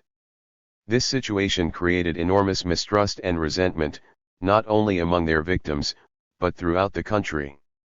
Lleras Camargo's main intent was to bring peace by political and social measures. Amnesty and rehabilitation became the prevailing slogan of his government. He used this theme to attract those who continued the armed struggle. In 1959 he offered a second amnesty and set in motion programs of social assistance, community development, and communal action. The amnesty was to be extended only to those people who were seeking peace and rehabilitation as verified by the authorities. Individual prosecutions remained open and could be brought back to court in the event that the person returned to violence. It was not an amnesty that pardoned and forgot, like Rojas Pinola's, but one of liberty and watchful assistance. 74. However, the negative legacy of Rojas Pinola's amnesty was still fresh in people's minds and caused Larraz's offer to fail. The memories of the murders of guerrillas amnestied by Rojas also lingered undiminished, among them the assassination of Guadalupe Salcedo, the most distinguished figure among the liberal guerrillas from the Llanos region. His corpse was riddled with bullets, the result of a police ambush in the capital. At the end of the legal term of Larraz's amnesty in 1959, the violence grew more acute in a vicious cycle of harassment and military abuses against the civilian population and confrontations between guerrillas and the army. In January 1960, in different parts of the country, the army baldly assassinated 3 popular guerrillas who had been amnestied. And in 1963, after an intense shootout between the army and his band, the famous guerrilla Chispas, from Tolima, who had also been granted amnesty by Larraz, was killed. Continuous harassment by the army, which accused him of numerous crimes and called him the country's #1 bandit, had forced Chispas to renew his struggle and caused the government to place a juicy reward on his head. In the end, many refused the amnesty offered by Larraz, since they found his guarantees insufficient, suspicious, and deceptive. Several of those who accepted the amnesty returned to the mountains after the army continued to harass them. Others took up the struggle again because they could not adapt well to civilian life. Some turned to vandalism and common crime. 75. The government's inability to stop the violence, an impossible task in such a short time, served as the central argument in the political debate against Larraz. The conservatives accused him of tolerating what they called independent republics, 5 zones controlled by the communist guerrilla movement which, they argued, were breaking up the national sovereignty. Rojas Pinola was also unable to recapture those zones. In 1965 the communist guerrillas became the Fuerzas Armadas Revolucionarias de Colombia, which, in a span of 40 years, would spread to nearly 50 guerrilla fronts around the country. Frustrated by the continuing violence, political sectors demanded that the army get rid of the guerrillas, who were by then referred to as bandits. Many, nevertheless, were alarmed by the brutality of the army, which was engaged in a sort of punitive war against the people accused by the army of being guerrilla supporters. The army was killing campesinos, raping their women, burning their huts and crops, and stealing and killing their animals. The violence had reached new levels. The narrow range of democracy of the National Front, its bipartisan hegemony and alternation in power prevented participation by the other political parties, was the source of growing popular discontent and student rebellion. The people sought new paths. Workers' unions emerged, the Confederación Socialista General de Trabajadores, which was stimulated by the Colombian Communist Party, and the Confederación General de Trabajadores, which was promoted by the Christian Democrats, whose goal was to break the monopoly held by the official trade union confederations, the Confederación de Trabajadores de Colombia, and the Unión de Trabajadores de Colombia.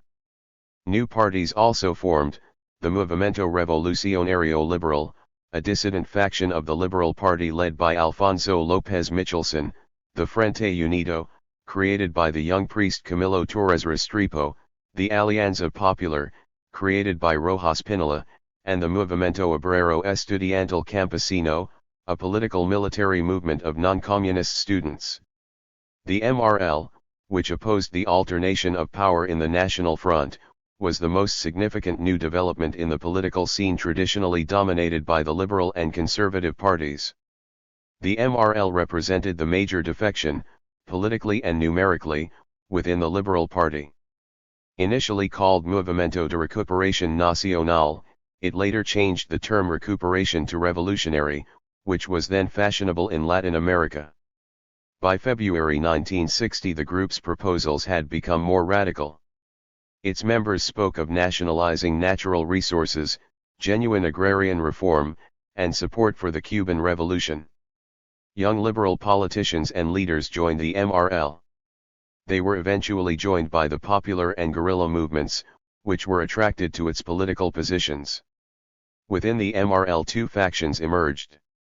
The more flexible one, led by Lopez Michelson, sought to replace the liberal leadership monopolized by the so-called traditional bosses with new people who could count on popular support to achieve revolutionary reforms within the constitutional framework. The other faction, the hardliners, consisted of the youth movement Juventud Movimiento Revolucionario Liberal, supported by the Communist Party and popular sectors who wanted revolutionary change and people power. 76 The MRL penetrated rural zones with a campesino membership campaign that offered to protect the insurgents under its banners. Surprising numbers of campesinos and armed groups supported the MRL as a tactical ally in electoral campaigns. The MRL made electoral alliances with the Communist Party, though this was not to Lopez's liking, since he was not eager to get mixed up with communists or to take extreme positions. 77. To the United States State Department, Alfonsito Lopez's capricious leftist ideas were a threat and implied communist participation in the activities of the MRL. The United States feared that Lopez would divide the Liberal Party and set in motion a popular movement that will ultimately be taken over by the Communists. Roy Robotham, Assistant Secretary of State for Inter-American Affairs, made a marginal note on a confidential document from the embassy in Bogotá that should be discredited. Around the same time, Julio César Turbay Ayala, Lares Camargo's chancellor, offered Washington his cooperation in dealing with the problem of communism in Latin America. 78. The Cuban Revolution, the revolutionary events in the People's Republic of China, the Vietnam War, the independence of Algeria, and the new direction of the Catholic Church under John XXIII, all became incentives for the drastic re-evaluation and change in the ideas and goals of the Colombian armed struggle. The partisan armed movements of the 1950s were events of the past. The 1960s brought the rise of several armed groups whose struggle was both military and political. In 1960 there was the Movimiento Obrero, Estudiantil, Campesino, and from an internal schism in MOEC arose the Fuerzas Armadas de Liberación. 79 In 1961 came the pioneer group, the Ejército Revolucionario de Colombia. In 1962 there was the Ejército de Liberación Nacional, a pro-Castro group created by university students.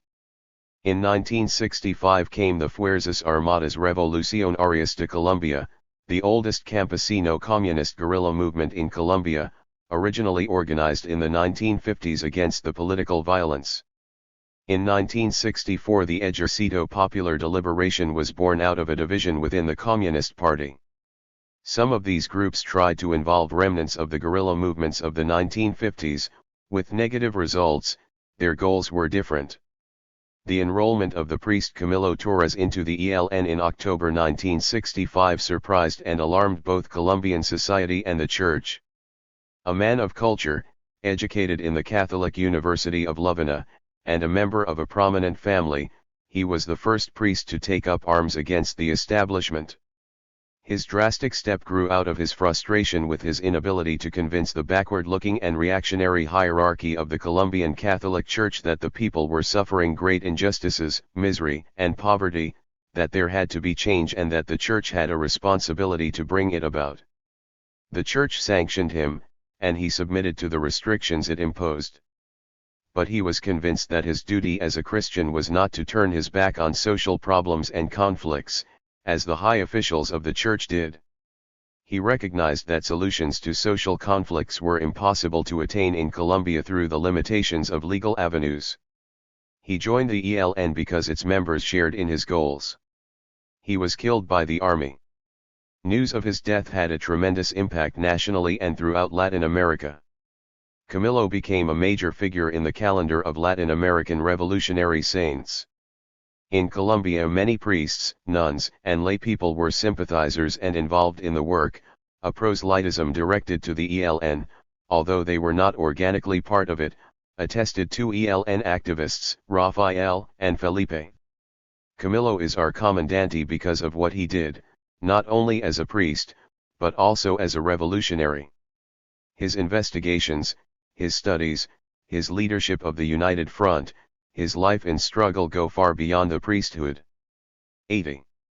Members of the armed movements and the JMRL received military instruction in Cuba. By the 1960s the Colombian guerrilla movement was in full swing. Colombia and Cuba. No country in Latin America was more determined to oppose the Cuban Revolution than Colombia under the government of Clara Nieto. But he did so without making public pronouncements. Privately, he commented to John M. Cabot, the United States ambassador, that Fidel's triumph was as if the bandit known as Mariachi had become the president of Colombia. He added that it would be a long time before Cuba recovered from the effects of the revolution, believing, as Washington did, that the current regime was a transitional phenomenon. 81. Lares Camargo enjoyed great prestige in the upper echelons of Latin American society and was highly appreciated in Washington. He was the architect of the Organization of American States and served as its first Secretary General. Washington always consulted him because of his knowledge of the problems of Latin America. The paranoia inspired by revolutionary Cuba convinced governments throughout Latin America that the succession of small unsuccessful attempts to invade Panama and Caribbean countries, which had their starting point on the island, were evidence of Cuba's intention to export its revolution and destabilize other nations. The Cuban government denied all responsibility for such incidents. After investigating the invasion of Panama, the OAS exonerated Cuba of having instigated it. Fulgencio Liquorica, the Colombian ambassador in Havana, told his government that the movement of arms in the Caribbean is undeniable.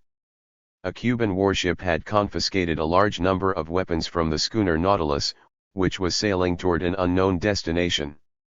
And Central American exiles in Cuba continued their nebulous preparations to invade their respective countries.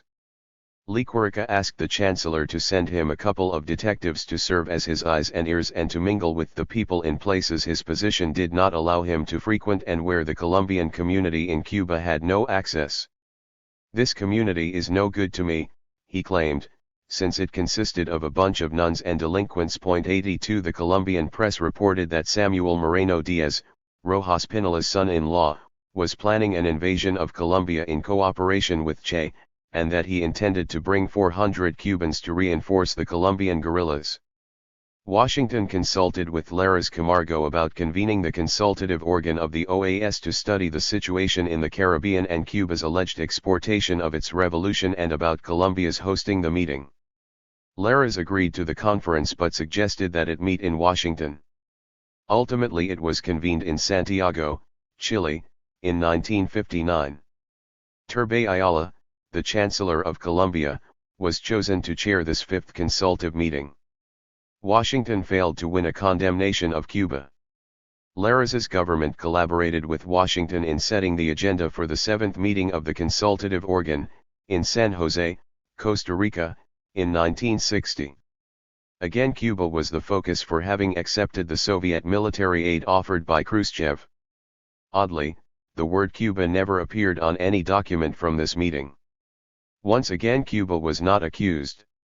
Fidel responded to the San Jose Declaration with the first declaration of Havana, in which he condemned the miserable submission of traitor governments and imperialism. Lares felt that Fidel was offending the government and cut off relations with Cuba. When Turbay Ayala explained to his Congress the reasons for the break, it was immensely unpopular among the people. He noted that many countries had beat Colombia to the punch. These nations were the Central American and Caribbean dictatorships and Peru, whose president, Manuel Prado y Ugarteche, was a member of the Peruvian ultra-right. After Fidel's 1961 declaration on the socialist nature of the revolution and after the Bay of Pigs fiasco, Kennedy was even more determined to put an end to the revolution and Fidel. He gave the green light to the CIA's Operation Mongoose and mobilized his diplomatic corps to organize Cuba's expulsion from the OAS and to apply sanctions. Once again Colombia led the political moves against Cuba and proposed at the OAS that the consultative organ be convened under Article 6 of the Rio Treaty. The article referred to military aggression, which did not apply in this case. Nevertheless, the majority supported the petition. Chancellor Turbay traveled from capital to capital seeking support. The agenda for this meeting was set in an exchange of visits between State Department officials and the Colombian Chancellery. By an irony of fate, Turbay's tour was interrupted when his plane was hijacked and forced to land in Havana. Fidel went to meet with him at the airport. At that moment Che was with the Cuban delegation at the Inter-American Conference in Punta del Este, Uruguay. When he learned of Turbay's forced arrival in Havana, he burst out laughing.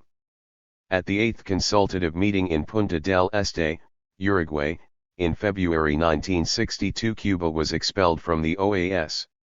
The 6 most influential Latin American nations abstained.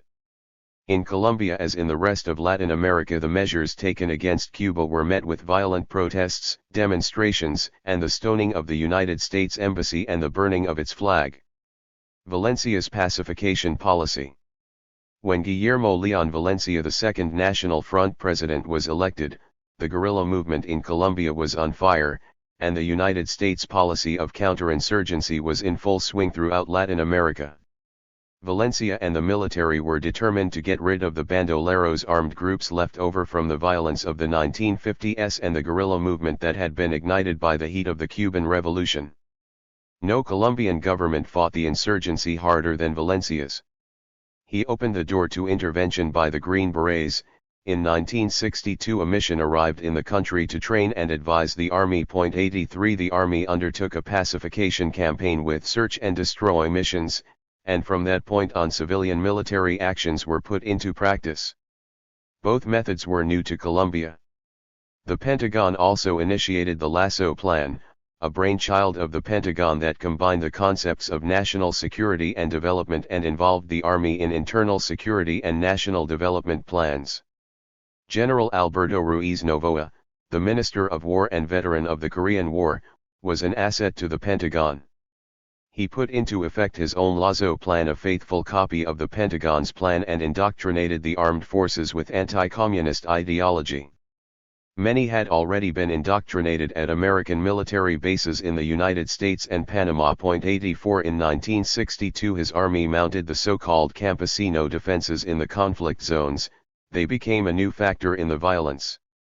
In 1965 General Ruiz Novoa mounted an extensive operation. It was not the first against Marktalia, a zone controlled by the communist guerrilla movement led by Manuel Marulanda, known as Tirofejo. To prepare the people psychologically and break down the campesinos' resistance to the army before the attack, Ruiz Novoa organized civilian military actions, the construction of roads, schools, and health centers, and the supply of medicine, clothing, and food. The army demanded that the town be evacuated, but many of its inhabitants stayed. Then came the attack, in which 1,500 soldiers of the Battalion Colombia took part. Because they were Korean War veterans and had already experienced a real war against the communist enemy, they employed the same tactics in Marktalia. They strafed the town with helicopters and fighter bombers and launched 5-ton bombs to annihilate the guerrillas. The action was a prolonged war of skirmishes, ambushes, and firefights in which both sides inflicted casualties. The army, with its 15,000 men, took the town. The army turned the military takeover of Marktalia into a memorable event. It celebrated with an open-air mass in the mountains attended by the military high command, cabinet ministers, and high-ranking government officials. And in an equally solemn ceremony in the capital, the army symbolically presented a Marktalia free of bandoleros to President Valencia. Nevertheless, the army had not fulfilled its primary objective of destroying the guerrillas and capturing Tirofejo, on whose head a 50,000 peso reward had been placed. The guerrillas took to the mountains, and the communists retained military and political control of the zone, resisting the army's relentless aggression. After the Marktalia experience, the communist guerrillas organized themselves as a military group, which was the origin of the Fuerzas Armadas Revolucionarias de Colombia, which was established in 1965. The zone continued to be surrounded by the army, and Tirofejo still kept to the mountains, and, moving along secret paths cleared by the Indians, he came and went unseen. On several occasions the army announced that it had eliminated the guerrillas, but after every blow the guerrillas seemed to come back stronger. In spite of the military operations with assistance from the Green Berets and the many casualties, the army failed to defeat them. The end of the 1960s. By the end of the decade and over the course of 3 shared governments alternating the presidency between the two parties, the National Front had consolidated political peace and erased the political and ideological barriers between liberals and conservatives. Their common struggle targeted subversion and the guerrillas. The conflict between the Liberal Party and the MRL also disappeared when Lopez Michelson, its leader, accepted the post of Minister of Foreign Relations in the government of Lares Restrepo. The MRL lost activists and political importance, and the opposition weakened. The movements and parties of the left splintered and turned themselves against one another, and thus were never able to transcend a minimal level importance in the political arena. The MOEC fell apart under hard blows. The FAL and the IC disappeared, and the ANAPO, a centrist populist party created by Rojas Pinilla, failed to attract the masses. But the Communist Party retained control of the Sumapaz and Villota zones and the southern part of Tolima. The FARC broadened its fronts, and the pro-Castro ELN and the EPL consolidated their forces, but they had no meaningful military or political strength, nor were they a threat to the government. The counterinsurgency stagnated. 20 years later a retired general maintained that, neither can the army defeat the guerrillas, nor can the guerrillas defeat the government. 85. In 1970 the ANAPO candidate, Rojas Pinilla, came close to winning the presidency, but he was defeated by the conservative candidate, Misael Pastrana Barrero, by a ridiculously narrow margin. According to members of ANAPO and many prominent voices, the government robbed Rojas Pinilla of his victory by means of an electoral fraud. As a reaction to this event, in 1973 young members of ANAPO created the Armed April 19 movement, the first urban guerrilla movement in Colombia. From the beginning it aroused great interest and sympathy among the people in intellectual and leftist circles. Peru, decline of the oligarchy. When Manuel Prado y Ugarteche took office early in the 1960s, Peru was in the midst of a severe economic crisis and extreme political and social unrest. General Manuel Austria was forced to call for elections and to retire in response to popular pressure. The nation was at the boiling point. The people had fought for 20 years for a political opening and the democratization of the country. 86 The rightist military dictatorships had ended, and the country was undergoing a transformation. Students, the people, and an impoverished lower middle class were becoming radicalized, and a powerful people's, union, student, and campesino movement, which demanded change, was gaining strength. Strikes over wages and salaries were constant, and the conflicts over land in the Sierra reached unprecedented heights. The most serious occurred in 1959 and 1960 in Casa Grande and Paramanga, 2 large sugar refineries, on land owned by the American Copper Corporation and by the Torre Blanca Hacienda.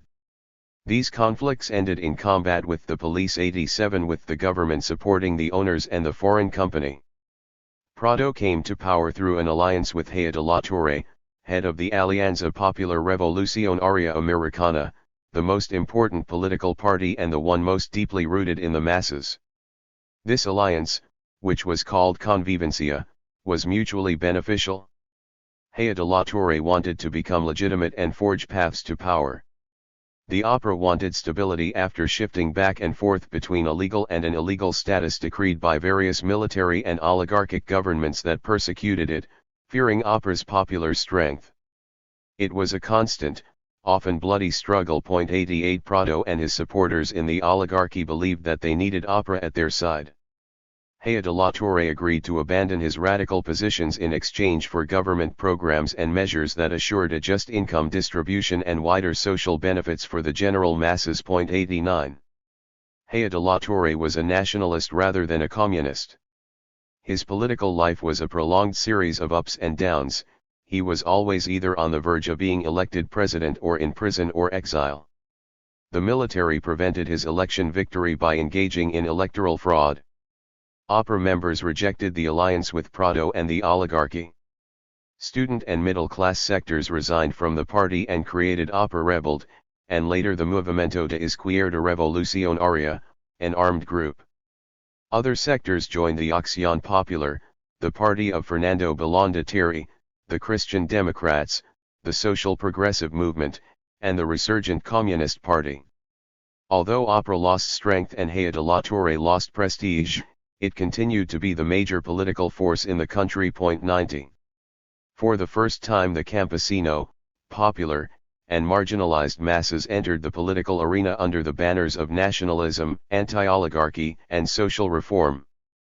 They asked for agrarian reform, housing, employment, fair wages, education, and health care, all basic needs, and their just demands were supported by military circles, students, and the church.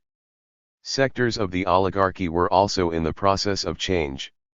The presence of shanty towns in the capital are a source of worry to the upper and middle classes. They saw that this poverty contrasting sharply with the luxuries of Lima as a latent threat, and the programs for social assistance were insufficient to close this breach. 91. For the first time, the major daily newspapers owned by members of the oligarchy dealt with social themes and recommended changes. Government measures in favor of the United States Transnational International Petroleum Company and the rise in gasoline prices caused a bitter political debate in the Chamber of Representatives against the IPC, for the nationalization of oil, and in defense of national sovereignty. Popular and student demonstrations sporting anti-imperialist slogans demanded the same, as did sectors of the military and the church. This topic was the central one of the decade. In 1962 the APRA candidate Raúl Haya de la Torre, won the presidential election by 14,000 votes. Belaúnde, his opponent, the oligarchy, and the military alleged that his victory was fraudulent. Within a week, just before Prado left the presidency, the military staged a coup. A military junta took power, announcing that it would restore order to the political and social unrest convulsing the country and find solutions to the problems derived from an unjust society, since repression could not solve the people's problems. The junta did, in fact, initiate important social measures, passing an agrarian reform law, legalizing campesino land takeovers, and recognizing their de facto control of the lands they occupied. But it insisted that the land must be paid for, a demand they never met. Nevertheless, the junta suppressed the campesinos of the Sierra to maintain law and order. 92. After a short time it called for elections as promised. The junta stepped down with a glowing reputation for having realized important reforms, and having kept its promise to relinquish power. 93. Fernando Belaúnde defeated Haya de la Torre and served as president. He offered reformist measures, brought new people into the government, and promised a solution to the problems with IPC within 90 days. The nationalization of oil had been one of the central themes of his campaign. The people saw in Belaúnde a promise of renewal and change. In the first 90 days he presented an executive order on agrarian reform, but Congress controlled by a majority alliance between the APRA and the Union Nacional Audrista founded by the former dictator, Manuel Audria modified it so as not to affect the interests of powerful national and foreign landowners. Their properties remained intact. The reforms were applied only in the conflict zones in the Sierra. Campesinos and indigenous people awaited Belaúnde's fulfillment of his pledge to solve the land problem. The government sent commissions of experts in agrarian reform, cooperatives, and state loans and social investigators to the Sierra with the mission of attending to the people's demands. The problem was not resolved. In mid-1963, in all the departments of the Sierra with the exception of Puno there was a wave of violent land occupations under the slogan Land or Death, in which approximately 300,000 campesinos, collective farmers, sharecroppers, and workers participated. The activists were put down harshly in actions that sometimes ended in bloodbaths. The campesino movement gained strength with the support of students, retired military men, and lawyers who helped to create collective and union organizations. 94. Belaúnde's government lost support and prestige in broad segments of the population for failing to implement the president's campaign promises. The people responded with violence to an unforeseen 44% currency devaluation and to his failure to resolve the IPC problem. Armed groups, such as MIR and ELN, formed during Balanda's government and became active in the Sierra. Balanda swore he would eliminate them. It became public knowledge that Balanda held secret negotiations and reached an agreement with IPC. The IPC was to hand over oil wells in exchange for the cancellation of a debt of about $200 million and the promise that IPC would modernize and expand its installations. The government granted it a concession of 1 million hectares for new oil exploration. Its monopoly on gasoline would continue for 40 years. Political leaders confirmed that these agreements were damaging to the national interest and that Balanda had hidden important elements from them. His party, Popular Action, withdrew its support, Opera washed its hands of him, and the influential daily El Comercio attacked the president and asked that the army take the situation in hand. 95. The government collapsed in a profound crisis of legitimacy, caught up in this scandal and in another involving widespread smuggling, in which members of Congress, high officials, and members of the armed forces were implicated. It was high-level corruption. Balanda's deception of the country and the behavior of the congressional majority, who for petty political reasons blocked important social reforms and mismanaged public funds, were too much for many, especially for the military. They shared an anti-oligarchy sentiment, which was catching hold of the country and assuming enough power to effect changes. On October 3, 1968, General Juan Velasco Alvarado overthrew Balanda and deported him to Buenos Aires.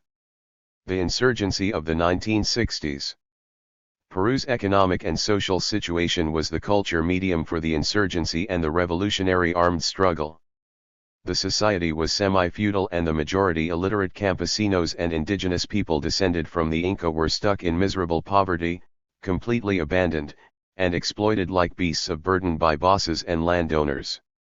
On the other side of the social scale was the dwindling class of would-be aristocrats and anti-democrats, owners of extensive lands, in control of the principal economic sectors and the major newspapers, whose enormous influence played an important role in the country's destiny. With the support of students, sectors of the middle class, and the lower middle class, the campesinos and the workers continued to organize unions. Hugo Blanco, a disciplined Trotskyite, emerged as the main figure of the campesino and indigenous movement in the Sierra, where he had gone to further the movement. With the help of Cusco lawyers, these activists began to ally themselves with the Federación de Trabajadores del Cusco, controlled by the Communist Party. 96. Blanco wanted the Movimiento Sindical Campesino to become a democratic force that could confront the power of the patrones and gamonales. He did not intend to encourage a revolutionary struggle for power because he considered it to be premature. His goal was to resolve the land issue, to defend the campesinos and indigenous people in their occupation of lands, and to protect them from the army, the bosses, and the landowners. Alarmed by the campesino uprisings and the land occupations, the landowners, the bosses, and the Lima press, the mouthpiece of the oligarchy, asked the government to impede their further organization. The press began to sound the alarm about Hugo Blanco's work in the Sierra. 97. In 1963, under Balanda, Blanco, and most of the campesino and indigenous leadership were arrested in a large-scale offensive against the campesino movement. Nevertheless, the struggle continued. Populist trends gained strength and won a political position. 98. The response to these conflicts, which more than once arose within the transnational corporations, was violent repression resulting in many dead and wounded. In spite of the repression, student, popular, intellectual, and leftist forces more radicalized every day continued to fight for political and democratic openings. The Chinese-Soviet ideological contest of the time produced the well-known political ideological controversies and the splintering of the parties on the left. These schisms gave rise to armed groups. From the opera came the Comité de Defensa de los Principios Opristas y de la Democracia Interna, the opera rebelled, and later the Movimiento de Izquierda Revolucionaria and the Vanguardia Revolucionaria. and from the Communist Party came the Frente de Izquierda Revolucionario and the Ejército de Liberación Nacional. The Pro-Castro ELN was composed of students, intellectuals, politicians, communist workers, and some campesinos, organized in cells. Its political focus was a popular government, the expulsion of foreign monopolies, an agrarian revolution, national sovereignty, and good relations with all other nations. The ELN was infiltrated and was subject to desertions and denunciations. From its ranks came the army's best informers and the guerrillas' worst enemies. 99 In 1965 the army provoked a confrontation with the ELN that proved disastrous for the guerrillas. The MIR was always in crisis, with internal polemics, struggles, and fights, and with ill-conceived strategies, according to Hector Bejar, one of its activists. Although its numbers were too few, it attempted to create 3 fronts in order to force the army to disperse. But the army's superior numbers, it had 50,000 men, allowed it to wage the war on several fronts at once, soundly defeating the guerrillas. In spite of conceptual, political, and strategic discrepancies between the ELN and the FARC, both made a vain effort to unite and coordinate their actions. Without realizing it, both fought more or less simultaneously against the same target. The MIR and Blanco were also unable to overcome their differences. A negative factor in the Peruvian insurrection was the behavior of the New Left. Public infighting, the lack of coherent ideological and political proposals, the failure to study the complexities of Peruvian realities caused it to fall apart, wrote Bejar. 100 Discord and disunity also existed in the campesino organizations, making them more vulnerable to the army's depredations. Politically, the situation on the left was no better. In 1961 there was a call to unity. Juan Pablo Chang and an unaffiliated group created the Asociación para la Unificación de la Izquierda Revolucionaria, with the goal of forming the Partido Único de la Revolución with the organizations and parties of the left. It was to offer strong support to the campesino struggle and to Hugo Blanco, who continued without political support in the Sierra. The parties ignored the call. The few who did support Blanco failed to give him what he most needed: money, men, and weapons. In 7 months of intense combat the army scattered the armed movements, destroyed their fronts, and imprisoned their most important leaders. Many guerrillas, disillusioned with the left, went over to the enemy side, making the army's job that much easier. 101. The Latin Naserites. In 1968 General Juan Velasco Alvarado and a group of officers secretly prepared for a coup against Belanda. When Velasco Alvarado took power, he negotiated with the High Command. He announced that the revolutionary government would be a coalition of the armed forces, led by a revolutionary junta made up of the oldest and highest-ranking generals. He chose his cabinet from the high military hierarchy. 102. The military officers of the revolutionary government were progressive, nationalist, anti-imperialist, and anti-oligarchy. They were called Naserites because of this tendency, so different from the continent's military dictatorships. Though not repressive, the government did keep order by force. It did not include popular sectors in the government, but it did provide them with political participation through cooperatives and communal and union organizations. It gave land to campesinos and rural workers for use in association. The political parties continued to function, but they carried little weight with the government.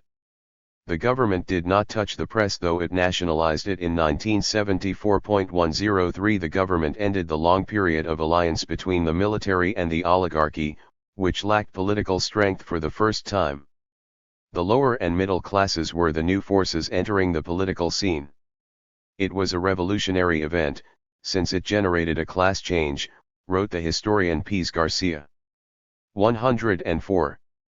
The Naserites were also a new kind of military class, different from the one that had ruled the country's destiny for the previous 20 years. They began to modernize, purging ranks that were not in line with their principles and educating themselves at the Centro de Altos Estudios Militares, established in 1956. There the officers received a scientific education and studied national problems. The center's goal was to form cadres to execute the plans for national development and foreign policy in order to modernize the country and strengthen Peru in the international arena. 105. Most members of the officer corps were of the middle class and well aware of the inequality in Peruvian society. They knew the extent of the people's poverty and the government's abandonment of popular and campesino masses. They understood that it was the situation that caused the general malaise throughout the nation, as well as the insurgency. They understood that repression was a dangerous path to take. 106. Their diagnosis of the country's situation was pessimistic. Peruvian underdevelopment was more acute than that in neighboring countries. Real power was in the hands of landowners, agricultural exporters, bankers, and foreign corporations, for the most part owned by the United States, whose interests were generally not those of Peru. The nation had to plan a new course of development. 107. In 1969 the powerful press underwent its first frontal assault from the government when the latter tried to control it. The editorial directors of the leading papers accused Velasco of being a communist and of attacking private property, and then strongly criticized his agrarian reform. 5 years later Velasco nationalized the press. The government monopolized the management of the economy, the huge agro-industrial concerns, foreign commerce, and the banking industry. In 1969 it passed the agrarian reform law to give land to campesinos and indigenous people and to broaden the production of foodstuffs to stop the currency drain. It expropriated large national and foreign-owned estates and Peruvianized private enterprises with the industrial reform law, converting them into mixed enterprises, implementing a system of workers' co-management based on the Yugoslavian model. The nation applauded the expropriation by armed force. It took 6 days of the IPC petroleum complex, as well as the nationalization of industrial plants, sugar refineries, chemical plants, paper plants, and the United States-owned Cerro de Pasco Corporation, with its great reserves of copper, tin, gold, and silver. 108 Such support lent the government substantive legitimacy and allowed it to advance its programs for changing the economic structure to centralize its management. The intellectual and political lower middle class supported the government, and some of its members held important positions. These policies invited the United States' displeasure. The government was concerned that the United States would apply sanctions, as it had done with Cuba. But Washington, in turn, worried that similar treatment would lead to the Cubanization of Peru and proceeded with caution. Nixon sent a representative to deal with the question of the IPC, without success.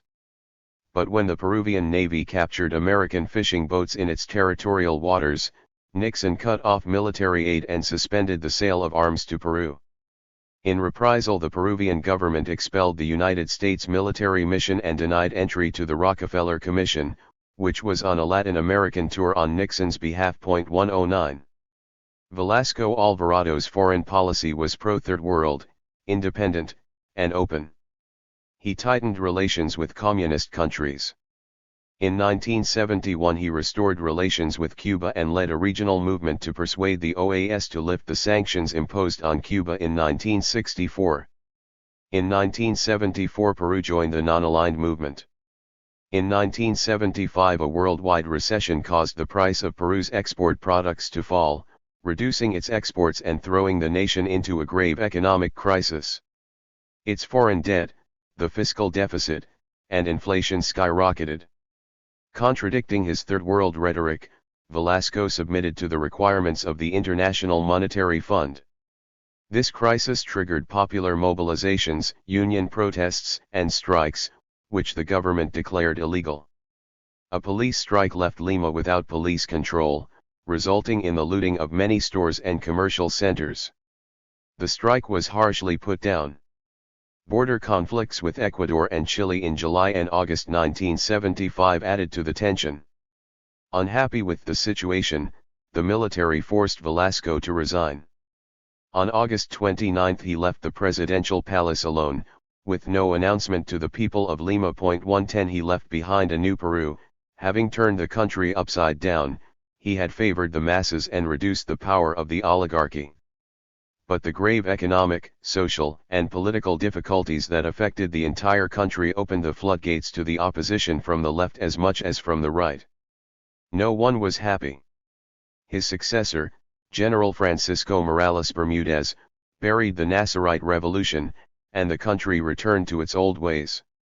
The change of president marked the end of an extraordinary experience, managed by progressive military officers with a social conscience, which aroused great hopes among the Peruvian masses and was widely admired beyond the nation's borders.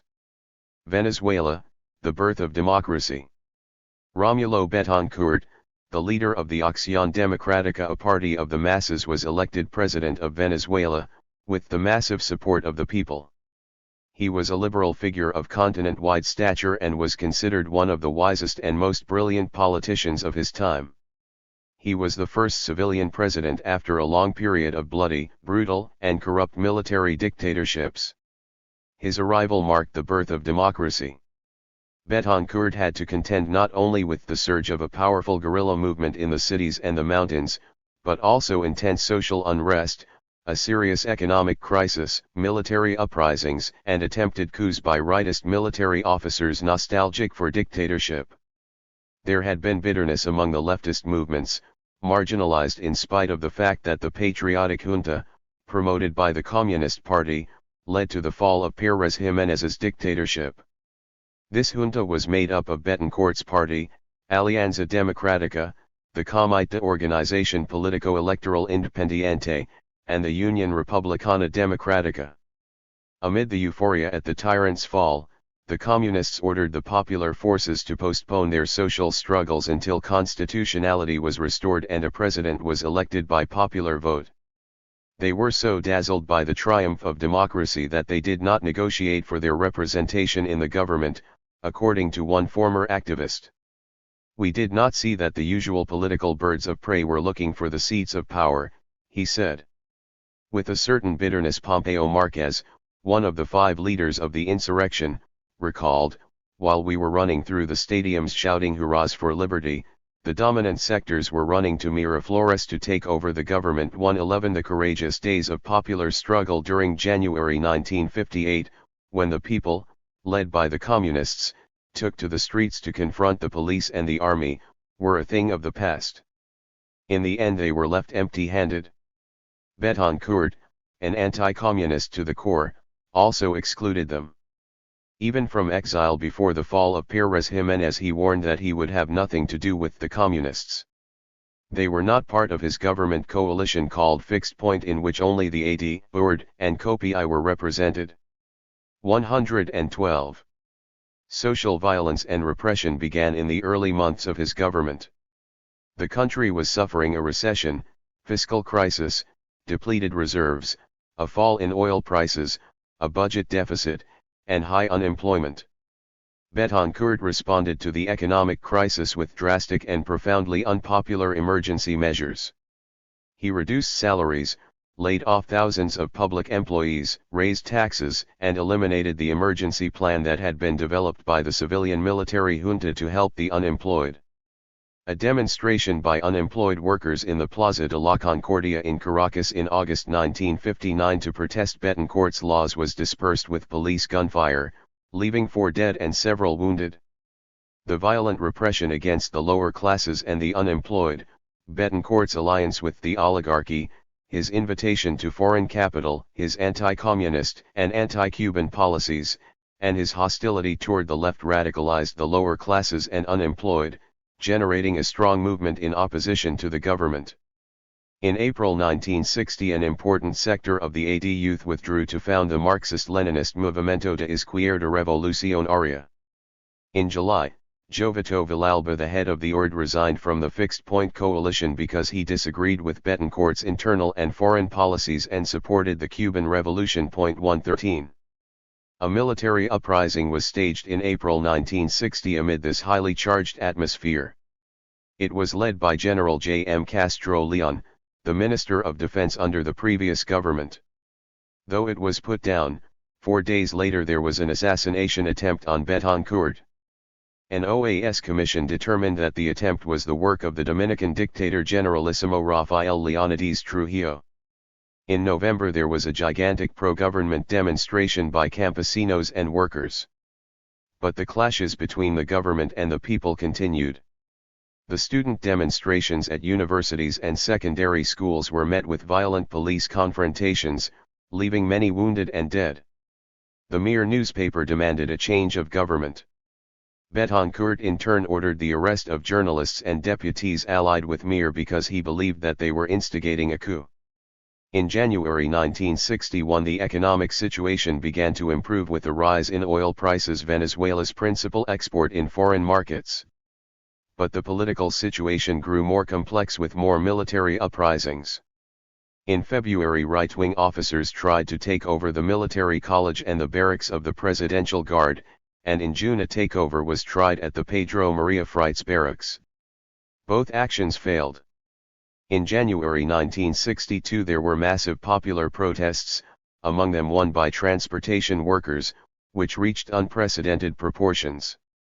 In June and July there were new military uprisings, this time by progressive officers, in La Guaira, Carapano, and Puerto Cabello.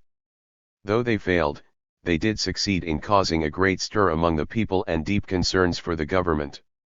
After these failed attempts a contingent of ranking officers created the Fuerzas Armadas de Liberación Nacional and began the armed struggle. Young people of the left, the Communist Party, the MIR, and the THIRD went into the mountains. Analysts defined Betancourt's government as constitutional but anti-democratic. His extreme anti-communism led him to undertake severe repression of the guerrillas, communists, and lower-class sectors. The violence in Venezuela in the 1960s coincided with a decade of violence throughout Latin America. The detonator of this explosion was the Cuban Revolution. 114. The situation in the country improved during the final years of Betancourt's government. The economy was slowly improving, and support for the government grew with the passage of the Agrarian Reform Law and the distribution of lands in the conflict zones, with the resulting jolt to industry, and new oil policies. Betancourt promised greater participation by the state, changed the rules on concessions to foreign companies, and created the Venezuelan Petroleum Corporation to manage this primary sector of its economy.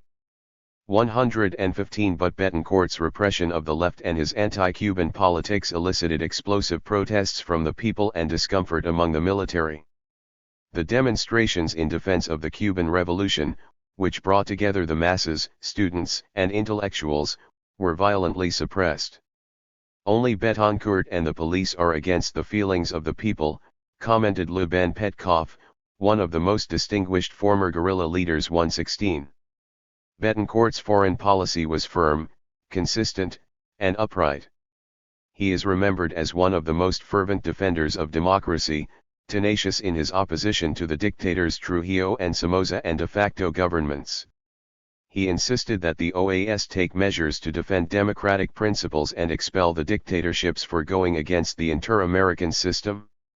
In a letter to President Kennedy in July 1963 he declared that he was burdened by worry before the somber panorama taking shape in Latin America, and he reminded Kennedy of his words in defense of democratic values. Betancourt severed diplomatic relations with the dictatorships of Trujillo in the Dominican Republic, Colonel López Arellano in Honduras, and François Duvalier in Haiti. After the military coup against Peruvian President Manuel Prado y Ugarteche, Betancourt requested a meeting of the OAS's consultative organ to condemn this deed, and when the Brazilian military toppled João Goulart, he asked Latin American governments to refuse to recognize the new government. The OAS confirmed that the assassination attempt in 1960 was indeed the work of Trujillo. Venezuela succeeded in getting the organization to impose sanctions on the dictator and in persuading the member governments to cut off diplomatic relations. Betancourt was also a determined opponent of the Cuban Revolution and one of Fidel's biggest critics. He granted no credit to Cuba for the purchase of oil, and he supported the United States policies against Cuba in the United Nations and the OAS. At the OAS he accused Cuba of trying to sabotage the Maracaibo oil fields and of interference in the internal affairs of Venezuela. The army captured a shipload of weapons that came from Cuba and discovered the presence of Cuban military personnel among the Venezuelan guerrillas. Though Betancourt had already left office by 1964, the OAS imposed economic and diplomatic sanctions on Cuba for these actions.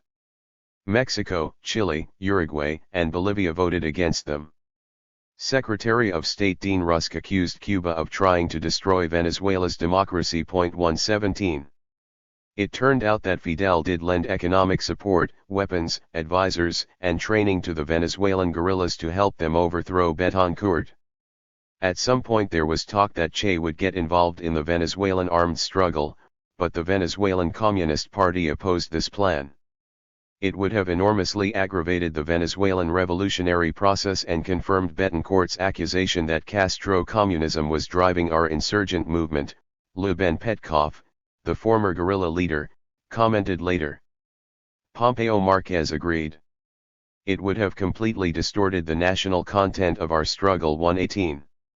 Betancourt often denounced the exploitation of Venezuelan oil resources by United States transnational corporations and enacted measures to change the terms of concession to these companies and raised their taxes.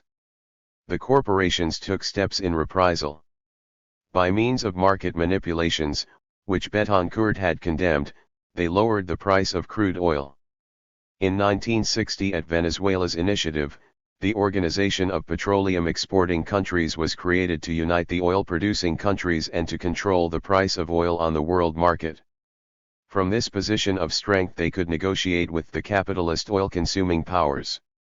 Betancourt was repressive and rode roughshod over civil rights on the one hand but guaranteed democracy on the other. The most powerful sector of the country supported him. He was the first Venezuelan president to complete his term and hand over the reins of power to a successor, Raúl Leone, who was elected with 90% of the vote. The comandantes, universities and the youth movements of the communist and leftist parties were the main support of the Venezuelan armed insurrection of the 1960s, the so-called decade of violence. Groups of professors and young people from the middle class banded together and went into the mountains, where they created focos and filled out their ranks with campesinos. These armed groups were part of the Latin American revolutionary explosion. Not everyone who went to the mountains stayed there. Life in the open air was filled with danger and called for physical and mental toughness, especially from those who were accustomed to the comforts of the city. Some felt demoralized and wanted out. As the number of defections grew, the comandantes had to call a halt to that trend. From that point forward, whoever wanted to leave would be considered a deserter, and whoever asks out will be shot. Some were. 119 The Venezuelan firing squad executions scandalized public opinion within the country and abroad and created profound discontent among the leftist movements and the guerrillas. Most of the guerrillas were campesinos. Eligito Cebeda, Magoya, a former commandante, commented that the majority of them were illiterate and lacked any military training or ideological position. Some did not even know that the Communist Party existed, and they learned to read from Marxist literature. They joined the guerrillas because they wanted to fight, to be the army of the people. These were mountain people who feared the city, which they saw as a graveyard for the revolutionaries, noted Cebeda. Campesinos were also caught in the crossfire between the army and the guerrillas. The army tortured them, raped their wives and daughters, robbed them, and killed them. The army then went to supposed guerrilla zones and bombed them from planes and helicopters. The troops fought them with funnel and search and destroy operations. Many troops and murderous soldiers came to the Sierra and obliged us to withdraw, but we learned to outwit them, remembered Cebeda. He stated that the guerrillas also harassed the campesinos. We went through whole rural villages and told them, if you go around talking nonsense, we will shoot you. We set up focos and began to spoil everything. 120. There were deep conflicts within the leftist parties. Some sectors of the youth movement did not agree with the old leadership of the Communist Party, and controversies arose between the civilians, accused of wanting to sabotage the armed struggle, and the militarists, accused of wanting to take over the leadership of the party. Both sides acted in isolation. Their armed movements included the MIR, Marxist-Leninists, the Frente de Liberación Nacional, and the Unidades de Tácticas de Combate urban cells of the Communist Party. The Venezuelan guerrilla struggle was unlike Cuba's. These activists gained no ground.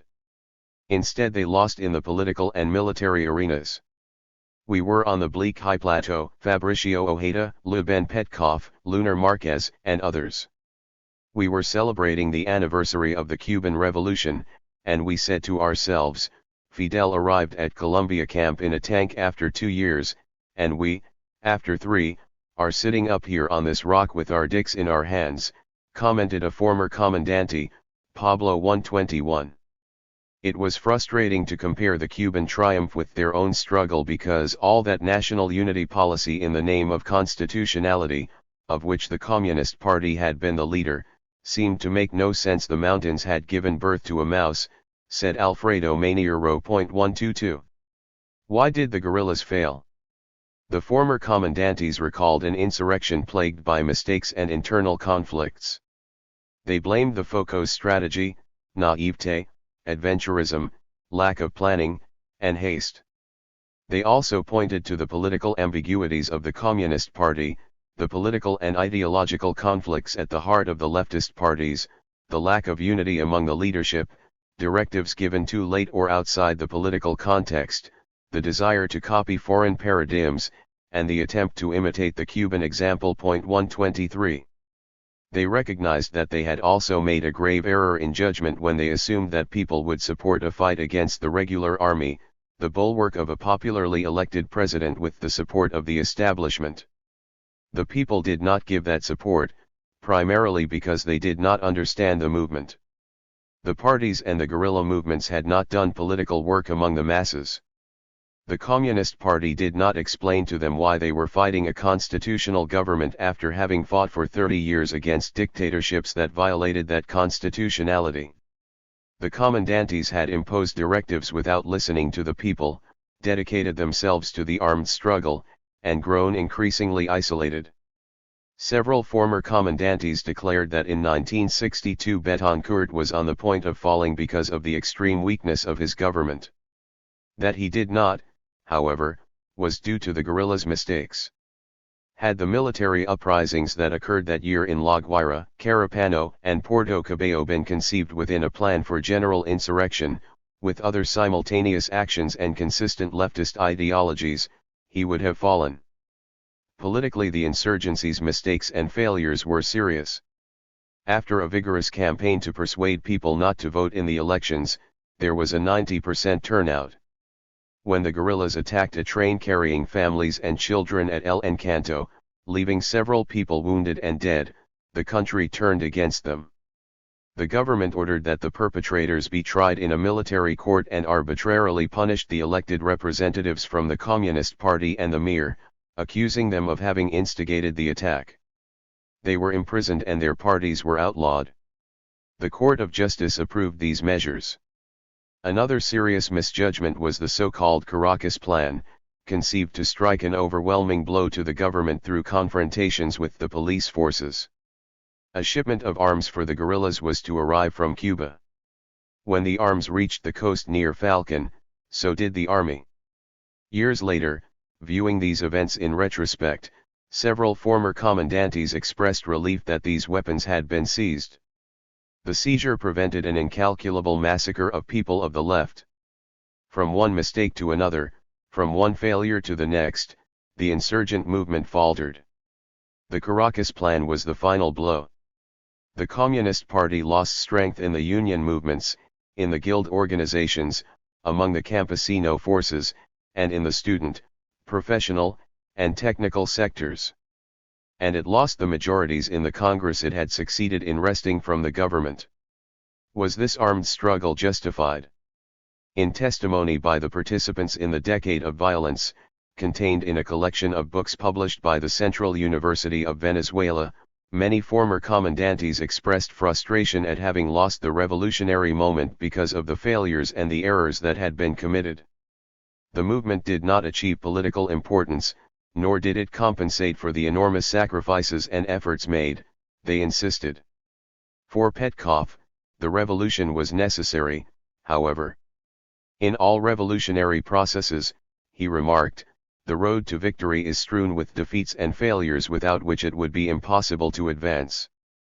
Pedro Ortega, former guerrilla, considered it to have been a backward movement in the Venezuelan Revolution, since it fractured the left, which was then unable to reunite in time to put up a single viable candidate.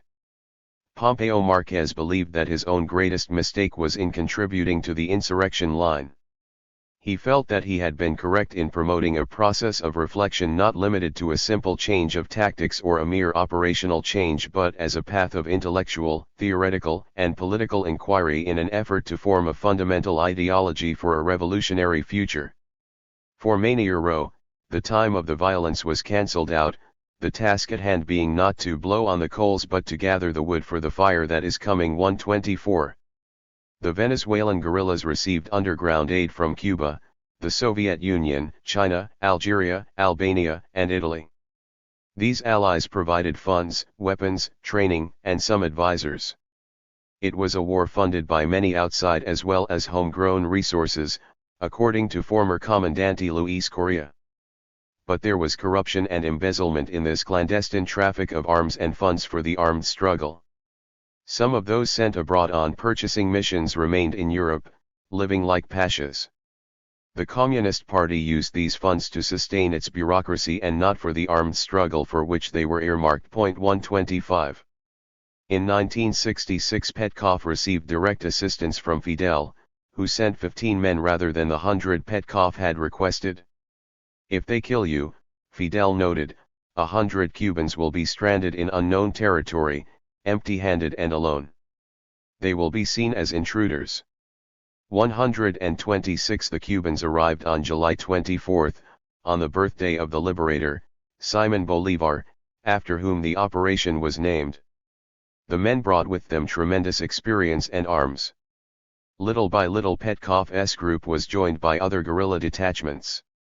We were 70-some, remembered Sibeta, a well-armed bunch, all veterans. This was a column made to strike, to take large towns, but nothing was done. We arrived at the rural villages, and there was eating and dancing and screwing around. We only mounted 3 or 4 operations to satisfy the people's anxiety. 127. At first Cuba gave unrestricted aid to the Venezuelan guerrillas, while the Venezuelan Communist Party fed them a pack of lies so they would not suspend that aid, remembered Commandante Luis Correa. They told Fidel that they already had a mountain army and that the armed struggle was going well, and they showed him maps of liberated zones. They told similar lies to the communist parties of Korea, China, and Vietnam. 128 Quarrels erupted between the Cubans and the Venezuelan Communist Party when the latter proposed a policy of withdrawal. Commandante Douglas Bravo promised that he would keep on fighting, and the Cubans supported him.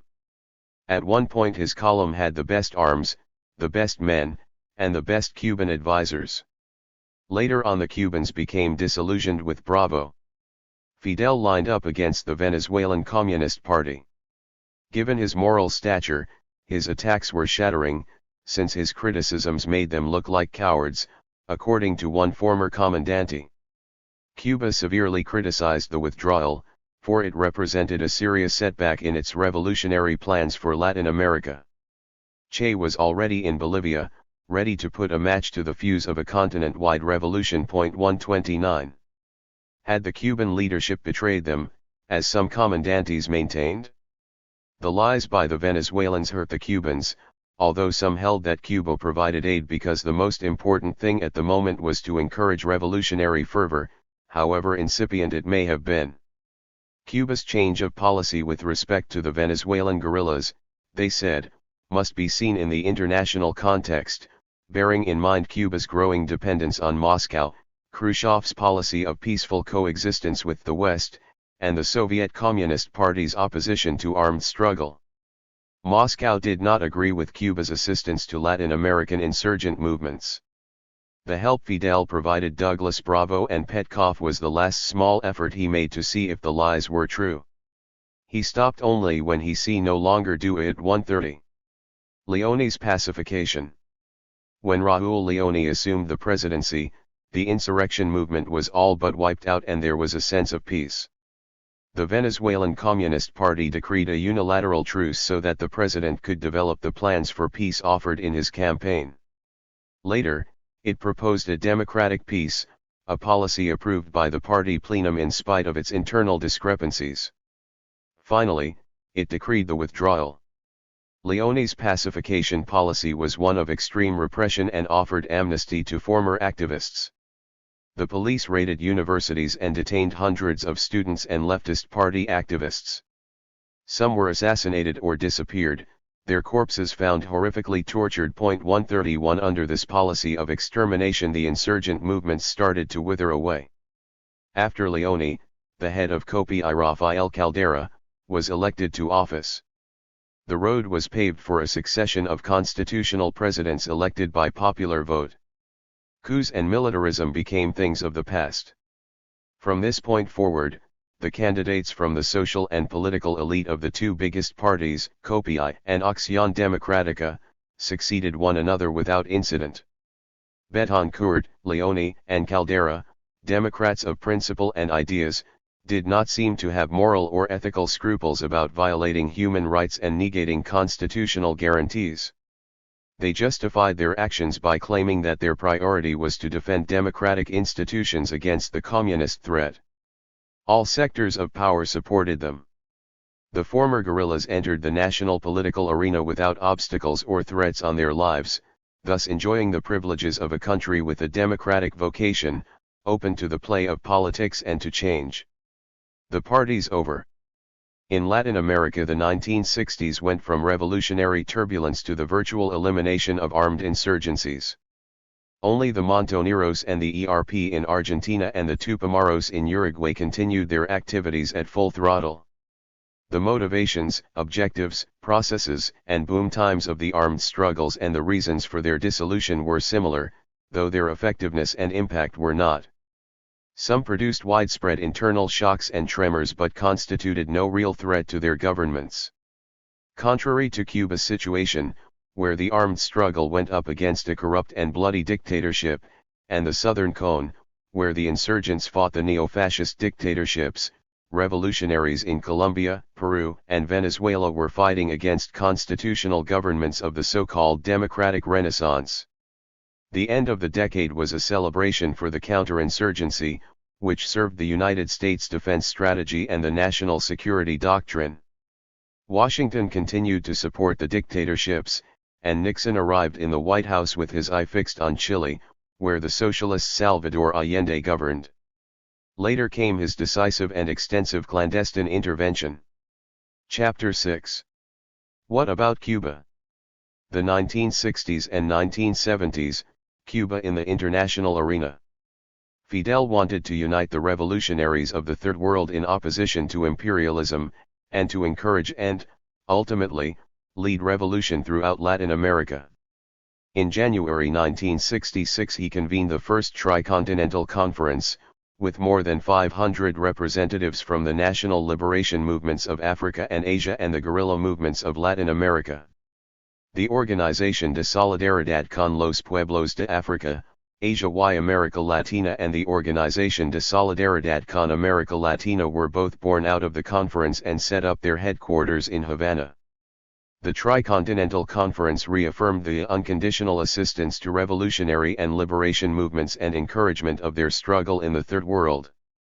From Bolivia, Che relayed a message to the conference, affirming that true liberation of the people by way of armed struggle, for the most part, and that in Latin America, almost inevitably, it would be a socialist revolution. 1 The salient aspect about the conference was not its anti-Yankee rhetoric but the anti-Soviet tone, as the United States writer Carla N. Robbins noted. According to her, Fidel was using this forum to affirm his commitment to the revolutionary armed struggle, which the Kremlin opposed. It went against Khrushchev's policy of peaceful coexistence with the West. 2 The situation caused friction between Cuba and the Soviet Union and controversy between Cuba and Latin America's communist parties. The divergence between young communists and the leadership of their parties, who followed the orthodox Moscow line, caused them to split. From these schisms emerged pro-Castro armed groups. The resolutions and recommendations approved by the Tricontinental Conference raised a dust storm of criticism and denunciations against Cuba in the United States and in Latin American governments. In a letter to the President of the United Nations Security Council, 18 Latin American ambassadors Mexico did not sign denounced the objectives of the conference, stating that it encouraged and triggered violent change in their governments and institutions and an attempt against their sovereignty and political stability. It violated international law and the United Nations Charter. In a letter to the United Nations Secretary-General, Fidel accused the signers of the letter of cynicism, and of being accomplices in the subordination, domination, and exploitation of their own countries by North American imperialism, which reserves for itself the right to a military occupation of the Dominican Republic. He attacked this interventionist policy, which was clearly expressed in a resolution recently approved by the United States House of Representatives. He added that while in Havana, the revolutionaries from the three continents had decided to intensify the struggle and support the people who were fighting for their independence.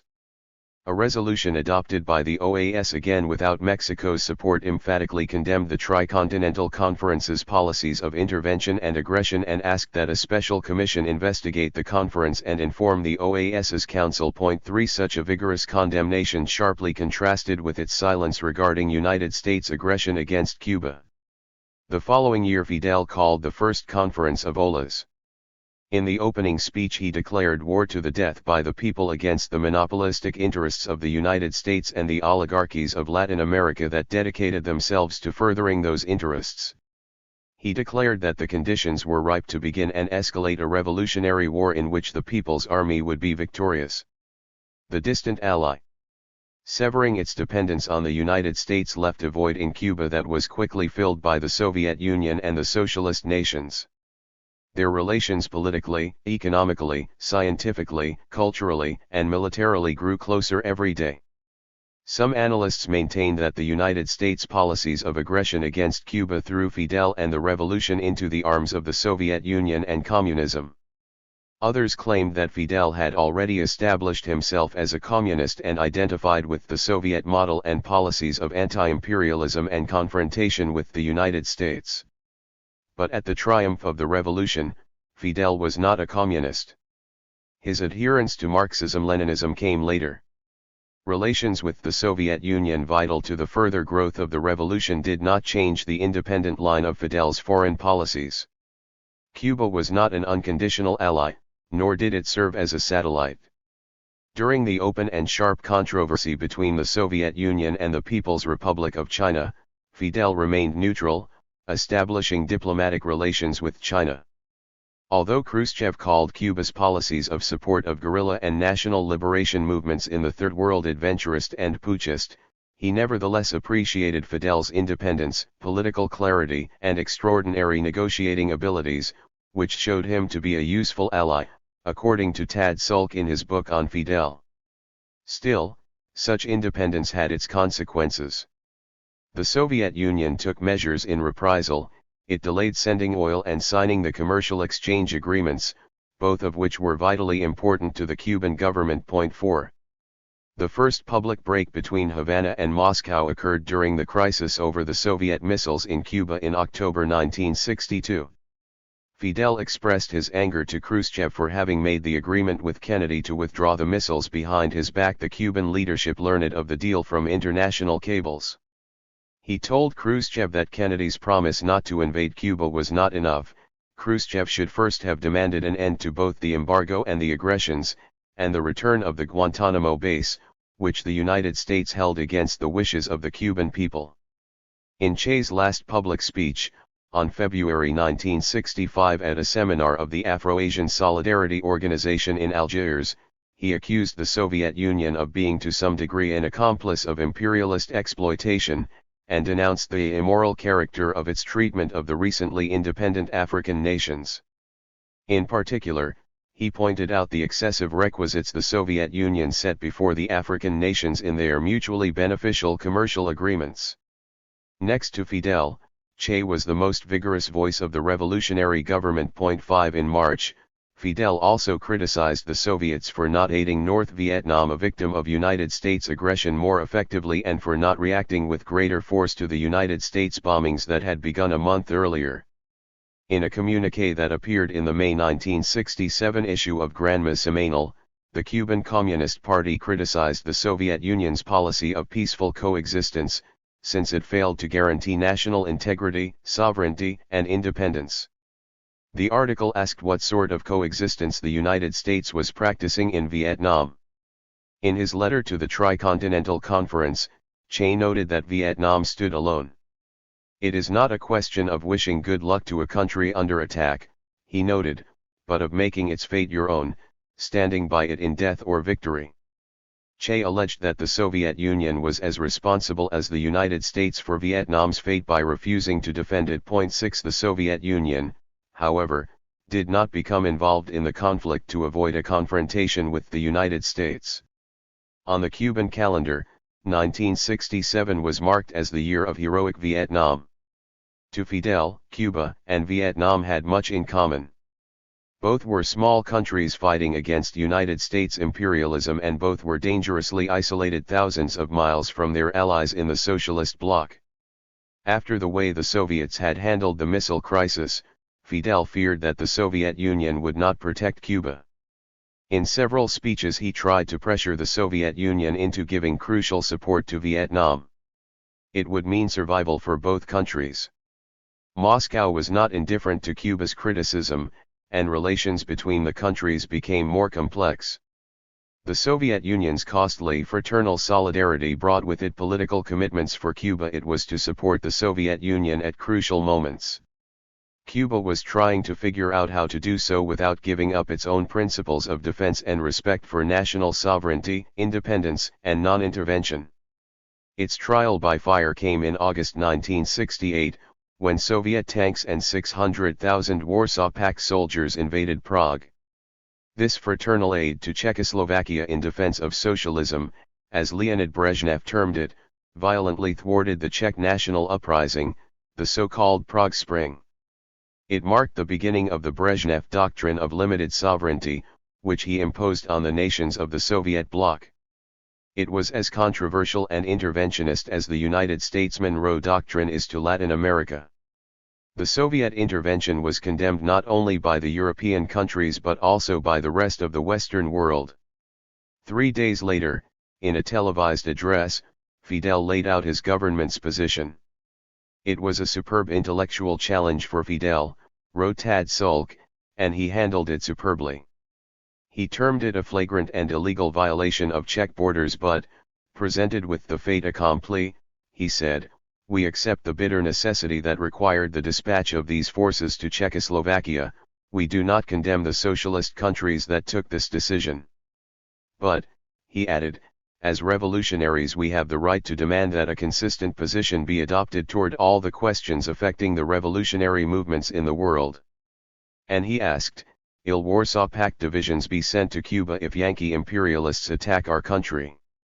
In this fashion, continued Sulk, Castro demonstrated his solidarity with the intervention in defense of socialism and put the Soviet Union in a position of having to defend Cuba militarily in case of an attack by the United States. 7 Friends and partisans of the Cuban Revolution, intellectuals, communist parties, socialists, and movements of the European and worldwide left condemned Cuba's support of the invasion.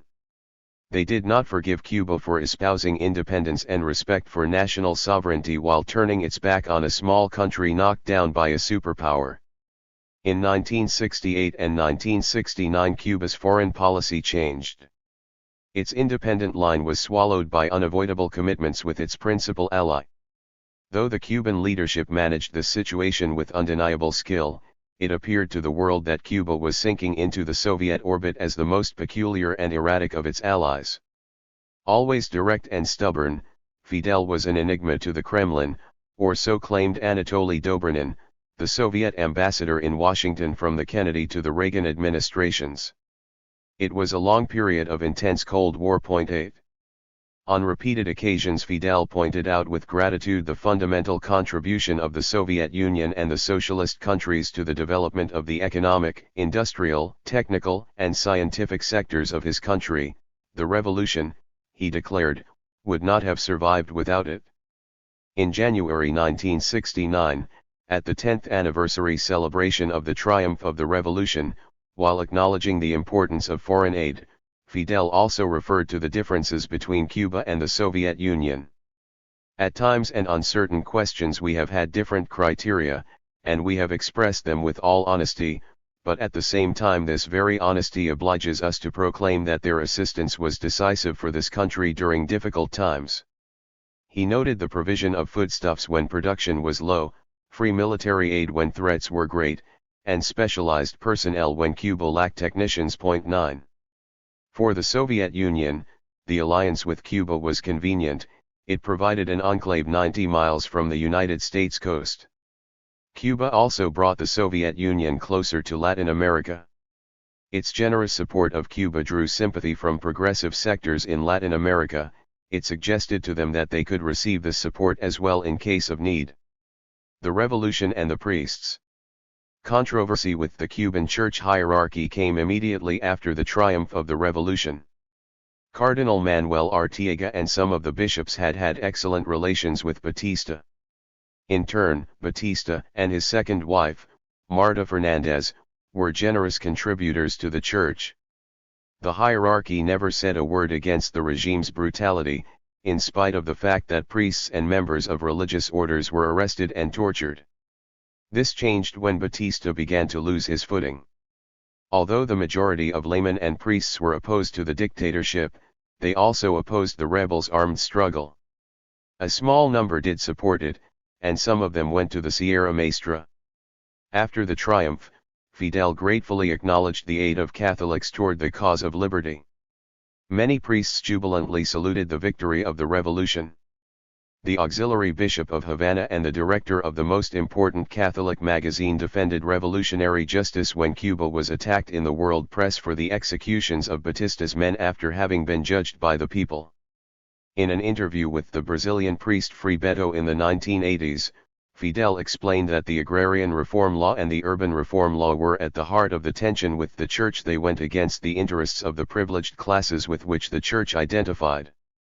In Cuba, Fidel remarked, the church was an institution of and for the upper classes. A large number of the priests were foreigners, most of them Spaniards infused with reactionary ideas of the right, even of Franco's fascism. The church did not have a single chapel or priest in the countryside, nor did the church preach there, though 70% of the population was campesino. Neither was Catholic education for the people. The private schools, run by religious orders, were meant for the children of the oligarchy and the middle class. Fidel maintained that it was not the revolution that had emptied the churches but the people, who were as alienated from the church as it was from the people. A quarter of the Cuban population is black and keeps alive its African traditions, and it was difficult for the church to evangelize them. Fidel claimed that the conflicts with Catholic institutions had less to do with belief than with politics, because of the church's counter-revolutionary activities. Priests, mainly Spaniards, openly conspired, and the government decided to suspend permission for permanent residence to foreign priests and order some of them out of the country. Some 70% of the priesthood left during the first years of the revolution. When the private schools became centers of conspiracy, they were nationalized. For many years relations between the government and the Catholic Church were distant, but there was no official religious persecution, and the government did not close the churches or prohibit the practice of Catholicism. Nevertheless, belief contradicted the Marxist-Leninist tenets of the revolution.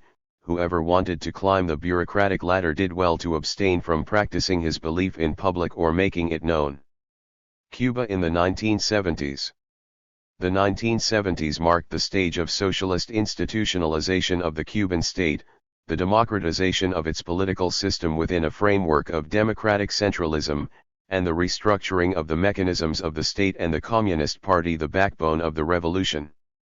During these years Cuba solidified its leadership in the Third World and its role in the international arena. In 1970 the CPC leadership reorganized, restructured, and strengthened the party to concern itself with plans for national development and its functions within the state. It enlarged the secretariat, created regional departments, and increased the number of members of the Central Committee. In 5 years the party doubled its active membership. In June and July 1974 it tested popular power in elections to the Municipal Assembly for Matanzas Province. For the first time the vote was direct and secret. In 1975 the first Congress of the CPC met. This was an event of extraordinary importance for the country, and in February 1976 the Cuban people approved the new national constitution in a popular referendum. The text had been discussed for a year in people's organizations throughout the country. December 1976 brought the first series of meetings of the Asamblea Nacional del Poder Popular, the supreme organ of state power and the expression of the sovereign will of all working people. At this session the highest governing body, the State Council, was elected. Fidel was re-elected president with Raúl Castro as first vice president. The State Council designated the Council of Ministers, the People's Supreme Court, and the Attorneys General and approved a new political administrative division, 14 provinces instead of 8, and reduced the number of townships. In 1977, the year of institutionalization, all these newly approved measures were put into effect. Elections were held throughout the country, and for the first time the people elected their representatives to the municipal, provincial, and national assemblies. Fidel confirmed that this was the most important step in the whole process. 10. But the decade opened with the failure of the 10 million ton sugar harvest, a plan Castro had launched the previous year called the Year of Heroic Effort. In May he announced that the goal had not been met. For an entire year more than 500,000 technicians, workers, students, and teachers left their offices and workplaces to cut cane. Volunteer brigades from abroad came to Cuba to help. Fidel and the top leadership set the example, machete in hand, under the hot sun. The grave economic situation the country was experiencing because of errors, failures, low production, enormous losses in the fishing and farming industries caused by Hurricane Inez in 1967, a severe drought, and the international economic picture, all made it critical for Cuba to reach the goal set for the sugar harvest. But the price of sugar fell in foreign markets. Short on cash, Cuba was forced to reduce the importation of essential goods from the capitalist world, unobtainable from the socialist countries. Fidel spoke of the agony of the country. On July 26, 1970, for the 17th anniversary of the attack on the Moncada barracks, a profoundly depressed Fidel delivered a speech in which he declared that the leadership, not the people, had lost the battle over sugar. He recognized that the heroic effort had caused imbalances in the economy, other industries had been abandoned, resulting in lower production in important sectors. He announced that the difficulties would increase in the coming years. And then he spoke of stepping down. The people's morale plummeted, while social problems and the incidence of delinquency rose. In 1975, during his report to the First Congress of the CPC, Fidel noted important economic advances in the 5-year plan in different branches of industry and production and in the most important sectors of health and education. Today we may proclaim with pride, he said, that we are a country without unemployment, without racial discrimination, without hunger or beggars, without prostitution, without drugs, without illiteracy, without barefoot children who cannot go to school, without slums of the indigent, and without sick people abandoned to their fate. Our public education and health systems are models of social success which are the cause of much admiration throughout the world. The situation marked a sharp contrast with the prevailing conditions in Latin America. 11. In the international arena, Cuban foreign policy was based on proletarian internationalism, fraternal friendship with the Soviet Union and the socialist countries, and the advance of socialism in the world, as laid out in the preamble to the new constitution. Cuba was in solidarity with the socialist, progressive, and anti-imperialist governments of the Third World and all liberation movements. It provided them with technical assistance, military aid, and political support. In the 1970s, Cuba established diplomatic relations with more African countries and with the Palestine Liberation Organization. During the mid-1970s, it had programs of cooperation with 37 countries of Africa, Asia, and Latin America. Cuba sent thousands of advisors, especially to Africa, to assist in basic areas of development, and thousands of young people from these countries received free education in Cuba. Cuba's foreign policy was one that indulged in long projections.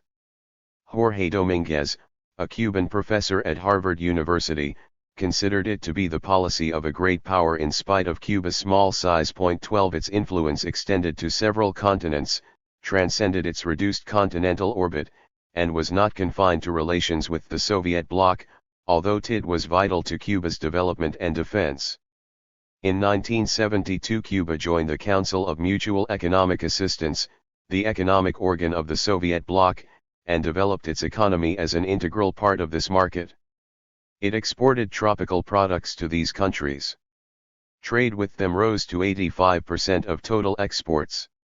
In 1976, Cuba signed a new 5-year pact with the Soviet Union, which doubled the economic and technical aid Cuba received. Cuban policy toward Latin America changed direction during the 1970s. It abandoned support for insurgent movements and sought to move closer to the governments. We are in this hemisphere, on this side of the Atlantic. We are Latin Americans. We believe that one day we will be politically and economically integrated with the rest of the peoples of Latin America, Fidel proclaimed in a 1972 speech. 13.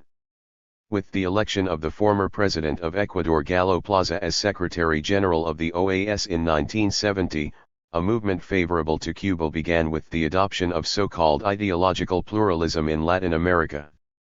In 1971, Peru proposed lifting the sanctions but could not prevail, since Washington controlled a majority. The following year, the OAS approved a resolution calling for the re-examination of the embargo and diplomatic relations with Cuba by 14 votes in favor, 8 abstentions, and none against. In 1974, Colombia requested a meeting of the consultative body to study the lifting of the embargo. This also failed to obtain the needed majority. 14 Only in 1975 were the sanctions lifted by a vote of 16 for, 3 against, and 2 abstentions. 15 Washington warned that its policies toward Cuba depended on a change of attitude on Castro's part, essentially in his foreign policies. 16 The United States would not tolerate the Cuban presence in Africa. Although several countries were in favor of Cuba's rejoining the OAS, Cuba was not interested because the United States controlled the organization. Cuba wanted a regional organization that excluded the United States. In 1970, Cuba's isolation from the continent began to evaporate when Chile and Peru re-established relations. In 1974 and 1975 they were followed by Argentina, Venezuela, Colombia, and Panama. Barbados, Trinidad and Tobago, Guyana, and Jamaica, former British colonies that had gained their independence during the 1960s, opened embassies in Havana. In 1975, the ad hoc Latin American group in the United Nations invited Cuba to rejoin. And in 1979, Cuba acquired new allies with the victories of Maurice Bishop in Grenada and the Sandinista revolution in Nicaragua. The economic embargo also began to crack. In 1970, President Eduardo Frei of Chile signed a commercial treaty with Cuba for $11 million. In 1973, Hector Campera, President of Argentina, granted Cuba credits amounting to $1.2 billion, and the following year Argentine businessmen signed commercial pacts with Cuba for $100 million. In 1975, Mexican President Luis Echeverría granted it credits of $20 million for the purchase of machinery, equipment, and other Mexican products, and shortly thereafter Mexico signed agreements of cooperation worth some $1.2 billion in the areas of industry, agriculture, and tourism. 17. The embargo from Western Europe also crumbled. In 1971, Great Britain sent a commercial mission to Cuba and Spain signed a 4-year commercial pact, In 1972 the foreign ministers of the European Economic Community agreed to extend commercial preferences to countries of the Third World, including Cuba. Between 1971 and 1975 Cuban imports from these countries accounted for 49% of its total trade. The commercial agreements, bank credits, and loans with the Western powers were possible because Cuba boasted a solid credit rating. It was not a risk. 18 In January 1975, the Federal Republic of Germany established diplomatic relations with Cuba. By the mid-1970s Cuba's prestige in the Third World was at its peak, principally because of the crucial role Cuban troops with Soviet support played in the triumphs of Angola and Ethiopia against their aggressors. With the support of most of the non-aligned nations they represented two-thirds of the United Nations membership. Cuba became the host of the Sixth Summit, and Fidel became president of the movement for 3 crucial years. Together in Africa. For the Cuban leader, Africa was the continent with the greatest possibilities for the spread of socialism. Cuba's aid to progressive countries and liberation movements was broad and generous. In 1960 it sent arms and a medical team to the Algerian National Liberation Movement, led by Ahmed Ben Bella. Once Algeria was independent of France, Cuba installed a guerrilla training camp and sent a battalion to aid it in its territorial war against Morocco. Cuba also built military training camps in Ghana and Guinea. It maintained a kind of Praetorian guard of 500 men in Guinea to defend President Sékou Touré, who was threatened by internal instability promoted by the opposition. Fidel and Che made long trips to Africa. Che visited 8 countries in 1965 on a 3-month mission. He aimed to further their political, economic, and military union and strengthen their struggle against colonialism and imperialism.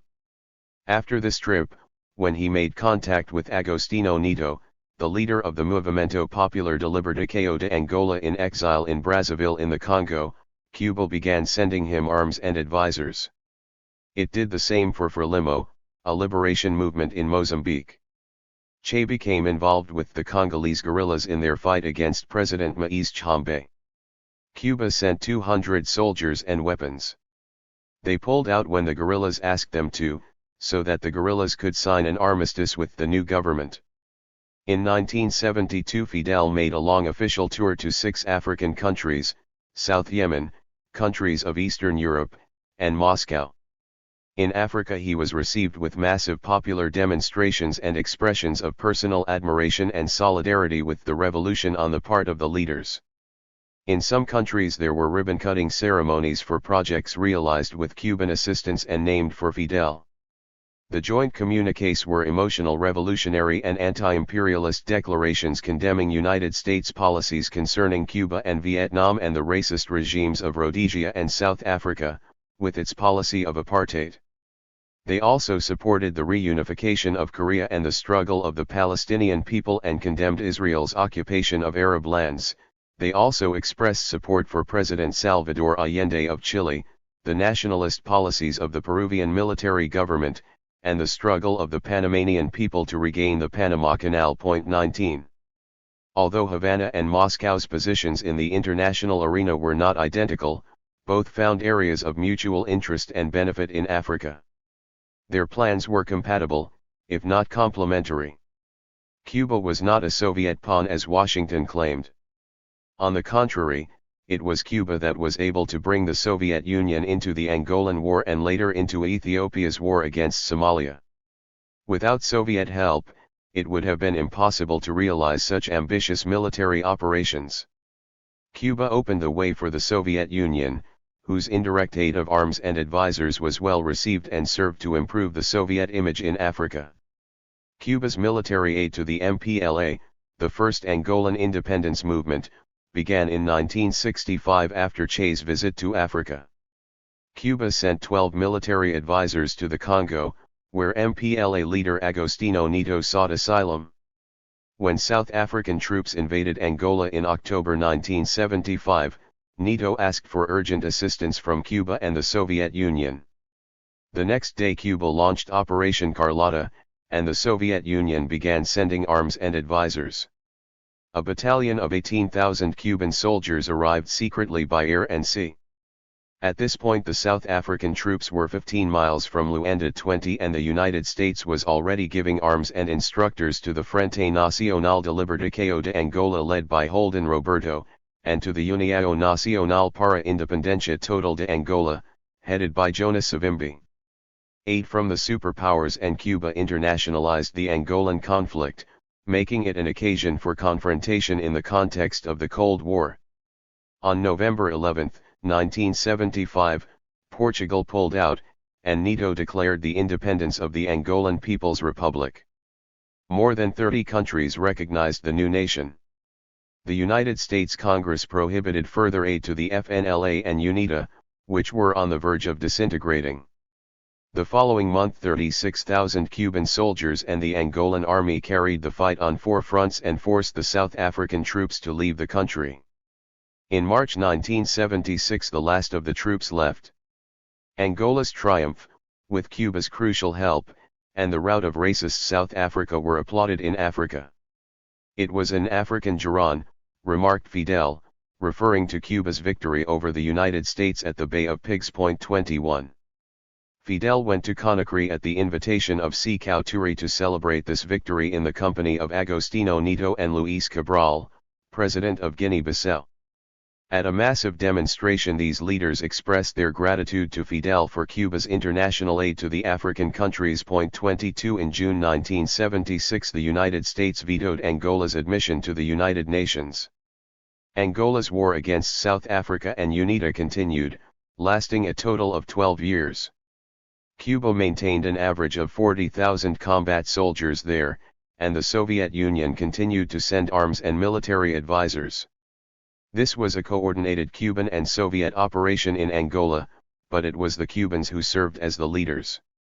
In 1976, while referring to the presence of Cuban soldiers in Angola and explaining Cuba's solidarity with Africa at the CPC's first Congress in 1975, Fidel proclaimed, "We are an Afro-Latin nation."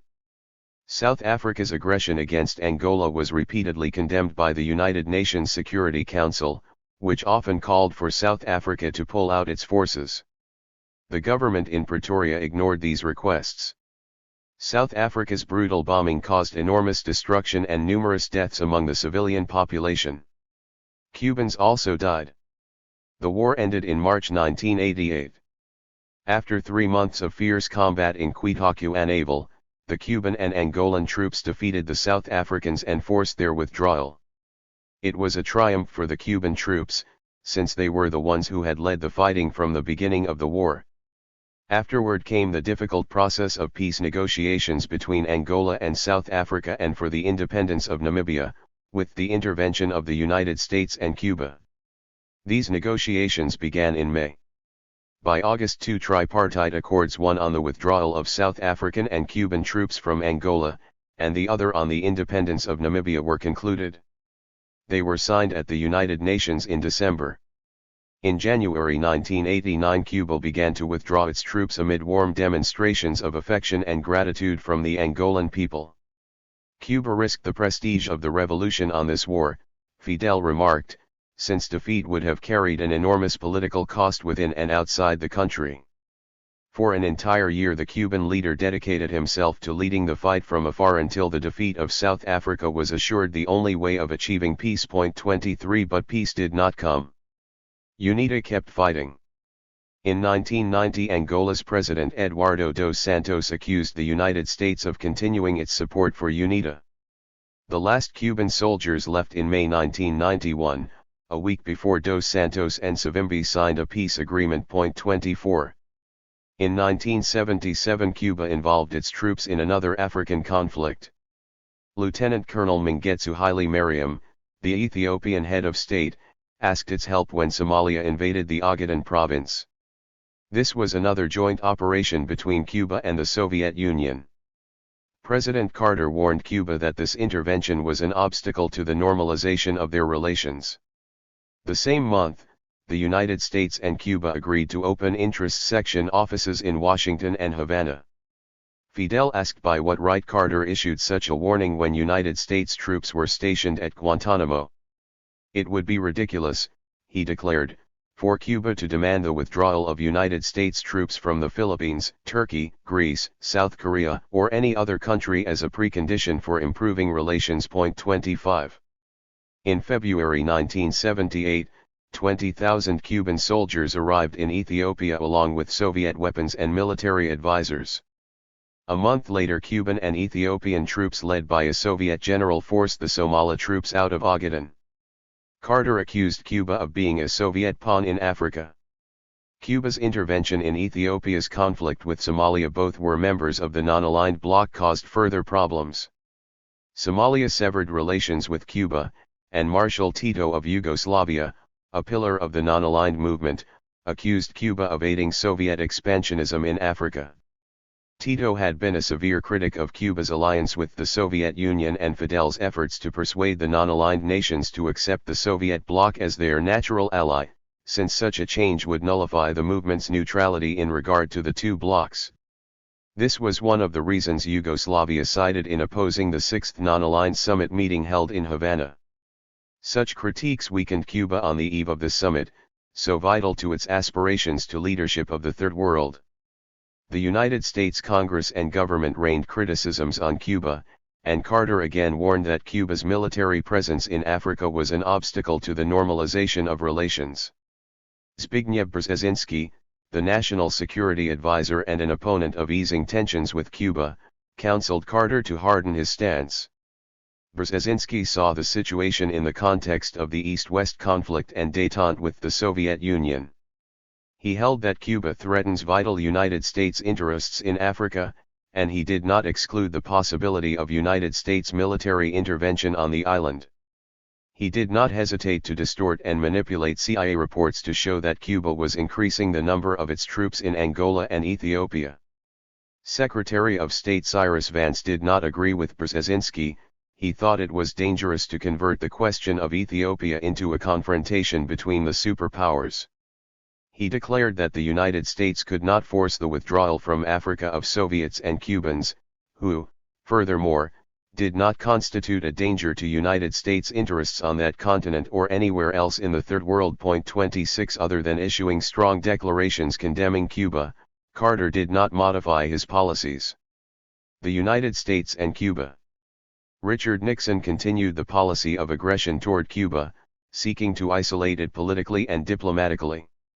He continued the economic embargo and the CIA's covert operations to which he seemed addicted, including its attempts to assassinate Fidel.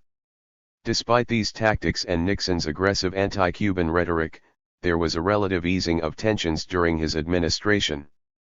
The priorities of his foreign policy were the great powers, the Soviet Union and the People's Republic of China, and the Vietnam War. He knew that the United States was losing the war and that it was immensely unpopular. In February 1970, in a speech to Congress laying out his foreign policy, Nixon did not mention Cuba. It was a secondary problem compared with the growing nationalism in Latin America. Chile and Peru were expropriating powerful United States corporations. Nixon did not impose sanctions on Peru for fear that it would follow the same path as Cuba. Henry Kissinger, who was the Nixon administration's leading voice on foreign policy, recommended keeping a low profile when it came to Latin America. It was pragmatic advice for a United States that was becoming more isolated every day. In September 1970, a U-2 spy plane discovered that Cuba was building a submarine base in Cienfuegos Bay. But Nixon was not interested in unleashing anti-Cuban hysteria during a congressional election campaign, which was more important to him and the Republican Party. He minimized the discovery. In January 1971, in a televised interview, he said that this base did not represent a threat to United States security, since the Soviet Union reiterated that there would be no offensive missiles in Cuba. Nevertheless, he asked the Pentagon to study plans to mine the port and blockade Cuba. 27 In February 1973, the United States and Cuba signed an agreement on airplane hijackings, and Washington authorized congressional visits to Havana. In 1974, under pressure from within the United States and the governments of Latin America, the Nixon administration allowed American subsidiaries to do business with the island. Drowning in the huge Watergate scandal, Nixon resigned, and Gerald Ford assumed the presidency. Ford tried to reduce tensions with Cuba through a covert dialogue. In November 1974, William Rogers and Undersecretary of State Lawrence Eagleburger initiated a series of exploratory meetings to clarify the main points of controversy and to seek solutions. The conversations continued through 1975.28. At the First Congress of the Cuban Communist Party in December 1975, Fidel noted that during the 1960s Cuba had approximately 300,000 men in uniform for its defense. But in the past few years, in the midst of a relative climate of peace, Cuba had been able to concentrate on problems of economic development and to reduce its defenses by more than 150,000.29. Some members of Congress supported the idea of moving closer to Cuba. The policies of hostility undermined United States prestige among its allies and especially in Latin America. Some felt that the economic embargo was a failure. In March 1975, Senator Edward Kennedy presented a proposal to lift it. Anti-Castroites in Florida called this resolution a despicable act and announced that they would respond with violence if it was approved. 30. When Cuba sent troops to Angola in October 1975 at the request of the MPLA to resist the invasion by South Africa, Washington ended the covert dialogues with Cuba and increased its aid to the FNLA and UNITA to prevent a victory by the MPLA. After Angola became independent, the United States continued supporting the FNLA and UNITA in their attempts to bring about a change of government in Luanda. A major conflict erupted in October 1976, when a Cubana Airlines plane leaving from Barbados exploded. 73 people died, among them the young members of the Cuban fencing team, which was returning to the island loaded with medals. Fidel accused the CIA of this sabotage, broke off the airline hijacking agreement with the United States, and announced that Cuba would not sign another until this terrorist campaign ended once and for all. Kissinger and other high officials denied that the CIA was implicated in this act. 31 In November 1975, the United States Senate Intelligence Committee published a 347-page report on CIA involvement in the assassinations or attempts on the lives of foreign leaders, which revealed that between 1960 and 1965 there were some 8 or more attempts to assassinate Fidel and other Cuban leaders. In February 1976, Ford signed an executive order prohibiting intervention by the CIA or any other United States intelligence agents to make attempts on the lives of foreign leaders. 32. Carter wanted a foreign policy of peace, non-intervention, and relaxation of the Cold War. This was a period of relative easing of political tensions with Cuba, supported by some groups in Congress. In 1977, several members of Congress traveled to Havana to talk with Fidel, and on their return they proposed that the embargo be lifted. In April, Undersecretary of State Terrence Todman traveled to Cuba to sign an agreement on fishing and territorial waters and to establish diplomatic contacts between the two countries. In September, the Interest Section offices were opened in Washington and Havana, in the Swiss and Czech embassies respectively. Secretary of State Cyrus Vance told the Senate Foreign Relations Committee that he believed it necessary to remove the obstacles to normalization of relations. Carter made such normalization conditional on an improvement in the human rights situation, the withdrawal of troops from Angola, suspension of Cuba interference in the internal affairs of the hemisphere, and compensation for United States citizens whose property was confiscated by the Cuban government. Fidel replied that he would agree to the repayments when and if the United States agreed to compensate Cuba for the damage caused by the embargo. 33. Carter did not renew the ban on United States citizens traveling to Cuba as was required every 6 months. He lifted the prohibition on using dollars in Cuba, suspended the spy flights, and allowed charter flights between Miami and Havana. In 1979 he authorized Cubans resident in the United States to travel to Cuba. This was the family reunion plan promoted by powerful Cuban exiles in the United States and agreed upon with the Cuban government. In Cuba, Carter's policy in defense of human rights focused on the release of political prisoners. In 1978 and 1979 Cuba freed around 4,000, leaving 250 imprisoned. The United States Interests Office served as a channel for obtaining these prisoners' freedom as well as the freedom of United States citizens being held in Cuba. In May 1978, Washington accused Cuba of having encouraged Catalans exiled in Angola to invade Shaba, a Zaire province of the Congo immensely rich in minerals. Chancellor Isidoro Malmirxa of Cuba emphatically denied the truth of this accusation.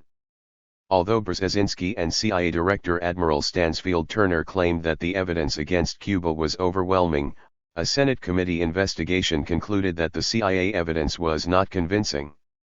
Publicly, Castro claimed that he himself had warned the United States about a possible uprising in Katanga. Carter acknowledged that this statement was true, but he argued that Castro should have given the warning long before he did. 34 But the two governments kept up their dialogue during 1978 in spite of these tensions. Their representatives met in Washington, New York, Atlanta, and Mexico City. The conversations centered on the subject of political prisoners in Cuba. They would remain limited to this topic until Cuba pulled its troops out of Africa. In June, the Senate approved a resolution that demanded the severance of all ties with Cuba, meaning the withdrawal of the United States Interest Office in Havana. The State Department opposed this resolution since it would adversely affect the United States interests. 35. In mid-August 1979, Brzezinski made public a CIA report on the discovery of a Soviet combat brigade in Cuba.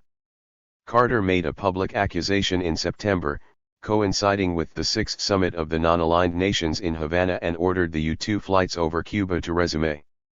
This Soviet brigade had been in Cuba since 1962, when the Soviet Union installed the missiles on the island, and many United States officials were aware of its presence.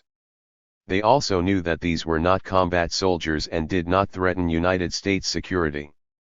This alarm set off by Brzezinski was repudiated in Congress. The Democratic Majority Leader, Senator Robert C. Byrd, called it a pseudo-crisis. In Havana, delegates to the summit laughed at Carter. With the non-aligned nations. At the third summit of the non-aligned movement in 1970 in Lusaka, Zambia, Cuba, a founding member since the organization's inception in 1961, began airing the thesis that the socialist countries were the natural allies of the non-aligned nations and the most solid bulwark against imperialism. The majority opposed this concept. At the fifth summit in Algiers in 1973, the summit of summits, for the first time equal attention was paid to both political and economic issues, and oil became a tool for exerting political pressure. The oil-producing Arab countries decreed an embargo of crude oil against the countries that supported Israel against the Palestinian people. The restriction on oil, on which the Western powers depended, the steep rise in its price, and the announcement by the Arab oil powers that they would withdraw their funds from Western banks created a panic. The United Nations of the Poor, as the non-aligned nations were disparagingly called, now emerged as a sixth power center in a multipolar world. Washington and the rest of the Western powers, which opposed the non-aligned movement, had a change of attitude after the summit. At the summit, Castro continued to promote closer ties between the non-aligned nations and the Soviet bloc. In his speech, he pointed out that the world was divided between capitalist and socialist countries, imperialist countries and the neo-colonized, colonialists and colonized countries, reactionary and progressive countries, between governments that support imperialism, colonialism, neocolonialism, and racism, and those that stood against all these. On the theory of two imperialist nations, each led by one of the superpowers, he asked rhetorically, where were the Soviet monopolies, its multinationals, its industries, mines, or oil wells in the underdeveloped world? Where were the workers exploited by Soviet capital in these countries? He reminded his audience that the weapons Cuba used to defend itself from the United States at the Bay of Pigs, as well as those sent to Arab, African, and Asian countries for use in their struggle against imperialism, came from the socialist countries, principally the Soviet Union. He warned that the confrontation with the socialist camp that was developing within the movement only favored United States imperialist interests. 36 Yugoslavia, India, and Algeria, all founding members, and Tanzania strongly opposed these positions. The Cuban government undertook intense diplomatic activity on the three continents to make Havana the seat of the Sixth Summit. For an entire year Cuban and Yugoslavian delegates traveled back and forth between Belgrade and Havana to clarify controversial points of and preserve the unity of the movement. The point of greatest conflict was Cuba's alliance with the Soviet Union. Tito feared that Castro would steer the movement in the direction of the Soviet bloc. In September 1979 the Sixth Summit was held in Havana. There was broad Latin American and Caribbean participation. Argentina, Cuba, Panama, Peru, Guyana, and Jamaica were members. Bolivia, Nicaragua, Grenada, and Suriname joined the movement, while Brazil, Colombia, Costa Rica, Venezuela, Dominica, and St. Lucie attended as observers. A total of 95 countries attended. Washington, aware that the proposed final declaration, prepared by Cuba as the host country, contained severe criticism of the United States, quickly attempted to modify the accusations by circulating a text of its own to its allies and friends. A nation friendly to Cuba provided Castro with the United States modified text. In his opening speech Castro denounced these maneuvers. Many countries presented amendments to the summit. India and Yugoslavia, founding members and guardians of the group's principles, wanted to reaffirm the movement's position with regard to the two blocs as far as pacts and military alliances were concerned. They would not allow concessions to the Soviet bloc. Their amendment remained in the final text. Cuba's proposed declaration was gradually modified and de-radicalized in the meetings of the commissions, where decisions were made by consensus. The Latin Americans succeeded in suppressing a paragraph that called for the dissolution of the Rio Treaty, Condeca, and the Inter-American Defense Board. They were forced to eliminate the paragraph, since they could not hope to undo commitments and dependencies to the United States superpower with a stroke of the pen without suffering grave consequences. In October 1979 Castro, as president of the movement, went to New York to present the results of the Sixth Summit before the United Nations General Assembly. When he entered the hall packed with delegates, its galleries filled with journalists and the general public, he received a tribute never before given a government representative in the World Organization's history. He was greeted with a long-standing ovation. His speech was interrupted several times by applause, and when he concluded, there was another long-standing ovation. "I have not come," he said, "to speak of Cuba. I come not to expound before the heart of this assembly a denunciation of the aggression of which our small country has been the victim for 20 years. Neither do I come to wound with unnecessary adjectives our powerful neighbor in its own house." His speech was, in fact, not directed at the United States, but his denunciations of the injustices, the inequalities, the oppression, the exploitation, and the anxious situation of the developing countries constituted an implicit criticism.